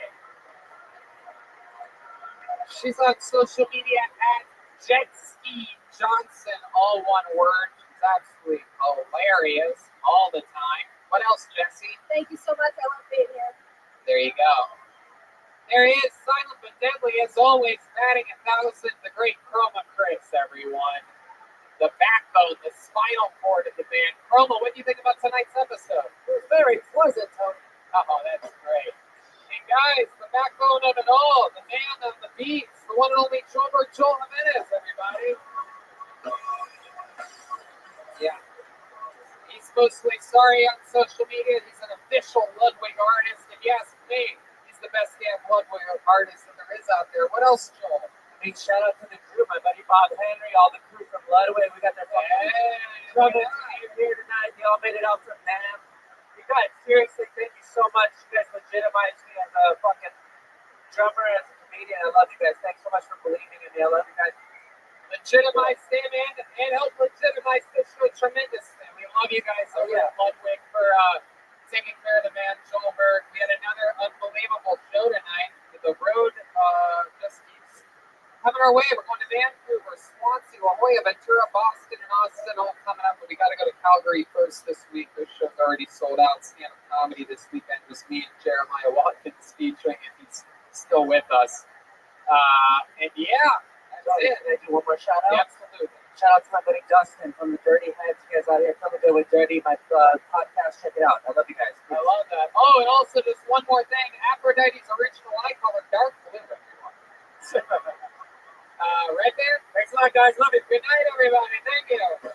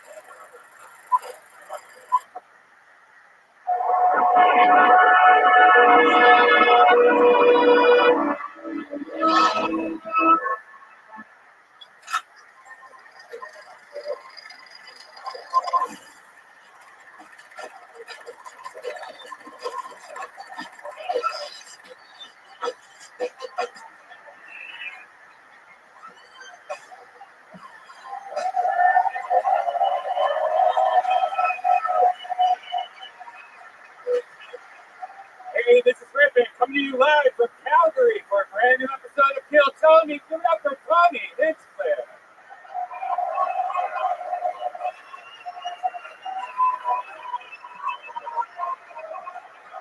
Calgary, Canada, make some noise, kid. Fuck yeah. Hey, look, everybody, Brian Redman's here. Absolutely, doodly. How exciting is this? This is the first time, I believe, ever Kill Tony in Calgary, Canada, everyone. You did it. I've been doing stand-up here for years and years and years, and every time I do it, every single person afterwards says you have to bring Kill Tony. How many of you have seen me do stand-up here and have told me to bring Kill Tony? There you go.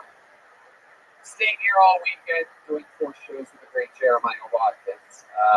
It's going to be an exciting time. Kill Tony continues on the road. It never ends. We doing stand-up comedy in Tempe, Arizona, February 6th to the 8th. And then Kill Tony goes to Vancouver, Canada, February 21st. Just a short, what is that, a 6-hour drive? Then we go to Kill Tony East, just outside of Boston in Providence, February 29th. Beautiful, La Jolla, California. I do a weekend of stand-up, and then 2 Kill Tonys on March 8th, I do believe, or the 9th, whichever one the Sunday is. Kill Tony Ventura, March 12th. Kill Tony Boston, April 9th, the weekend of stand-up on the 10th and 11th. And then from Boston to Austin, April 25th, Austin, Kill Tony at the Boom Tower Comedy Festival. How exciting is that? And that is how it works. But tonight is about Calgary, Canada, right? We're here. Like I said, Calgary's been due for one of these for a long time. Calgary's been due. Calgary's been due. CBD. Hey, today's episode is brought to you by Infinite CBD. Infinite CBD is here to help you stick to your New Year's resolution. If you're in the gym and feeling sore, get their freezing point topical cream. It's great and easy to use. I know from personal experience, whenever I apply the topical cream to any sore muscle, it immediately starts to feel better. Or if your resolution is to get more sleep or work on your anxiety, Infinite CBD has products for you. If you don't know what CBD is, it gives you all the benefits of marijuana without getting you high. And Infinite CBD offers the cleanest and purest forms available. Other companies use CBD oil, not Infinite CBD. They use a double extraction method followed by refining the CBD, which results in products that are over 99% CBD and are third-party tested for guaranteed purity. CBD works for me and Brian, and if you go to infinitecbd.com, you can see which one of their products is right for you. I have a buddy that has Crohn's disease. Our friend Eddie Firth, the creator of the Historical Roast, has horrible Crohn's disease. I gave him some of this Infinite CBD. It says it's the only thing that helps him.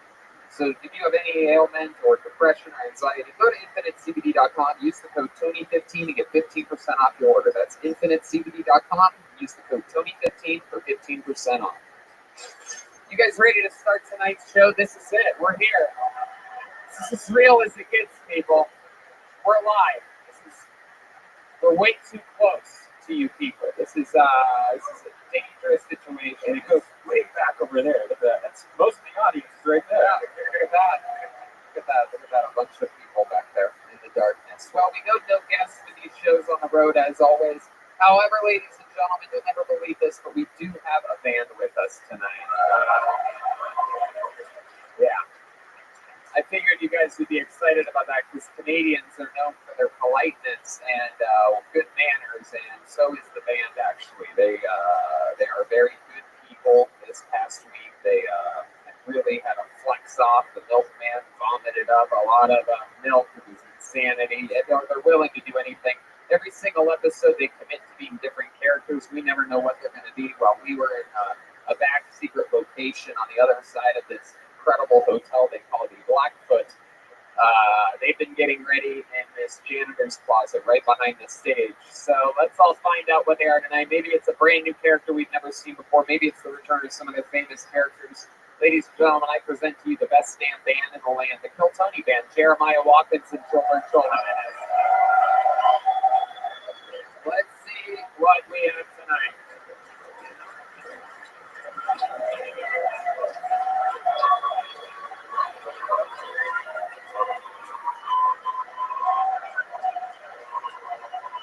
Wow.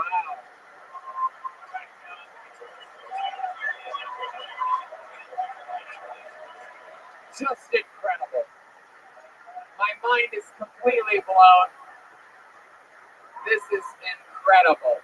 This is very, very exciting. I know who they are. This is Ellen DeGeneres' wedding picture. No, this is incredible. This is Prince Harry, am I correct? Oh, hold on a second here. We're having a little bit. This might be the royal family might be sabotaging our show. Hello, this is Prince Harry. Oh, wow. And my beautiful bride, Meghan Markle, Canada's newest residence here. Wow, that's right. They are moving to Canada. I don't think you guys did your homework because there's no fucking way they're moving to Calgary. I think they're moving to one of the fancier, schmancier parts. But this is great. The great Pocahontas is here, everybody. Clearly, Meghan Markle, that she was Chiquita Banana Lady for Halloween. This is great. How you doing, Megan? Oh, just happy to be here, Tony. Wow. Monday's the day I met her. Shout out to the people that made buckets for us. This was a half an effort right here, and from the nice people over at Rebel State Designs. Look at this bad boy. It says Kill Tony. It says Bucket of Destiny. I like that, so we put the names in that one. And a bunch of people signed up for their chance to get up here and make history. A lot of people that perhaps are not allowed in the United States of America, or perhaps can't afford it. This is their big opportunity to be on the #1 live pod. You know what? It's okay, Megan. You really don't need to touch anything on this table for the rest of the show. So they signed up, and if your name gets pulled out of the bucket, there's only one way up here, and it's right here. There's a secret stairway right here in the dead center. You can't miss it. So if you come from that way, come this way. If you come from that way, come that way. Don't go in between people's tables or anything stupid. Don't try to jump over anything. You get 60 seconds uninterrupted. You know your time is up when you hear the sound of a kick. That means wrap it up then, or else you're going to bring out the angry, twisted element bear. Very good. And then I interview you. We talk with you about your life, trying to figure out more about you. If you have anything special about you or something that's extra Canadian about you, we want to figure that out here tonight, and we'll get through it together. You guys ready to start this fucking show live from Calgary, Canada? All right. Then let's do it. We have the Royal Family. We have Red Band. We have the Bucket of Destiny. I'm pulling out the first name, and the show will begin with the comedy stylings of Brian Dyke. Good be real. Let's see what happens. Here he is.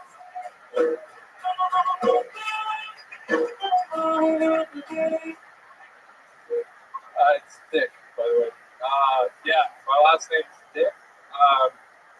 In my defense, it's spelled with a Y, not with an I. But where I'm from, where I'm born, they pronounce it Dyke, but here they pronounce it Dick, so I like to say I'd rather be a Dick than a Dyke. Yeah, but that's not the worst part about my name. My middle name is actually Jonathan, so you can imagine the name that came up with me for in high school, BJD, aka Blowjob Dick. Right? Fuck school. That's not the worst part about school. I played basketball growing up, and I don't know if you guys know the logo Bench, the shirt Bench. But anyways, my mom bought me this logo, this shirt logo named Bench, and wore it all the time.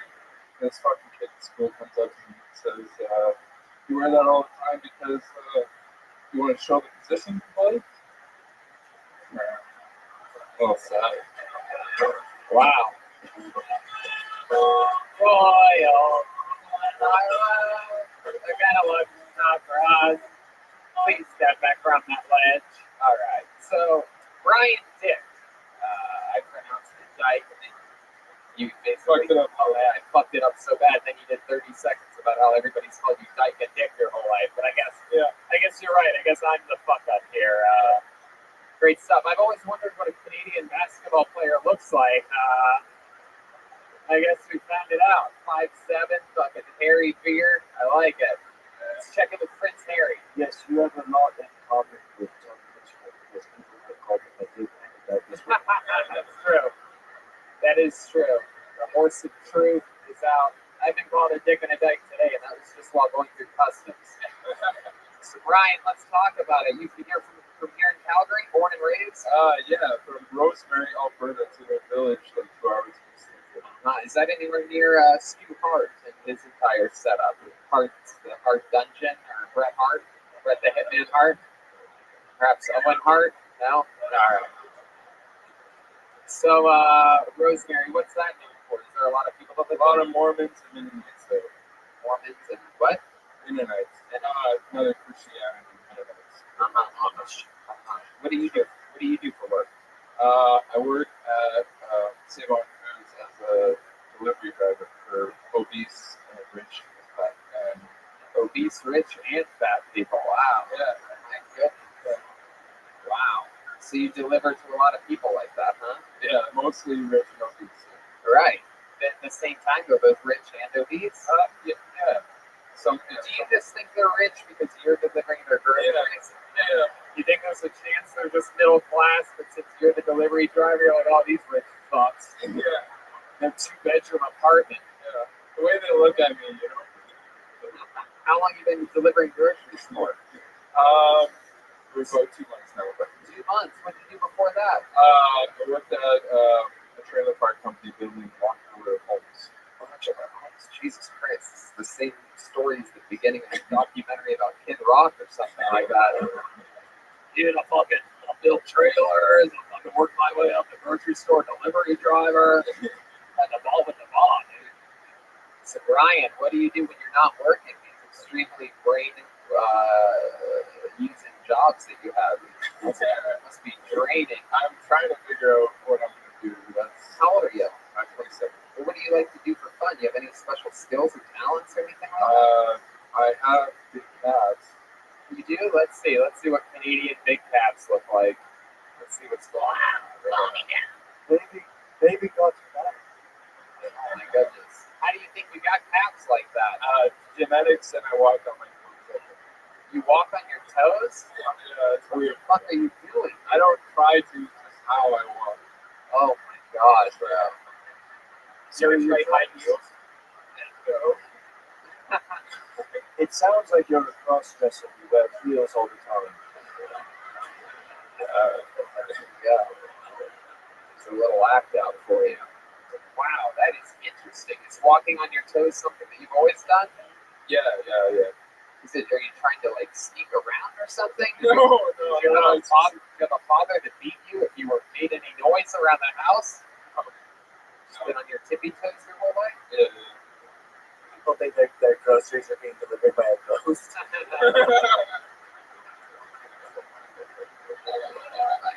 We don't hear the guy. Wow, very interesting, Brian. So your special skills and talents is that you walk on your tippy toes. Therefore, due to that, you have larger than normal calf muscles. Yeah. Do the ladies ever compliment that? Or are they ever like, oh, Brian, my God, your calf muscles? Yeah, my girlfriend does sometimes. How long you been with your girlfriend? About 2 years. Wow, you feel your dick in that dyke? Good job.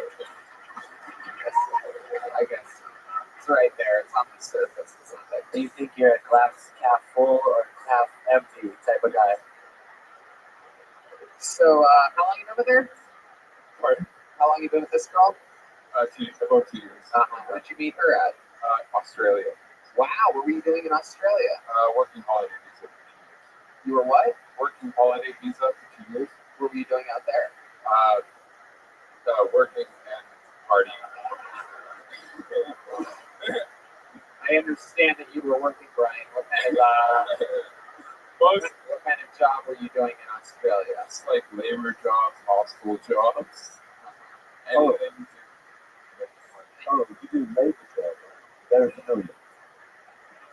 So you did that, and then you fell in love with her, and now she lives with you out here. Is it a long distance relationship? It was long distance for 9 months. Yeah.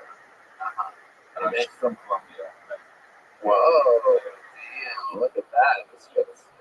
Now I know how you got those calves from smuggling coke in under. Yeah, I just walk on my tippy toes a lot. No big deal. Is she feisty? Do you get in a lot of fights with her? No. Yeah, Colombians are cool. They are the more mild mannered. They are the smarter. I don't think that's the word. They are the more mild mannered of the Latinos, I would say. From my own research, let's check in with our senior Latino correspondent, Nathan Markle, for confirmation there. No comment. I've never heard that before. No, it is. I used to date a girl that was half Colombian, half Chinese. So that's why. Yeah, that bounced it out pretty nice. But I knew the Colombian side of her family. Anyway, it doesn't matter. I just know these things because I'm worldly rounded. She's the reason I kind of have my life together right now.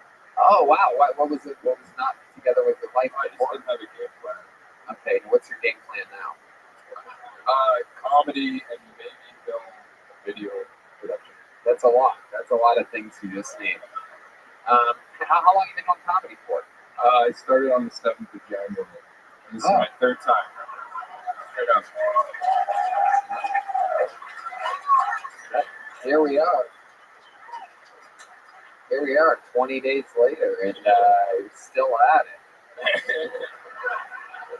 Fucking incredible. How did it go your first time? What was that like? It was good, but I said like the majority of the time.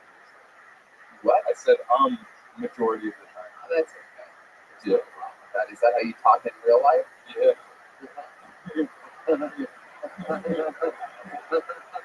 I love it. Well, Brian, congratulations. You're 20 days into stand-up comedy. You have big calf muscles. What can I say? This is the beginning of something great, I do believe. How about a hand for Brian Dick, everybody? Royals. Wow. Oh, my goodness. I can't even hear him walking back to his seat. It's incredible. He actually was walking on his tippy toes. Goodness gracious. It's from, okay. Let's see what happens here. We're already getting a lovely young lady up here. Make some noise for Ashley Boutellier. Ashley Boutellier.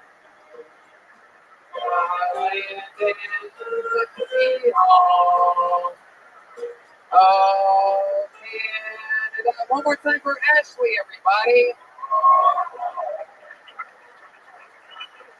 Hi guys, what's up? Okay, so I want to get Canadian.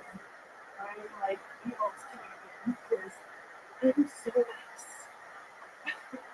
I was voted most nice in high school. You run into me, and I will tell you I'm sorry. What else? I'm sorry. At my first job, I had like this really crazy boss that was like super intimidating. And one time, I knew I was too nice because he ended up telling me, "Stop saying sorry." I was like, okay. I was like, what am I supposed to say to that? What do I say about it? I'm sorry. I can't help it. Anyways. I'm sorry. I told you. There you go. That's exactly a minute right there. Welcome, Ashley. So, wow, that was as Canadian as it gets right there. My goodness, is your first time doing stand-up comedy, please? Okay, thank you so much. Wow, and you gave it a shot tonight. Is this your idea? Yeah. Oh, that's great. Is that true? I don't know about that. For example, these two people I know for a fact, I remember they've been here almost every time I've been here for the last 5 years, but you're telling me you're my biggest fan? I think so. Am I right? You guys have seen me multiple times. You always sit at that table, right? Oh, just last year? Oh, well, my memory has it all different. I have different things. They all look like you. So, Ashley, let's find out more stuff about you other than the fact that you're nice. What's the meanest thing you've ever done to somebody? There must be something that's once happened, once caught a girl, trying to jerk off your boyfriend or something, and you're like, oh, I'm sorry, but you're not allowed to do that, thank you. Something like that. Great technique, though.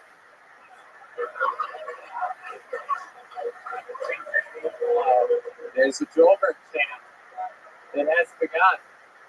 So, Ashley, what's the neatest thing you've ever done to somebody? Tell the truth. Have you ever? Whoa! What did she do to deserve that?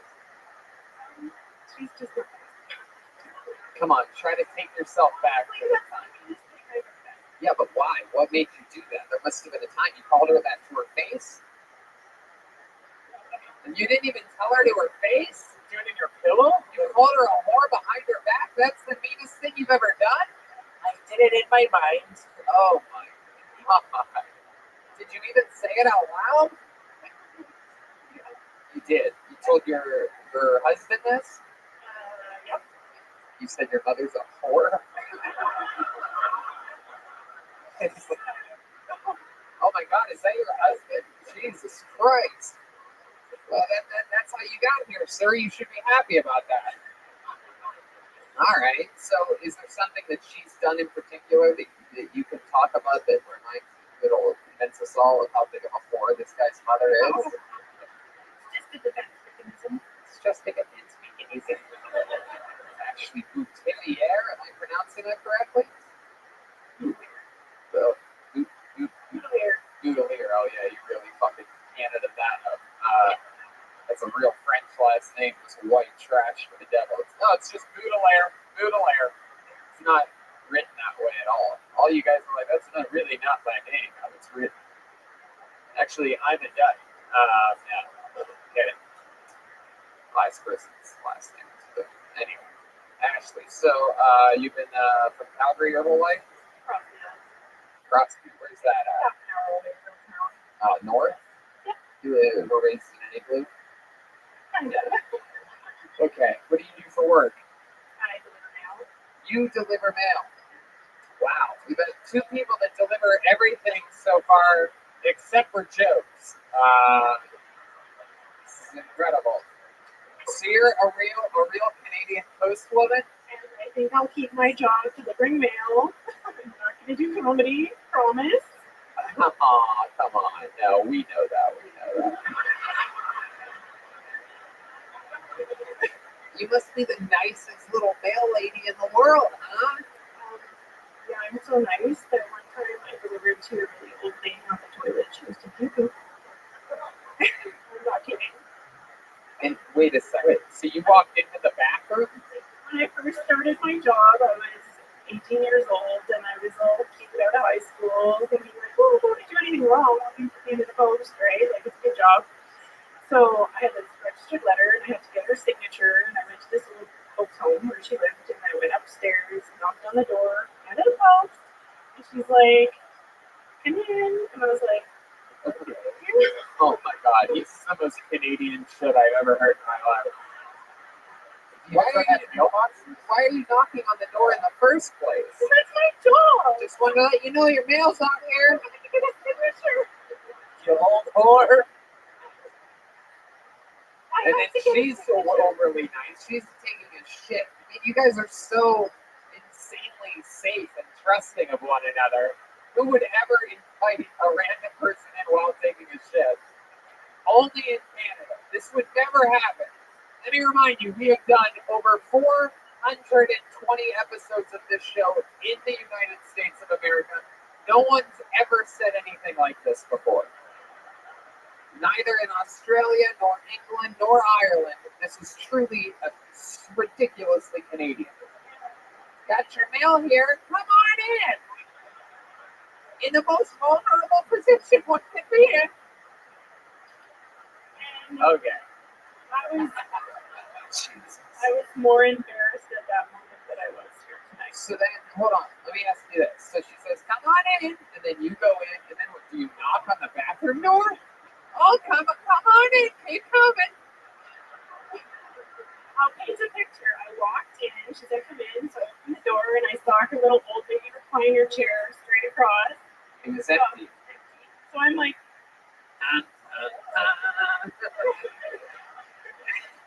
and there was a light shining to my left, and she's like, I'm in here, and I just was like, okay. And she's like, oh. And then I turned around, and she was just like, it's okay, dear. She's like, I'm sorry. And I was like, no, I'm sorry. Like, what the hell is going on? And you're like, no, I'm sorry. Yeah, seriously, I am sorry. So is it common to deliver the mail inside the house? Why didn't you just be like, hey, I got your mail, and I left it at the front door? I mean, there was a flag sticking up at the back of the door, so she was doing. Normally we don't go inside, but this little lady, like I was brand new, I was 18 and I had just started, so I didn't want to do anything wrong, so I went in. Isn't that wrong? I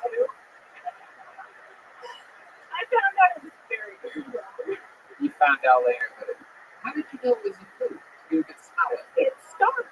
Oh my goodness gracious. So did you hand her mail still? You gave it hand to hand? Here you go now, thank you. Back then, like this is 16 years ago. No, we know, we get it. You were 18, we get it. Yeah. We get that part. So it was pen and paper, which is even worse because it's not like just giving her the scanner. I had to give her the paper and then the pen, and then she's like trying to. Did she make you bend over and sign on your back? She could have, because I was turned around.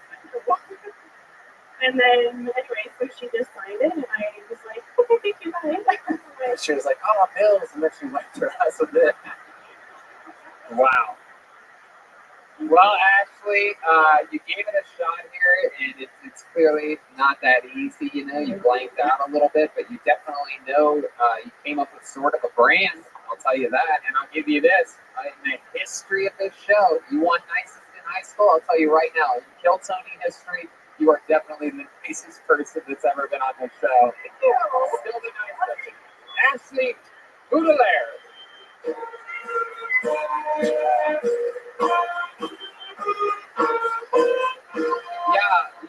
Yeah. Canada. Your next comedian goes by the name of Graham Templeman, everyone. Graham Templeman.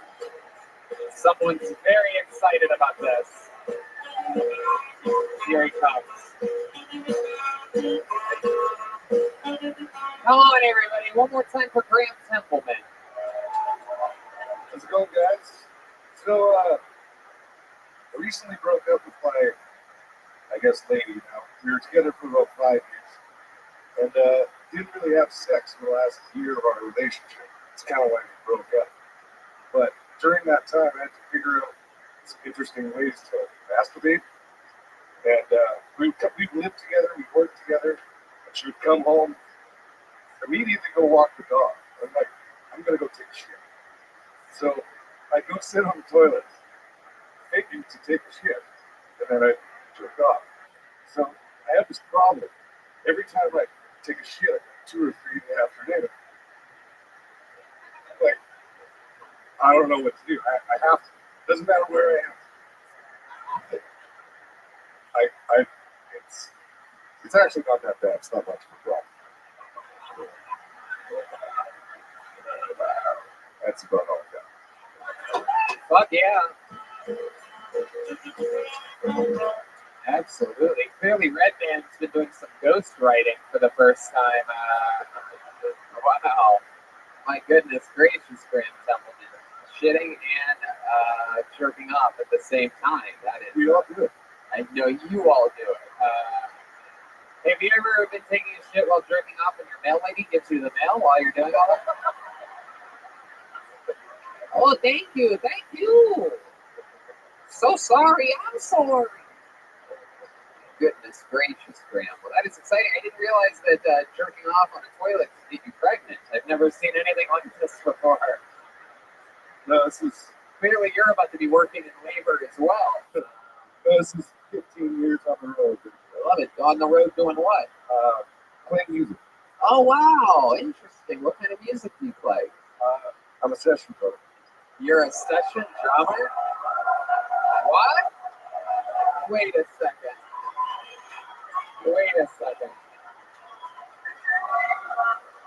Graham, are you a fan of this show? Do you know what that means? Yeah, I am. So you understand.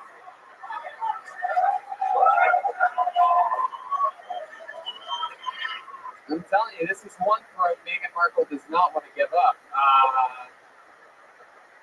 So, all right, just in case someone brought their girlfriend here, perhaps, who doesn't know what is at stake during this part of the show, you do have a segment called A Mexican Drum Off, and we are about to have one here.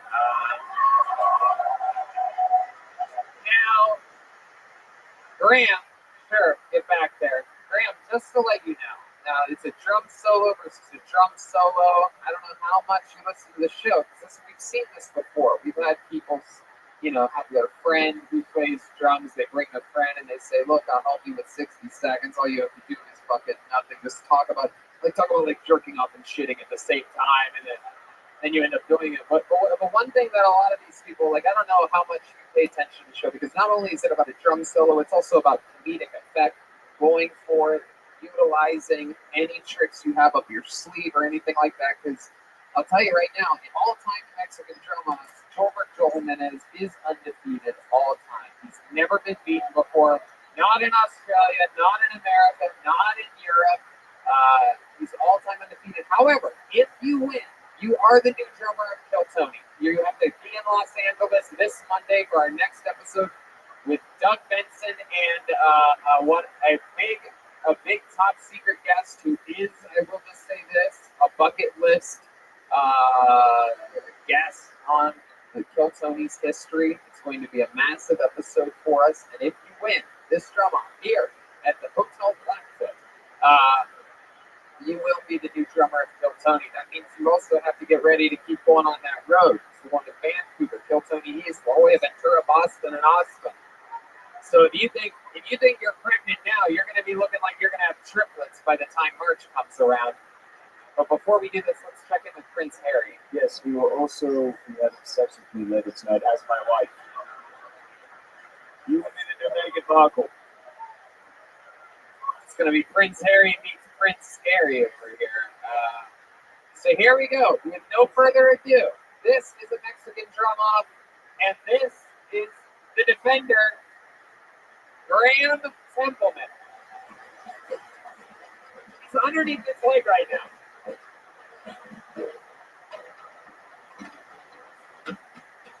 Whoa! Whoa! Whoa!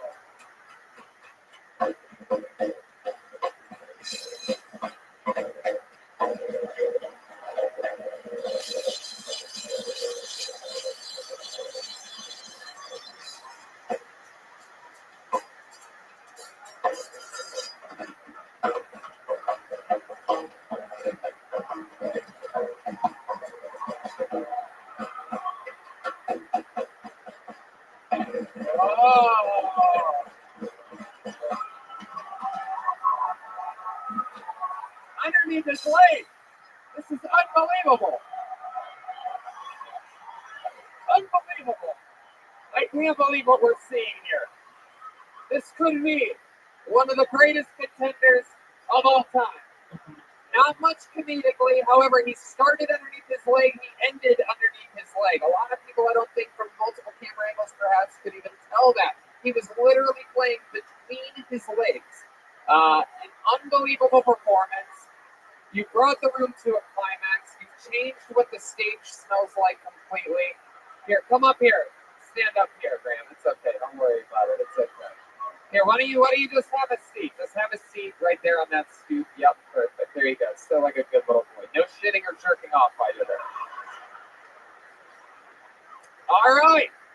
With no further ado, ladies and gentlemen, I present to you, undefeated all time, here to defend her throne as Meghan Markle herself, the true, the undeniable drummer of Kiltony, Gilbert Jimenez.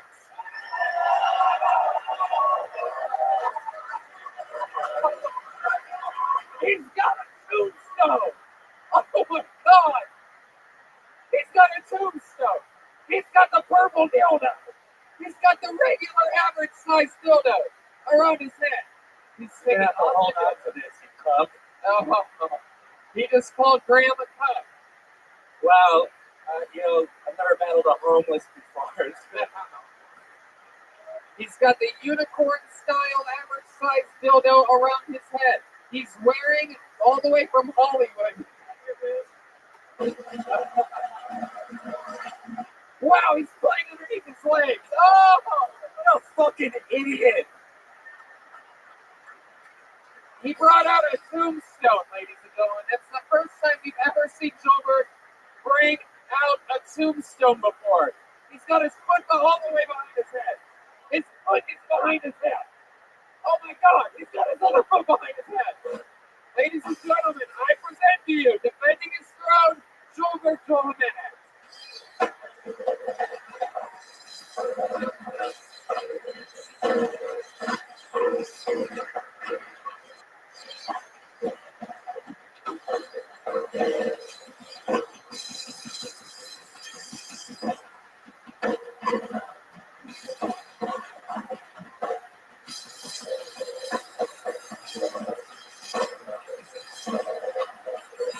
Wow. There's the finger. Oh, he's taking up the straps.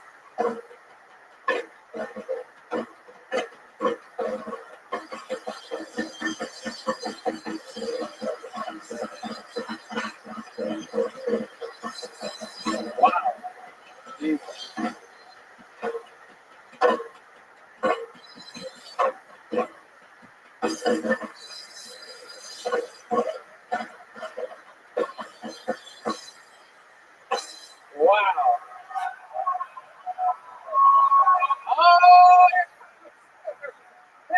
holes in his face. He's got a real, oh, he's putting it on him. He's putting it on him. His asshole is on Graham Templeman. Be careful with these wires. He's got it, he's got it. He's got an eye on it. He's doing actual jujitsu. This is mind-boggling, ladies and gentlemen. I don't think we've, wait, what's he doing? Oh, he's doing jujitsu on him. This is real. We've never seen this before. He's got him in some type of leg lock. There you go. Wow. How about a hand for Joel Jimenez? Let's check in with Prince Harry real quick. I'm starting to wonder whether I made the right decision marrying an American. American legend. All right, so here we go. Everybody, I have to go through this. This could be a close one. Who knows what can happen here? Joel did make quite a mockery. It was impressive that he came out guns blazing and did a couple of the things that Graham did with that almost seamlessly. However, I have to ask, how many of you have Canada's own Graham Templeman winning that?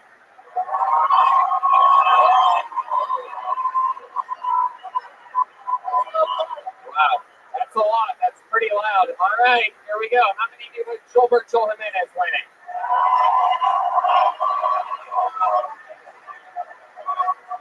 Wow. And still, your drummer of Kill Tony, Joel Jimenez, ladies and gentlemen. Thanks for the opportunity. However, I will tell you, Graham, all time in the history of the show, that could be one of the better performances, and probably, definitely, according to the audience, we know how Canadians like their own a lot.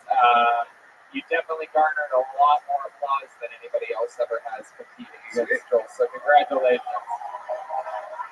Fun stuff. Next time we're around town, come sign up again. There you go, Graham Templeman, everybody. He's on social media at Instagram of Air. My goodness gracious. We already have a trauma off out of the way. You guys having fun out there?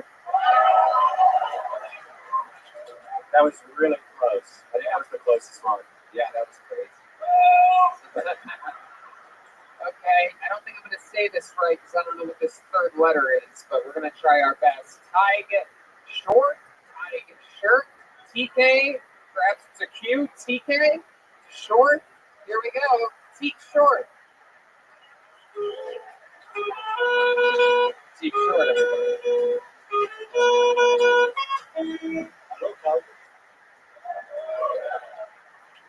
So as a young man, I love to suck dick. It was my own dick, but I was still a little cocksucker. Before all of these girls out here judge me, you got to know that every man in this room is trying to suck your own dick. And if they don't admit they're lying, or they're too fat to touch the toes. But as I grew up, I had to quit that bad habit.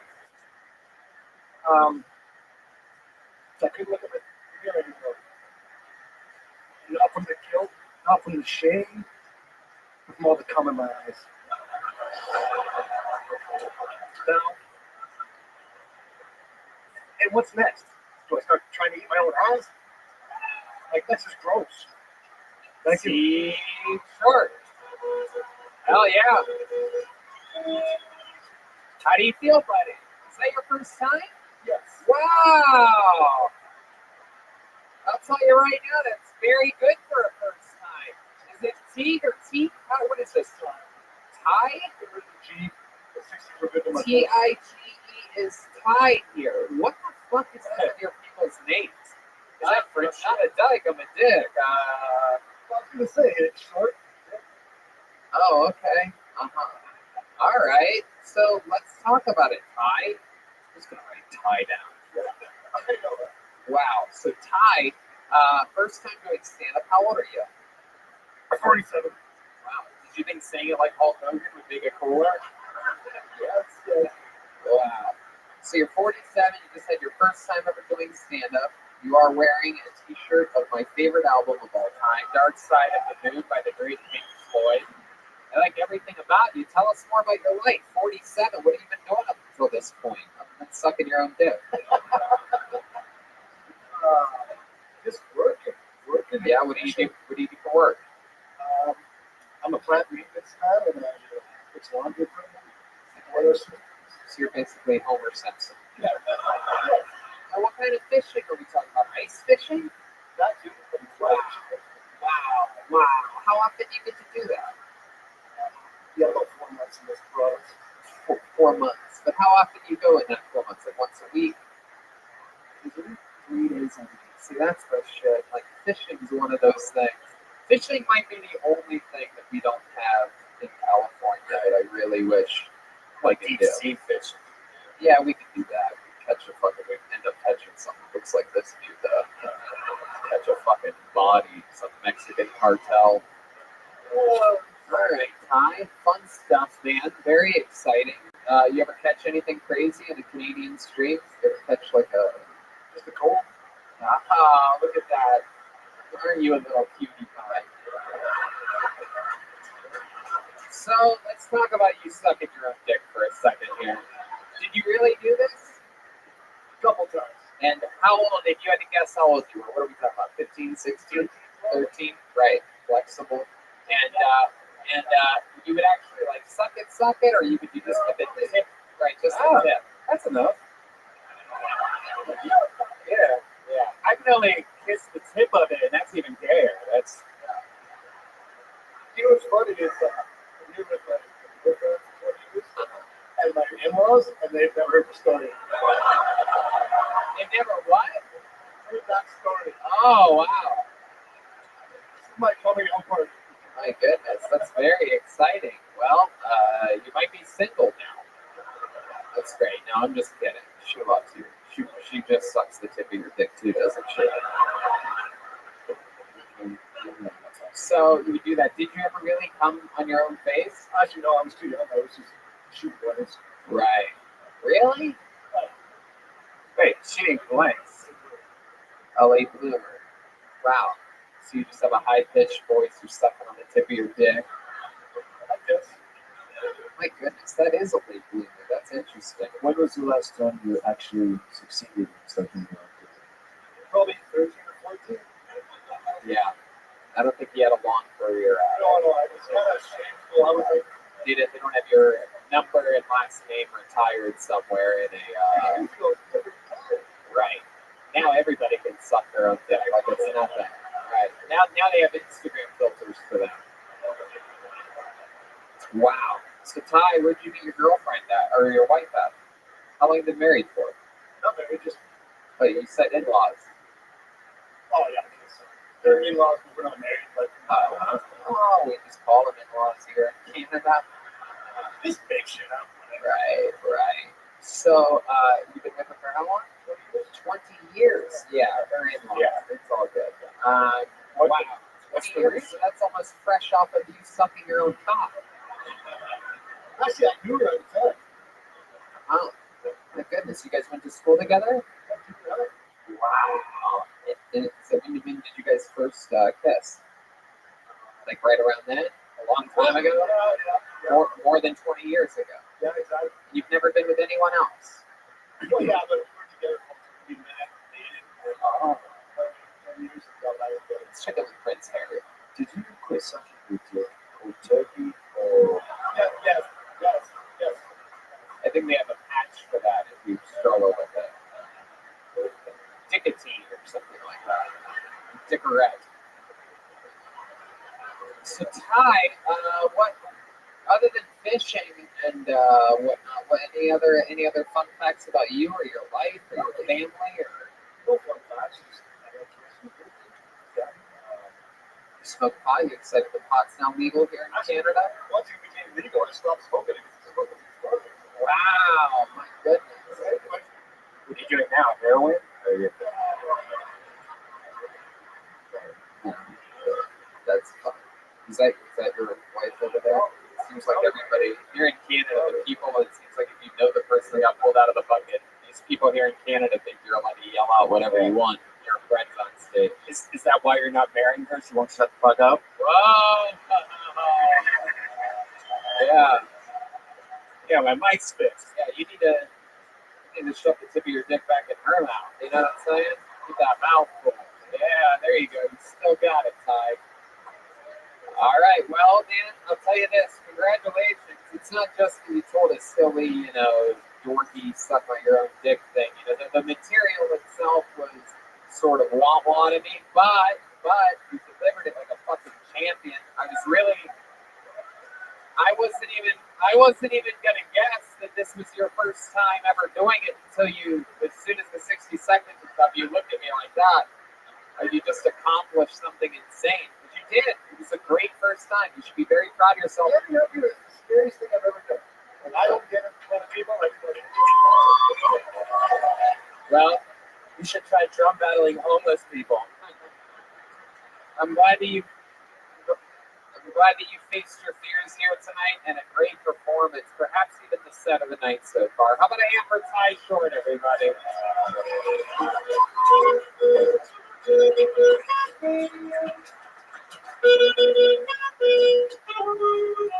How about a hand for the band, guys?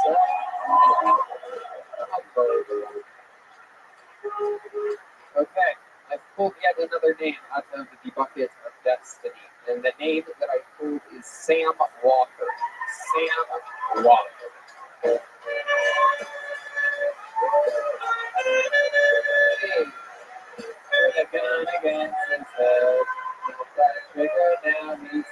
Come on, guys. Sam Walker, everybody.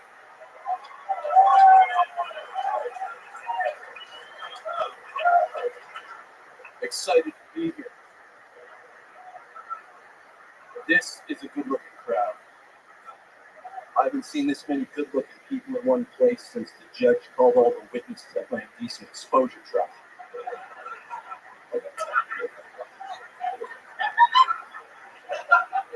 Don't worry, I got up.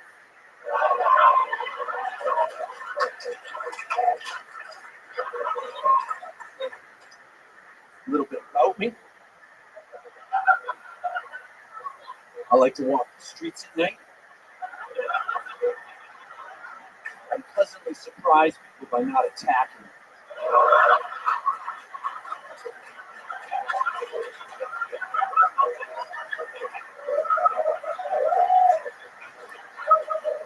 Let's talk about my sex life here for a minute. There are two very distinct traits that I look for in a lover. Weak and vulnerable. Wow. Sam Walker, ladies and gentlemen. Ty Short, you can forget about that set of the night thing so far that I told you 2 minutes ago. Wow, Sam Walker, very impressive. What a funny fucking character you are, sir. How long you been doing stand-up? Be 5 years in March. Damn right, it shows, my man. Let's check in with, we're going to check in with Prince Harry. It's nice to finally know that Rothschild did not actually murder that woman. Yeah. Wow. Only one. So let's talk about it. Your character seems very much like who you are. How close are the two? It's just the volume turned up to 100. But it's at like 89 right now, though. You can go higher. Yeah. Whoa, don't give me that one.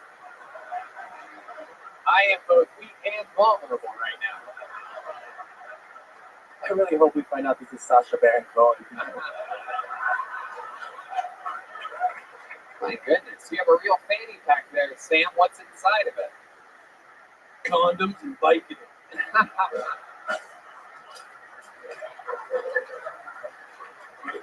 Wow. I'm going to need one of each. My goodness gracious. Sam, 5 years, all here in Calgary? Yeah, I started in Calgary. I started touring the world. Yeah, you did. Yeah. How'd you get to tour the world? You just took yourself? No, I got to open for motherfucking Jason Rouse. Oh, that's great. That's awesome. Jason Rouse, a legend. Absolutely. A good friend of mine. And you went around the world with him. That's very cool, right? Yeah. Where'd you guys get to go? Anywhere special?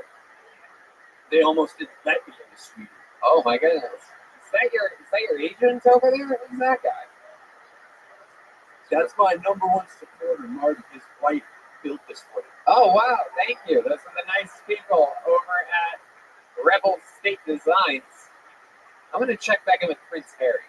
Yes, question for you. How do you look like a Boy Scout at the bottom, Freddy Krueger and a Lefio Bond at the top? Very good. That is a great question. How do you do that? Getting roasted by beans over here, the music of fruit. Wow.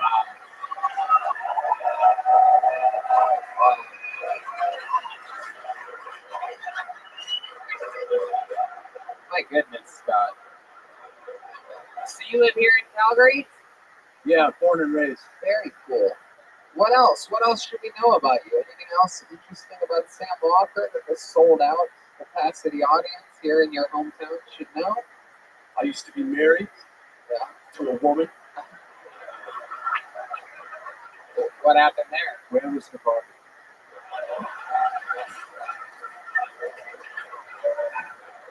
It's obviously not in your hair.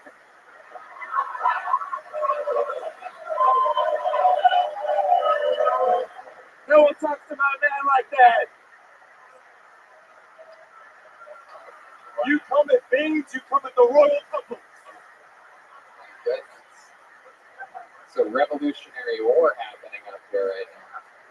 Fair is fair.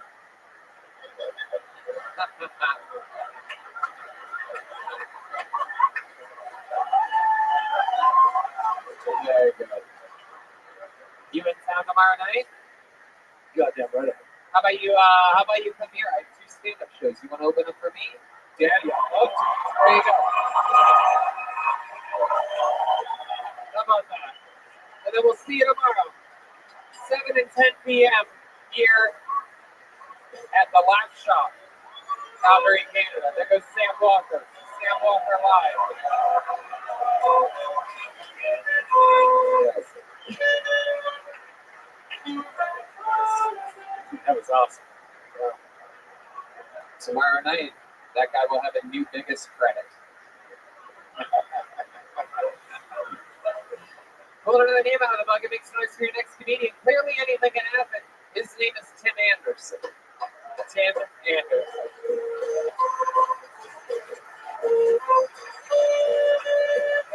Here we go. Far back in the rear. Oh, wait, no. Stunt double, maybe. Here he is. Tim Anderson, ladies and gentlemen. Here we go.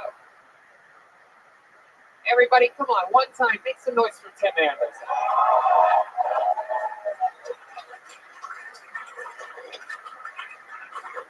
I gotta tell you what my ex-girlfriend shit is. That thought it was normal. Right on, more like a defining wrong. Making love to her was great. The only time I would have to think about her lip.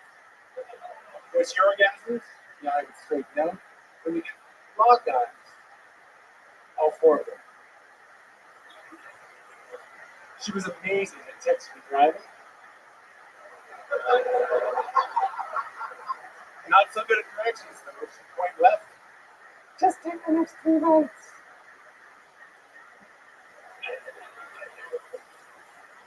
She didn't mind when people made funny faces behind her back because she fucking started it.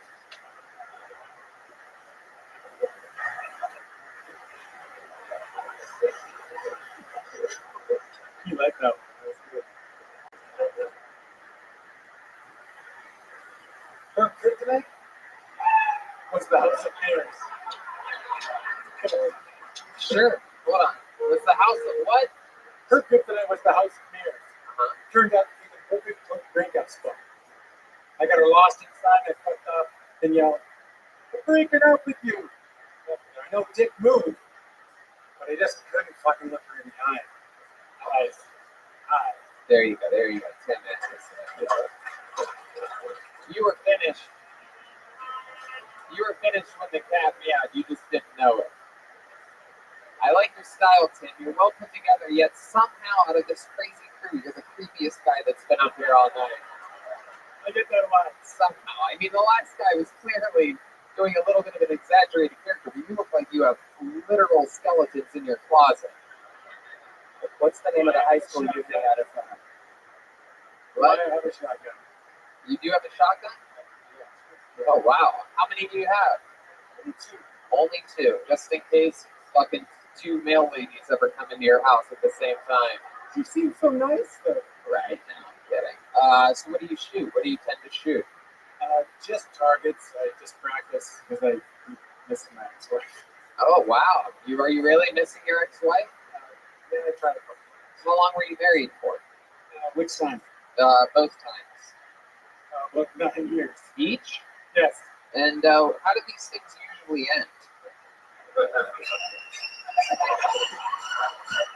And by the way, a follow-up question, is this why you have two shotguns? I can't use the other one again, that's all. Right. Good to bury one in the snow. Fingerprints. So let's talk about it. How do these usually end? Never good. Sure. A lot of lawyers. But what makes it, how does it usually, okay, so what's happening in year 8 with these relationships? You still fucking? What's going on, Tim? Be honest here. Just let it out. It's going to make you feel better afterwards. Number 1? Yeah. It was just a really bad choice in life. Number 2 was also really bad choice in life. I just didn't realize that the medication actually went off. Their medication. Yes, theirs. Oh, right. They got tolerance to it. What kind of medicine did you have them on?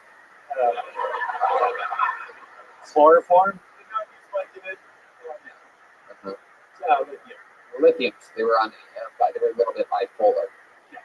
Right. So, but this is what you fell in love with originally, right? You guys were at the beginning of these relationships. You guys are drinking. You're having fun, things like that, right? Am I close to right about this? Better on medication.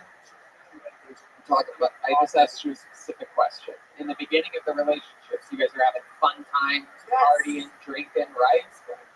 Right. And then it starts to fade a little bit, and then they get on the medicine, right? I think you're telling me about you. No, I'm telling you about you, and it's bothering the fuck out of you right now. It's great. But yes, I know all of these things from life experience. You are correct. However, this is about your life. You seem a little bit shy up here talking about it. So this most recent one, when did this divorce happen? About 9 years ago. Everything happens in 9 years. Nine. Goodness gracious. All right, Tim. So what do you do for work? You're a private investigator. laundry company, but I manage. What? Tim, I also work for a laundry company. you Getting work for- blood out of stuff or what? I manage people. So What do you do with laundry? I just really boss people around. What do you mean? I'm the boss, and I tell the guys what to do. That's basically. I help them. I hold a lot of hands. Those guys, They don't know how to do laundry. sounds easy. But it seems Do you ever think about hiring women for this job? They always get divorced. I can't help it. I mean, if I was going to start a dishwashing company, I wouldn't have a bunch of dudes working it, you know what I mean? It's always a dude in the kitchen. Absolutely. No, I know. I'm kidding. They work harder. Just a basic fact. Women with their old, they come in with a brace on their wrist 2 weeks into the job. I'm gonna need workers' comp for this. I need to want equal pay. Anyway, just kidding, ladies. That's a joke. I love you so much that I know how insane the relationships that this guy's been through. Tim, you've worked in laundry for how long now? 7 years. Wow, that's a full load. Oh, God. So stupid. Laundry jokes. I don't ever get to do them. So bored. And before that, did you enjoy doing IT work for bowling leagues? Or Yeah. I got big balls, that's all. Do you ever think about writing any jokes about what you do in the laundry business? Because if you do any of those, I may tag one or two of them. May tag. It's a real may tag laundry joke, ladies and gentlemen. Some of these jokes are drier than others. You know what I'm saying? Rabbi. I almost passed out trying to think of more laundry jokes just then. Wow. So, but no, you never thought about the tournament? Not yet. Right. I think you should. I think you should talk about what you know. You know what I mean? I can always And look at this crowd. No one knows more about whites than you do, right? It's very. Perhaps you could go to Vancouver and perform for some colored ones. So stupid. That's so wild. I didn't realize that is that the Migos making stuff? It's baking stuff. Don't ask me. It's just one. It's the Migos? OC Genesis. Huh? OT Genesis. Wow, I didn't realize this. Yelling through a tin can on this episode. Can you hear that again? Wow. The sound here at the Hotel Blackfoot is anyway. Tim, anything else crazy that we should know about you? Any fun facts about you or your life? Anything that you've ever accomplished or done? Any special skills or talents? Any crazy story about your family that you think makes you different than anybody that's ever been on the show before? It doesn't make me any different, but families are the worst. That's why I live in Calgary. They live in Vancouver. It's very safe distance. How long did you hang out with them? 2 years, right? Why do you not like your family? What's the first thing that pops in your head when I ask that question? We're related. And they Right. are terrible. Why what makes them so terrible? Can you give us one example? Because I'm the youngest and I have to do everything. You have to do everything. I have no matter what. Like what? Other than the laundry. I know you're doing the laundry, but what else? Definitely doing a lot. Right. But I have 2 sisters and they're all older, so they just treat me like They just hung you out to dry. yeah. Come on.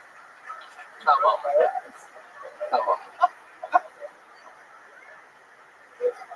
What are the older sisters like? They've never done anything nice for you? Yes, they were. I was in school, right? Stupid little kids on time. And then, but then they just, I don't know, they're so nasty. Then the tides changed. Hey, yeah. That's right. The last was set to low on that one. Better than the color low. It doesn't work when you do it. But hey, you know what, Tim? This is what it's all about. It's about giving it a shot, getting out of your comfort zone, doing something. This was your first time ever doing stand-up, right? Oh, okay. Well, Sorry. no, I'm kidding. It's fun times. And like I said, talk about what you know. You know what I mean? To give us some real substance. What the fuck did you talk Good about? morning, Mr. Aquarius. How are you? I wrote down nothing. Yeah. You know what I mean? Get out there. I got some sleep, much needed sleep. Now I'm just working on my robot.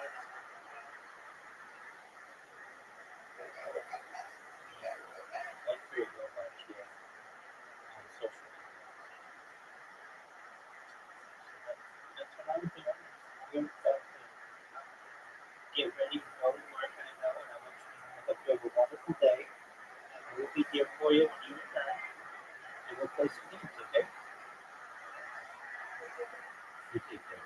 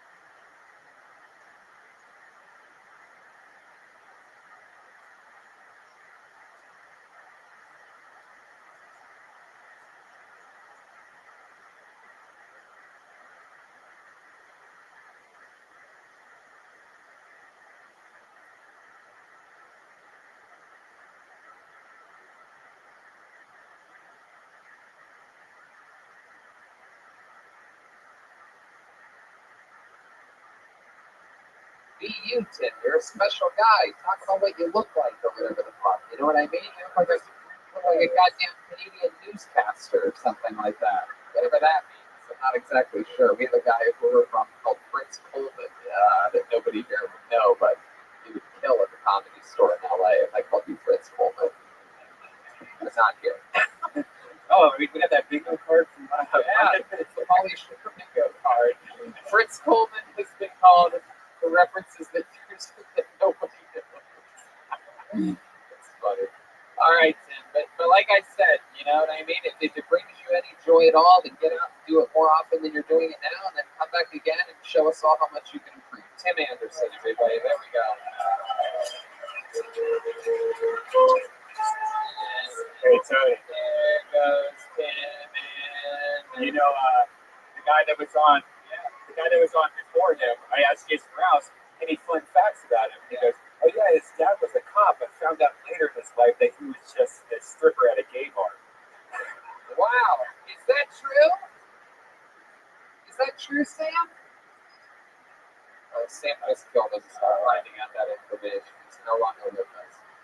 This looks like a fun name. Let's see what's going to happen here. Makes noise for Lahan Olawale. Lahan Olawale.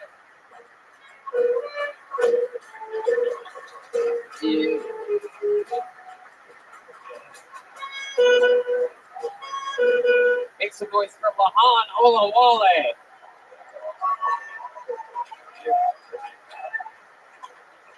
So, you said you served 100 women. The question you keep is when you take a shower. 100 of them said, what do you do in the shower?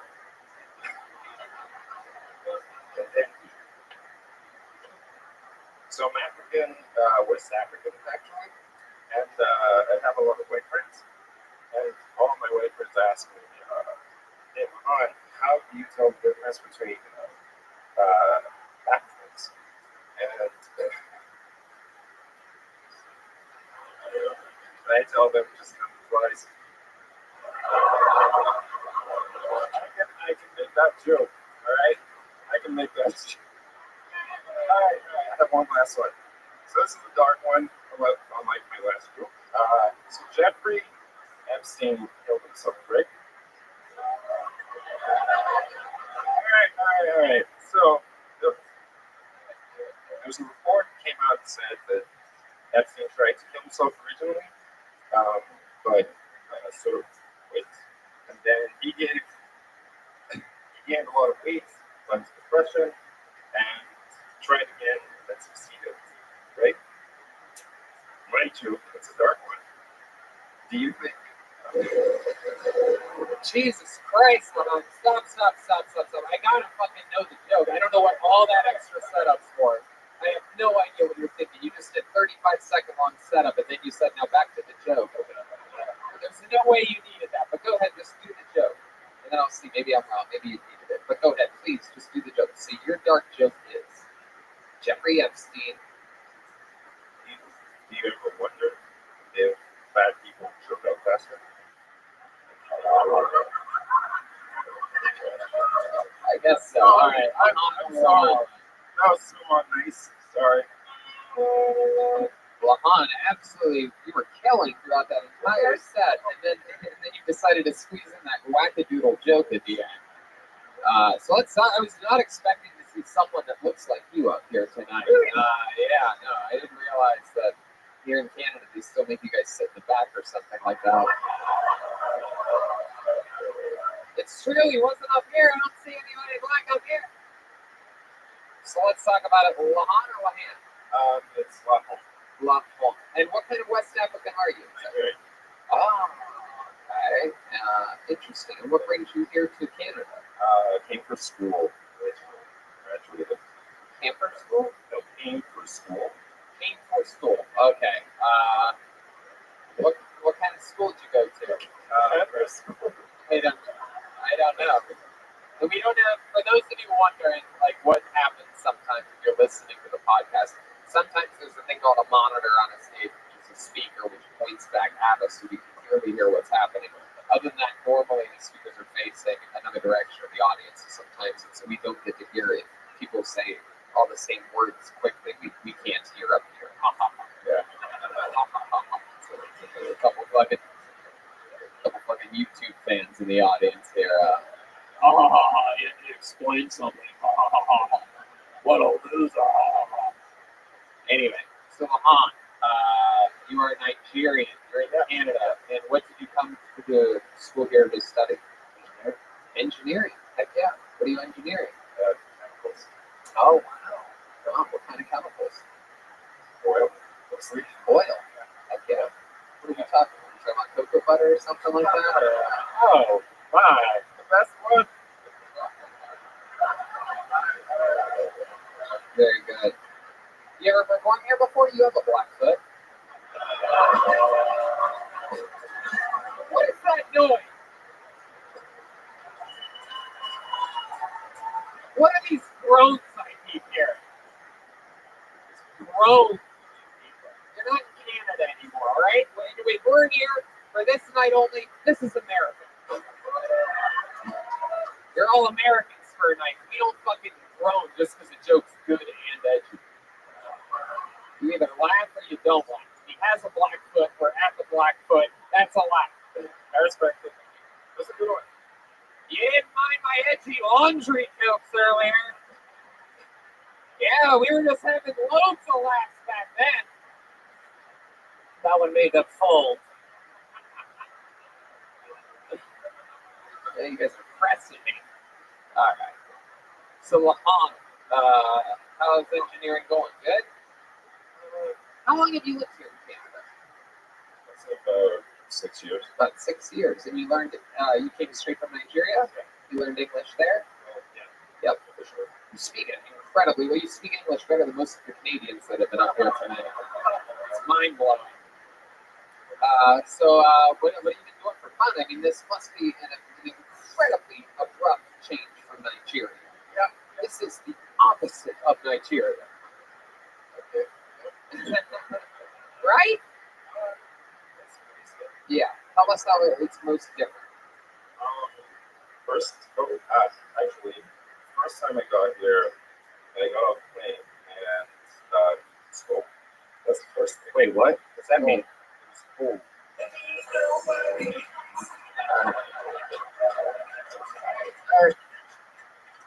Classic. Yeah, it's a good classic. So, it was cold. Doesn't get that cold in Nigeria. Yeah. What else? And at the airport, what freaked me out was someone opened the door. Oh, someone opened the door for you. Was it the mail lady from earlier? Have you never seen a door before? Nigeria, they just have openings. Right? Nothing. They just have mosquito nets, right? You do. Yeah, I know. So, in what ways is it the same? Let me ask you that. Which ways is Calgary like Nigeria? Just so that all the racists in the room can really hate themselves for a little bit. There's no way we're the same as them. We got better blood running through our veins. That's my impression of you guys, not me, by the way. Let me remind you, that's me as a Calgary manly man.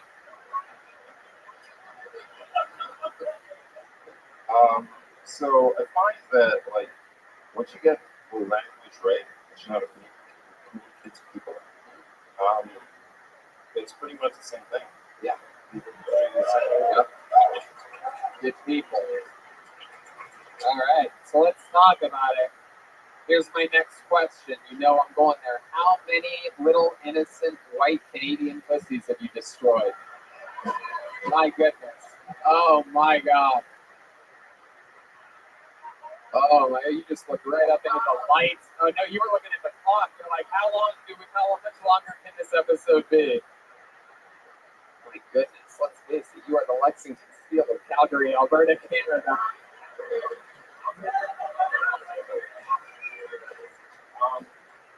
I mean, because let's just be honest here. I mean, it can't be easy even trying to find a black woman in these parts. Am I right? I mean, there can't be a ton of them. We all got it together. So. Oh, you are? It's pretty easy to find them in the snow.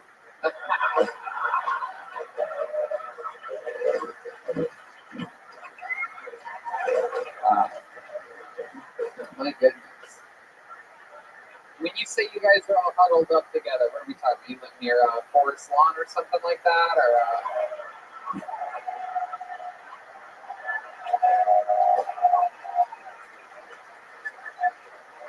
I think it's a literal huddle at the football games or sports team like that. they don't play. They don't get football jokes here, Joel. Oh yeah, no. Even though they're Americans for the night, it's not gonna work. It's hockey or nothing at all. So, what are we talking about here? What's the ratio white women to black women that you've had in the last 6 years since you've come to Canada? Just be honest. Just be honest. None of these people are gonna hurt you. So, 10-1. 10 to 1. The sound of a normal one, I'd be like, oh shit. Yeah, dude. That's why all these women stop fucking their boyfriends and husbands here. Lahan moved into town.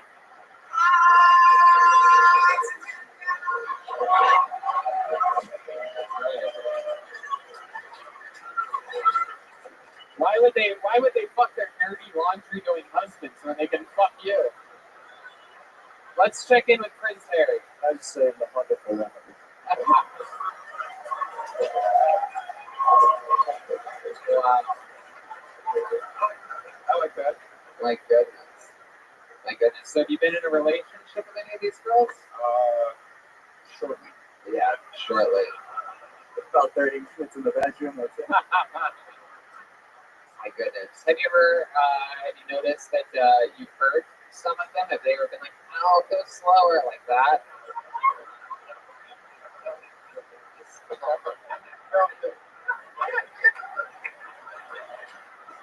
Okay. So the answer is yes. Without a doubt. Sometimes. Yeah, sometimes. Do you go slower or do you teach fucking lost that?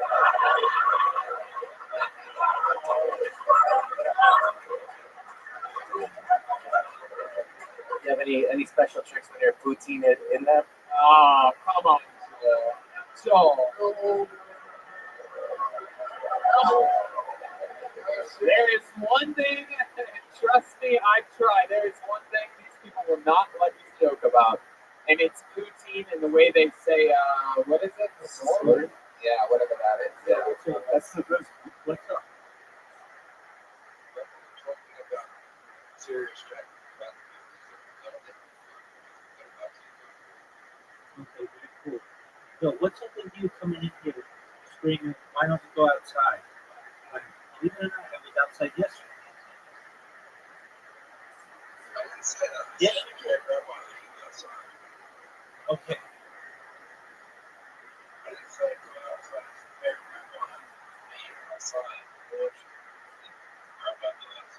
I got you.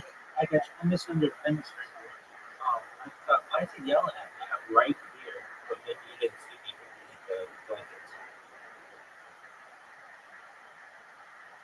I got some soup. So after I have that, you want to play? And I can do it. Two at once. Yeah. Okay. Look.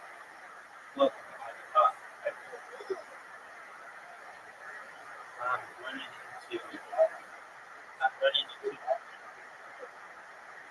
Well, kind of the opposite of having great marketing. I just want everybody to know about it. I'm running into an issue with captures right now, so I'm trying to figure out a capture solver. I've been trying to do that for the last 15 hours. And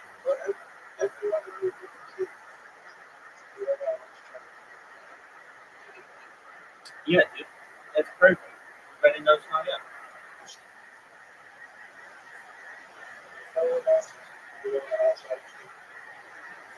They're starting to learn on Blue Sky.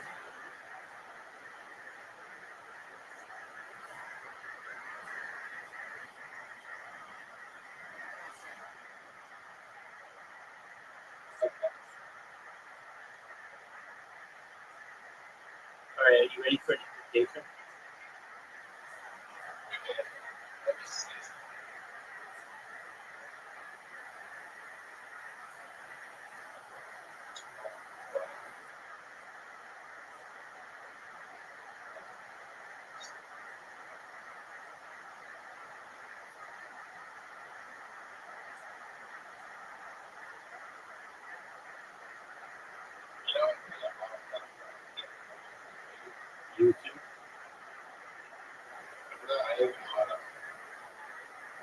What is it?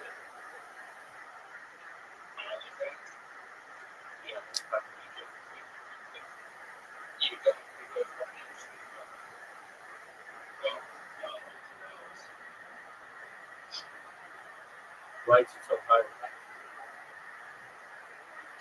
Why is it so hard to go viral on it? Because you'll be financially stuck. Doing what you do, I think you'll be financially stuck. That's nice. Does it cost you to stream on OnlyFans? I don't even think you can stream on OnlyFans. That's just the same messages. But then you can provide for accounts. Oh, I get you. So to send messages that you can cost you money. Oh, that's right.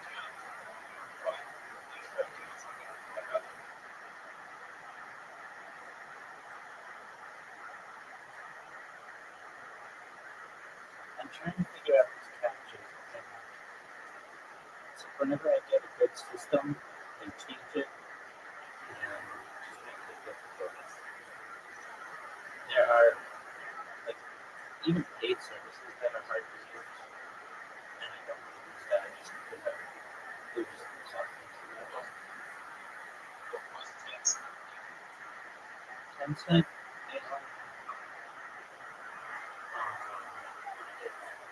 they own all those mini games.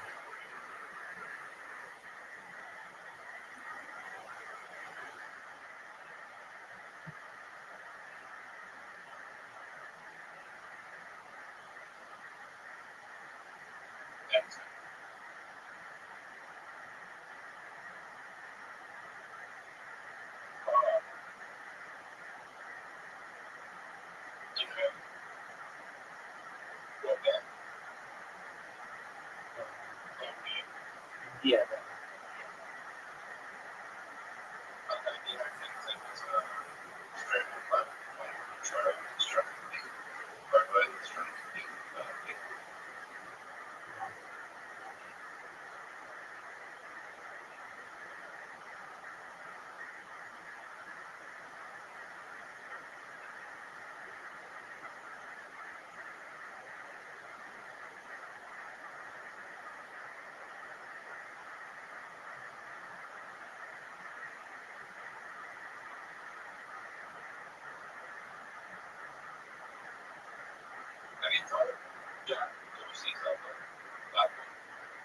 yeah, party. Oh, Jack Dorsey. NOSCR.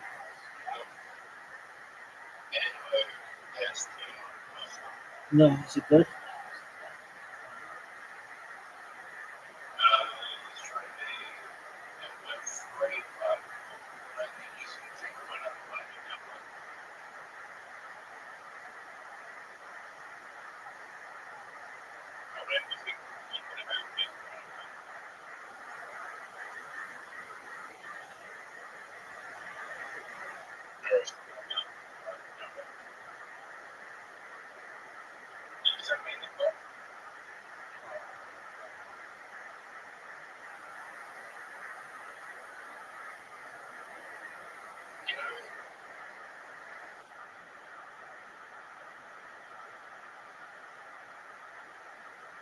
Boo boo chest. Boober. I don't give a fuck. Wow. All right. So, you have plans to go back home anytime? Yeah. It costs a lot of money. It does. What kind of price are we talking about? In the You don't even have to answer. I did the joke. It was just for the joke.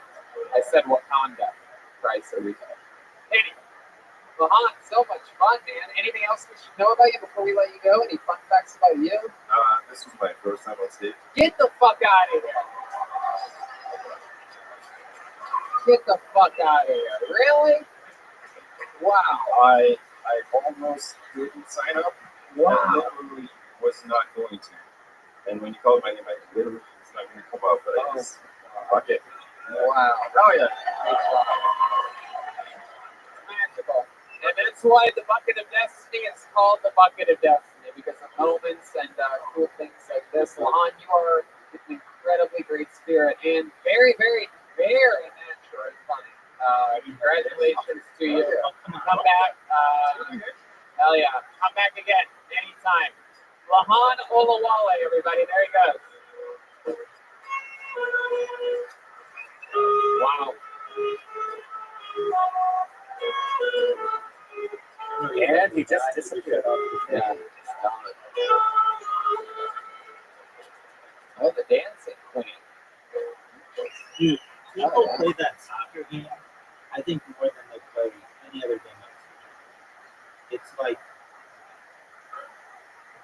I see people play 60,000 games, just like ridiculous numbers when it comes to how many times they play. Like, I don't even know how you play that many without using a bot. And, or they have 60,000 wins. They don't have 60,000 games, they have 60,000 wins.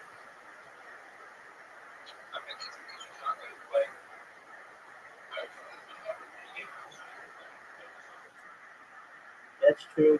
And you can play it in a bunch of different ways. You can play like 4v, like 2-on-2 with like two real people. Like two real people. But I don't know, I just feel like, I mean, I know a lot of people have a lot of time on their hands, but there are probably like people who, I mean, we play this game just about as much as I feel like is healthy. And we're not even close to those numbers. Oh, nice shot.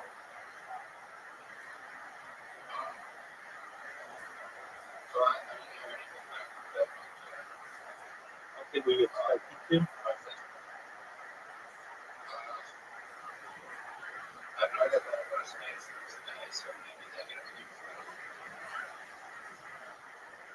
You're better man than I am. I would, at a certain point, create some kind of fake account and say to my guys, yo, dude, everyone knows.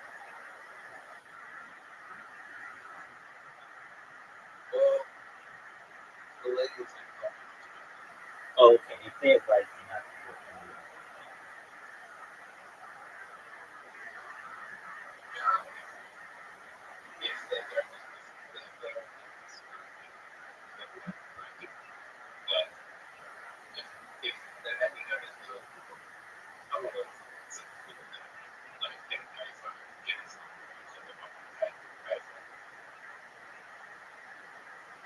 right? I understand. There's only so much. There's going to be only so much we can do. If anything, you earn his reputation with the local government. Oh, stop. Too much. I understand. I don't understand why, like, an absolute perfect shot here, like, just barely, no, that's not even good. I don't know, like, when even you just,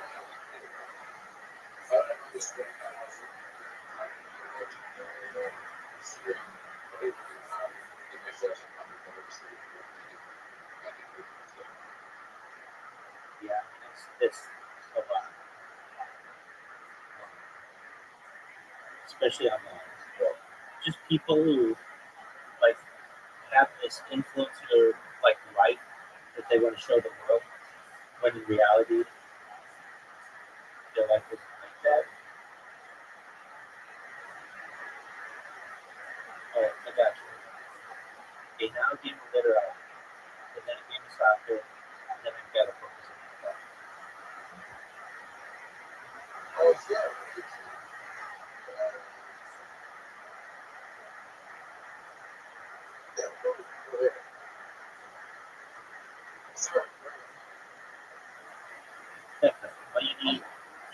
All you need are like 10 pictures. It's very hard to think rich if you are rich and you have a lot of content because it's really easy to pick those things. But if you just are like going to show a picture as opposed to lots of video, way easy. So you just need like I've seen guys do it. You need a couple models, You don't even need that. Like, it really helps. So that would be like get a couple of prostitutes for a couple of hours and take pictures of them, and then go to like a harbor and just stand by some boats, like they're your boats, and then that's about all you need. And you're like, it's not that hard. Where is Liberty? You can move it?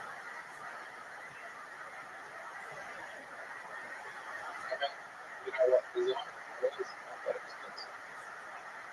Yeah, you don't even need that. Or, yeah, they did move it. You don't even need that. You just need to look nice. You know, they don't have to do that.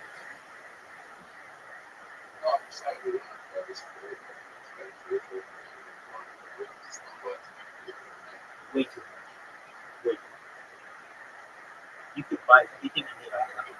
Yeah, you could buy a couple suits on Amazon for a couple $100, and then you're gonna look nice.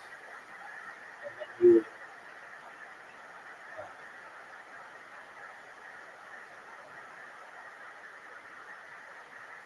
couple suits, some girls, and nice locations.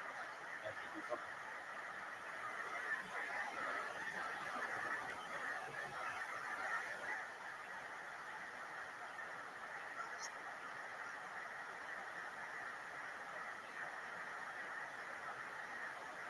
Dude, what's it like to be down 10 pounds then to begin with?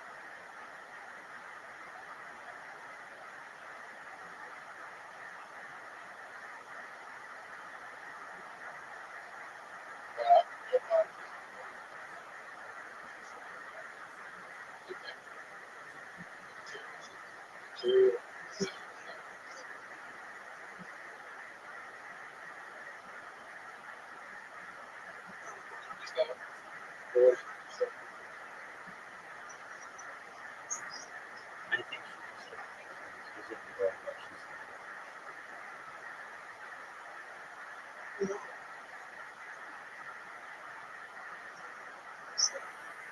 trying to go back. Party too nice. Yes, that's my go.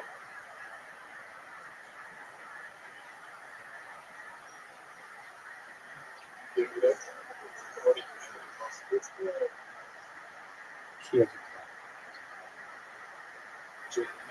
Yeah.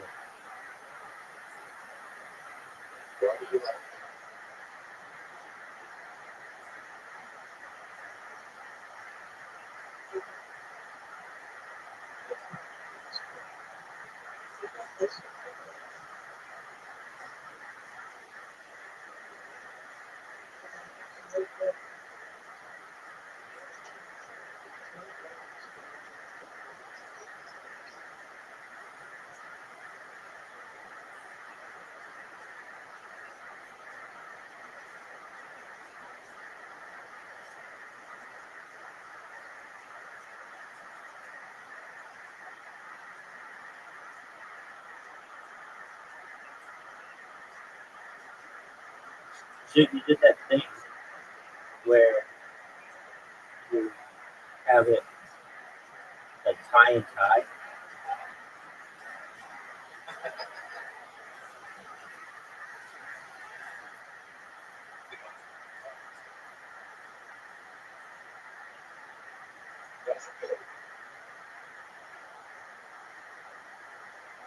Oh,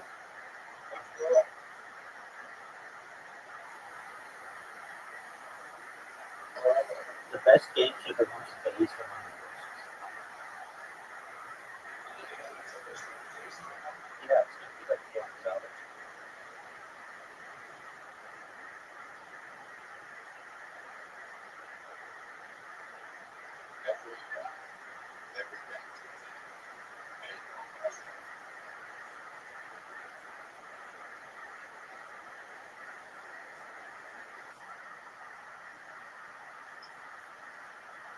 Yeah, I think actually Nintendo made a mistake with this Switch. I think it was a bad console. It's not powerful. They had something really good with the Wii, and they don't use it anymore. I think that's a big mistake.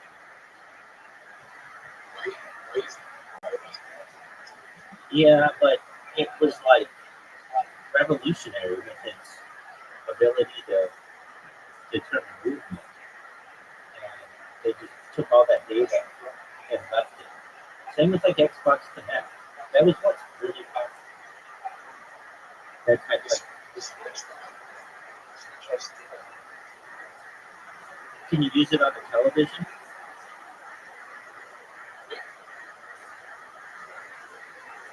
Normally I just see it. Maybe I'm incorrect, but like it's just like two little handheld controllers and like a portable screen.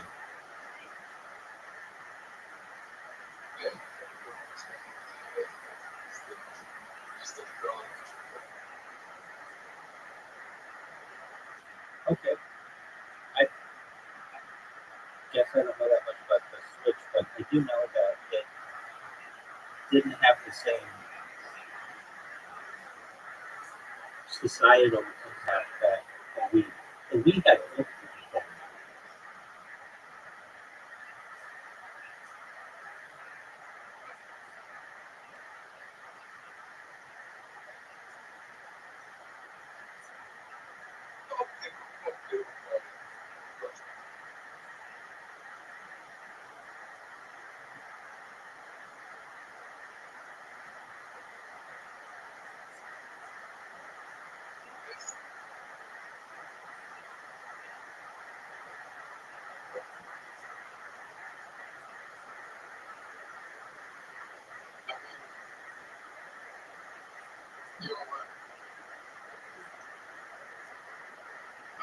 be. Dude, I just heard on the radio that Amazon has made a bid to purchase TikTok.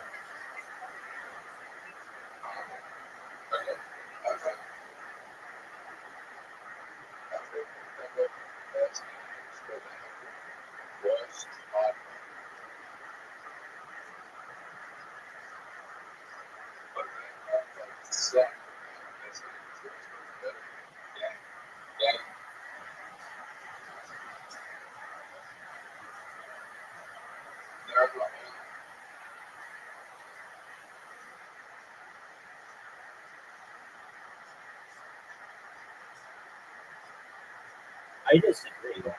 I disagree. Hold on. I disagree. And maybe I'm not familiar with all the Nintendo games, but you've never been able to play Grand Theft Auto on Nintendo. So right there, it doesn't have the greatest game of all time. Same with Red Dead Redemption. What'd you say?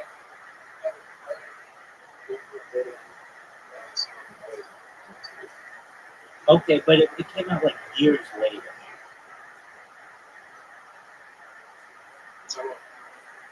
Nobody wants to play a game after it's become obsolete.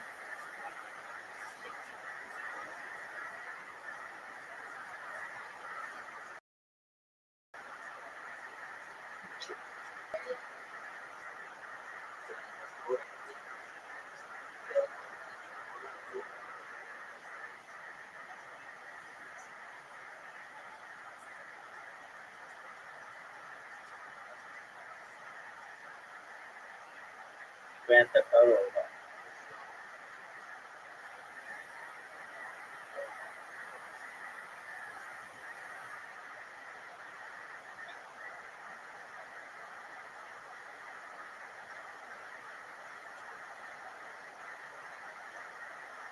In my opinion, Grand Theft Auto, the Grand Theft Auto series is the greatest series of games in history. And the marketplace proves that.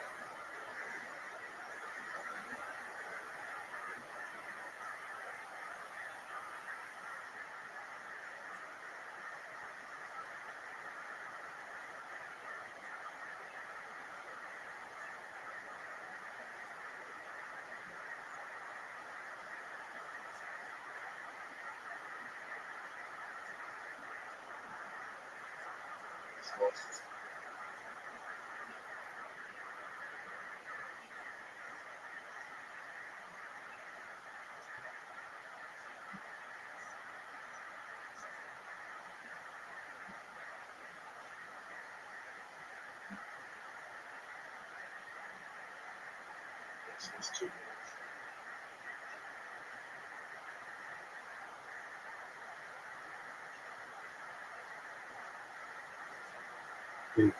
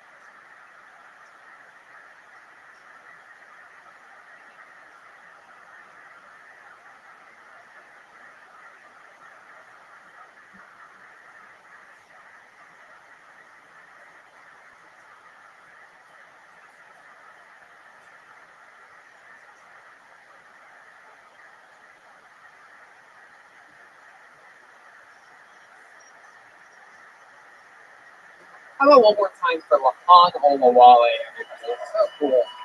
I love that. Okay, your next comedian goes by the name of Austin Van de Kamp. Austin Van de Kamp. Austin Van de Kamp. Austin Van de Kamp. Here he comes. One more time, Calgary, for Austin Van de Kamp. Hey guys, how are you? Yeah, good. Nice to hear. I was writing at the pub the other night, just writing some jokes, and this guy at the bar was like, "Hey man, what are you doing?" So I'm just kind of writing stuff. So, "Oh, what do you do?" "Oh, I'm a stand-up comedian." He goes, "Oh, funny guy, huh?" "Yeah, I guess, I don't know. Whatever." He's like, "Oh, you don't seem that excited about it." I said, "No, it's not really into it. I'm concerned about it. I'm sad." He goes, "Oh, fuck. Well, why don't you just become a firefighter?"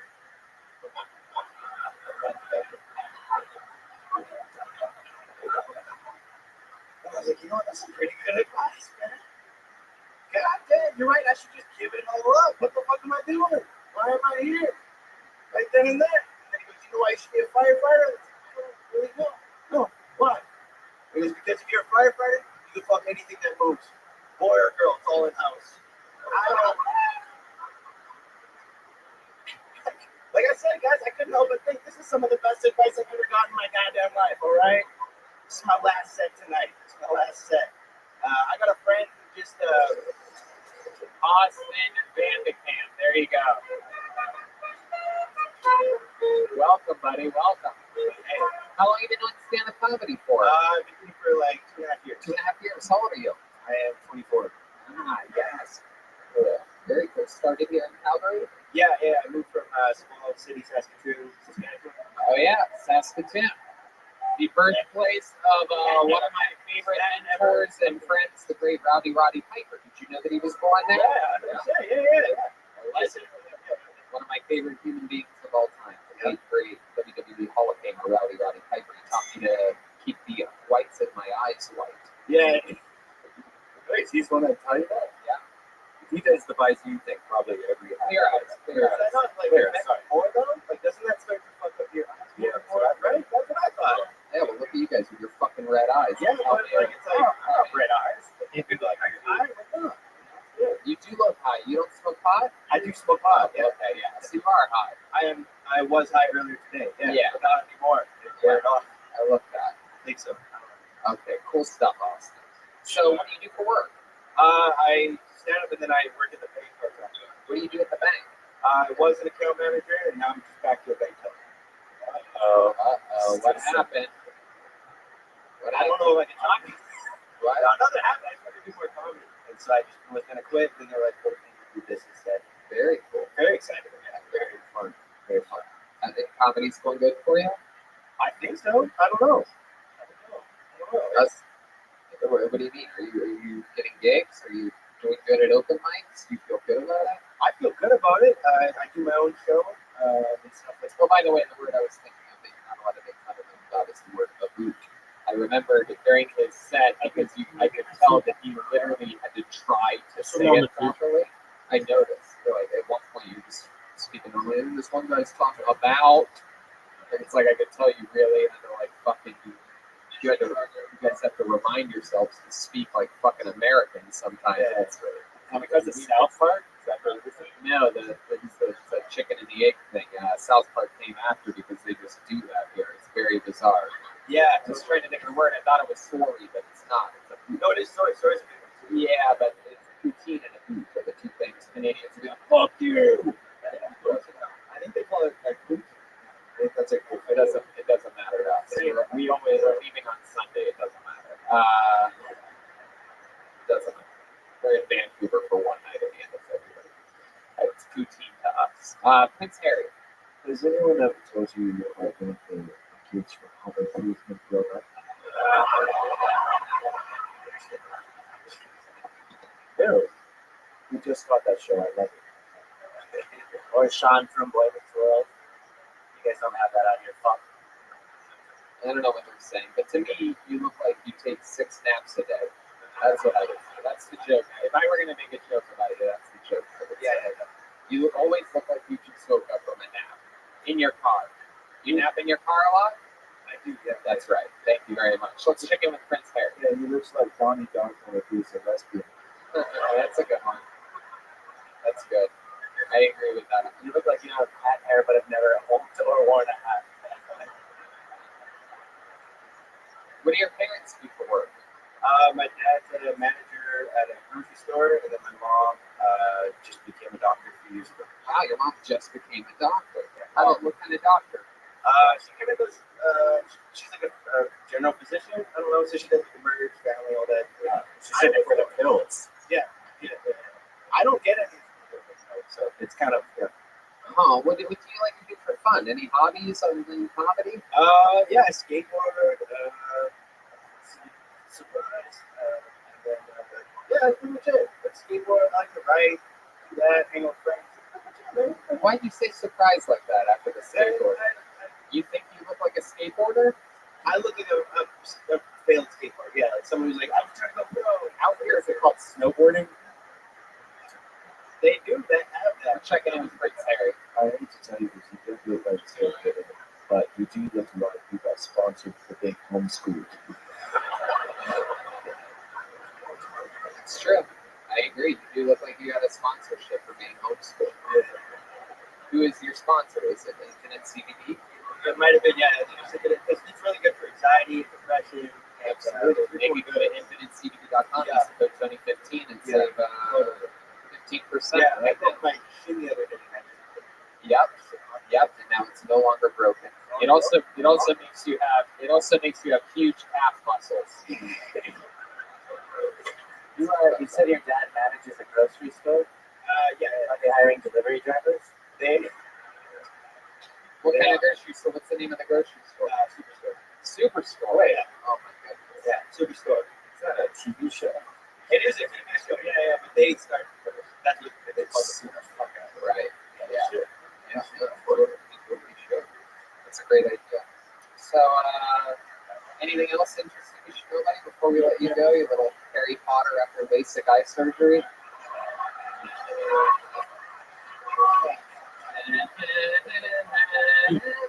You know what you Yeah, definitely. I'm a Harry Potter, but I'm Harry Potter, but I do taxes. You know what I mean? Yeah, no, not that excited. How do you do it? How about you? You have a girlfriend? I do. Yeah.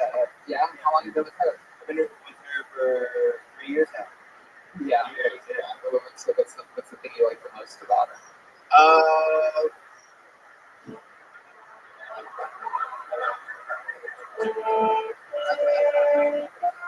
Yeah.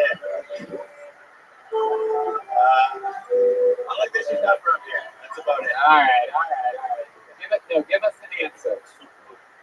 Give us an answer. What's the thing you like the most about her? I like that she's just like cool and likes that I'm doing comedy and doesn't think I'm a bum. That's about it. Yeah, she's cool like that. Yeah. She's also Spanish, so she's really sexy. Oh, really? Is that true? Yeah. She here? That's for you. Yeah. The one with the glasses? I think it was a guy. I'm gonna be honest. He's also Spanish. Stop. Does she look like Joelberg? He's Spanish and stuff. All right, Austin. My goodness, a lot of fun, dude. Congratulations. You started young. Look at all these people that have been coming up here tonight. They're older. They're trying to get in the game now. And you're already doing it. Thank you very much. There he goes. Austin Vanderkamp, everybody. Absolutely. There he goes. There he goes. Hairless Potter, everybody. Hairless Potter. Reach deep at the bottom of the bucket. Did you see this company while I was playing? Did it work? Almost shit my back too. When I'm playing the saxophone, this company later. Okay, pulled another name out of the bucket. This looks like a fun one. Let's see what happens here. Make some noise for Sam Benty. Sam Benty, another Canadian, coming to the stage here on Kilton. God, he's running. Sam Benty. Here he comes. Sam Benty. Trying not to smoke as much weed recently. So I've been eating a lot of weed recently. I ate so much weed that my farts smell like Amsterdam. Like a little like pot, a little like a sex show, but also like wooden shoes and cheese for some reason.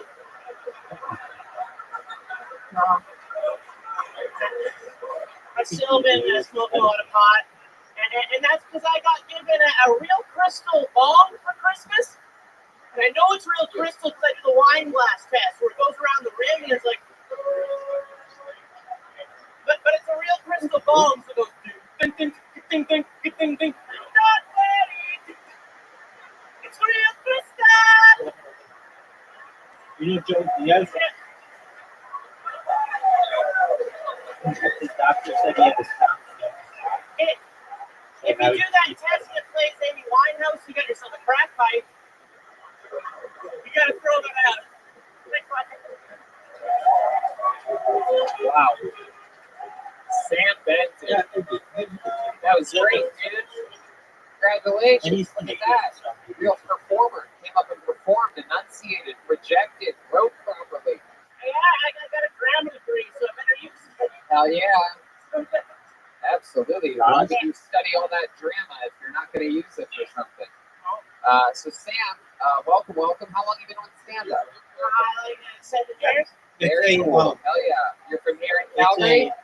Yeah, most of it here in Calgary. I love it. It's one of my favorite things about the show. Alongside people doing it for their first time, doing good or bad, getting surprised that they either got pulled out of a bucket. There's actual comedy veterans, solid comedians signing up for the show today. That's so fucking cool. So 7 years. Any crazy accomplishments in the 7 years? Yeah. Anything you've done? I've seen Sam Walker up here before. January 2000. I got to do a few shows with him here in Alberta once. And man, I tell you, one time, like we're driving to a show, and this other comic named Spencer wet willied him. What happened? Oh man, we were passing by Dead Man's Flats. Like that's what's good. And he's like, yeah, we gotta pull over behind the Esso. What's an Esso? Yeah, it's a gas station. Oh, okay. All right. Okay. Like a Wawa. I don't know what the gas station. Sure, yeah, no, it's Saudi Arabia. Husky. But we go behind this gas station, and then he's like, yeah, Spencer doesn't work. He goes inside the car. And he walks like 3 meters, like 15 feet, and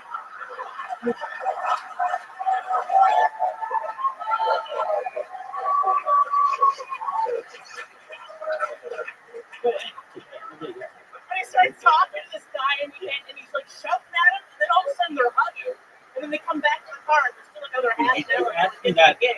And then we sit there, we talk to Spencer, like Sam Sadie. He's like, dude, he's like, yeah, if you ever put a finger in me again, you better buy me dinner first. That's so cool. And you would consider that one of your major life accomplishments? In comedy in Canada, yeah. So 7 years in the game, what do you do when you're not doing stand-up? I'm a kitchen manager at a pizza restaurant. Oh, yeah. Hey, that sounds good enough. So you can get out and do spots at night. That's all that matters. hobbies when you're not working? What are you talking about? What do you do to relax, take your mind off of this strenuous life that you have? Oh man, I love going to karaoke. You Like do? singing, that's my favorite thing. What's your main go-to song on karaoke? Oh, I like doing like each morning I get up, I die a little. Get up and stand on my feet. Yeah. What is that? That's Somebody to Love by Queen, I think. That's Somebody to Love Queen. I like doing that. I've been very close to the border. I got news for you, my friend. You're about to sing Somebody to Love right now. I mean, I don't currently have data, and when I did have international data. So I think it just like your stream just stops at the border. But they border.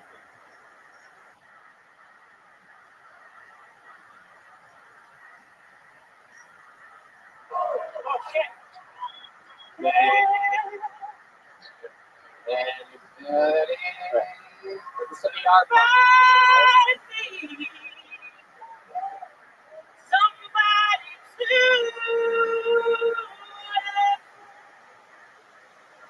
Fuck yeah, Sam Benty, ladies and gentlemen.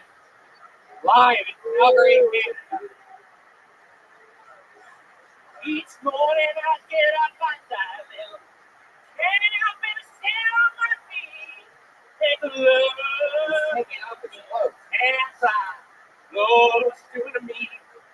I spent all my years in believing you, but I just can't get on leave. Lord, somebody, anybody, find me. Somebody love. Yeah, how about that? Wow. That was good. The whole crowd got behind you on the somebodies at the big finish there. Exciting, Sam. You must get all the pussy here in Canada, huh? Yeah. You noticed that stopped about 6 years ago. I hang out at Twisted Element too much for that. Oh, that's cool. So you're a Canadian gay man. No, I was running a comedy show actually out there when I was living here last time. I just moved back to town, so I'm just kind of in transition. Okay. So, Sam, it's okay if you're gay. You're allowed to say it. Just because I know you're in Calgary around all these manly men. You feel like, but I mean, if they're dragging anybody behind their truck tonight, it's probably Lahan from earlier, dude. Lahan Olawale. And while you grow, he's laughing, you fucking idiots. While you grow, he's laughing. Just to let you fucking weirdos know. But yes, he rode away. It's really So interesting. Jesus, sounds like you're gay now, Sam. My goodness gracious. A lot of dudes that I actually used to run that show at the, what's that one? A couple. Yeah. I had a mustache for November, so that was bad, yeah. Oh, did you give any rides? Depends on what it's needed. I don't know. Goodness gracious. All right, Sam. Wow. Well, fun times, dude. Unbelievable sets. Really great stuff. Fun. Congratulations to you. How much time do you have, you think, total? I had like a half an hour. I did. Oh, that's great. You want to do 5 minutes on the 2 shows I'm doing here Saturday night? Yeah. Saturday. Oh, thanks a lot, guys. You can be here Saturday? You can make it here Saturday? Yeah, I can do that. 7 and 10. There you go. Sam Benty, everybody. There you go. He's on Twitter at Sammy Ray Benty. Man. Yeah. How about that?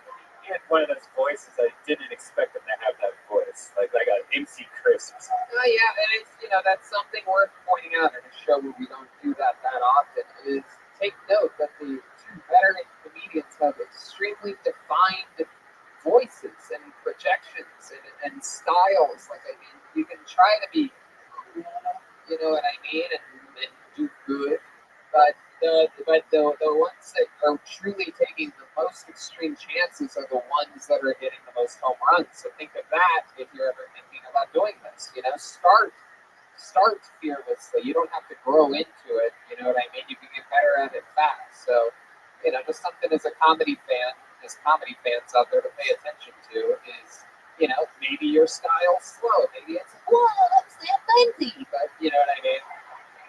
But it's about the differences, and it's about owning it and staying in that pocket fearlessly that makes a great performer. How about one more time for Sam Bentley, everybody? He's on social media at Sammy Ray Benty. Sam Walker is Sam Walker Live, by the way. I hope I got that out there. And your next comedian, which anything can happen, goes by the name of Alan Haley. Alan Haley, everyone. Here we go. There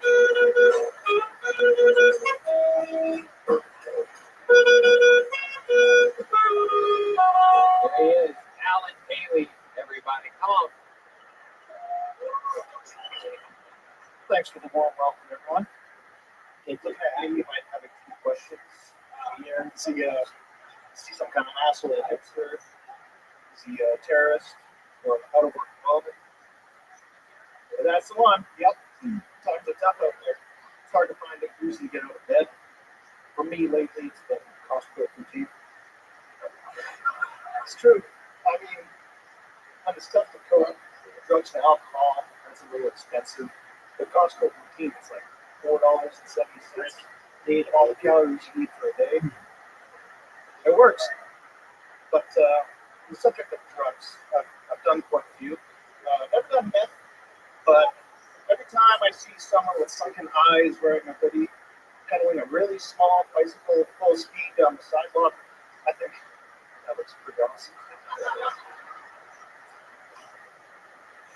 I got divorced a little while ago, and I had to live in a warehouse. I thought it was going to be like living in a Fast and Furious movie.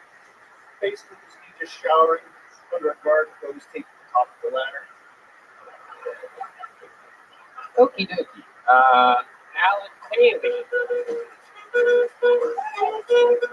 Hi, Alan. Welcome. How long have you been doing stand-up for? First time. Very good, Alan Haley. Awesome. Congratulations. Thank you. Hell yeah. How old are you? I just turned 38. 38 years old. Like last week. Hell yeah, you have a day with that stuff. That is awesome. Incredible. 38 years old. Yeah, what do you do for a living? Well,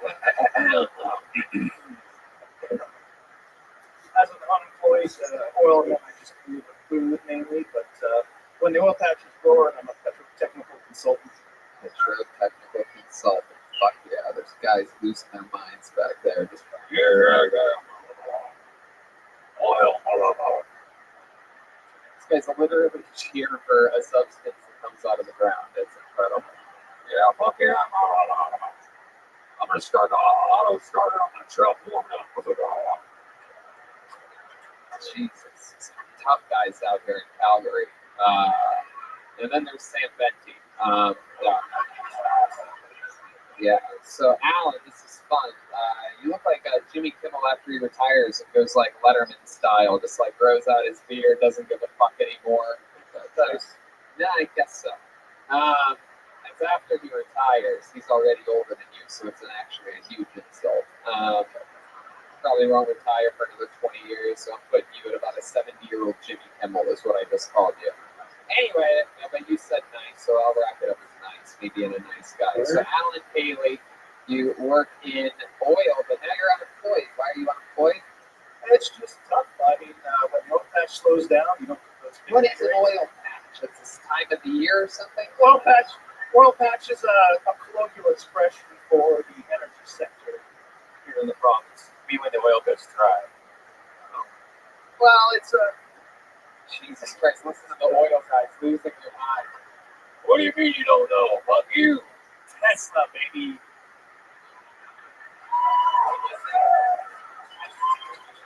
Oh, yeah, Tesla. Because you own a Tesla, you don't know how oil works. Very good. Yeah, you didn't have gas-powered cars. Would have put them out of business someday. Yeah. Welcome to another episode of No Shit Sherlock. But until they stop self-driving themselves into ditches, I'm going to stick with my Corvette. All three of them. Anyway, Alan Haley. So what do you like to do for fun? You seem like you might be into some fly fishing yourself. I'm not that outdoorsy, actually. Lately, my hobby has been building computer systems for video editing. I just sit at my desk. Are you anonymous? I'm getting anonymous vibes from you right now. I'm not. Shadiest thing you've ever done on your computer. Tell the truth. Don't overthink it. Just go right into it. The more honest it is, we'll feel it. Don't overthink it. Go right ahead. Like cyberbullying, I guess. Oh! All right. Here's my follow-up question. Again, I implore you not to hesitate. Straight from your gut. Just let it rip. Who have you cyberbullied that we would know? Me? Who? What? There's a person in the media who's got some headlines here. A really gross transgender woman who insisted that she get her balls waxed by spa people. Oh my God! All right. You know what? Maybe you should have thought about it a little bit before blurting that out. My goodness, out of all the crazy men in this audience, I can't believe you're the one cyberbullying a transgender woman. I know. And you would say that on a. I guess so. You know, out there working in the oil field, it rubs off. I mean, it's. I thought it was going to be like a medium of an actor or Right. something. I was actually setting him up, totally thinking he was going to say me, and yet he goes like, "No, not me, this dirty transgender woman." I'm like, whoa. So then what? Then you jerk off to transgender porn if it makes you feel all even Stevens about it, right? Because there's something about it that you like, right? I think cyberbullying might have been an overly harsh term. You mean troll? Gross transgender was probably the hardest term. Yeah. Fucking idiot. That is true. So what makes her a gross transgender woman to you? Are all transgenders gross to you? I think this one in particular got a little bit of heat for being icky. Why she icky? Because Yaniv was, as a boy, creeping on 14 and 15-year-old girls. When he was a kid? When he was a grown man. So he was over 18. Yeah, like he'd do stuff like leave voicemails for girls like, I'm Elmo wants to see your titties bounce up and down, up and down. Wow. How do you know about all of that? Wow. Were you checking their voicemails or something? There's no one. I was pretending to be a 15-year-old online. Hold on, I want to know what that one lady right over there just yelled. I'm just curious. I couldn't hear you, but you said it with a lot of passion. What did you say? Yell it again. It's okay. Wherever that came from, the one lady that just yelled. Everybody knows who you are now, baby. That's the girl from the 20-year-old wife girl too, by the way. Okay, let's just give her a chance to answer. Okay, forget it. That wasn't the same lady. It was another lady. Everybody protected her after that. She has a section around for people that respect her. So what's the kind of thing that you did to her online or him?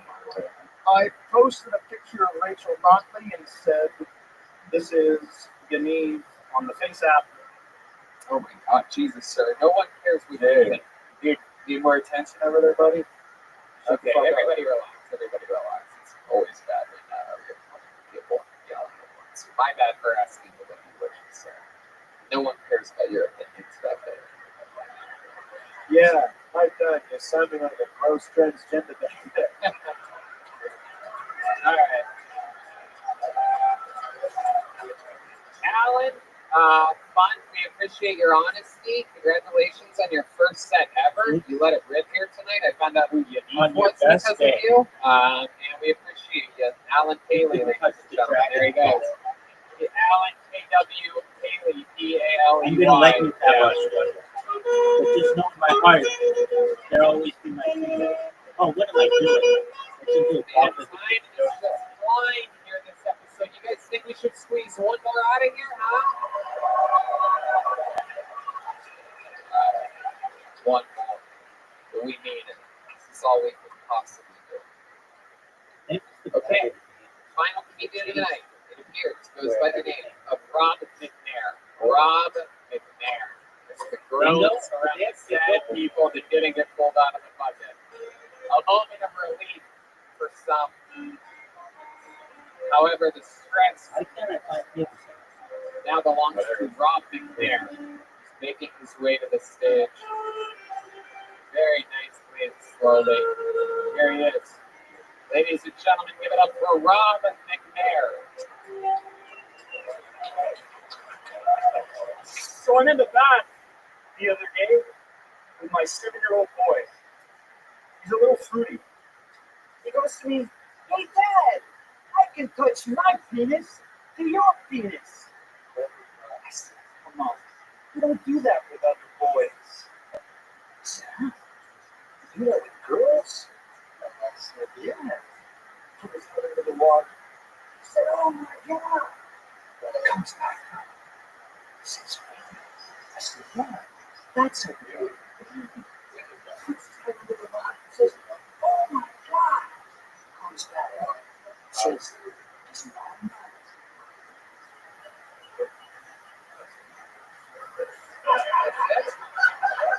There you go. 49 seconds from Rob McNair. First time you can stand up? What made you want to do that? Take a shot on both, dude. Posterity. Prince Harry, let's talk about it. And I made it because I'm a pimp. I'm a West Side gangster. That's a dragon attack, baby. Time that was harder to listen to than the news that my brother was Taking down your killed by the koalas. Rothschild. What was that?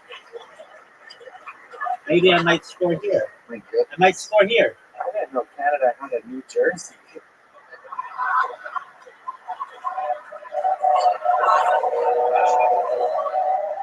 No, you can pass it to your guy. My goodness. It's true. You're sort of, it seems like Italian. Is that true? Or you just talk like that? You just talk like that. How did that end up happening? Look at this shot, Zook. What? Look at that shot, Zook. That's the dragon attack, dog. Oh, the East Coast, Montreal. There you go. Yeah. You speak French as well? Uh-huh. Let me ask you this. Shot on goal, baby. How would you say that last name Shot right on there? goal. That's exactly what I thought. Thank you very much. So, Rob, what do you do in the oil business? You're in the laundry business? Oh, my You can God. make it? Jesus. All the That's jokes a I know mess. about laundry are all washed up at this Give me point. the ball.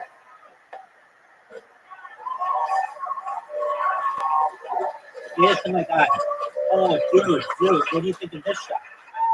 That's the dragon attack, baby. Wow, this is a fucking game? You didn't think I had more? You think I had more? Really? Yeah. Yeah, dude, they go together, Tony. Dog. Ready Do for it this? together. What the fuck do you do in the Abs. laundry business? And this is just proof. The Canadians need to let Mexicans cross their border. Look at this shot, dude. Yes. It's a bunch of white people up here doing their own fucking laundry. Gotta beat Sergio, my man, down in Los Angeles. It would be the Fucking greatest guy's comeback a in machine. history. Everything's fucking perfectly. It comes in tight plastic bags. Oh, it's you. All right, go ahead. What do you do with laundry? An account manager for laundry. You don't work. You don't know the guy that runs the laundry business. You do. You came here with him here tonight. Wow. So that's crazy. So that's your boss. Everything you say, you need to say it at the tip of the Nice microphone. comeback. Just that was the tip. There you go. So that is so much fun. You work in the laundry business. That's the whole thing. Interesting stuff. You had your first time on stage. Now you guys are going to be able to talk about. I think we should squeeze one more person out of this bucket. We have to. Every once in a while, you just have Dragon to. attack, dude. We're going way too long. I'll say that. We've gone over our time. Ready for the shot on Plus, goal, dude? after this, we are doing a Yeah. massive meet and greet right here on this stage. We have posters specific Calgary. Dude, I Filter think it's posters drawn by Ryan J.D. Belt that we brought. A very limited number. And we're going to sign those for you and take a picture with you if you want it right after the show. Yeah, the line's going to start right over here behind Jeremiah. But before that, I the could take a final risk. comedian of the night was by the name of Byron Johnson. Look at Byron this shot, dude. Johnson.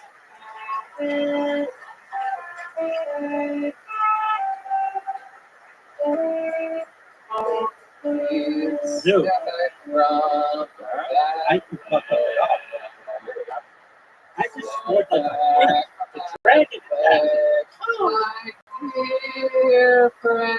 Here he is, Byron Johnson, everybody. Guys, this is it. Your final comedian of Calgary's first ever Kill Tony, Byron Johnson. All right, fentanyl destroyed the relationship between me and my mom. It's a weird story. Neither one of my mom or myself did it, but when I saw when my wife was having my little baby girl, she couldn't handle it after about 30 minutes of pain, which is understandable. But I did because I'm that good. I can one fantastic. Fentanyl. And the dragon attack. So after my little baby girl was born, she yeah, no, I was pretty crazy too. She cried out for the fentanyl, and then she got it. And my little baby girl was born, and I'm looking around, and like my wife has that little tree syrup in her, and she goes, "Jesus Christ, Brian, it's not hereditary. Your fucking mother didn't roll you. That's why you have a square head."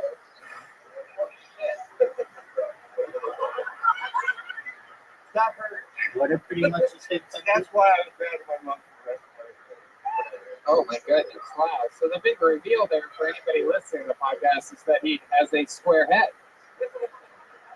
And why is that again? That's right. Just a little It's bit. apparently because I'm assuming my mom didn't roll me or something. Roll you? You know that's not a thing, right? That's just Apparently my wife lied to me that. What does that mean, roll you?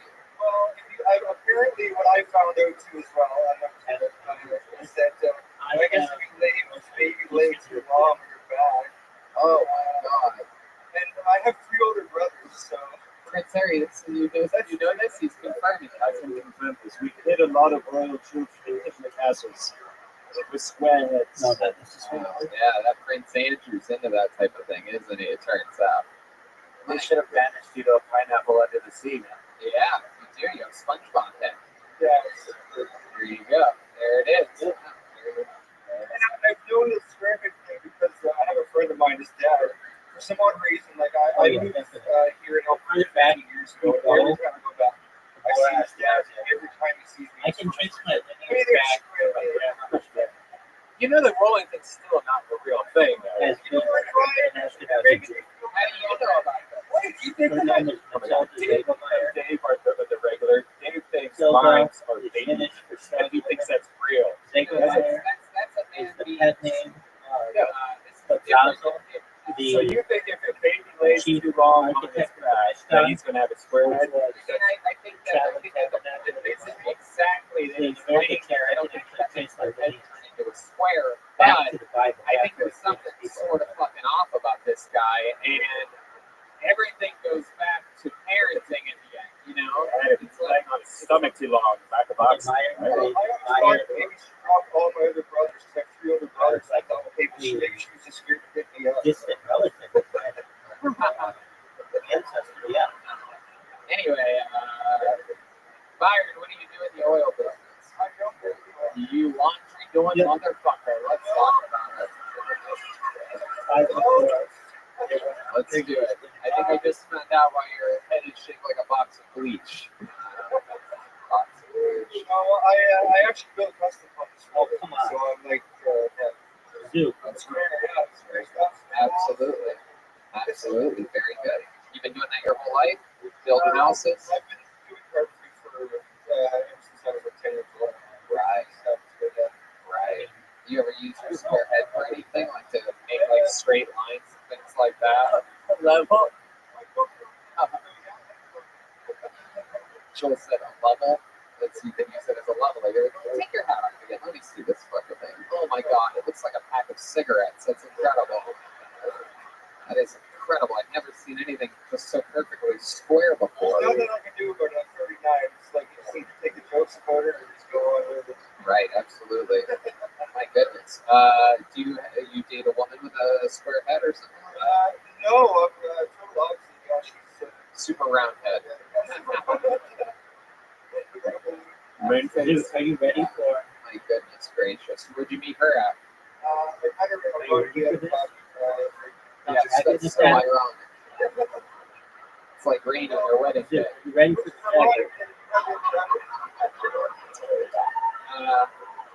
Dude, It's okay.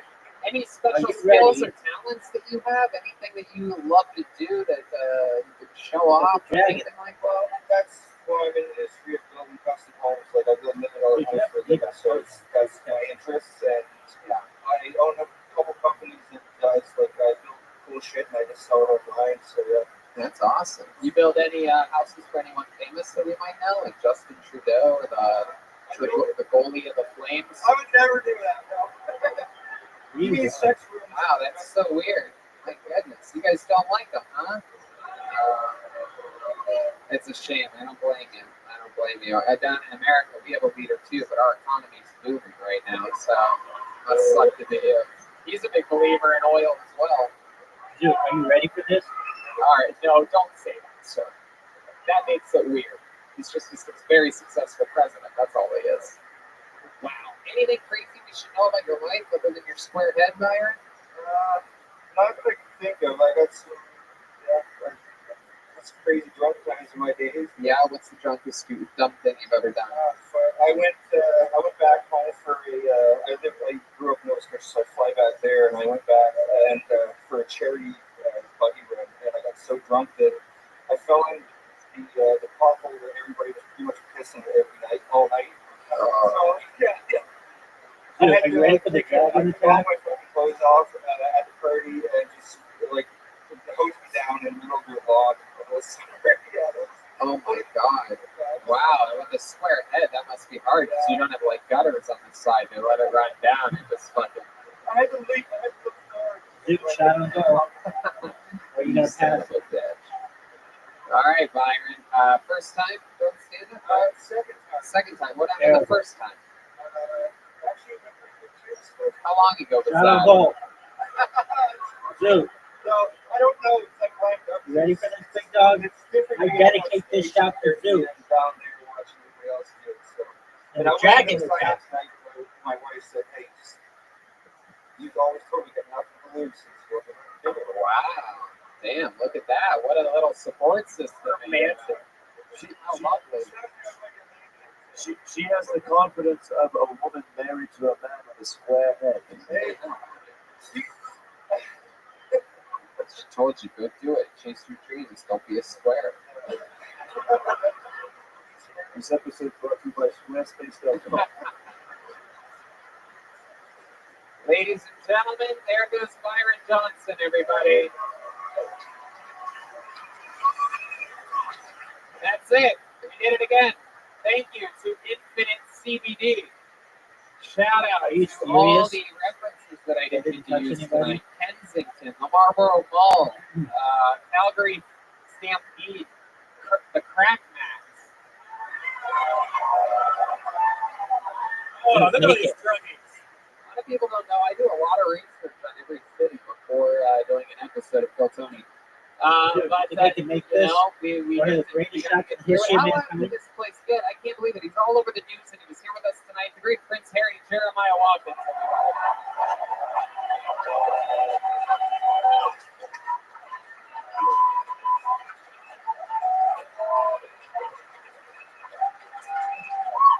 Why don't you turn around, do a 180 so that everybody can laugh at what Joel and I are laughing at? Come on, show them.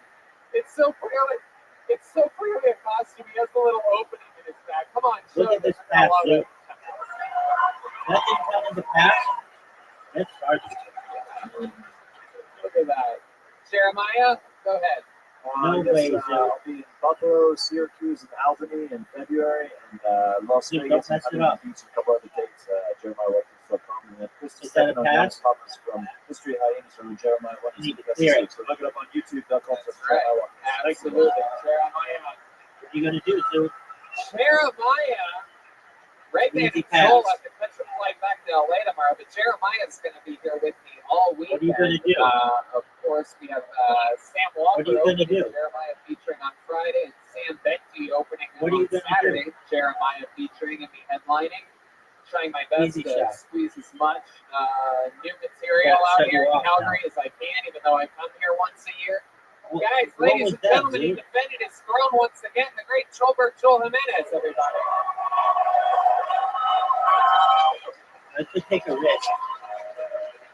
I could take a major risk here, Sue. He's And I mostly did. sorry on social media. He's an That was a official terrible, Ludwig terrible artist. play on my part. Joel, first time Terrible in play on Calgary, my Canada. part. What are your thoughts? I love you guys. Thanks Yeah, for coming I love out. it. There you go. I love it, dog. Joel Jimenez. No pass. The fun train just keeps moving along for these roadkill Tonys. We're going to Vancouver, Swansea, La Jolla, Ventura, Boston, and Austin coming up. Some other major announcements coming up. Other than that, Kill Tony in Vancouver. Vancouver's always That's what I'm been talking our about. I backed up. probably pound for pound our biggest market almost anywhere in the world. And you guys have a very special treat coming February 21st. That's at JFL Northwest in Vancouver, a giant 1,300-seat theater that is almost already a month out, completely sold Ready for out. the dragon attack? Just a couple hundred tickets left there. And so, Canada, we always love you. We support the hell out of. We thank you for supporting us. I mean, and Zoo. we love you. Thanks, guys. Love you guys. Make it. Thank you, guys. Good night. That's an easy make. I can make that. I make that shot any day of the week. That's an easy shot. Any day of the week, dog.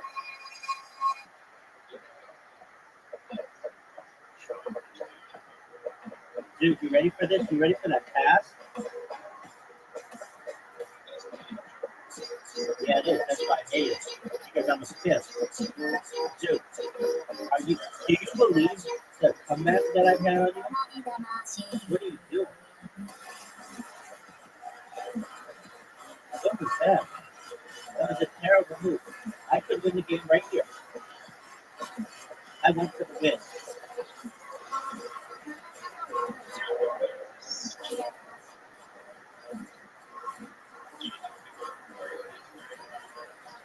Well, you started on offense. So.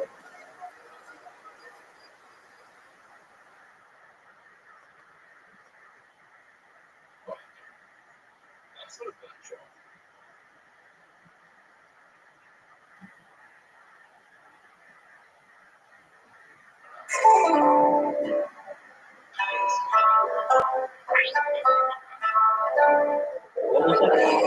Ready for this, dude? You ready for the garbage discussion that we just had? Nobody was paying attention to you. Dude, are you ready, Ken? Are you ready for the win? I dedicate this to all the Welsh people, all the Australian people, all the Australian people. I need everybody to know best. There we go. I just scored. Champion of the world, dude. We're done. I won.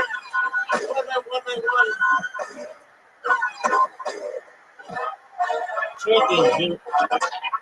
Hey, this is Rabbi coming to you live from the Road Famous Comedy Store meeting room for a brand new episode of Kill Tony. Give it up for Tony Hinchcliffe.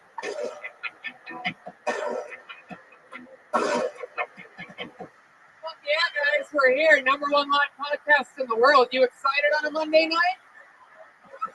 Great, the great Brian, right? They won't be the most famous person in the world, but they'd be pretty famous.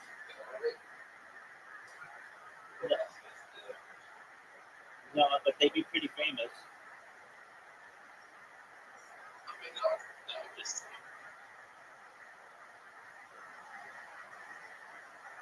That I don't think so, because with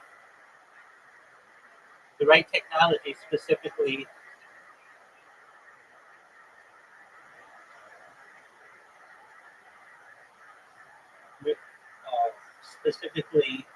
revivification technology, they could be brought back alive.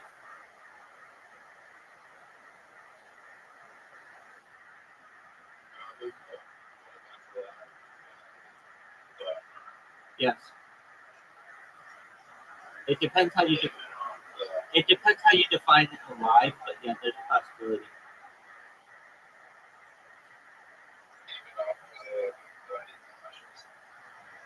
That makes it more difficult. That makes it more difficult. But yeah, there's a way.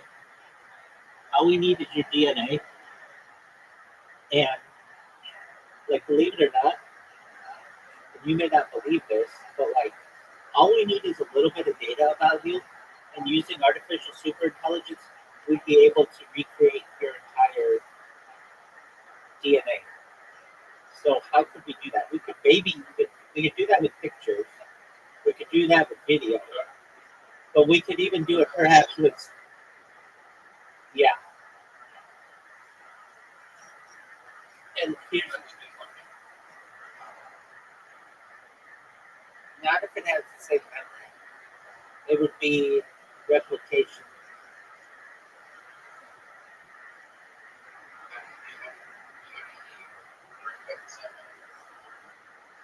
Well, it's difficult to do this, but you have to understand. Hold on. Have your questions one thing at a time. So let's just take the sound of your voice right now. The tonations, the volume. Now, right now, we can't tell that much about you. We can tell that you're a man. We can tell that you're Australian. But in the future, your voice will be able to be dissected to actually know like exactly how old you are. It would know perhaps, okay, they don't believe it. You don't give enough credence for future technological development. And that's cool, but that just makes you a doubter.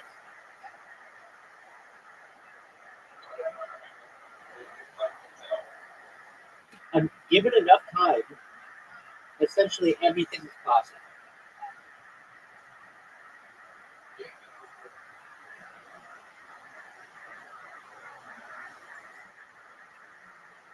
So we would be able to replicate you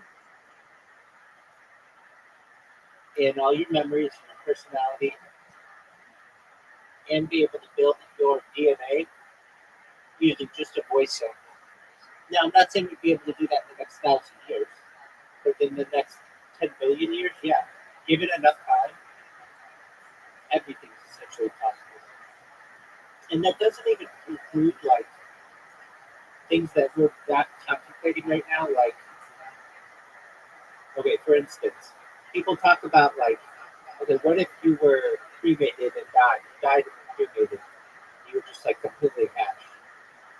Okay, if that's true, you never know. Aliens could be like recording Earth like a video camera or some kind of technology like that. And if we make contact with them, they may say, oh, do you want access to that? And we'd be like, yeah, and we could rebuild people out of that. Like, I'm pretty sure that the Earth is like a human zoo or like a big experiment, and that everything that's going on Earth is being recorded by some kind of extraterrestrial entity.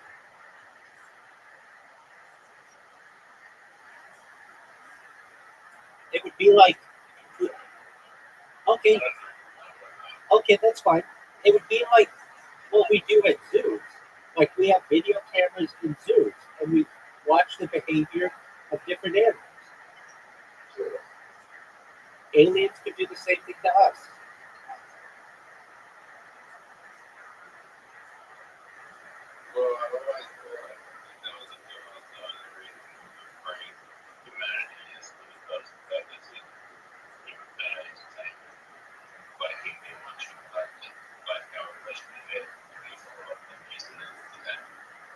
Okay, I mean that's putting a corporeal take on what God is, but generally most people, I shouldn't say most people, everybody's entitled to their own opinion.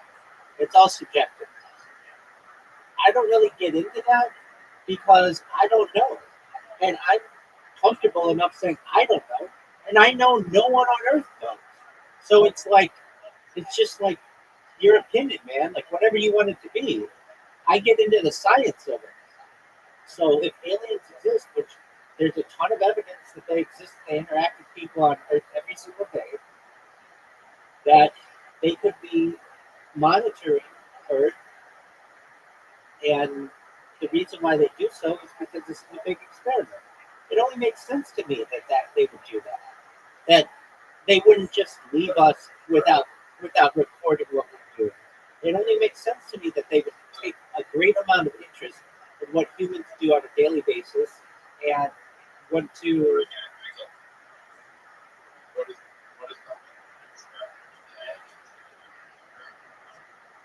That can happen. And I think that's true.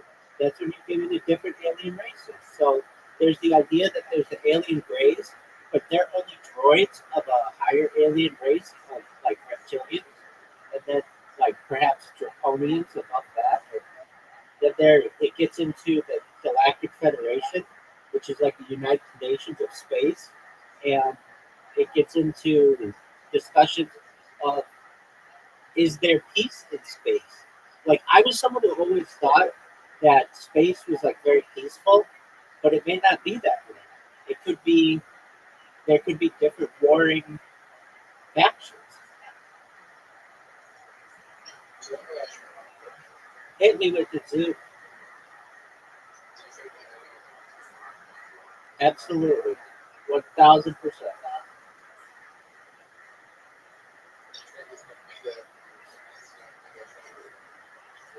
Absolutely. They would want what has the most amount of data.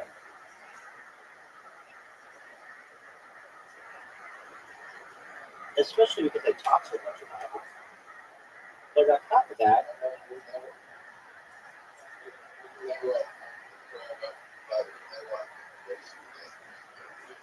no, they wouldn't care about that. Dude, all those views are purchased.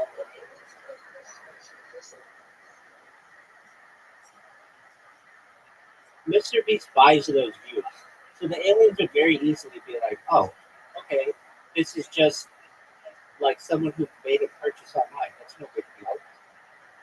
What they would want is, hey, there's somebody who has more of this data than anybody else.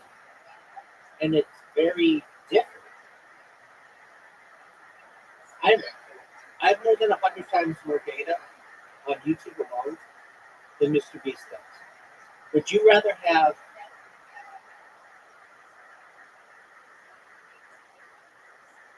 one meal or 100 meals?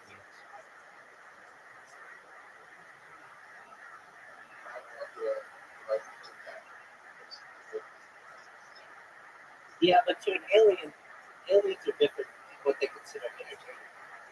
They may consider unedited raw footage very entertaining, but they may see Mr. Beast's very quickly edited video as being somewhat useless.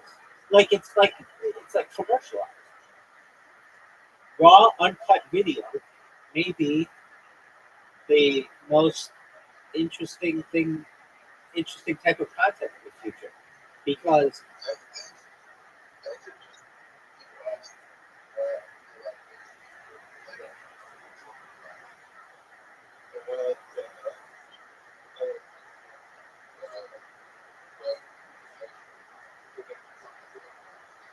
they have universal, they have universal translators.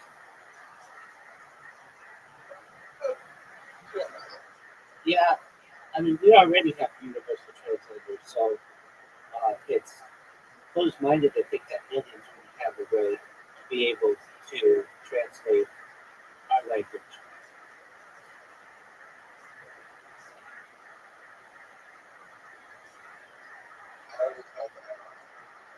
They have super. They have ASI, artificial super. They're much better than the internet. They have telepathic communication, which is all wireless.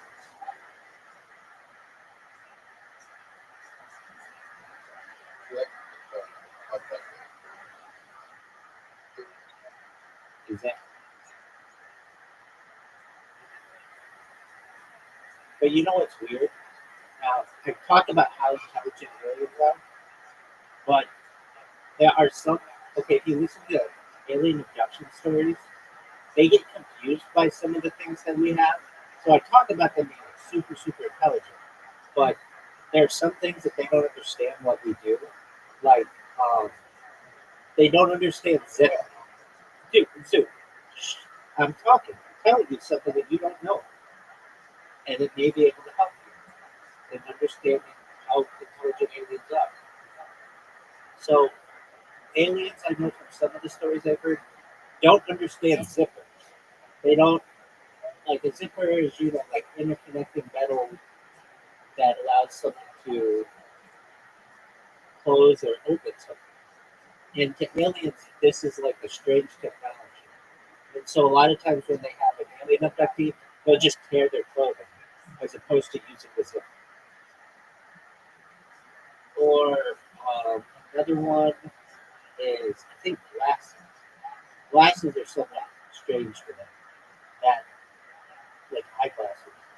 Is it glasses? Oh, no, not glasses. They perhaps not that. No, like, I've heard in the 1960s, like, things that people would have in their mouths, like bridges, like tooth bridges, that would confuse them. Or dentures. Yeah, no, it's dentures. Dentures confuse them. Which you would think, like, they would understand, but apparently they did not. Okay, now you were saying,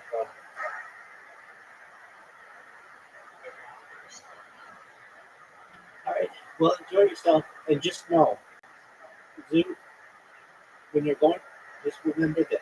If you remember anything about today, anything, know that you lost in golf, you lost in literati, and you lost in table soccer twice. You didn't even know how to play it until I told you.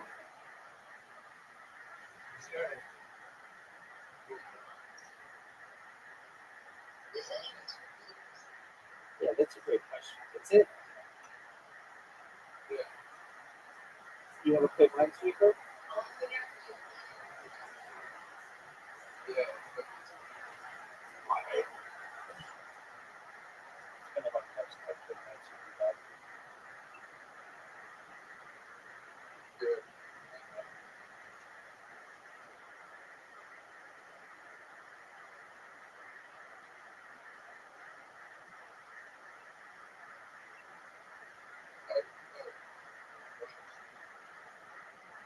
play already?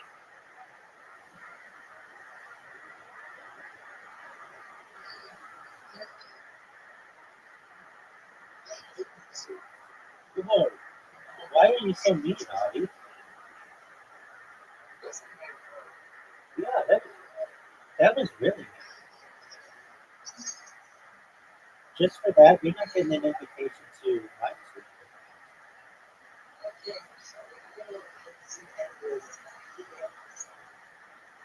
Why?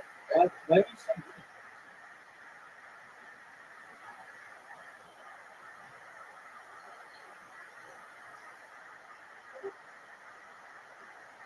What up, Frosty?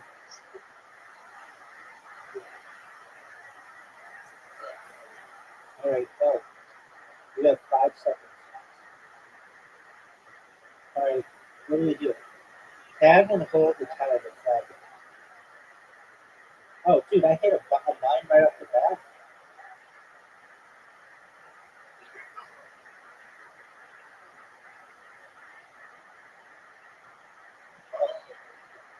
Yeah, fuck that. Game sucks.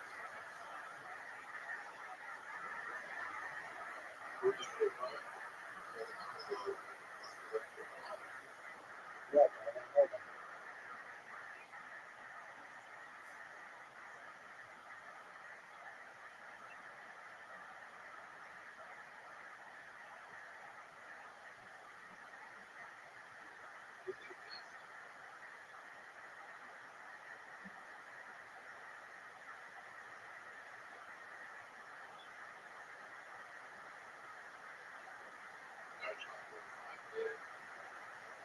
This game sucks.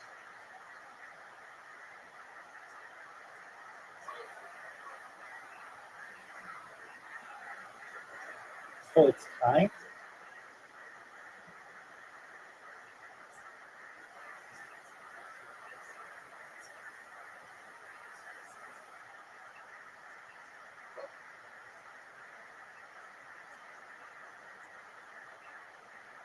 I don't know.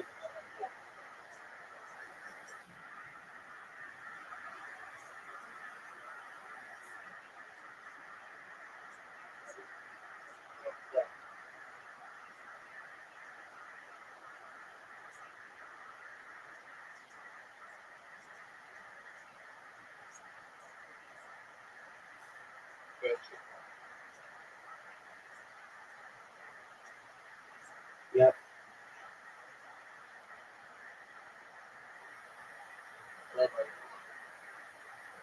Maybe, maybe not.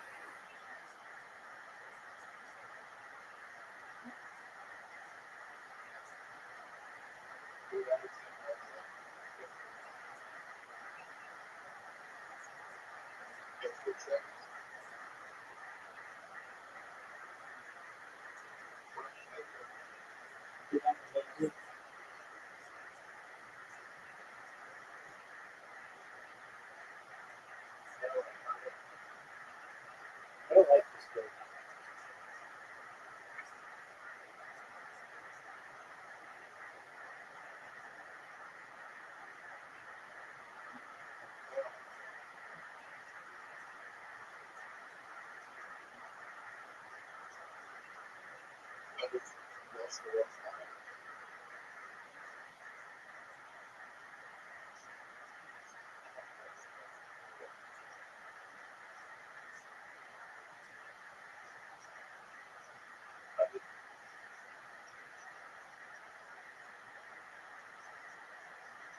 I don't like this. I don't know why.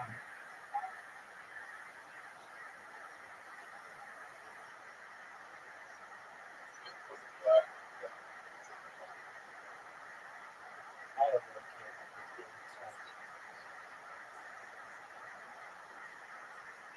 this game. Cool. Dude, I wish console playing.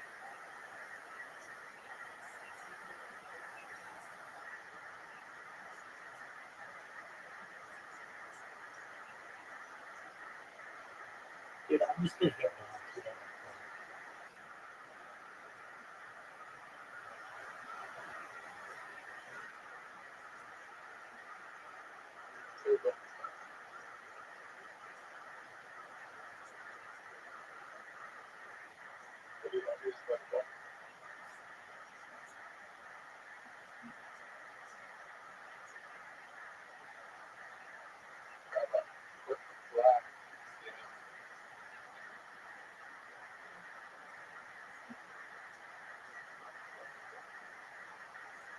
You think it sucks?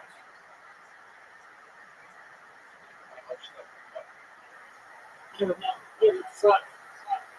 You know what? You know what games don't suck? Mini golf, literati, and table soccer. Minesweeper sucks. Plus, you've played that game before.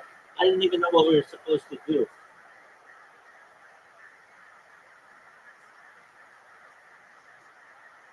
It's cool though.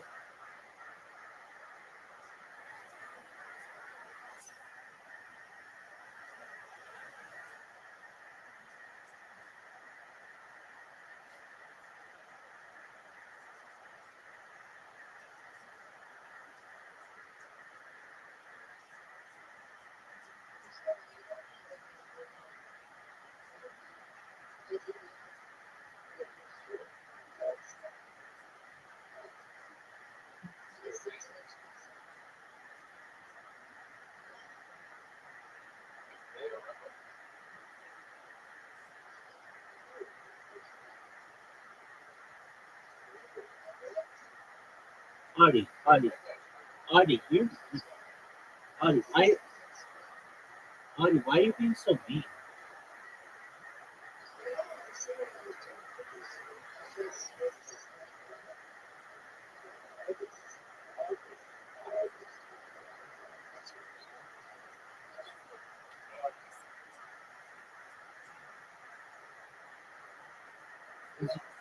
Well, so I guess I have to be sure. You go get your sleep, and we'll play tonight, okay, sir?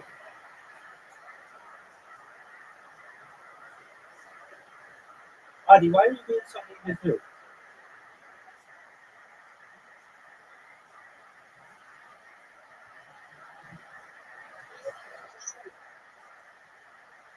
Okay. Well, yeah, most people don't just come out and be mean.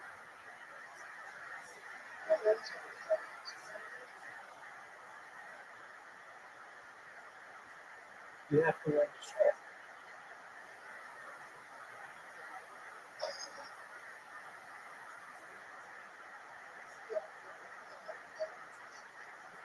Okay.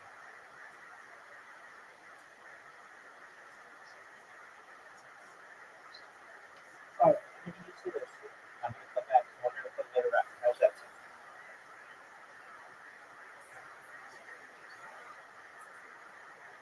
Be right back.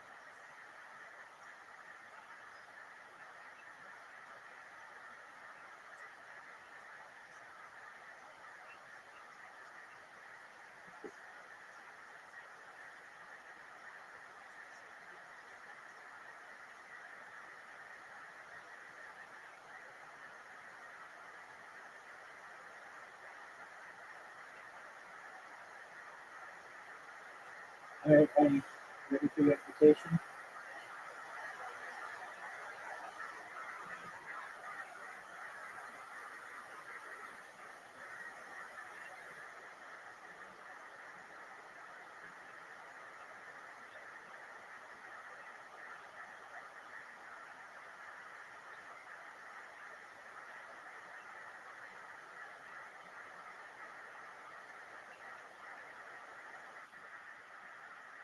Do you have your invitation?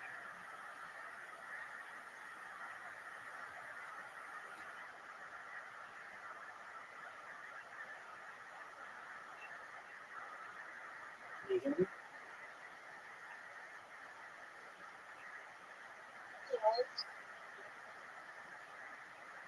You're what?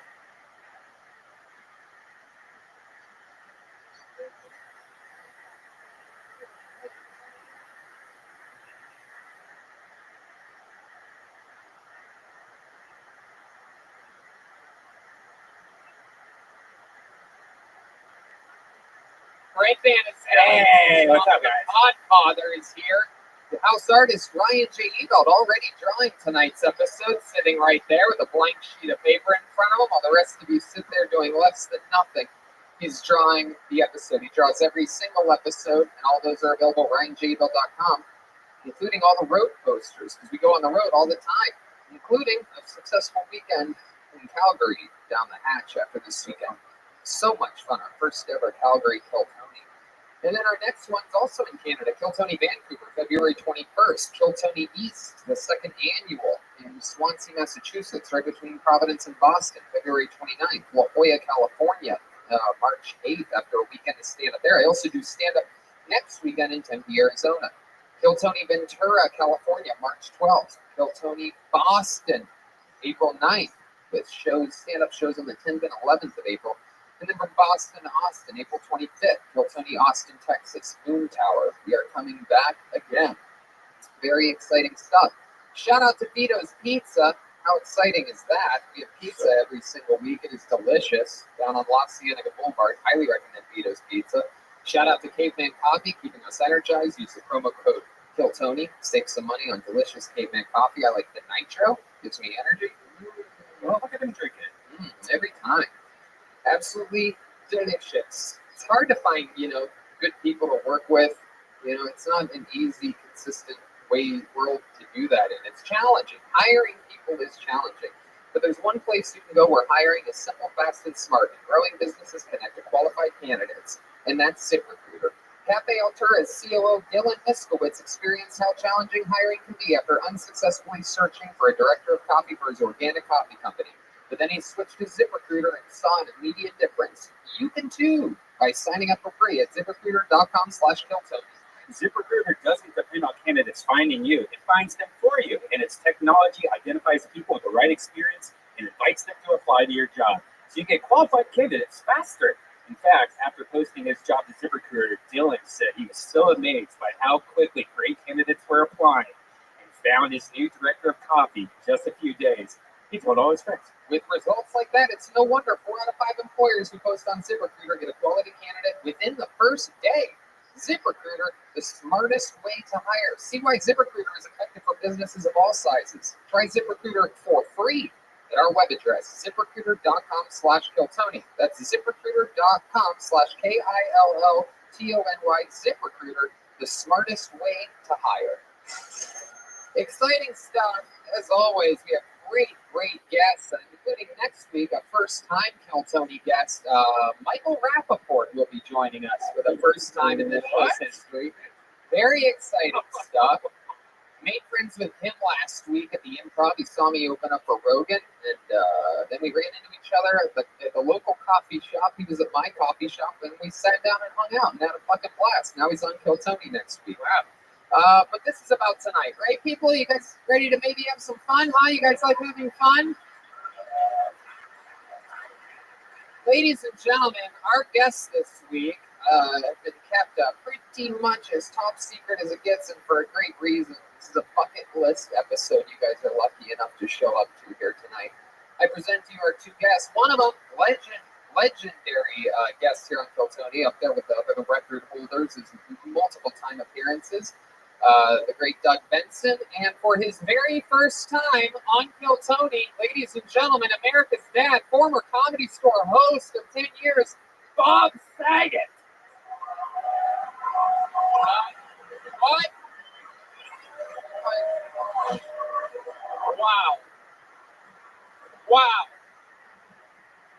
Wow. Ladies and gentlemen, this is epic. We have waited 6.5 years for Comedy Store icon Bob Saget to join us, and he's here. How are you, my man? I don't know. I'm an icon. Well, I hosted this room for 8 years. yeah. It was pretty humiliating. It was wonderful. It was great, but it wasn't as great as tonight. Tony, that's the shit. We're so excited to have you. As everybody that comes to this show and listens to it knows, I'm a real comedy store guy. You know what I mean? I started as a door guy here while doing spots and hosting the original. This show is actually, loosely based off of the potluck show that happens over there, where comedians do 3-minute sets, and I would host and make fun of them in between sets, or sometimes give them a note on how to be better. And it's sort of morphed into this, shorter sets and more of us being silly. And yeah, you get it. Multiple time guest, ladies and gentlemen, Doug Benson is here. Hey, everybody! Doug wearing sunglasses this evening. Yeah, I decided to, I like the idea of no one knowing what I'm looking at. When I have the sunglasses on, people think I'm looking at two different things. And so when I have the glasses on, it's like, you can be looking anywhere. I'm staring right at somebody right now. Sunglasses at night, indeed. Doug Loves Movies is traveling all around douglovesmovies.com for tickets to that. Exciting stuff. Guys, it's fun. I brought a support animal. You did? Yeah, well, no, I just made my penis look like a dog. Well, maybe we'll get to see that support animal at some point tonight. There's a lot of show left. Well, you can dream. Oh, there it is. Wow, I hear it. Somebody stepped on it? Yeah. Try it. It's really cool. Gosh. We have a band on this show, guys. Anybody know about the band? Oh, yeah. They are beloved here on Kill Tony. Every single week they commit to being different characters. We never know what they're going to be. We have no forewarning. They're in a separate green room, and we're going to find out what they are tonight. Maybe it's a famous past character that we've seen before. Maybe it's brand new characters making their debut. Ladies and gentlemen, I present to you the Kill Tony Band, the best damn band in the land. Jeremiah Watkins, Gilbert Joel Jimenez, and Chroma Chris. Wait a second. Oh, no. Oh, my God. Oh, you guys. Wow.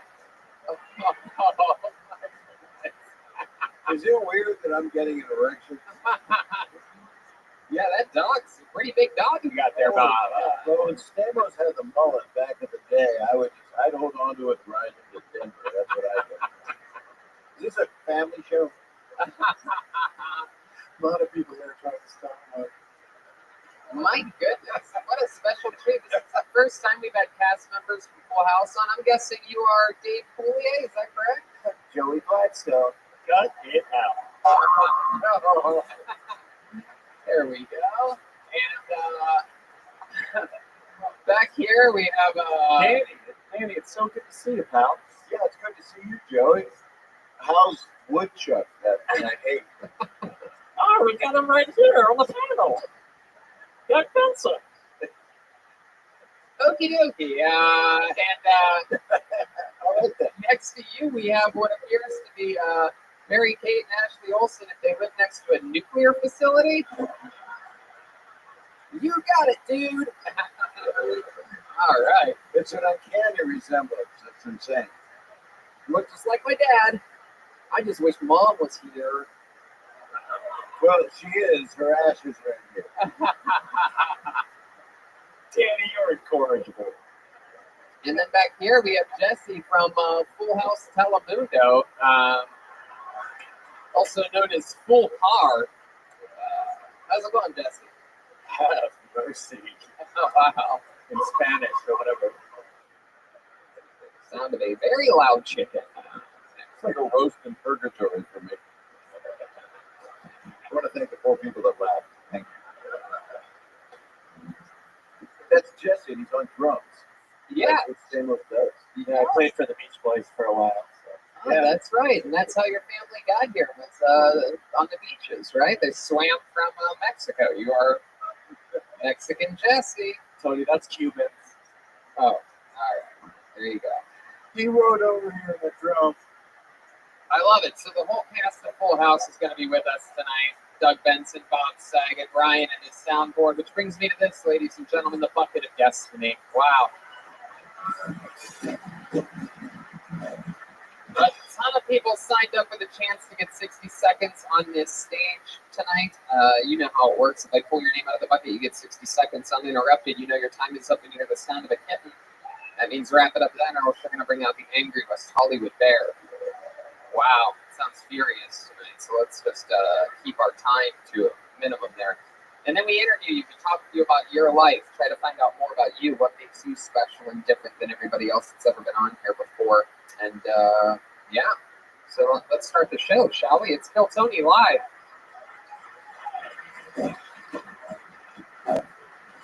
Guys, you're the #1 live podcast. Can you make a little more noise than that? Anyway, it's a Monday night. There we go. Beautiful. That's the audience part that you'll smooth into the other parts where they didn't hear. Yeah, we're gonna edit that straight into hard laughs. yeah, we're gonna use it. Welcome to these audience members coming in late, a family of 16 all rolling in together. Looks like the rest of my family washed up on the beach finally, Tony. That's right, Jesse. I pulled a name out of the bucket, makes noise for your first comedian. Getting an uninterrupted 60 seconds goes by the name of Mel Monroy. Here we go. Mel Monroy. Wow. Mel Monroy. Could this be Mel? I guess not. Interesting. No, Mel Monroy. When you call it in, people just leave. That's not how it's No, I supposed to think you're a little intimidating, Bob. I think they're scared to show you their butt. Because that's what they're going to do for a minute. No, but I'm a likable dad. Okay, I guess it's me then. Pull another name out. Let's see what happens here. Make some noise for Nate Welch, everyone. Nate Welch. Nate Welch.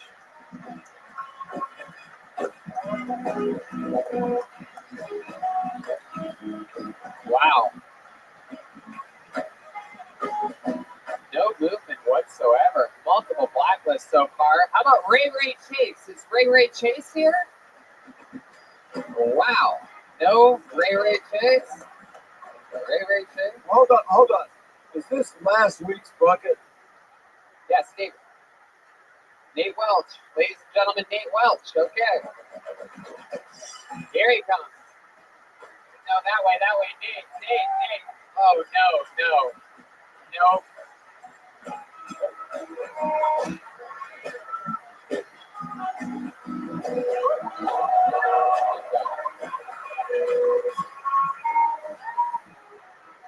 Ladies and gentlemen, one more time for Nate Welch, everybody. Here we go.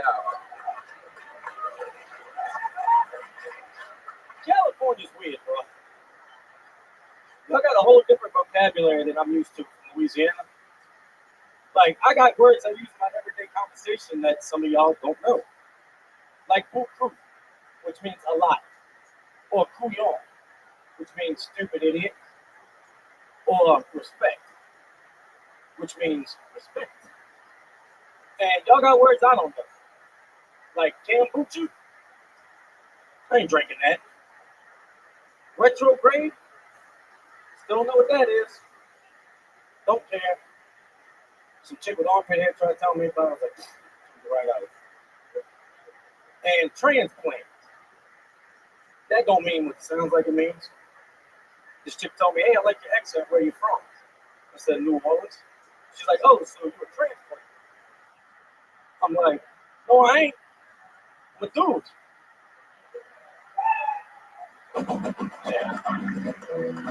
Yeah. Everywhere, the place. Welcome to the show, Nate. Thanks, bro. Welcome. Is there a podcast playing in your pocket? Yeah, right there's now? something on your phone. Tony. You're watching the live stream. I was in the line. That's why I didn't get here whenever y'all called, because they still got a line.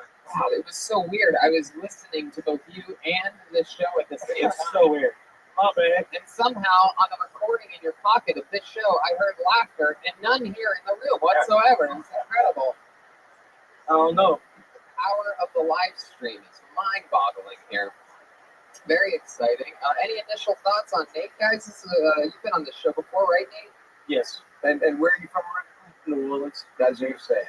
And then you gave us a kind of a Wikipedia of the thesaurus of the words that don't mean anything to you and or to them. But you have a nice amicable style. You should learn probably to not kill yourself trying to get through like a police barricade, and probably turn off your phone when you're working. These are great tips, Bob. Yeah. It was incredible. You seem like you had no idea how to get to the stage before, but you've been on the show before. There's 2 stairways on each side. For some reason, you came up here like some kind of zombie demon straight to the middle of the stage. We've never had anyone do that before. My bad. I ain't gonna lie, I was kind of nervous because I was trying to get up here. I didn't want to miss my opportunity. And you know, wow. Yeah, you fell down. You gotta fall down to stand up, I guess. Right? Fuck it, I can text Justin. I pulled the tightest on me. I went to the world. I understand. No one wants you to miss your opportunity. So, Nate, how's mingling into Los Angeles? How's that going for you? How long have you lived here now? I've been here for about a year and a couple months. But it's going real good. I really like it out here. How are you getting more Italian the longer you live in Los Angeles? I love your look. What? Kind of out of breath because I'm fat. Heck yeah. And I understand. Is that from the excitement of doing this? Yeah, it's kind of been like I was out there waiting, smoking a cigarette. I heard my name and I was like, oh shit, so I threw my cigarette. Do most people say oh shit when they hear your name? It depends on the situation, I guess. I think it closed well because it ended. Thanks, bro. Let's check in with the great one and only Uncle Joey. Nate, how long have you been smoking cigarettes? Since I was 18. It's never too late to stop, you know that? Yeah. I've never seen this episode of Full House before. I like this guy's style. I call it like friendly white supremacist. He looks like the enemy, but he's really a friend. Mr. Clean. What other career do you have? What other job do you do besides selling meth? I ain't no high suburb yet, but I'm a bouncer. Oh, security. You didn't bounce here. It just fell. That's funny. He should throw his act out. That was just a minute. That was a. I know. Yeah, it's just a minute. It was just a minute. He was saving the other minutes for another time. I think it's good minutes. Mm-hmm. Right. But you're a nice man. And I'm saying that just in case you're packing a gun. I can't trash nobody really because you're a nice person. It's hard to get up here in front of all these people and not get much laughter. Especially in person. Doesn't he seem like a nice guy? No, I mean a nice guy. A guy that'll take you down to the river and shoot you in the back of your fucking head. That's kind of. Wow. Nah. You ever killed a man? Nah, You like gladiator movies? Yeah. You ever seen a grown man naked? not on purpose. You ever check your cat to see if it's a boy or a girl? You ever run backwards through a cornfield naked? No. You like wrestling? Yeah. Tight. Oh, hell yeah. Did Bob do Airplane 1 and he just did Airplane 2? Is that what just happened? Yes. Yeah. Oh, man. Different generation. Yeah, absolutely. That's not even Gen X in here. I don't know what that is. Oh, you don't know what Gen X is? I hear people talking about Gen stuff, Gen this, and whatever. Shit. Yeah, I don't know nothing. I ain't ratting out nobody. Nate, are you Italian? No. Where did this accent come from? I'm from the West Bank in New Orleans. The West Bank. That explains it. The old West Yeah, Bank. you spend a lot of time at the Gaza Strip Club? Nah, I go to, they got shishis on the East Bank. I think you got a hook that you should work on, which is I don't know nothing. I don't try to continue to prove it. Just prove it for 4 minutes. Copy that. And don't curse when you get on TV with that. I can do that. All right, you said. There you go. Remember, Nate, it's not if you fall, it's how you pick yourself back up. You know what I mean? That's what's most important. You did it here tonight. You got the show started for us. It's Nate Welch. Hey, Bubba. There we go. Hey. Sometimes I play to somebody who is. All right. I'm sorry, is that song going to be the whole show? I mean, this is not what I expected. No, Can you choose something else? No, I literally. Play Kokomo, John. They did this once before when Ron White was a guest. They were all the Blue Collar Comedy Tour, and I implore them not to do things like this so that we can get a guest to come back more than once. But Jeremiah there thinks it's funny to go against the grain of the show because you know that Ron has big life success. Tony, cut it out. Yeah, exactly. There you go.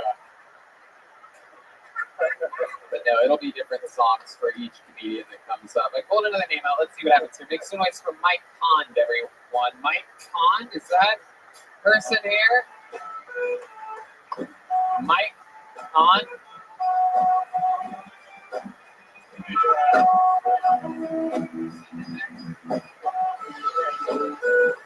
He's coming. Here he comes. Here you go, Mike Pond. Go that way. Follow the red tape that way. Oh, follow David Deary. David Deary's on top of it today. There you go.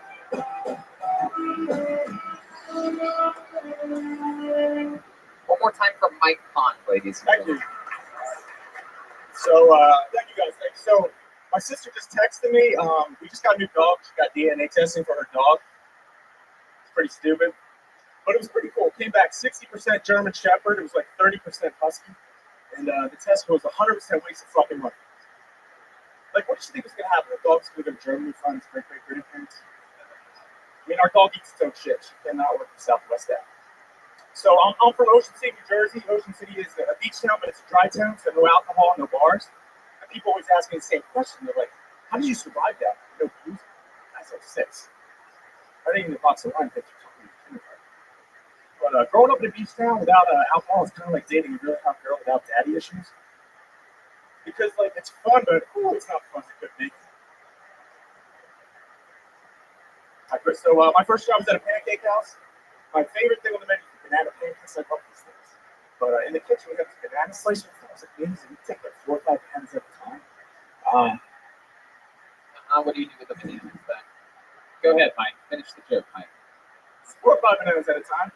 Told my friend I want to stick my banana in the banana slicer. He said, "You're crazy." I said, "Yeah." But I did it. I got fired. And he said, "What happened to the banana slicer?" I said, "She got fired too." Hey, don't do the joke, Mike. Let's go. Great to be here. Glad you're here, Mike. It's your first time on? Yeah. Welcome. Welcome. How long have you been doing stand-up? 8 months. 8 months. Where are you from? Ocean City. New Jersey. And somehow you don't sound like the last guy who sounded like he was from New Jersey. Yeah. Ocean City is like an hour and a half south of Seaside. Like Must be near East Bank, the other side, right? Maybe. Yeah. So welcome, Mike. And how long have you lived in LA? I don't live here. You're just visiting? 2 weeks, yeah. Oh, look at that. Yeah. 2 weeks. What hotel you at? Down in Santa Monica, down on the Lowe's. Well, that's tell them which one of the address. And room number. Google it. I love it. The Lowe's on Santa Monica. Yeah. Heck yeah. We're going to find you. All right. There you go. So, what brings you here for the 2 weeks? Doing a little bit of comedy. Just coming out visiting friends, family. Going on places. Think how much? Like a minute of comedy? Yeah, 1 minute. 1 minute. And running from the sidewalk. Very cool. Yeah. What's cool is that background. Yeah. What? What did you just try to say, Dad? It's cool his name got drawn. He's just visiting. His name got drawn. Some people come week after week. They probably don't get to do. Oh, right. No, you're right. Yeah. Yeah. Did your name get drawn in the Price is Right? You went to the Price is Yeah, Right 2 times. this week? Yeah, no, last week. My goodness. What do you tell them in the interview part? I just had to start lying. About what? Everything. Like what? They asked me, what do I do? First, I told my real job, and I said I work at the zoo. What was your real job? Keep kids' eyeglasses in Philadelphia. Aww. Oh, yeah. So they could go to the zoo. Yeah, so they can see the zoo. Yeah. Did you tell about your sister, bananas? No, I don't think my sister. I like that you had completely unrelated stories. Yeah. But you had timing and you had confidence, and you just need a little more time, like, 14, 15 years. Yeah. Absolutely. Don't stuff like that. Yeah. Yeah, you're doing great. I need this for my reel. Mike, do you have any special skills or talents? Oh, gosh. Do you have any, anything good? No, I can't drink milk like last week. No, I'm just asking about you here, Mike. I'm trying to get desperate laughs off of people that have last week's episode on the tip of their memories right now. Special talents. No. You think you saw hell? Yeah, so, no, I want to play. Mike, I'm asking you if you're good at anything in your life here on the planet. So, like, you don't really, it's not an equation or anything like that. I'm asking you about your own life right now. No one else's, just yours. I played baseball in college. I was a pretty damn good baseball player. Oh, that's good. First base? Shortstop. Yep. Oh, Yeah. that makes sense. Where did you play at? The College of New Jersey. College of New Jersey. Is that what it's called? The College of New Jersey. Are you fucking kidding me? Oh my God. Is it a mobile head? TCNJ. Is your baseball uniform just tank tops? Yes. Tony, I went to the Escuela of Mexico, actually. Oh, very good, Justin. Wow. So you played at the. What did you study there? Like, what do you study? Communications. That's what everybody at the College of New Jersey studied. How to communicate with one another. That's it. I can't understand you. I'm in school. They take classes to not sound like they're from New Jersey. But he didn't get straight A's in college. He got straight. Oh! Hey, there he is. There's Uncle Joey. I'm a stand-up comedian. So you got a degree from there, from that college? That's College of New Jersey. My goodness, what does that look like? Does it just look like does it look like a regular diploma, or does it look like a fucking Laminated. piece of lasagna? Yeah, it's an Italian menu. Yeah. There you go. All right. Very good. Anything else crazy we should know about you? No, not really. Just thank you guys for having me. It's awesome. I can just tell you by how interesting all these answers are. I can see why you would never get picked on the Price is Right. How's your sister doing? My sister's doing wonderful. Yeah. That damn dog try any of that weird crap. No. It's good. That would upset me. Because I'm a dad, though. Yeah, America's dad, right? Yes. But I think you got potential. You have a likability. Do you want to stand up? Is that what People have told me that I'm likable, but they don't tell me I'm funny. So that's not. Yeah. Well, you should listen. Oh.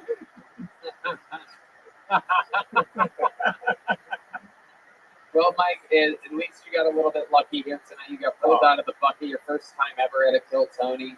You got up, you got to talk with Doug and Bob, and congratulations. Thank you, guys. There you go, Mike Bond, everybody. All right, we're moving along smoothly. Very good, very good. Man's Playing Forever, which John Stamos sang, and it's one of the few songs that I truly hated. And I appreciate it. I'm going to play it more. Well, we're going to give the band a break here because we're going to bring up one of our regulars. We're going to keep them separated here tonight and split apart. This first regular, so this is one of the guys that has to write and perform a brand new minute every single week, so they don't come out of the bucket. This guy's been a regular for just about as long as anybody in the show's history. He has a very interesting style that people either tend to love or hate. He is a compulsive liar. Let's find out what he's going to talk about tonight. It's the Big Red Machine, William Montgomery, everybody. Here he is.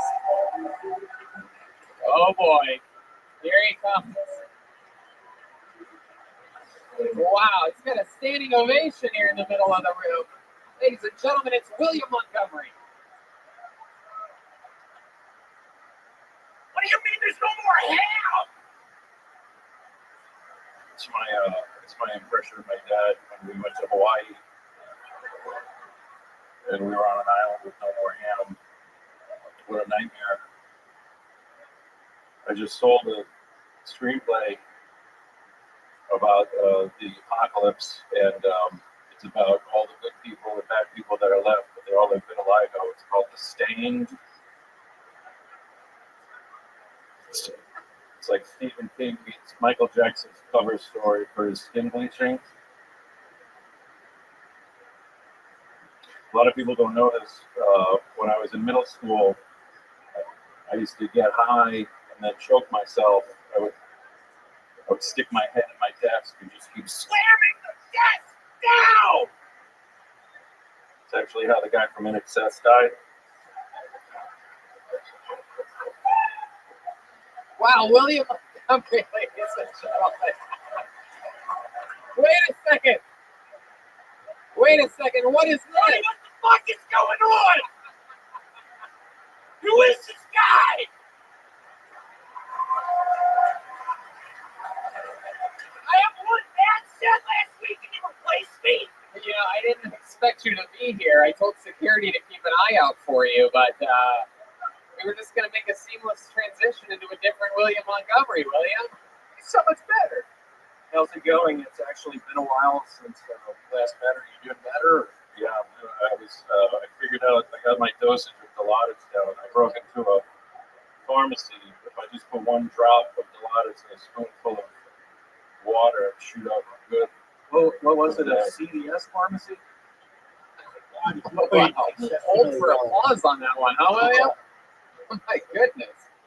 This is incredible. This is the first time I've ever seen anything like this before.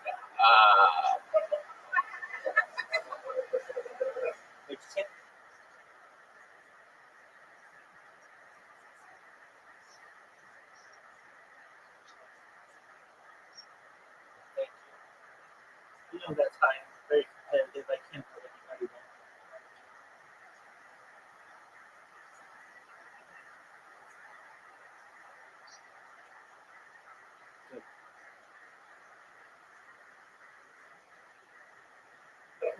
You know, I'm not going to make any Kobe Bryant jokes tonight, but Mary Kate, you couldn't have called an ambulance for Heath Ledger? Oh, wow. Oh, my goodness gracious. So Bob's reaching for the sword. I'd like to give a moment of silence. Rest in peace to the Challenger crew. It's the anniversary of the Challenger crew explosion. Goodness. This is absolutely incredible. You are the same height, the same build, the same hat, glasses, shirt, jeans, facial hair.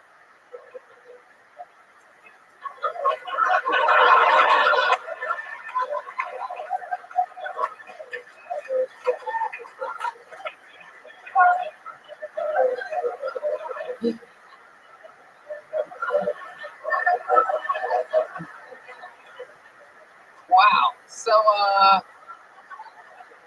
how'd you two meet? It was 2 years ago. We were with my and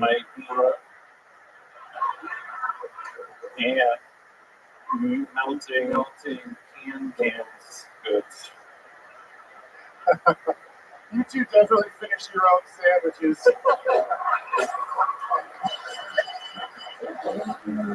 Wow. Wow. Oh my goodness gracious. So, yeah, what are you guys gonna work together more often in the future, you think? It's so weird we did this on Full House night. It really was not. But yeah, we're gonna start working together. We have some good projects in the works. Yeah? Like what? What are you guys working on? What kind of projects do you have in the There's works? a Super Nintendo, also the 64 game called Mario Kart. We're in a remix of Mario Kart where guys can play Luigi. He's going to be my stuck double. There you go. All right. I don't see why Luigi. You guys are both built a little more like Bowser, but I guess Luigi makes sense. Are you fucking serious? Yeah. Who said that? Yeah, you fucking said Who that. fucking said that? Seriously, you fucking said that. Fucking said that. Seriously, you fucking said that. Throwing me off. Yeah, somebody's throwing me off right now. Wow. It's mind-boggling to me. You guys are comedy in the round.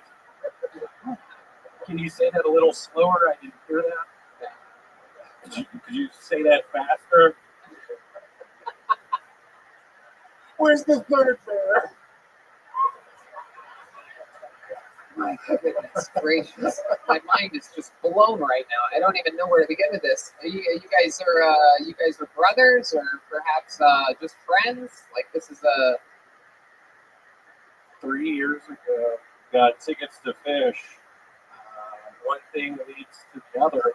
What a nightmare. Total nightmare. We got trapped. I ate a whole Parova pot brownie. We were literally at a fish show. We were at a fish show at the aquarium, literally watching fish. you guys were watching fish in a tank perform? Yeah, I mean, I'm sure you saw sharks, octopus, pufferfish, blackfish. Saw some black people at the aquarium. Goodness gracious. Wow. Either of you in a relationship? That's a good question.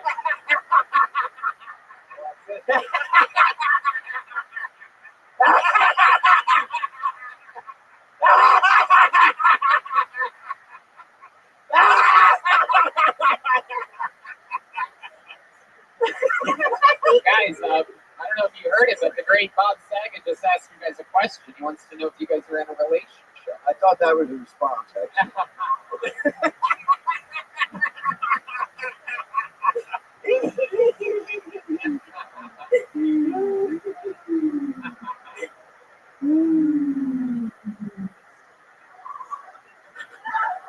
I think they are in a relationship, perhaps with one another. Yeah, I think. Oh, are they about to kiss right now? I don't think they could because of their stomach. Who the fuck said that? Who the fuck said that? Don't throw us off at it now. Throwing me off. You're throwing me off. God damn it, Larry. God damn it, Larry. So is this would you guys consider this one of your best sets that you've ever had on the show, or I think it is. I think it probably is. Wow. Well, this is incredible. We got 2 William Montgomerys for the price of one tonight. This is the first time we've ever seen this. Hopefully not the last. Uh-oh. Wait a second.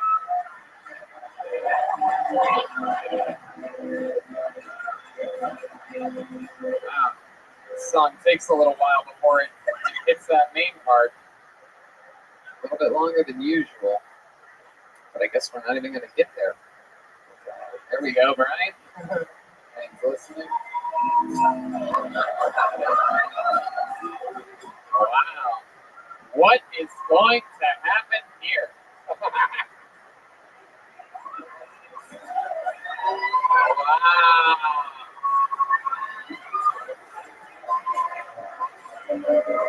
All right.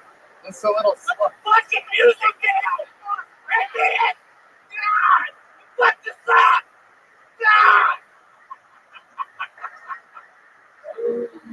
Okie dokie. There they go. William Montgomery's, ladies and gentlemen. Wow. And that is, without a doubt, one of my favorite comedians on the planet, Matt McCarthy. Matt McCarthy, guys. Brilliant comedic mind. I had no idea they were going to do that. Has that ever happened here before? No, the one guy who came second is normally just William Montgomery. He comes out by himself. They sprung a little surprise on us. And they choreographed it at home. Yeah, clearly. Yeah, 3 minutes before the show. Well, home is a big word. Yeah. They choreographed it in an alley or something. Yeah. Or a studio apartment. I don't know. In a dumpster. Yeah, actually, William had such a bad set last week that he has a podcast that I do with David Lucas, and we tricked him and had Matt McCarthy come in as William and told him that he's being replaced on both Kill Tony and the podcast. And he got really sad, but it was funny. He called his parents. All his parents thought the movie was actually William. There you go. Well, that's very funny, though. Yeah. How about another time for William Montgomery and Matt McCarthy? Williams Montgomerys, as I will call them. Man, it's exciting for the diehard William Montgomery fans out there and just double hatred coming in from the people on the internet who despise William. So let's get this fun train moving along. You guys having fun out there? All right. Yes. Pulled another name out of the bucket. This looks like I don't remember ever seeing this name, so let's see what happens. Make some noise for Spencer Forbes, everyone. Spencer Forbes. Here he comes.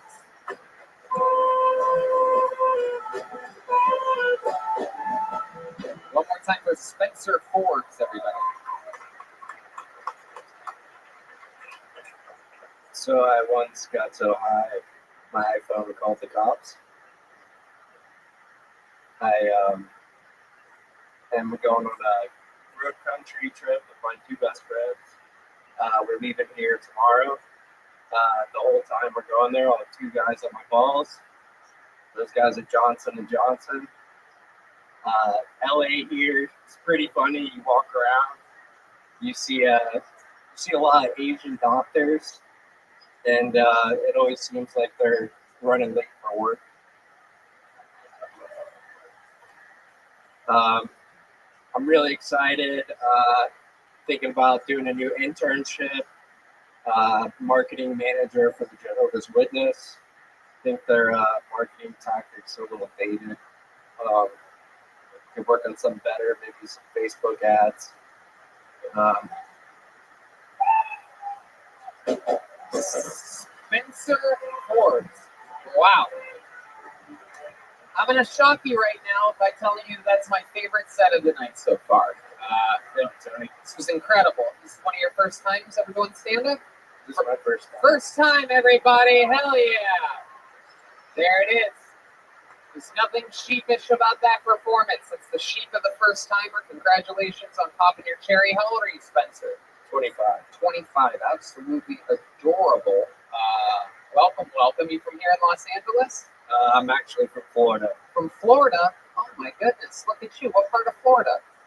Cocoa Beach, Florida. Wow. My goodness. I thought you were, I recognized you as one of my favorite cast members of one of my favorite shows called Succession on HBO. You know that show? Heard of a lot of success, Tony. No, it's not about that. It's not what it's about.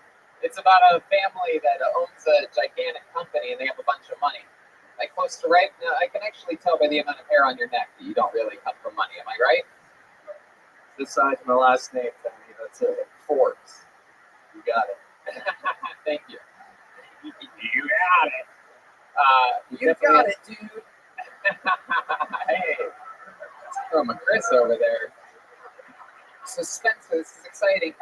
You're 25. What do you do? I own a pool cleaning business in Florida. You do? Pull a lot of alligators and things out of swimming pools? No. Now, what's the craziest thing you've ever cleaned out of a pool? Well, I had this sketchy guy. I cleaned his pool for a while. Was it you? No. No. Go ahead, tell us. And he, well, I guess he would have strippers come over and have parties, and he'd leave me to clean out like 10 dildos out of his pool. Oh my goodness! Let me ask you this: would they float or would they sink? They sank. They sank. Yeah. Oh my goodness! Now, see, I find that interesting. That is what you should open with. Yeah. I think the dildos float to the bottom. Full skimmer, you got me. Facebook crushed at the end, by the way. Congrats. Thank you. I mean, it's your first damn time. Yeah, Yeah, absolutely. I mean, that's scary. And you're not a white supremacist, right? No, I'm not. Oh, I'm so disappointed. But you know, he's got balls. For sure, and dildos. Let me ask you this: when you scoop the dildos out of the bottom of the pool, would you would you use a net, or would you sort of swim down there and like bob for them like apples with your mouth? It Bring seems them like, up in your teeth. yeah, exactly. Talk about the deep end. I would use net. Net skills are on point. So Who would do that? Is that a family member? Yeah. you ever fuck with their clients? You know, you ever do the pool guy? Whoa, language, Brian. That's only on the internet. It's like all my clients are like 80 years old. None of them are like a kid. That's not an answer to the question. Yeah. Exactly. They have a No, pool. I haven't. They have the most money and they're about to die. So think about it. Okie dokie. There you go, Ryan. Here you go. Talking about deep sea diving over here. You're gonna move out here to LA? Are you going to be permanent, or are you going to go back to Florida and keep skimming? Well, I'll probably keep on skimming, but we came out here. My buddy's actually moving, so Yeah, it was Johnson & Johnson. yeah, and we're going. We're driving his truck all the way back to Florida. So, What kind of truck is it? Toyota Tacoma. Oh, wow. There you go. Absolutely. That makes sense. It's some Toyota Tacoma music there for you, for those of you that don't know. Hell yeah. Is that a hatchback? No, Does it have a trunk? it's got a truck bed. Oh, so you can't really take a body back with it. No, But left out here. How many dildos fit in that truck? Lots of dildos, Doug. Feels like you got a good collection. Yeah. Don't want to leave it behind. So let me ask you this. Getting the pool, to own your own pool cleaning company, you started as just a regular pool cleaner, am I right? Right, yes. And then you had other friends that sort of weren't really great at anything, right? So then you just were sort of like, hey, we could do this ourselves and get 100% of the money, right? So that's really all it is that you run a pool cleaning company and you just give your friends jobs too, the ones that you can't do. Right, yeah, my friend's watching right now. He's jealous he couldn't come because it's working for me. Oh, wow. He does night skimming. It's the secret to finding that. Like that's all you have to do, right? Yeah, that's all it takes. I mean, I don't want to give away all the tips. Yeah.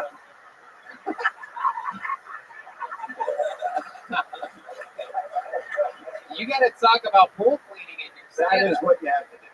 That beat there, you know what I mean? Like starting the business, the dildos thing.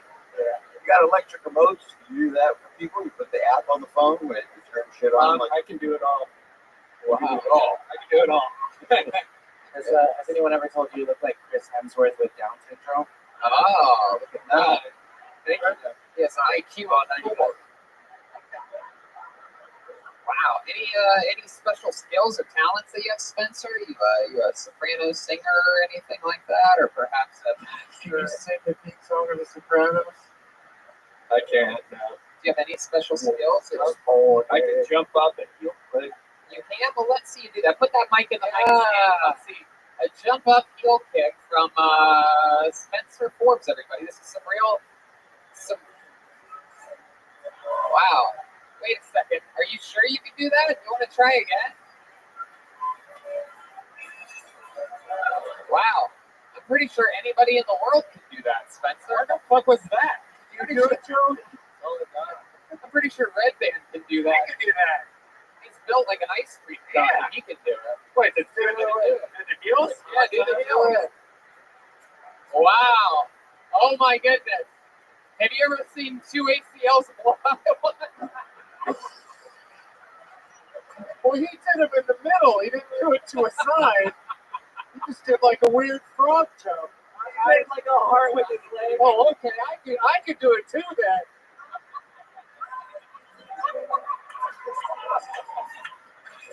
All right. This show is out of control. Oh my goodness. What's oh my goodness. You're in big trouble now. Uncle Joey just found something that fell out of Doug's pocket here. Uncle Joey, what is that? Doug, Yes, Uncle Joey. I found this. Do you know anything about it? I can't lie to you, Uncle Joey. It's mine. Were you doing it to fit into school?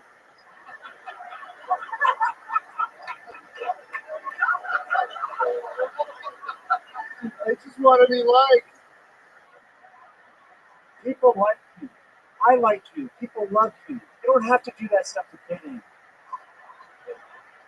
Okay, I'll try to not do that stuff.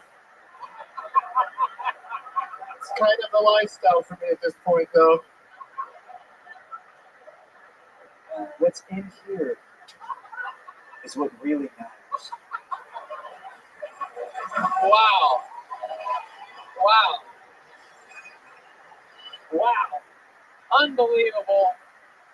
Unbelievable moment in the I history. actually thought I was on the show again just now. Did you make that in arts and crafts? That talent, I've never heard anyone say that was a talent. That was amazing that you could do that. Like I said, I can do it all. Yeah, you can. From seeing that, you could probably hop a fence, go into someone's house and clean their pool and just rob the shit out of them. You know he clicks his heels after a successful pool cleaning. Well, Spencer, I mean, what can I say? Everything that you did up here tonight led to that moment with the heel kick, which led to the ball falling out of Doug's pocket, which led to that incredible lesson from Uncle Joey. So, you know, like I said before, and I'll say it again, performance of the night so far. It's first time ever. Spencer Forbes, ladies and gentlemen. Wow.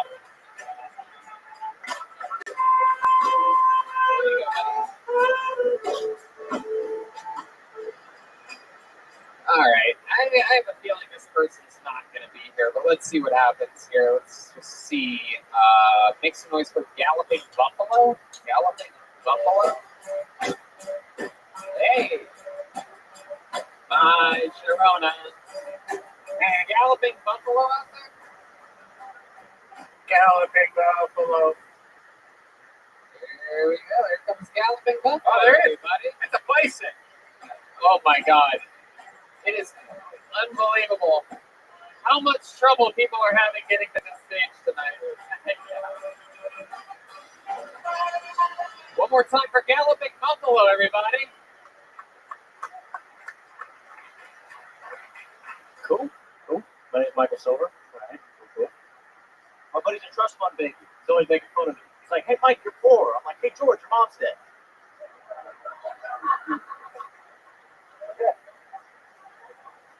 I went to church yesterday to confront my childhood priest, Father McKinley. I looked him dead in the eye. I said, you're not my fucking dad. I thought that was clever too. Thank you. What else are we going to do? So, my girlfriend and I, we broke up recently. We had fundamental differences in opinions. She was super into crystals, and I really wanted to die.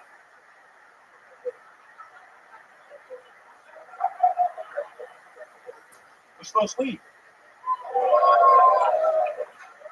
I smoke a lot of weed. And if we get like really, really high, you know, go pick up their nephew from school. And he's just like complaining the whole time, you know, like, you're not my uncle, you're not my uncle. And you're like, wrong school? Okay, thank you. Hell yeah. Galloping Buffalo. Hi, Sharona. Welcome to the show. Galloping Buffalo, Mike Silver. How are you? I'm good. How are you? Great. Is this your first time on? No, it's like my third time. Oh, okay. What have we talked about before? What have we learned about you in the past? What are some of your highlights in the show's history? I sell fish. I use the box. Oh, that's right. Did you box fish? Yes. What kind of fish do you sell? I used to sell fish. Oh, a lot of salmon right now. And then elephant's got that for the season, so it's selling well. Well, congrats. Yeah, it's a lot. You just like. You used to sell fish, Bob? Yeah, I did. I was in the seafood department. I could clean 100 pounds of fish in an hour. Wow. Can you do that? Yeah, I can clean it way quicker. It takes you an hour? Yeah. Oh, you know what? Hold on. Can someone get us 100 pounds of fish real quick? Let's see it. We're about to have a first ever Kill Tony fish cleaning competition. Mike Silver versus Bob Simon in a battle of the Aphrodite, just open your legs. That's Aphrodite over there. Oh my goodness. That smells like 200 pounds of fish.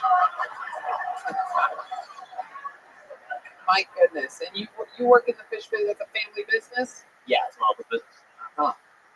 Right. There's a few good dark humor jokes in there. Yeah. Didn't you think so? That sounds good. Thank you. I just like my pipe to drink. Yeah, that is incredible. A testament for how durable the pipes that you keep around you I are. turn my motor around and I think it's great. Yeah. Makes you just want to tap your wheels all over again. Let's check in with Uncle Joey. Now, when you work with fish, is the day rate scale? No, this guy gets paid to the gills. I'm telling you right now, for Did you have to go to school for that? Yeah, and how do you stop them from smelling it cut off their nose? That's the other one. See how quiet that was. I thought that you weren't a comedian. Is that what you want to do? Yeah. The fish isn't enough. I mean, it gets the bills paid, so. You stink at the end of the day, right? Yeah, I don't even smell fish anymore, honestly. It's not good. You got to use lemon to get it on. No, I just like shower typically, or I have like a. Oh, you shower? Yeah, regularly. Interesting. I think that's the best act of that. Yeah, absolutely. 100%. How long have you been doing stand-up, Mike? About 10 months now. 10 months. Wow, such a short while. And you are from here in LA? Yeah. Like Next LAX. you live by yourself? No, with my brother. How your brother's older, younger? Yeah, he's older, 24. He works in the fish business too? No, he's an Admin. Yeah, like he does ads, advertising. Oh, okay. He didn't want to be in the family business? No, he used to work, but he didn't. He went to college. Like he's an admin for an administration company. No, he does advertising for companies like Google and shit. He's like, Well, if you live right by the airport, you waiting for it. oh no, I know. fresh fish That's delivered. where I grew up. I'm sorry. That's just where I grew up. Oh, you don't live there? Yeah, I live over in Lomita. And where? Lomita. Oh, I dated her. Oh yeah. Got in trouble. Horrible. What's your favorite terminal? Wow, cancer? Yeah. You ever fuck a fish? Okay, Yeah. Red band's going Wow, hard. aren't any questions? That would be a wide mouth bass, Fish, right? you know. Extra lubrication. Very good. Other than that, Otherwise, you're going to just call him a fish fucker. Is that what you're going to have? I just think if I was working with fish my whole life, as a young kid, I'd probably try it. Oh yeah. Took the words out of my mouth. I didn't want to cop. Oh, flashlights for free. Why Why you would putting me on blast, man? Come on. wow, you guys have brought We this talk room about it to a minimum. Boy, oh boy. Why galloping buffalo? I want it when people who know me look me up and or like follow each other. It's like, who the fuck is this guy? And they're like galloping buffalo seats me, and they're like, Oh, oh wow. eagles looking you up. Are you there for their reaction? No, I imagine their reaction. I hope to make someone laugh. Like that's how I imagine. Was it galloping buffalo to get their mind off a fish to steer them? Well, no, it used to be cackling hyena, and then like I was trying to come up with the most elaborate stuff I could think of. So what's next, Senor Giraffe? Anyway, back to you in the studio. So your brother works in ads. You work with fish all day. Why do I get the feeling that your apartment smells like a Gwyneth Paltrow candle warehouse? You don't have to answer that. I'm just glad the third guy in the evolutionary chart is working. That's all. Do you have a girlfriend right now? No, we just broke up. Oh, really? Why'd you break up? Let me ask you this. How long were you with her for? I think like 7 months. 7 months, and then why'd you break up? Because she was like, you need 3 more months of comedy. Yeah, she was sick of it. All my jokes were about vinegar. She was like, why? Why did you actually break up? I want the real answer. Yeah, that's where comedy would come from. Why you really broke up? Yeah. Well, basically, like, she wanted me to be like, she was like, do you love me? And I was like, well, I don't. Which I feel like is an honest answer, because I really don't. It's like, well, I really don't know. And then, she was like, well, Do you know somebody who would know? I don't know, and then she was basically like, well, this is not going to work out. And I was like, well, that's reasonable. And then, I feel like you were never together. Yeah. No, like, it's, Yeah, this whole thing sounds really fishy to me. no, Yeah, you sound like a real catch. Sounds like this relationship really tanked. All right. Well, anything else crazy we should know about you, Mike Silver? Any fun facts about Mike Silver that would blow our minds? The last time we found out that you were boxing, did I have you shadow box? no, I don't know. Well, you know what? How many of you want to see this guy shadow box? Ladies and gentlemen, he's going to put the mic in the mic stand right now, and we are going to get a taste. How long have you been boxing for? On and off 2 years. On and off for 2 years. Sounds confident, ladies and gentlemen. This is going to be really exciting. Here he is doing some shadow boxing. This reminds me of right before McGregor fought Floyd Mayweather. Here he is, galloping buffalo. Whoa! Oh my goodness! Wow! If the person is within 8 inches of him, he would destroy them. Look at the footwork on that guy. He specializes in very close distance fights. Man, that range, that is incredible. That's mirror fighting. Only if the opponent is directly in front of him as well. This is the second person special talent up here that I think Red Band could do better at. You think you could shadow box? Red Band. I'll play it. Here we go. Here he is doing some shadow boxing for the first time ever. Brian Redband. Whoa! Whoa! Wow! That was incredible. He did both things at the same time. That form was fantastic. I don't know how to compare to that. My lunch is hardly. You kick into it like. Fun fact, from our view, we saw the top of Brian's butt crack from that. He's got to the point where he now has standing plumber's crack, everybody. I can't. Sorry, that kind of whiff. I thought he was at work. Yeah. I can't unsee that now. No, it's all right. Let's check in with Uncle Joey before we let you go. I wouldn't bet on either of these guys in a poker game, even if I had a full house. Oh, wow. There you go. Really shoehorned that. That's what we waited for. Yeah, that was Guys, I'm a stand-up comedian. all right, how about one more time for Mike Silver, ladies and gentlemen? There he goes, Galloping Buffalo. Sharona. Hell yeah. All right, we're going to mix in another regular now and then get back to the bucket yet again. Your next regular, known for his incredibly great writing on his vicious roasting during interviews. This guy's an absolute storm. You're going to love him. He writes and performs a brand new minute every week. Make some noise for David Lucas, everybody. Here we go. Here he comes. Here he is, live and in the flesh. Come on, guys. Make some noise for David Lucas. Yeah. A lot of people think that the hardest part about breaking up with an ex is like trying to get over all the memories that y'all had together. But I think the hardest part about breaking up with an ex is having to fuck somebody new with a condom. That's the worst part. That shit sucks. Like, I gotta start fucking with a condom again. And I got a big ass belly, so I only got one shot to put a condom on. You know? After that, I'm like, bitch, you gonna have to trust me. Like, I'm over 250. I can't have AIDS. Right? Big niggas do not have AIDS. I'm too fat. That shit passed. Wearing condoms suck though.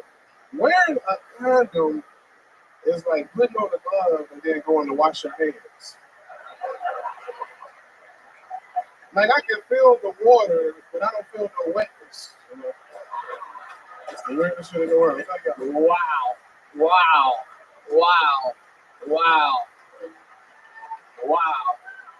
Week after week after week, you come in, all these other people pulled out of the bucket trying to do their best minute, and somehow you always come in and just well-written, smart, efficient words. You execute every single week. How about another time for David Lucas, everybody? Just incredible. You gotta just get in the habit. I was thankful for Kill Tony because I had, during that time, I had probably got in a stagnant place with comedy. So when I got this on the ocean, I gotta start, you know, because I don't want to do material that I already do. It's like I gotta burn that. So I rather just like write stuff. So I just got in the habit of writing like 20 new jokes a week. It's great that you have a habit other than hamburger habit. Oh shit! You know why you got a habit of holding your breath? Oh, come on. That's How y'all get the band from a weekend with Uncle Bernie? Weekend at Uncle Bernie's. What it's called? Is that the BET version of that movie? What's the movie called? Starring Bernie Mac, Weekend at Uncle Bernie's. It's just called Weekend at Bernie's, but somehow you made it funnier. I got Bob saying I watched it growing up. How often do you get called the N-word, Bob? That was the problem. He just called you the N-word. And that's a good thing. I'm fine with that. He had to fake like he wanted to be around the white people all day. He is a nigga. No, I want to be black. I know you did, bro. I can tell your swagger. Everything about you say black. Like I know you rap the N-word in songs and shit. No, I don't say that word, but I do. Unless you're in traffic.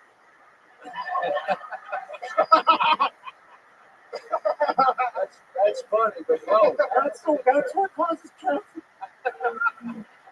What about the condom thing? Is that real? I mean, would you, when you broke up, did you wear a condom? I hate wearing condoms, bro. But have you? You do? I hate it. Have you ever done a benefit for Planned Parenthood? You get open with that. Is that, that reinforces birth control? I mean, do you have any kids? Yeah. What do you got? A girl. He's actually done. So the condom was not being used. No. I knew it was gonna happen. But I mean, shit. I lost my virginity like 14 years ago, so one kid, those are pretty good odds. You know what I'm saying? Yeah. What are you, like 20 now? Yeah. So you were 6. No, 29. I think so. Or 29. No, I'm sorry. I just imagine you being 6. That's how old you I mean, I am from the South, but I ain't from that area. Well, what was that like out of curiosity? What was it like when you lost your virginity? How did that go down? Kind of like the first time you sat down to pee. Oh, well.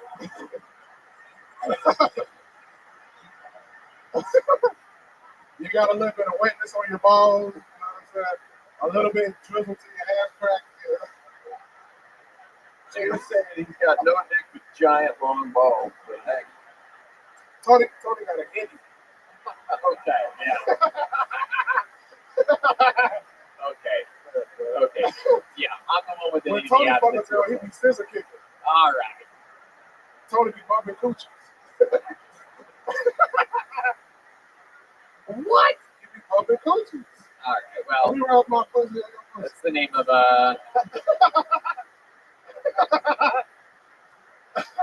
Have you been looking through my bedroom window? This is just what I imagine. I imagine you like fucking a girl with Sesame Street on in the background. That's true. Like, sunny day. Like, I just paint the picture of you fucking a girl with strobe lights or some shit on. Like, No, you're absolutely right. That's how I can't get hard if Sesame Street's not on in the background. I imagine you making animal noises like a tiger. Again, that's actually a sound of me getting ready to have sex the other day. That's me. Here, watch. Do it again. There you go. It's crazy. Hey, what are you doing, bro? Did you just ask Doug what he does? I'm just now learning white comics, man. I'm just Uncle Bernie hanging out. Doug Benson, right? Doug, yes. Right. Like your cholesterol, he's always high. Yeah, there you go. That's that. There you go. They puts the lotion on his skin. Yeah. You know the rest. Yeah. You just had a weekend with Eric Griffin. How was that? Oh man, we sold out 4 out of 6 shows. You sold out 4 out of 6 shows? No, we motherfucker. What'd you sell out at? The food? We sold out 4 out of 6 shows, man. A couple I can't remember your name, but shout out to the people that drove from Tennessee to come see me in Atlanta. That would kill Tony fans. Thank y'all. That's great. That's great. Are you from Tennessee? No. I was in Atlanta, but they drove from Tennessee to Atlanta. Where are you from? I was raised in Macon, Georgia. Yeah. How was that? Did you say Macon, Georgia? Yeah. That used to be our basketball team, Macon. Heck yeah. Macon was shit, man. No matter where you live, it's the hood. Even if you live in a good neighborhood, because it's not big enough to like separate the bullshit from the good shit. So even if you like in a great neighborhood, some bullshit, it's like everywhere you look. But I'm saying you could be in a great neighborhood, but like the hood is like 6 minutes away. So you know what I'm saying? Like talk about this shit. Nah, you should. I should. I always wonder. Well, Richard always talked about it here. Yeah, I'll talk about it. Yeah, it's good. Yeah, it sounds like some great redistricting comedy. That's true. People love your gerrymandering humor. Here's my hump on busing. I like it, bro. You remind me of a black person. Sunglasses on in the club. Yeah, that's what black is the way to go. Yeah. So they call it, where I'm from, we call them hater blockers. Okay. So that way the haters. Anybody ever heard that term? Anybody from the song heard about hater blockers? Oh, you're the first black person I've ever seen. Who are you? Ace Pet Ventura? Uncle Joe. Oh. Yeah. Oh, okay, I got it. Look at the drummer. Oh, you the racially ambiguous nigga. Yeah. That's exactly what I was thinking. That's You said it. Pretty boy who used to wear all the leather jackets like what Tony got on. He still does. Yeah. He's got it. This is you know what I can do? With this jacket on, I get to bump into a lot of pussies with my pussy. So I'm very excited. And what are you wearing? You look like a yeah, exactly. I want a belt for you, bro. Oh, look at that fucking thing. Off-white. Who fuck with off-white, man? Oh my goodness. I don't know. Fashion. I don't know what's going on there. You look like an out of shape NFL referee though with that thing hanging down. Tony, you look like you wear vegan leather. Oh my god. With that belt, what is that? Caution tape for after you commit a crime? And that shirt looks like a billboard for Cool Runnings. It was worn by a guy that's never ran before in his life. Oh my god! I can't be wrong with this thing. I got a jet lag. How did you find a belt that's bigger than your waist? Like, how do you have slack? How do you have all that slack? It's long enough for you to hang yourself on. Plenty of room. You're just jealous that I can hang myself, David. If you ever tried, you'd have to do one of those sad like doorknob leans where you just lean into it and your like butt's on the ground. I had to jump off a bridge. Yeah. Golden Gate Bridge can hold me up. Maybe you can. I got a joke about that. I said I tried to commit suicide one day, the ceiling fan came down. Wow. That is. Are you ever that you make it blog 20?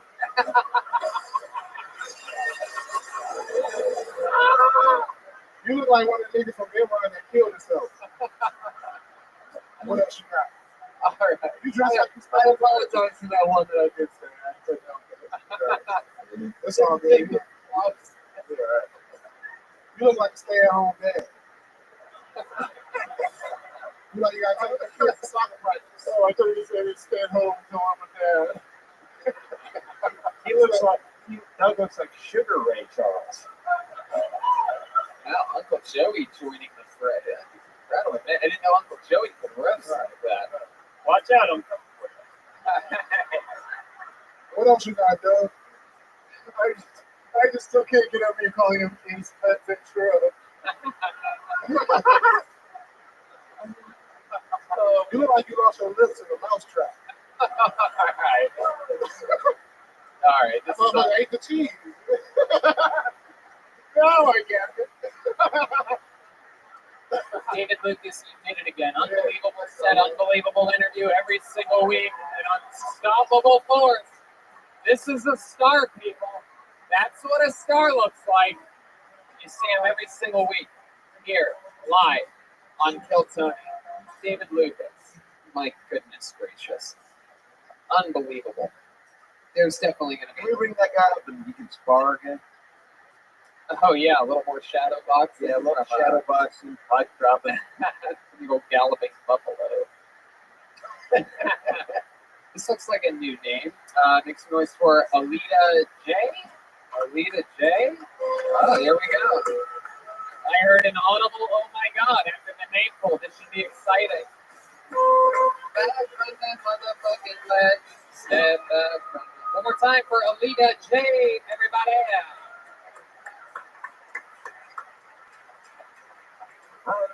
I was messaging with a boy for Christmas vacation, and I told him that I liked him, and he responded, "You like to get face fucked." He's from Florida, so I'm still hoping he meant I like you too. He told me to tell him what I wanted him to do to me, and I said I want you to take him to dinner. Call me old-fashioned, but if you want to fuck his face, you're gonna feed it first.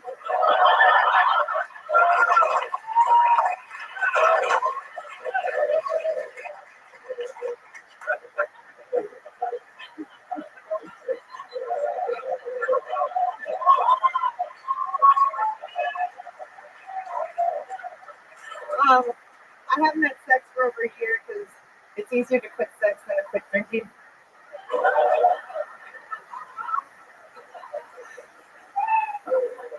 Wow, Alita J. That was interesting. Keep that microphone, Alita. Keep it there. Grab that microphone. Alita, grab the microphone. There you go. This was an impressive set. It was filled with surprises for me because we could all hear nervous energy in your voice in the beginning, and then boom, you started hitting with great jokes and great timing. Thank you. How long have you been doing stand-up for? 2 years. 2 years. Awesome. All of it in Florida? Is that where you're from? No, I stay out in Florida. Yeah. But it doesn't stay out in me. Oh, wow. Look at that. Oh, yeah. My goodness gracious. Wow. So, that's where you're originally from, though? No, I'm from Westchester, New York. Westchester, New York. Hell yeah. Absolutely. And how are you just visiting Los Angeles? No, I live here. How long have you lived here? About 6 years. 6 years. What brought you out here? I just made movie New York. Why? I said if I saw the sunrise one more time, I was going to kill myself. If you saw what? The sunrise one more time. The sunrise? Yeah. Why? You know the sunrise is everywhere, right? Yeah. I believe this is the Sunshine State, actually. Hey, that little girl knows what she's talking about Oh, over there. God. I learned it in school. Yes, you did, Michelle. So Alita, very fun. So you hate sunrises in Westchester. No. I was doing too much cocaine. Oh, there you go. Oh, now I get it. Way more cocaine in Los Angeles, by the way. Just saying. No. Okay. I'm doing You stay up here long enough, you're going to get a chip. a chip on my shoulder. No, that's like a cocaine thing. Are you in? You're done with it? You're finished? Well, I wouldn't say that. Wow. But I'm okay. It's a cocaine crowd. Hey, I'm that's good. doing okay. Have you ever lived in New York City? Yes. It's Too many sunrises, man. You can't see it with all I the... know it's 3 times a day. I mean, the Olsen girl could tell you, like, there's another one every New York minute. Oh, that's an Olsen twin movie. That is. I love movies, Bob. I know you do. Doug loves movies. .com for My tickets. favorite line of yours of the whole set was "Call me old-fashioned." Right before I fucked my face. That was Yeah. That was great, Alita. So what do you do for work? I just work at a coffee shop. like some cocaine. Yeah. No! You just can't stay away from things that keep you up at night, huh? Doesn't want to see the sunrise. Oh, God. I was worried about revealing too much with the face fucking, but now I've really gone too far. No, it's okay. It's all right. Face fucking's fine, but little did we know that they were fucking your hollow nose the entire time. We thought when you said face fucking, you meant your mouth, but now we've found out about your broken, what do they call that fucking thing? Septum, yes. Absolutely. Michelle, this is what you don't want to be when you grow up. So I'll diet cocaine. Yeah. Yeah. Don't be a leader. Be a follower. How'd you get a name like Alita? Are you a battle angel? What? He loves movies. He just does. Yeah. Very obscure movies, obviously. You have a real likability, though. You like do, and I'd like to see you stand up and do it more. You have a good fuckable face. Oh boy. Oh wow. The compliment was meant for my movie. Why did you have to spell it out? You're really good. I'd like to see you stand up for it. You are so good. That's amazing. I can't believe it. Are you a Leo? Did you ever fuck a fish?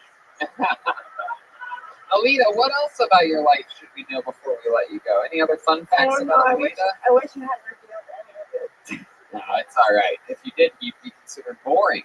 That's true. Yeah. Instead, everybody loves it. Whoa, look at that. She tapped her heels. Yes, it. Who's that guy over there that's recording you right behind the camera that's recording you? Oh, Who's that? that's my buddy Mario. Oh, yeah? How do you know Mario? Did you meet him playing Mario Kart? Stand up. He supports me. He's awesome. Oh, he's a drug dealer. That's the drug dealer. Been up there a few times. Yeah. Yeah. Yep, that's Mario. He's a laying some paper.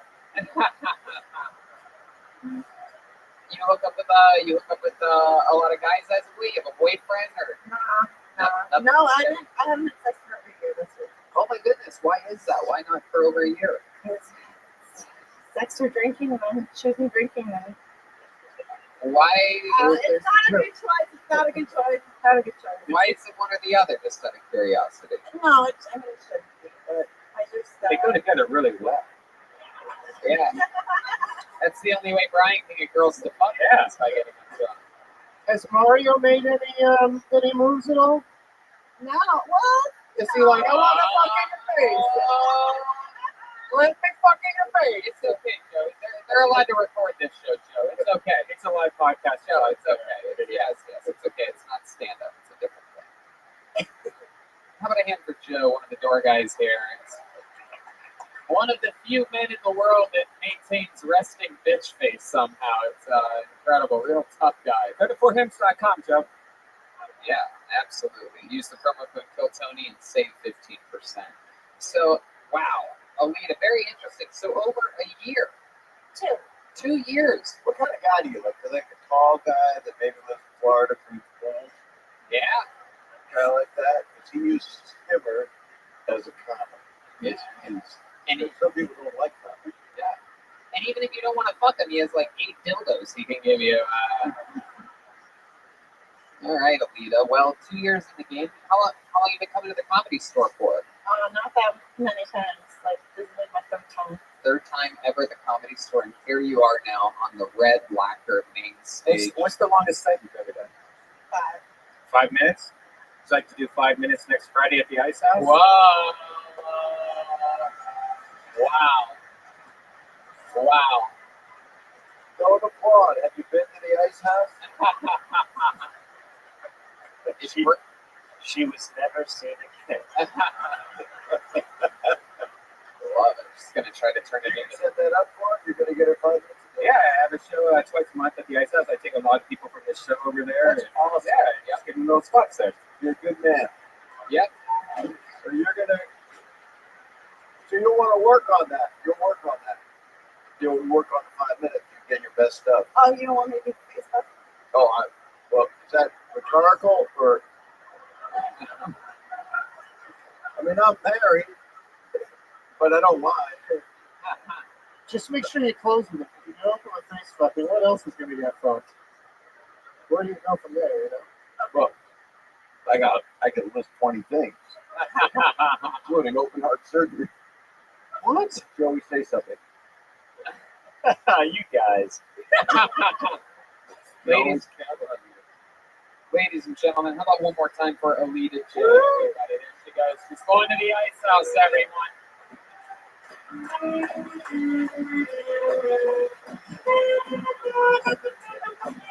All right.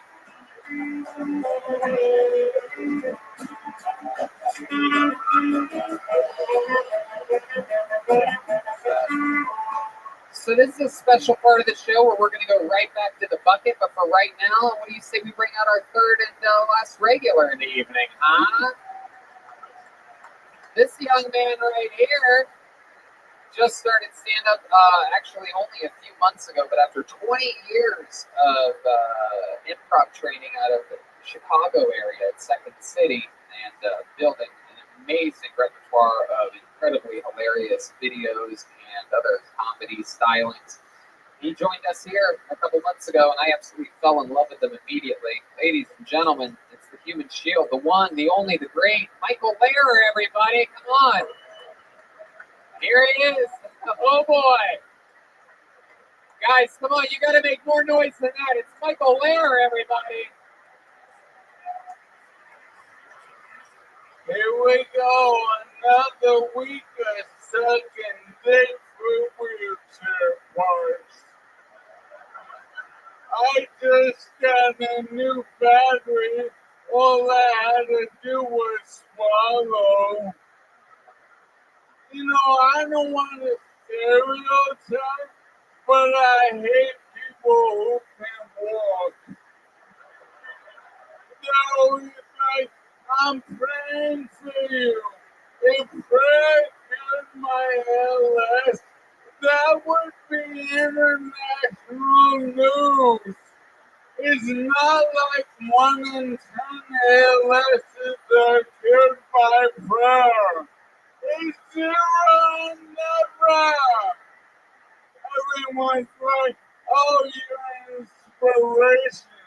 I don't want to be an inspiration. I want to get attention for being an inspiration.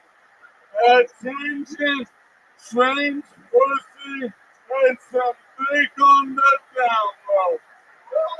Wow. Wow. Wow. Ladies and gentlemen, Michael Lair, everybody. Holy moly. You did it again. An absolute assassin on wheels. Thank you. You're a great actor. Stand up, show them all you can. Yeah, if I do, I'm collecting workman's comp. I don't think we have that type of power. No doubt. No doubt indeed. Michael Lair, an absolute inspiration to us all. One of the most positive, fun people on the set before the show every week on the internet, releasing tons of great content. Yeah, but all these people go fuck themselves. Oh, why is that? Why did you say such a Fuck them, this one. Oh, You know what, everyone? They're like, oh, you know, smile. You know. what the fuck? I have no fucking idea what that was supposed to mean, but it was hilarious. Parkland man! Oh, he's got the bicycle chain. He's got the bag. Yeah, the bicycle chain whipped across your fucking face. That's right. You have not known pain until you get hit in the head with a bicycle chain and a Ziploc bag. That's how he gets it through TSA. My goodness, Michael, why are you dressed like you went to the College of New Jersey for baseball? This is what the professors at that college dress like. Hey, I don't work because I'm disabled. So I'm always kidding. Alright,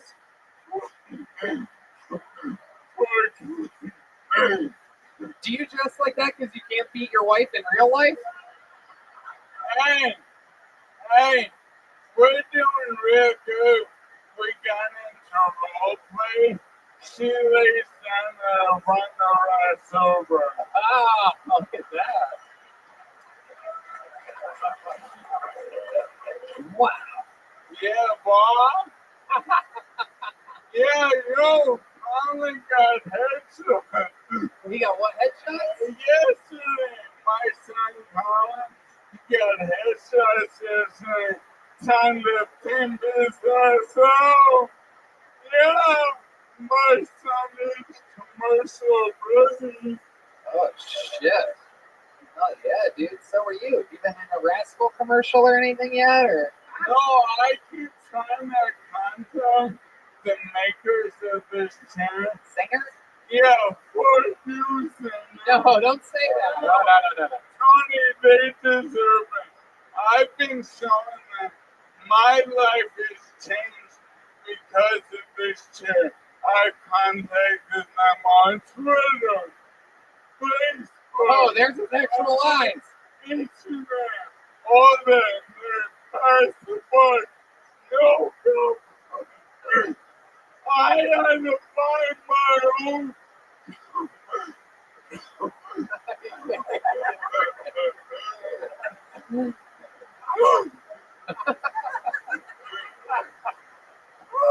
You singer. What is their singer? Do you know what their handle is online? Do you know? Yeah, it's like they're hiding something. It's so confusing. Why don't? How about we have all the listeners of the show find out the singer? Would it be called a wheelchair? Or what do they call that? A power. Zinger Power Chair and tag Michael Lair in it, and let's try to get it sponsored by Zinger. Yes. We can do this. Yeah. We can do this. Absolutely. We have to make sure we do it in the next couple of years because we don't have much time, people. Yeah. And what should we like reach out to anyone else, like P-Bags or anything? Like, is there anything? P-Bags.com. P-Bags.org. Yeah. Now this is. Okay, why? The size of your head. Oh my goodness, great. Big old condom. Wow, from the zinger to the dinger. My goodness. So now, I know for a fact that this is the first time that you have been seen by Bob Saget and Doug Benson. So you guys have any words of wisdom or advice for Michael Lair? He's only been doing stand-up a few months. I just say automatically, you're on a roll, man. We have to go to commercial. Zinger! Yeah, you're hilarious. And I met you backstage, and you had a positive spirit. I liked you immediately. Well, you were very funny. Oh, I didn't do anything. No, That's what you you're mean. a natural person now. Can we, Hotel room, yes. yeah. Beautiful. He's juggled us in the corner. He watches movies while we do it. Because John loves movies.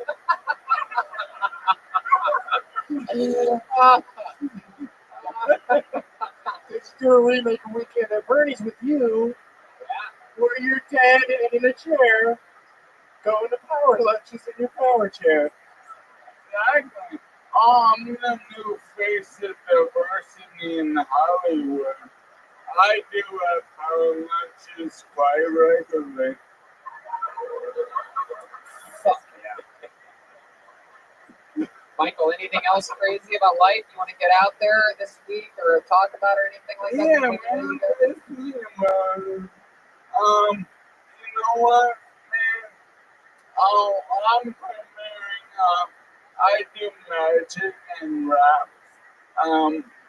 So my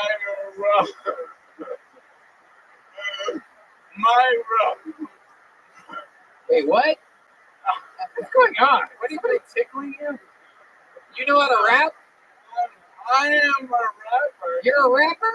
You know that. Oh my god. Yeah, but I rolling. no. Everybody get your roll on. Yeah, Everybody right. get your roll on.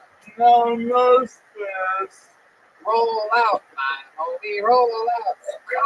All right. No stairs was pretty good. Like nurse rooms, but no stairs.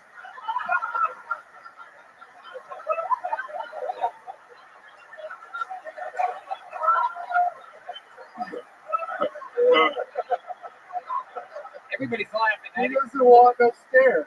Oh. I don't want no stairs. Stairs are the mom for me to get up because I lost the ability to walk for 11 times tonight at the comedy store. Whoa.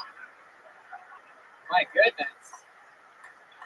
He went from TLC to ALS real quick. That is just incredible. Michael Lair, you are a goddamn comedy angel. We absolutely fucking love you. You are one of the new backbones of this show. You are a real rock star. Don't go chasing waterfalls. And at Zinger Chair, guys. Like, tweet out to Zinger Chair. Let's get them sponsored. Yeah, we guys. found out it's all one word at Zinger Chair, ZingerChair. So let's make some noise out there and make sure you tag Michael Lair as well. And let's let them know that they already got a lot of promotion. Could get more. Or that new Segway egg thing. You get that. No, how about Zinger Chair, everybody? There you go, Brian. Great idea, Red Man over here. Always with the new amazing tricks. What do you guys think? Should we end this thing bucket one more time and get out of here, huh? It doesn't really seem like it. You guys want to go to the bucket one more time?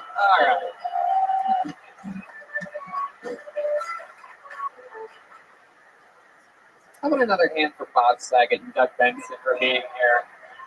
On this little tiny show that started with just Lainey and Jerry who were sitting over there. There was no other audience members 6.5 years ago. There were 7 comedians in the room that all signed up. And now look at this. Every Monday, this place is insanity. We're having fun. We got great guests. Dream guests. That's because of Tony. How about a big round of applause? And Red Band, yeah. Yeah, Together, a unit. There you go. Thank you, Bob. No, but it's true. I didn't know. And everybody told me it was great. You told me for 5 years it was wonderful. I didn't know. I was trying to get you here, but I'm your bitch now. I love it. You waited until it was a full house until you started. I had to do it. It was right there. Sometimes there's the beach ball. You got to just hit a little bit. All right, your final comedian of the night goes by the name of Bryson Banks. Everybody, here we go. Bryson Banks. Hey, to the rivers and the lakes like you used to. And I know you're gonna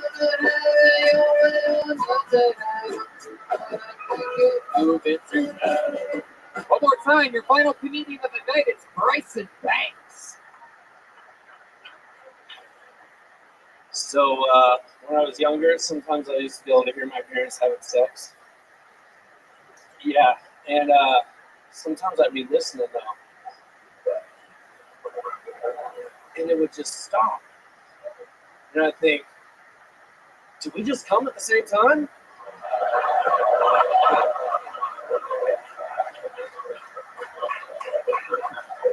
I'm joking, guys.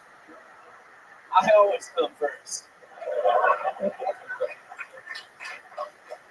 You guys can probably tell from that rogue story I just told that I used to be in the Marines. Thank you. My yoga instructor gets more claps than that. The only thing he's had to fight for is his dignity. Apologize for all the yoga instructors in the room. Given our geographic location, there's at least 130 of you in here. Wow, Bryson Banks, a great job. Wow. And lakes that you're used to. Welcome, Bryson. Is this your first time on the show? Awesome performance, my friend. I absolutely love that joke. You and your parents coming at the same time. What a great punchline that I don't think anybody saw coming. I'm serious. I don't know why that got a laugh, but even you're laughing at that. Because none of us hard to see that coming. Right. Oh, I see why you were laughing. I don't think anyone saw that coming. That's what I call accidentally funny. I didn't even mean to do that. So welcome, Bryson. Very interesting. Very good. How long have you been doing stand-up? Almost 2 years. Almost 2 years. All of it here in Los Angeles? Yeah. Heck yeah. Well, no, I went to New York and Arkansas and Arizona. Oh yeah, all the big Classic stuff. Yeah. big markets there. Like New York, Arkansas. Is that because of your parents? Are they related? Totally related. Yeah. I can see that you've done some in Arkansas. There's something about you that's a little raw. You know what I mean? Have they seen you do that joke? Yeah, in New York they saw me do that joke. And did it turn them on? They did fuck next to me in the hotel room, so I guess I'm not gonna let that little rock joke slide. I'm still laughing. There's nothing that brings me more joy than when a joke that I think gets nothing. I'm still laughing. You must have a lot of joke in your life. I do. Very rarely do you get a horrible Arkansas joke. A little rough. All right. So, Bryson, and you live here in LA now? I do. And what do you do for work? Well, backstage producer for a television program. mail escort.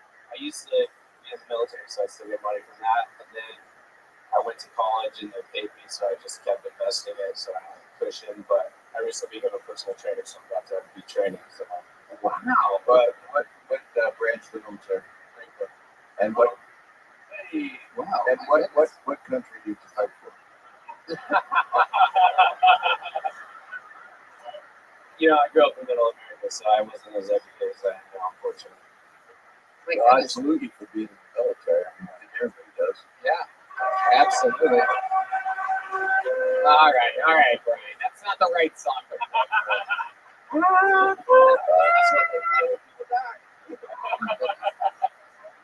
Killed it tonight. Yeah. I know you're probably more used to bombing as a U.S. Easy. No, that's okay. Where have you been stationed at before? I was in 29 Palms. Oh wow, one of the more dangerous Yeah, deserts so to be in. You put on your sun shield. There's a lot of sunrises out there in 29 Palms. It's about 2 hours east of Los Angeles. There was 30 pounds for the bomb took out the last one. 29 Palms. That's only about what 45 minutes away or so from beautiful Joshua Tree, California. Yeah. And when I first moved here, people were like, "Oh, go take shrooms at Joshua Tree." And you're like, hell no, I'm gonna have flashbacks if I go out there. So what would you do in 29 Palms?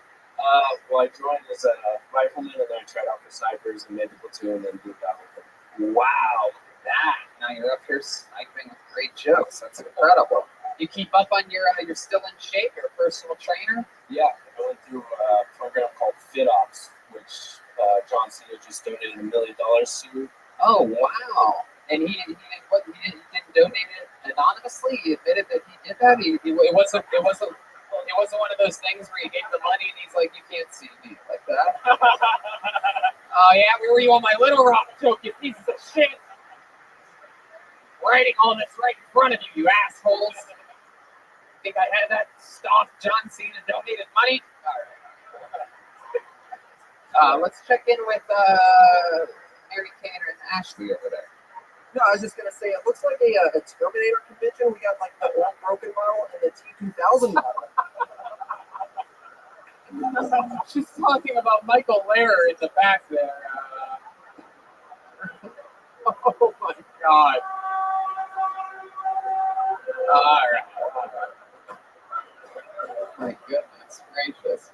You think you could? How good of a trainer are you? You think you could help our homeboy back here?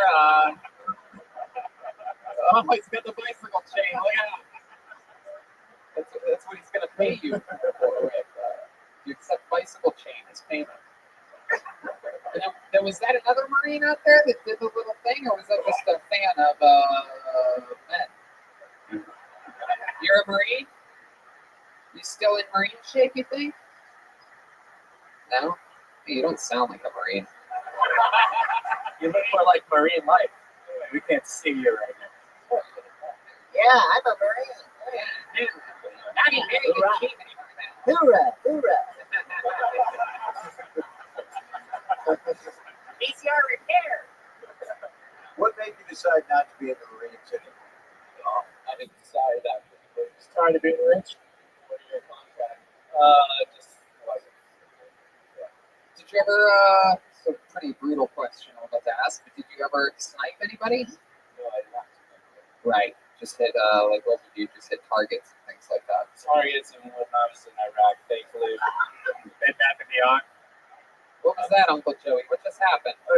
Just some confetti flew from the ceiling. I thought a bat was in here, and I just had a small mild heart attack. A small piece of confetti from definitely one. Frightened by confetti. When they're alone. A little fun fact, by the way, this confetti is from one thing and one thing only. It is from when we shoot off confetti twice a year on this show. And a fun fact that Danny, the sound guy, and us talk about is that another sound guy that works here sometimes complains about the confetti that falls randomly during shows. And I'm always like, that's bullshit. Confetti doesn't fall randomly during shows here. I've said it like 3 times to management, and I was wrong. There you go. That's the other guy was? Oh, wow. Why were you scared of confetti then? What did you think it was? It's Uncle Joey. He's a sensitive. Well, I seriously just thought it was some kind of creature that was coming from the ceiling. Or this place is also haunted, so I know a gay party was going on somewhere around me. You're actually right about that. Yeah. It is haunted. I think it's proven tonight. because I don't know what my point is. No, that's good. That's good. Slow down, Danny. This used to be zero back in the day. So there's body down below. But ain't no big thing. That is true.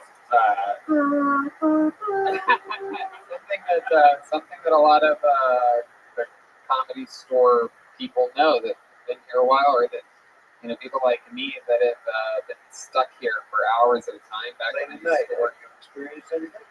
Not really late at night, but I once saw something middle of the day here while working a phone shift.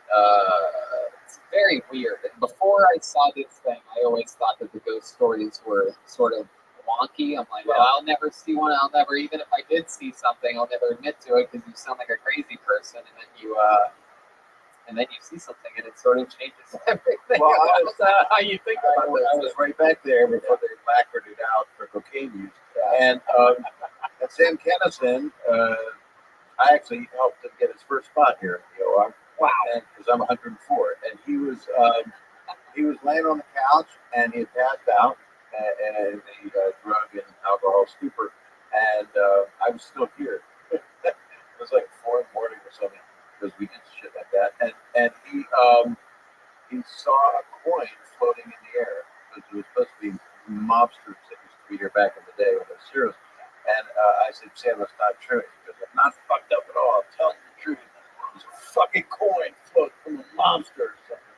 And then I walked around and I thought I saw something, but then I realized I just shit my pants. Oh, wow, there you go. That's Have you ever done that? I gotta what?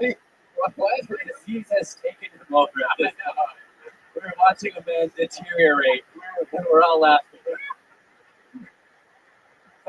I guess ALS stands for a long story. That's pretty good for a drummer. Yeah.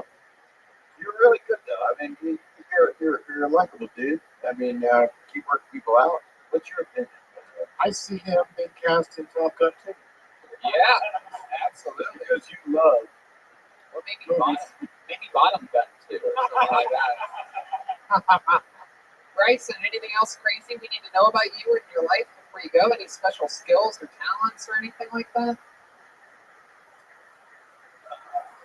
ALS. Wow. What do you mean? I mean, You thinking about that, man? Still, wonders for your career, man. He's a regular on the show now. there was a callback to the drummer's ALS. Oh, so you're the chain's coming out. Got the chain. There it is. December 5, motherfucker. There goes Bryson Banks, everybody. And we did it. Next week, Michael Rappaport. Here's the drawing from Ryan J. Ebel. Look at this, everybody. Look what he drew. While you sat there doing nothing, he drew tonight's episode. Guys, how loud can this place get for the great Bob Saget? What an amazing treat. We've had almost everybody. Everyone knows we've talked about it on podcasts, about who's left, and this was a bucket list treat for me and this show, sir. Thank you so much for coming by. I love you, Tony. Thank you so much. And I love Doug because he loves movies. How about a hand for the great Doug Benson, everybody? Yes. DougLovesMovies.com for tickets. He's on tour always. It's an amazing, amazing show. It is incredible. And I can say, without a doubt, one of the original, inspirations for a show like this is a show like Doug Loves Movies, an unbelievable electric fan base, loyal fan base that it's just so exciting to be at that show and see the energy in that room of people that get to go to a show that they listen to all the time and watch. And it's so cool that what you've done in the live podcast history, Doug. Thank you, Tony. DougLovesMovies.com for tickets for that. Bunch of other fun stuff happening in the world of the great Jeremiah Watkins, everyone. He is on tour. He's going bunch of places, and I lost that piece of paper somehow. Can you help me with that? Buffalo, New York, Albany, Syracuse. I'll be back in San Antonio, Texas, Las Vegas, all coming up in February and March. Look out for those days, JeremiahWatkins.com.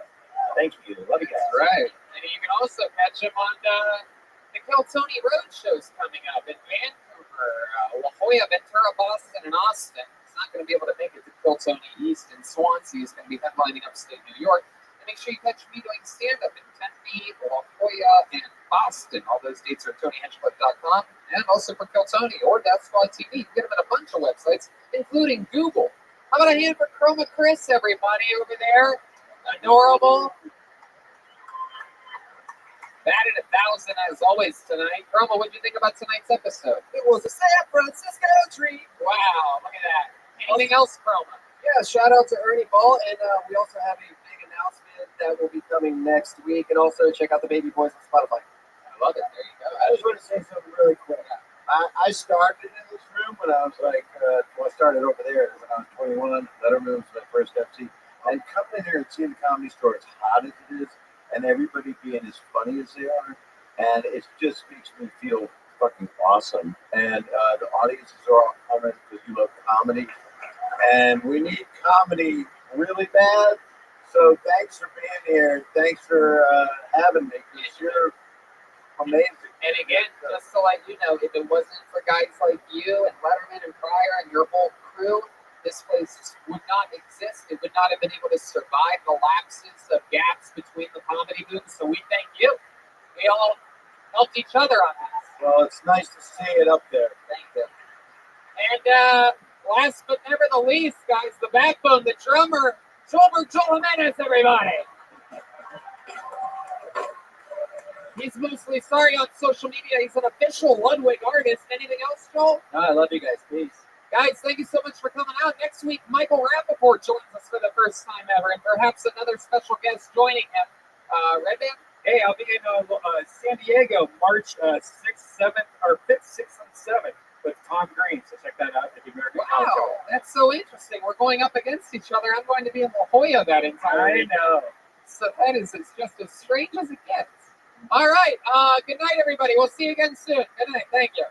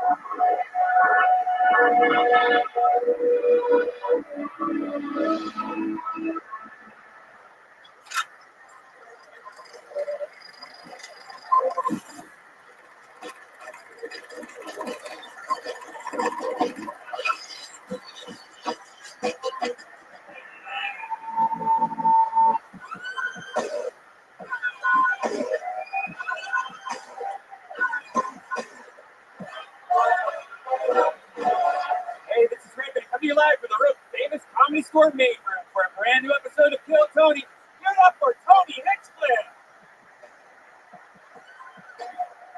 Wow. Hi, guys. Here we are. Come on, make some fucking noise.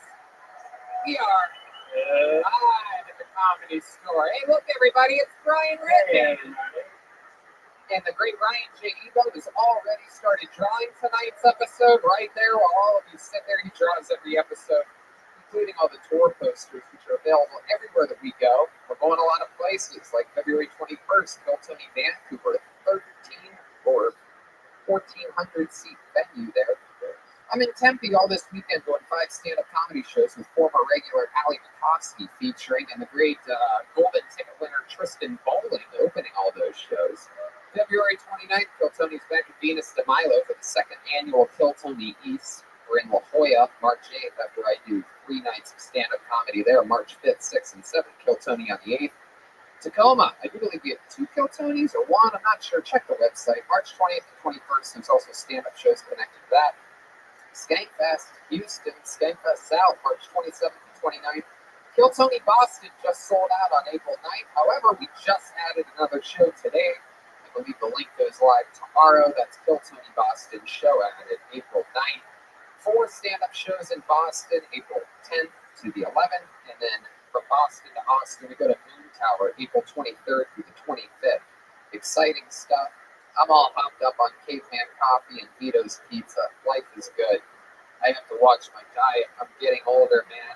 I don't know what your New Year's resolution was. Think long and hard. 40% of men by age 40 struggle from not being able to get and maintain an erection.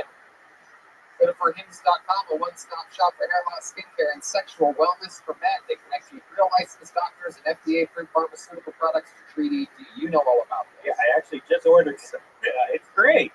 It's really easy to do. You just go online. I did it on my phone. You don't have to go on your computer. You just answer a few questions. You talk to a real doctor, and they just send you back a prescription. Next thing you know, you get something in the mail. It took only a couple of days. It was awesome. And it's not like the fake, creepy stuff that you get like at a gas station. It's just real medication. And it's erectile without the dysfunction. That's right. This is going to be the hardest year of your life. Let's toast to your biggest year yet. Try Hims today by starting out with a free online visit. Go to forhims.com/kill. That's forhims.com/kill. Forhims.com/kill. Prescription products are subject to doctor approval and require an online consultation with a physician who will determine if a prescription is appropriate. See website for full details and safety information. This could cost hundreds if you went in person to the doctor's office or pharmacy. Remember, that's forhims.com/kill. Heck yeah. I had a beautiful day today. Beautiful day. Relaxing. That wind all night threw me off, and I was torn and tattered this morning. Still forced myself to go for a jog, but then I'm like, you know what? Now I'm hungry. I don't know. The show's in a few hours. What am I going to do? I chose Postmates. Unbelievable. Works every time. Sometimes I get out of here at 2, 2:30, 3 a.m. after a fun night. I get home, and I'm like, what? I'm starving. What am I going to do? I could make something, but who wants to do that? No. I start playing a video game after going to Postmates. By the time everything's ready to go, I hit pause, I go out there, and the food's ready. It's your personal food delivery, grocery delivery, whatever kind of delivery service you need. Anything you're craving, Postmates can deliver. Yeah, it's 24 hours a day, too. So it doesn't matter if it's 3 a.m. I love it. I also use it when we're on the road. We're in a city we don't even know. We're in a hotel room. We order Postmates. We get to choose any store we want to, any restaurant we want to. You don't even need to know where the restaurant is. Postmates will deliver anything to you. You can download the app for iOS or Android for free. Browse local restaurants and businesses and track your delivery in real time. You can see exactly when the driver is coming to you. For a limited time, Postmates is giving our listeners $100 of free delivery credit for your first 7 days. To start your free deliveries, download the app and use the code KILLTONY. That's code KILLTONY for $100 of free delivery credit for your first 7 days when you download the Postmates app. Anything you need, anytime you need it, Postmate it. Download Postmates and save with the code KILLTONY. That's it. You guys ready to start tonight's episode?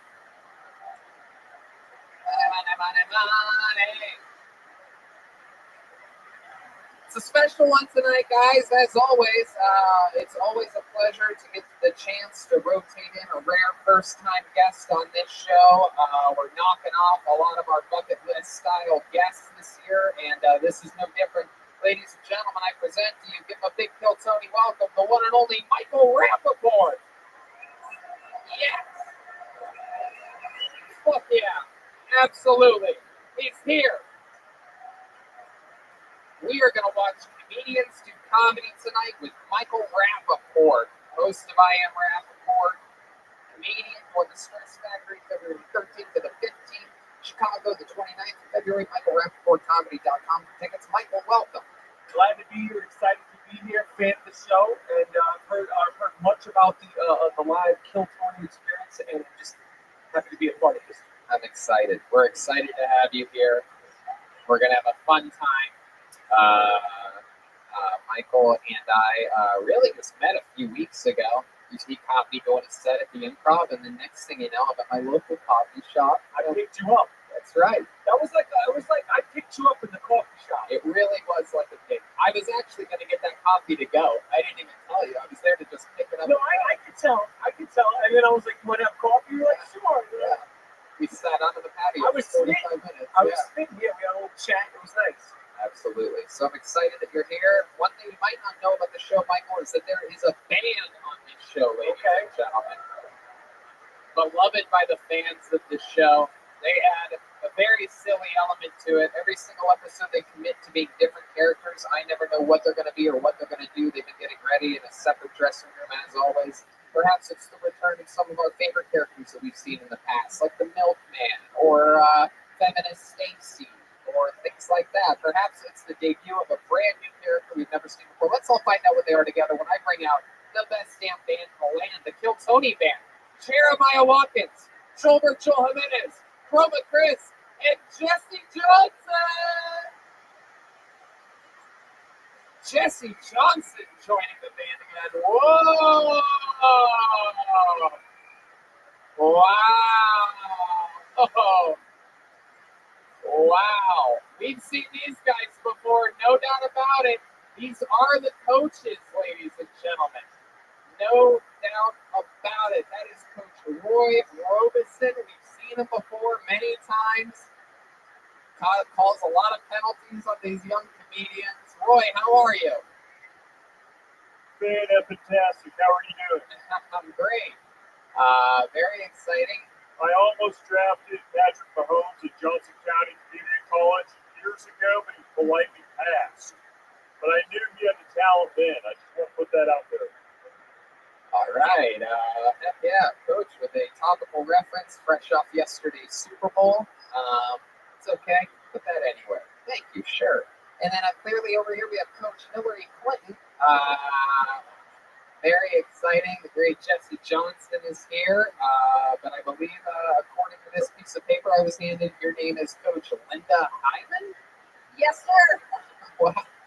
What do you... I coach women's softball, and I'm ready for this big game tonight. Who's with me? Yeah.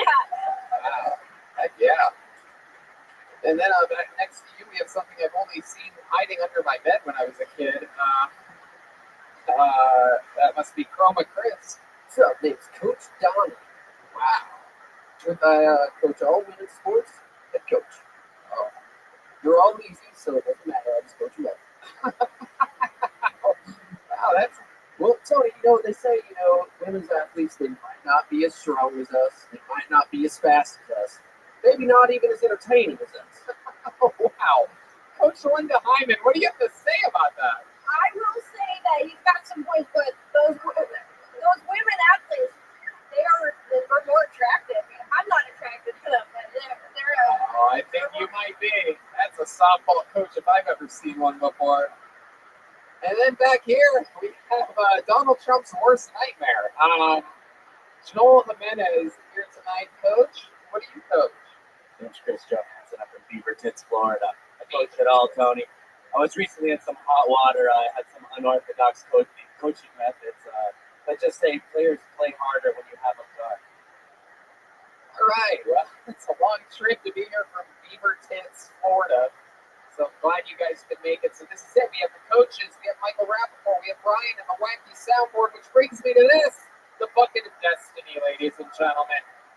Over 100 comedians, and perhaps people that aren't even comedians yet, perhaps people's first times, signed up for the opportunity to get 60 seconds uninterrupted on this, the grandest stage of them all, the main room of the Comedy Store. If your name gets picked, you get 60 seconds. You know your time is up when you hear the sound of a kitten. That means wrap it up then, or else you're going to bring out the angry West Hollywood Bear. You guys ready to start this show? Guys, I know it's Monday, but I think you can do a little bit better than that. We're at the #1 live podcast in the world right now. Are you ready to start this fucking show? And here we go. Your first comedian getting an uninterrupted 60 seconds tonight goes by the name of Jonas Bresendow. Jonas Bresendow. Jonas, here he comes. Hell yeah. And it has begun. How about one more time for your first comedian, Jonas Bresendow? Here we go. Good to be here. I think enough time has passed, so I can honestly say this. I did not care about the fires in Australia. Not one bit did care.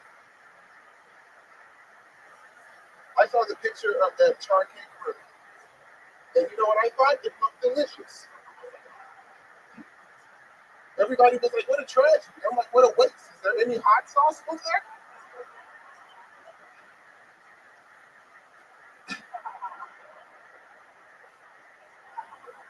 I just think we need to just reevaluate these tragedies. You know, wildfires, I think you can look at it as a really good time to try exotic meat. It's the perfect temperature. You be in Australia, you're like, this kangaroo was delicious. All right, is that koala? Let's do that next. All right, Jonas Bresendow. Bresendow? How do you say that last name? Bresendow. Bresendow. What is that? French. French. Are you French? Haitian. Haitian. Yep. All right. Yeah. Yeah. Is this a wildfire crowd? That's all guys. A wildfire crowd? Yeah, you guys care about the environment? Yeah. Yeah, they do. It's a depressing subject matter. A country was burning uncontrollably. You're in California, notorious for that. So yeah, it's sort of like doing a school shooting reference in fucking Columbine or something like that. It's like, oh, that Connecticut school shooting was something. Am I right, people? People? Am I right? Yeah, it's not a wildfire crowd, but you did make every woman here very dry. Yeah.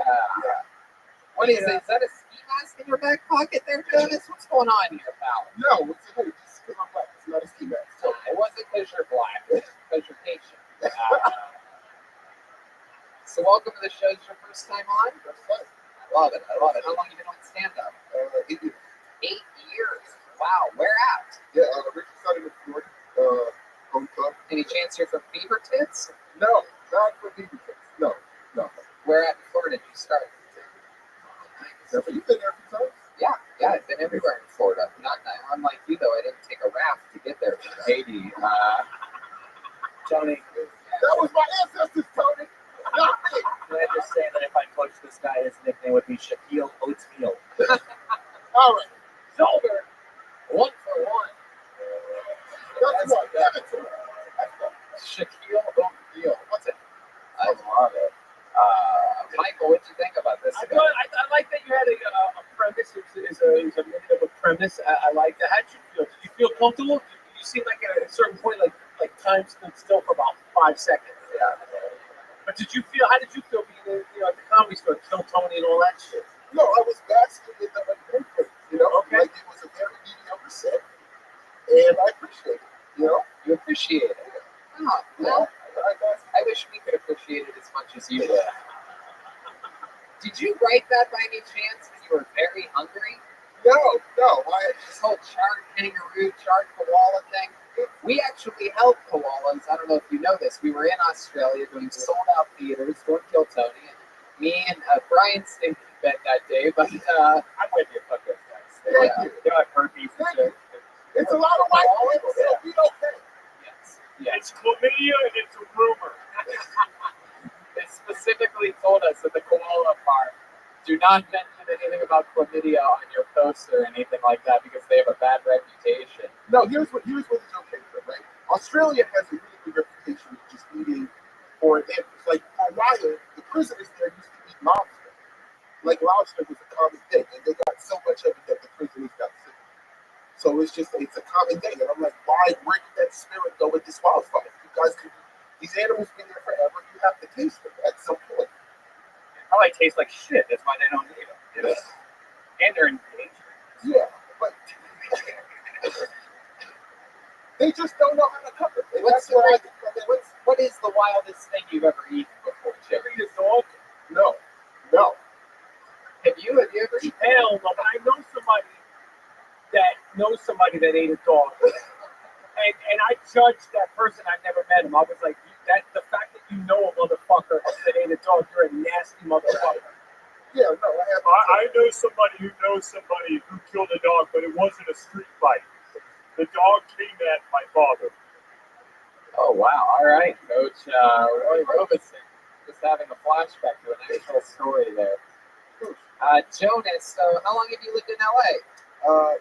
a little bit forgot to do that. Year and a half. What do you do for fun when you're not doing stand-up? What do you do for work? For work, I'm actually in a biochemist. Yeah. I work in a chemical lab, and it's cool. I just look at chemicals.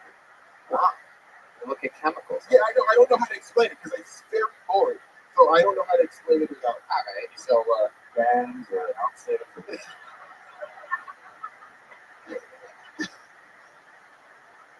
you whip it in the glass? No. Through that. I was through that. I was coming up. There you go. That's what it is. So what do you do for fun when you're not doing stand-up comedy or being a biochemist? I like boxing. I actually think I would actually spar. Boxing what? Donuts? No. You put in boxes? No. Coach Linda likes boxing too. I love it. A little 1-2 punch. You do boxing, huh? Yeah. All right. How often do you do that? Yeah, about once a week. It's actually really like the need for like big guys who can just spar. And so I lose all the time. I get my ass whooped horribly. Right. But it's fun. What else? What other than boxing? Other than boxing, You have a girlfriend? No. Have you hooked up with a chick since moving to LA? I'm scared of women in LA. Why? Why do they scare you? I don't trust any of you. Why? Why don't you trust them? And imagine how they must feel about you, by the way. Tell me why you don't trust these LA guys. Yeah, what's the fucking problem? See no crowds around you. I don't know. I'm paranoid overall, but I just heard a lot of things. I've seen it go south for a lot of people. So entertainment and relationships here, and I just stay away from it. What are you talking about? Not all of them have dicks, by the way. There's others. Oh, I don't know. I've seen it. I've seen a lot of the comedian, the girlfriend. I feel like comedians emotion put a lot on their girlfriends. And it's not fair to Yeah, it's called LinkedIn. And all comedians are men. So you haven't been with a single woman since living here a year and a half? Have you kissed a girl since being here a year and a half? I know where this is going. The question Did you have a girl with a George Foreman fetish here?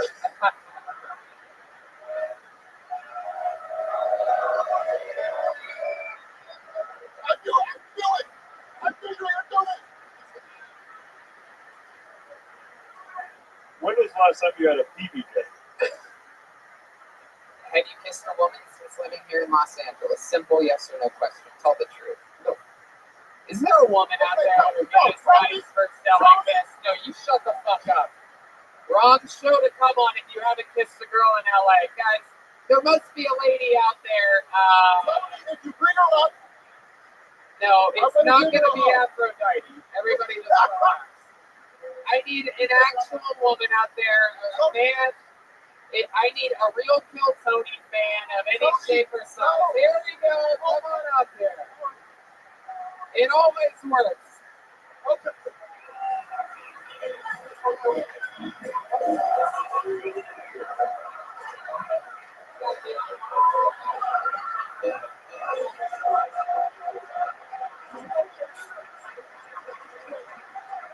I'm pretty sure he's gay, everyone.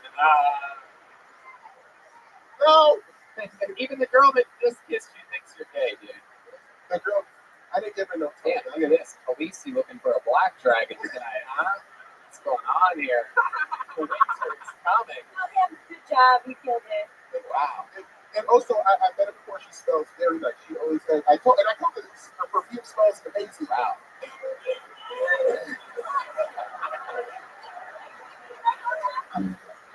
Thank you, Tony. The thing I like most about that was your perfume. Jesus Christ. Thank you, Tony. My goodness, you're welcome. Look at that. George Foreman hooking up with a 4, man. She has no idea. Don't tell her. Don't tell her. She has no idea what I just said. What are you going to say there? I want to know what you were just going to say. Tell me. Have you kissed a man since being here? Oh, I got this thing right now, Tony. Well, you're about to do that anyway. I don't know what you're done with it. Hey, look at that. You did something tonight. You've got a little wildfire in your pants right now. But we did it. Your first LA kiss and your first comedian of the night, Jonas. Can I say something? Oh, this never works out, but go ahead. No. This whole, like, how do you say it? Go ahead. It's over 345 in the history of the show, but you could be the one, Joe. Okay. I've had an Instagram for ages, and I've never posted anything about it. And people never, not one time, and people like, you should post something. And it would be an honor. This stage, all of you guys. 346 of here. Jonas Presender, everybody. Come on, get out of here, Jonas. Come up for the picture at the end. Oh, there you go. Mr. Instagram himself, Jeremiah Watkins, saves the day. You're never going to see the light of day with that picture. Just kidding. Just for something. One more time for Jonas, everybody. He's on Twitter. It's Bitter Big Man. And it has begun. It's one of the things we do if someone hasn't had their first kiss in America or LA or something. That was good. Had that little spinner come up here. Okay, pull the name out of the bucket. You guys having fun yet? All right. Put your hands together for Amy Freeze. Amy Freeze, everyone. This is a new name. Amy. Hey, we're not gonna take it anymore. Is that Amy Freeze coming? No. Is that Amy? No. Nope. All right. Is there anyone in the lobby? Amy Freeze? Amy Freeze. Oh, blacklisted. What a shame. It sounded like a fun name. Amy Freeze. All right. How about Billy Strange? Billy Strange? Oh, here we go. No, we're not gonna take it. One more time for Billy Strange.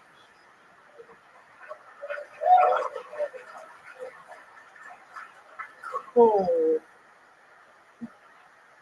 So a while ago, I tried breaking into the BDSM community. For those of you who don't know, that's the bondage, domination, and sadomasochism community. And the guy I was here with is really cool. He's like, listen, bro, before we get started, I'm going to need a list. And I was young and naive. I was like, you know what? I don't have any limits. Do whatever you want. So he's like, all right. Well, I want to find your testicles, separate them with zip ties, and slowly run needles through each of them. And I was just like, you know what? I feel like that's my limit. Billy Strange. Hell yeah. Billy Strange. Yeah. The name says it all. Yeah.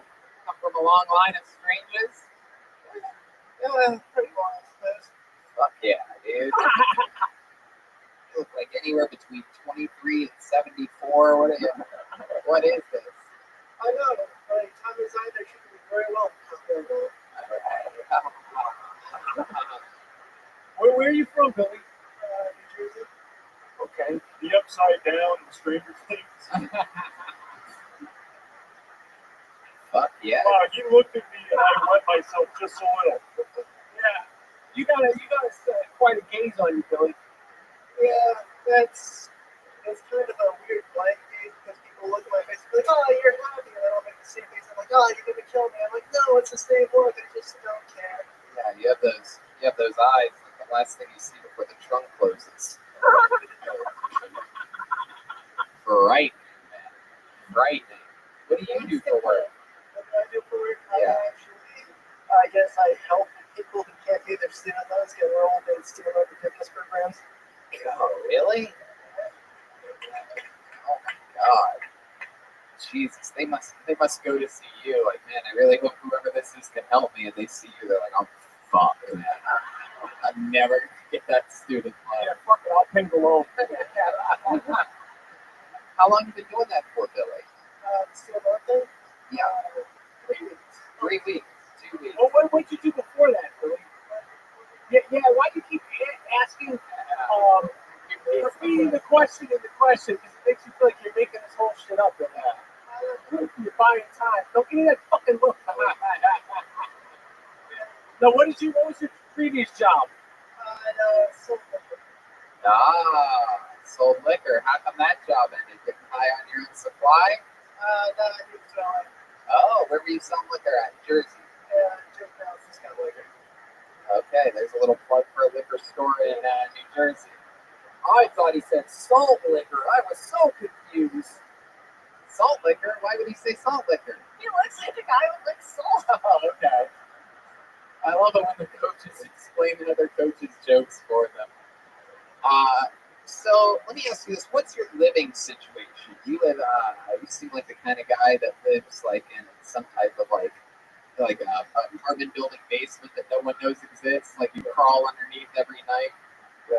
Actually, it's pretty funny because what happened was I moved out here 2 weeks ago with a friend, and he's like, "Sell your car, we can just share mine." And then drop it off in an apartment. It's like, "Good luck." So now I'm kind of apartment hopping.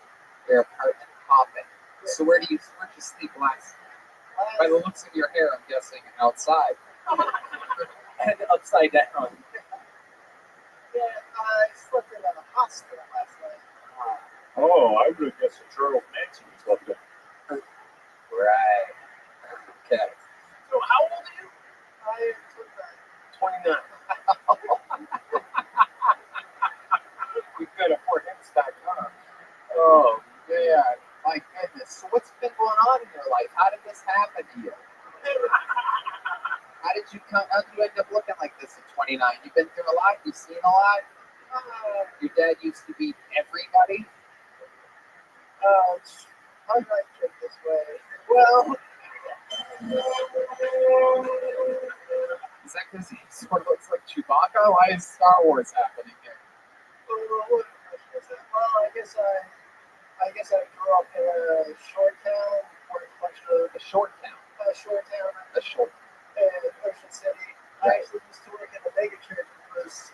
Oh, what did you do for the mega church? I ran the whole their audio video equipment. Oh, wow. Look at that. A lot of little boys and priests. What you film? Like a Sunday service? Or? Yeah, I filmed the Sunday services. A lot of it was them going, we don't hate gay people, don't let them in the church, stuff like that. So, how did that make you feel when they would say that? It made me feel like I shouldn't say anything if I wanted a paycheck. How do you feel now? Yeah, oh, do you believe in God? Not really. Clearly, he doesn't believe in you either. I'm just saying, people. I'm just saying. Look at the cards he's been dealt. Anyway, what do you like to do? What do you like to do for fun? You seem like the kind of guy that knows how to fucking play some darts or something like that, right? You play darts? Bocce? I mostly just hang out with friends and stuff. Yeah. Where do you like to hang out at? What do you like to do? Do you like to stand outside of playgrounds and things like that? Or what do you and the crew do? I just go to friend shows, support them. Put that mic close to your mouth. I just support friend shows, stuff like that. Support friends shows. Are you thinking about going pro with that or what? You ever play any sports? I think the coaches want to know. They might want to recruit you. Yeah, I'm scouting you right now. He's wearing 2 pairs of pants. I find it peculiar, but also athletic. You ever play any sports? I did play soccer as a kid. Really? Goalie? Yeah. Yeah. My goodness. Like, what's the most fun you've had? How long have you been in LA for? 3 weeks. 3 weeks. What's the most fun thing you've done so far since you've been here? I just had that. Oh, sorry to laugh like this, but it just hit me that this guy probably hasn't had a kiss yet in Los Angeles. Yeah, And I would love to see the fucking 1 or 2 that comes up here to fucking. Are you nervous? Are you comfortable? Like right now? Like how do you feel right now? Because I can't, and I don't like your fucking eyeballs. Yeah. I think we're nervous. I can't. What's up? Like, what? Are you nervous? Are you comfortable? Like, what space you in right this second? I'm pretty comfortable. Okay. Is Strange your real last name or is that a stage name? It's my last name. Really? Wow. You look like if you're Action Bronson worked at a morgue or something. Is there any woman out there in the loose ashtray looking pants? No, I think that's a reach. I think this is an impossible case. When is the last time you kissed a girl? A living girl. Not one that you're about to put the dirt back on top of after robbing a grave. Have you ever robbed a grave before? That's the only question that you answered immediately without repeating it back. And I find that very suspicious because all the other questions were very easy. What was your job before that? What do you do for work? Oh, what do I do for work? Oh, what was my job before that? No, I haven't kissed a dead girl before. Suspicious as fuck, bro. Okay? Would you be suspicious of you if you were sitting where I'm sitting? Yeah, probably. Well, what's it like going through TSA for you? Like, what's TSA like for you? Surprisingly easy. What's TSA like for you? You walk through like that? Yeah. Seriously, one time at the Houston airport, I was going the wrong way, and the guy's like, "Hey, you, down that line, get out of here." Like, What was the Italian? The rare Italian TSA guy? Hey, get out of here. You're going the wrong way. It's a TSA. All right. Okay, let's just final question. What's the creepiest thing you've ever done? What is the thing that you've done? Yeah, what's the thing you've done that matches this look? Like, be honest. Come on. What's the creepiest thing ever? Creepiest thing? Come on, you know the thing. Come on. Come on, just say it. Don't overthink it. When you're amongst friends, everybody here likes you. Yeah. I know it's a weird feeling.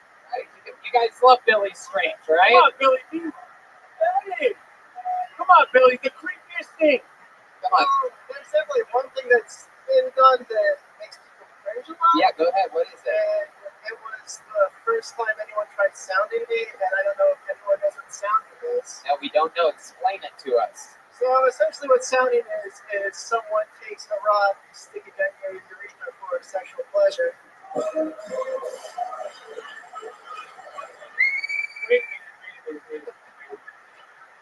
Wait. Say that again? What is that? They take a rod and they stick it down your urethra for sexual pleasure.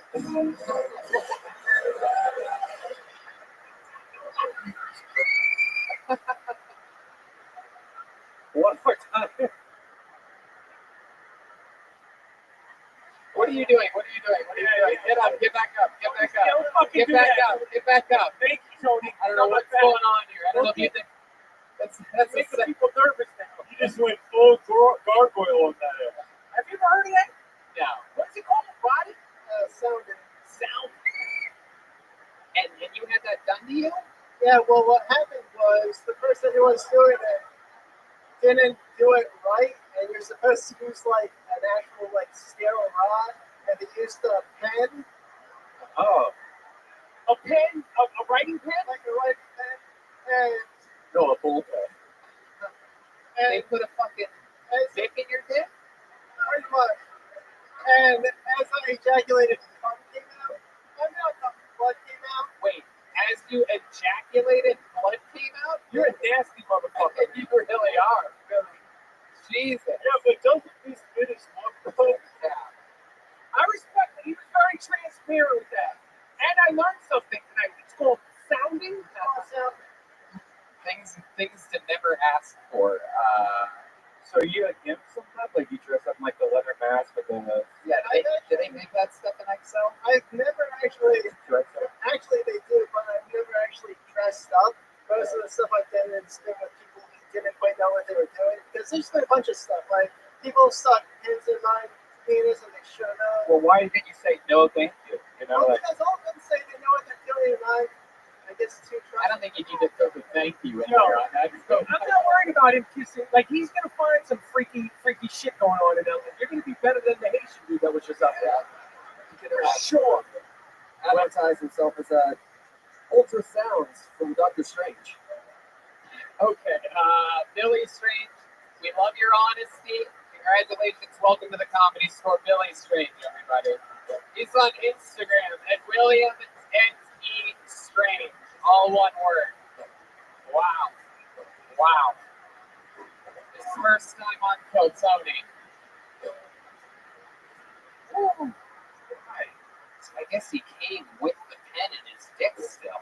Of course. It's the sound of things. Like, my goodness gracious. I like it when he said what the word, what's it called again? Penning or Sounding. sound? There was like at least 20 people in the audience that went, oh.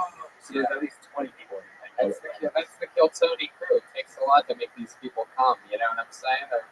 They're numb from being fans of this show. They're used to being excited on Mondays at 8:15.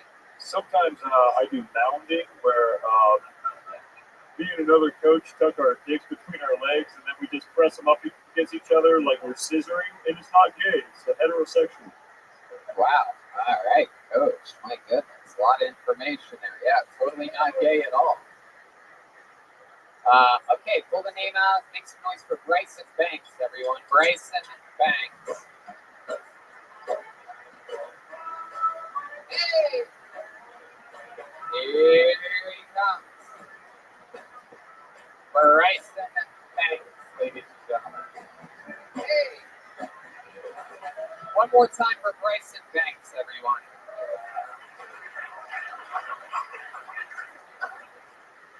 It's 2020 and there's still a lot of racism. It's my opening joke. I had racist roommates. Finally, I was like, enough's enough. I'm moving out of my parents. My father hit me a lot growing up. So I joined the Marines. Because I miss my dad. People always ask me too, they're like, Bryson, what was it like in the Marines? So I tell them, being in the Marines is like being in the biggest fraternity. Except, you have to wake up early, work out, and there's a chance you might get shot. Kind of like going to school in America. Too soon? Was there another one today I haven't read about yet? Not good. Hell yeah, Bryson. Bryson Banks, 2 weeks in a row, huh? Gee, you lucky fuck. Welcome back. Is any of that true? Your parents racist? Yes, they are. Absolutely. They're just going to repeat it back like the last comedian. Are my parents racist? They were racist, huh? Yeah, against who? What race? It was weird because the person I consider my father was Hispanic, and so was me. Against everyone? Yeah. Really? Yeah. All right. That's what we call the away team. Okay, and is it true that your father hit you? That's true as well? Yeah. How old were you in the last time that he hit you? You had to guess. Probably teens. The teens. How about the earliest? What's the earliest hit you took that you remember? The earliest? Yeah. This guy had a lot of hits. You guys should recruit him for your baseball team. His stats are looking good. Yeah, when your dad makes the video, goes,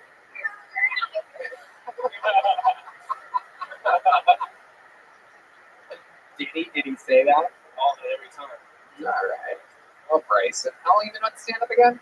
Almost 2 years. Almost 2 years. All of it here in LA?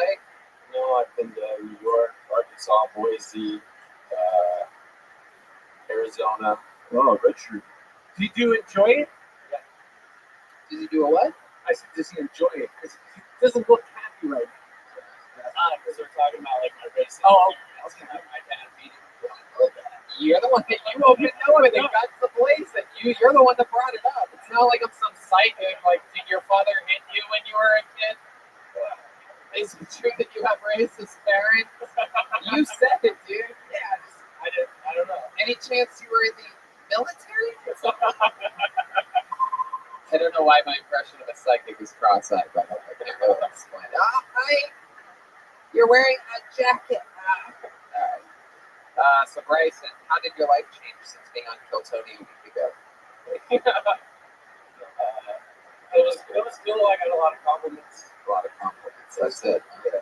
That's on YouTube. I think I got like 3 new followers too. I love it. Oh, speaking of a psychic, there's actually one trying to find her way back to her seat over here. Look at this, an actual fortune teller, ladies and gentlemen. The rare off-camera joke that I find to be worth it. Very rarely is there an actual fortune teller walking through the room. It's like a Mexican Billy Thunder. Okay.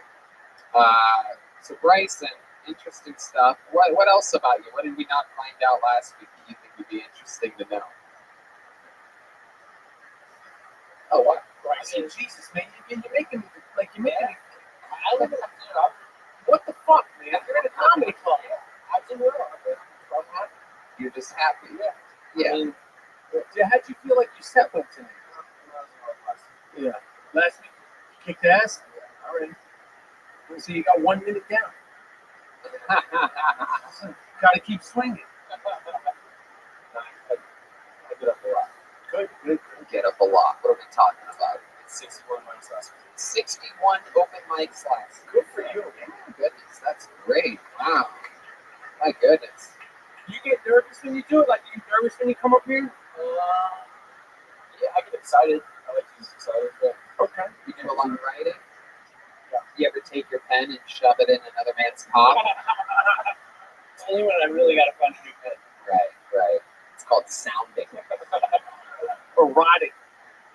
When you started comedy, was it scary, or because you were used to getting shot at, was it like sort of easier? You weren't really shot at, though. I remember you were stationed at 29 Palms, right? That's where I'm stationed, but I played by Iraq. So Oh, you were in Iraq. You got shot in the chin. I got shot at when I was still. Yeah, he's got a little dimple there. He doesn't want to show you. He's cheating. Great, man. Yeah, I got shot at when I was still in Oklahoma. Oh, really? Yeah. Who shot at you there? I used to go exploring in the woods. Did you almost drop the N-word just then? You said some, and then you stopped. I think you're just showing a little bit of your father's side coming out right now. No, I was going to say hillbillies, but Oh, hillbillies, all right. didn't want to offend any hillbillies. Yeah, you don't want to offend all these hillbillies out here in Los Angeles, California. They're just everywhere. Tony looks like the Pringles guy on that. Are you trying to make fun of me right now? You look like your attempt at turning things around. Is that the noise that you thought was going to happen? You look like Tom Hartley. All right, let's just relax. We're not going to have a fucking roast battle here with this fucking word, dude. I will fucking glass of water. I don't care. Marine, I don't give a fuck, dude. All right, Jesus, coach. My goodness. My boss. Oh, my God. He looks like my star quarterback, who's also a date rapist. You ever play any sports? Yeah, what sports?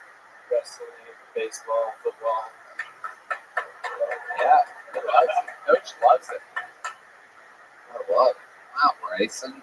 What else has been going on, man? Anything else in your normal life? I asked you what you do for work already? You lettering anything? Yeah. Personal trainer, I do martial arts. Oh, can you show us a little bit of martial arts? How many of you want to see this guy do some martial arts? That's the martial arts music that you picked. This is our martial arts music. Put the mic in the mic stand. Do some fucking martial arts, bro. Or something. And you better do it good, too. Take your jacket off. Can you break boards? Come on, beat the shit out of the air. Come on, do it. Oh shit. Wow. Hold on a second. That's it? 2 punches and a fucking kick? What do? You just beat a midget's ass just then? It's like if I was like, I do hula hooping. You're like, just a fucking hula hooping right now. I've never seen this. Well, let me show you how martial arts is done. Ladies and gentlemen, Coach Roy Robeson is about to. Come on, Get him, coach. if you want to buy me flowers.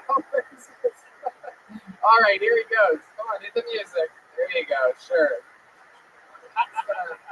Oh wow. Oh my God. Oh wow. Oh. Okay. All right. There we go. There we go. Oh shit! Whoa, he tried to take him down. Oh shit! He's going. Whoa! He's going some wrestling techniques here. Oh! Oh! Oh my God! Suck his dick. Whoa! Roy! All right.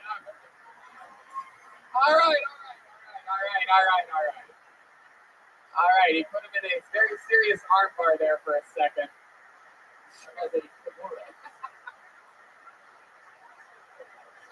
Coach Roy Robinson appears to be broken. He's got his assistant here to help him. Oh my God. The microphone hanging off of him. What the hell? What kind of jiu-jitsu is that? Sometimes everything just goes right off the fucking tracks here. That was a serious armbar you put him in there. I was scared for a second. We happen to know for a fact Jeremiah has brittle bones. He has broken his.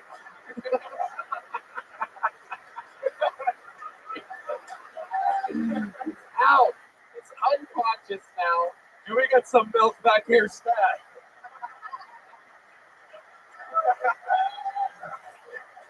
Oh my God. Well, Fucking killed him. The time of death is 10-20 years.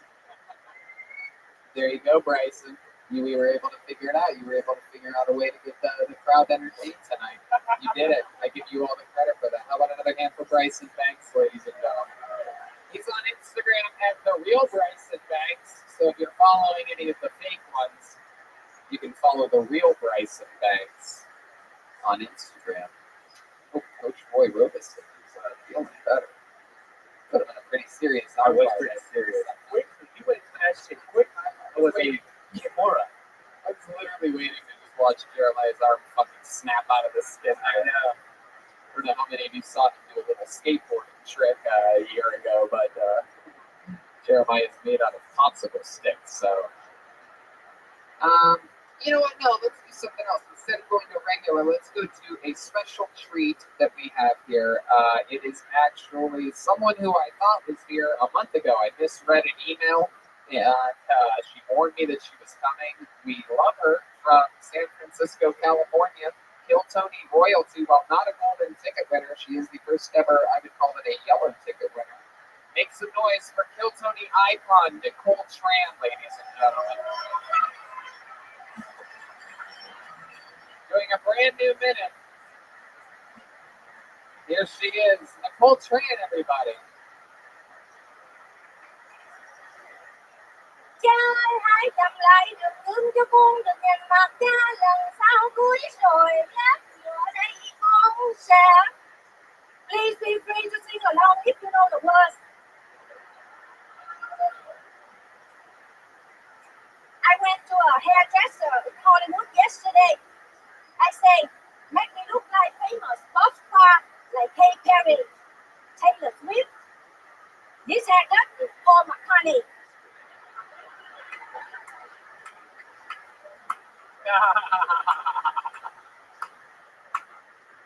My favorite dog is the golden retriever. I throw a ball, he brings it back. I throw a stick, he brings it back. I throw out my boyfriend, we bury him in the yard.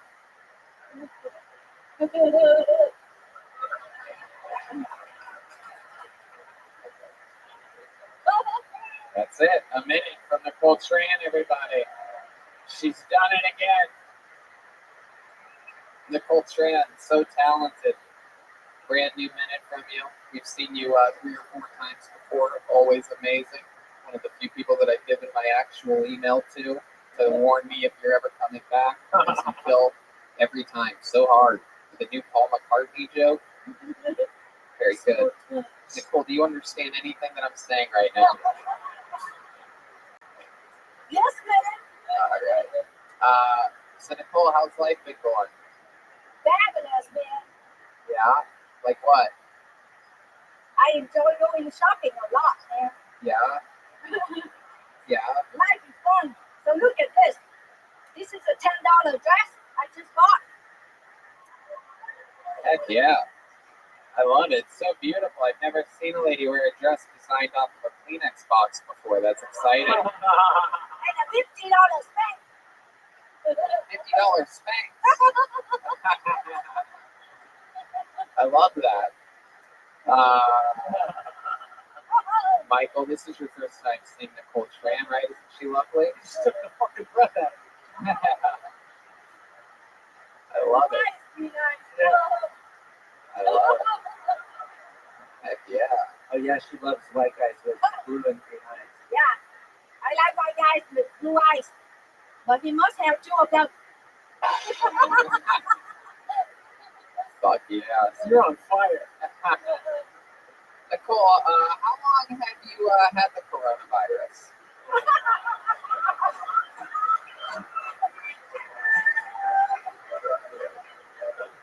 What is that virus, man?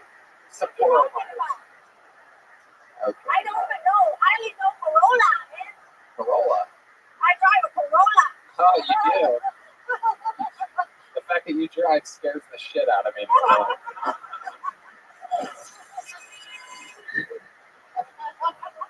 You ever been in a car accident before? No, but when I first started driving, I got a ticket for driving 100 miles an hour. Oh my god. I said to the cop, "Hey man, what you talking about?" The sign said 101. Oh, aren't you the sweetest fucking thing? You are just. Aren't you a little fucking fake fun? You are the sweetest little thing. Nicole, you have blown our minds with some songs in the past. Do you have any new songs you might want to do? Sure, certainly. Okay, great. You need a beat or anything like that? Or you're just gonna go a cappella? Can we get a single spot on her? She kills it with this every time. She's a very, you still have the red band played on. Ladies and gentlemen, I present to you the great Nicole Tran.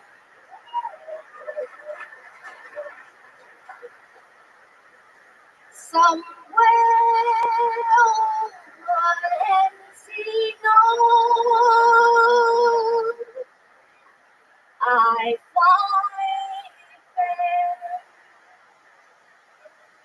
I fell in love with Tony. I just can't pronounce his last name. I drove out here with Patrick and I fell asleep in the backseat. I dream of Tony.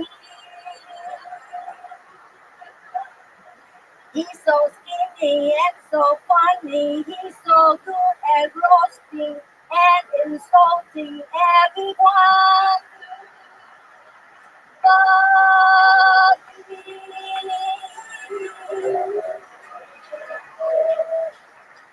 Somewhere over Encino, blue eyes shine. I know that Tony is married, so he's just a friend of mine.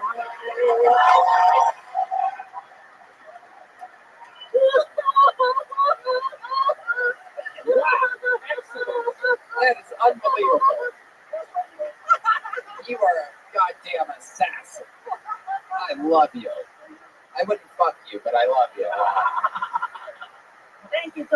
giving me the opportunity to be here.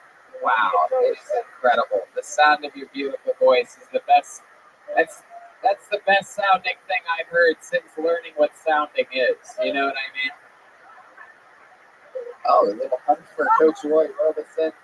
Nicole Tran, we absolutely love you. That was so awesome. Thanks for creating that song and singing it. I was not expecting that at all. That was incredible. Ladies and gentlemen, Nicole Tran. Just for you, Tony. Thank you so much. You're definitely going to do that again. And by the way, I need you to lay that down on a track for me. I'll play that before I go on stage. I'll come out to that song on my stand-up. and by the way, I don't have a green car, so please do not tell anybody that you saw me here tonight.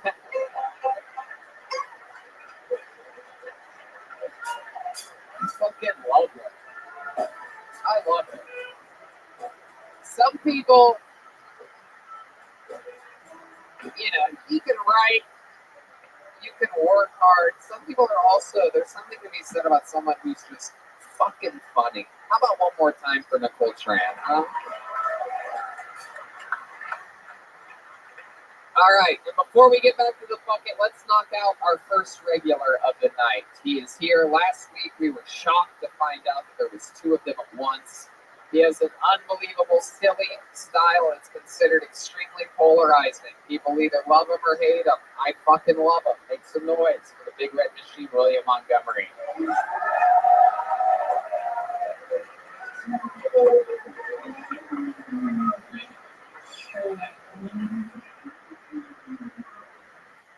Let's give it up for Jackie Chan, y'all.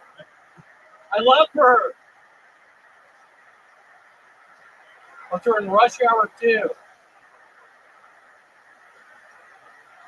I feel like when Michael Jackson invented the moonwalk, didn't realize how gravity actually works with the moon.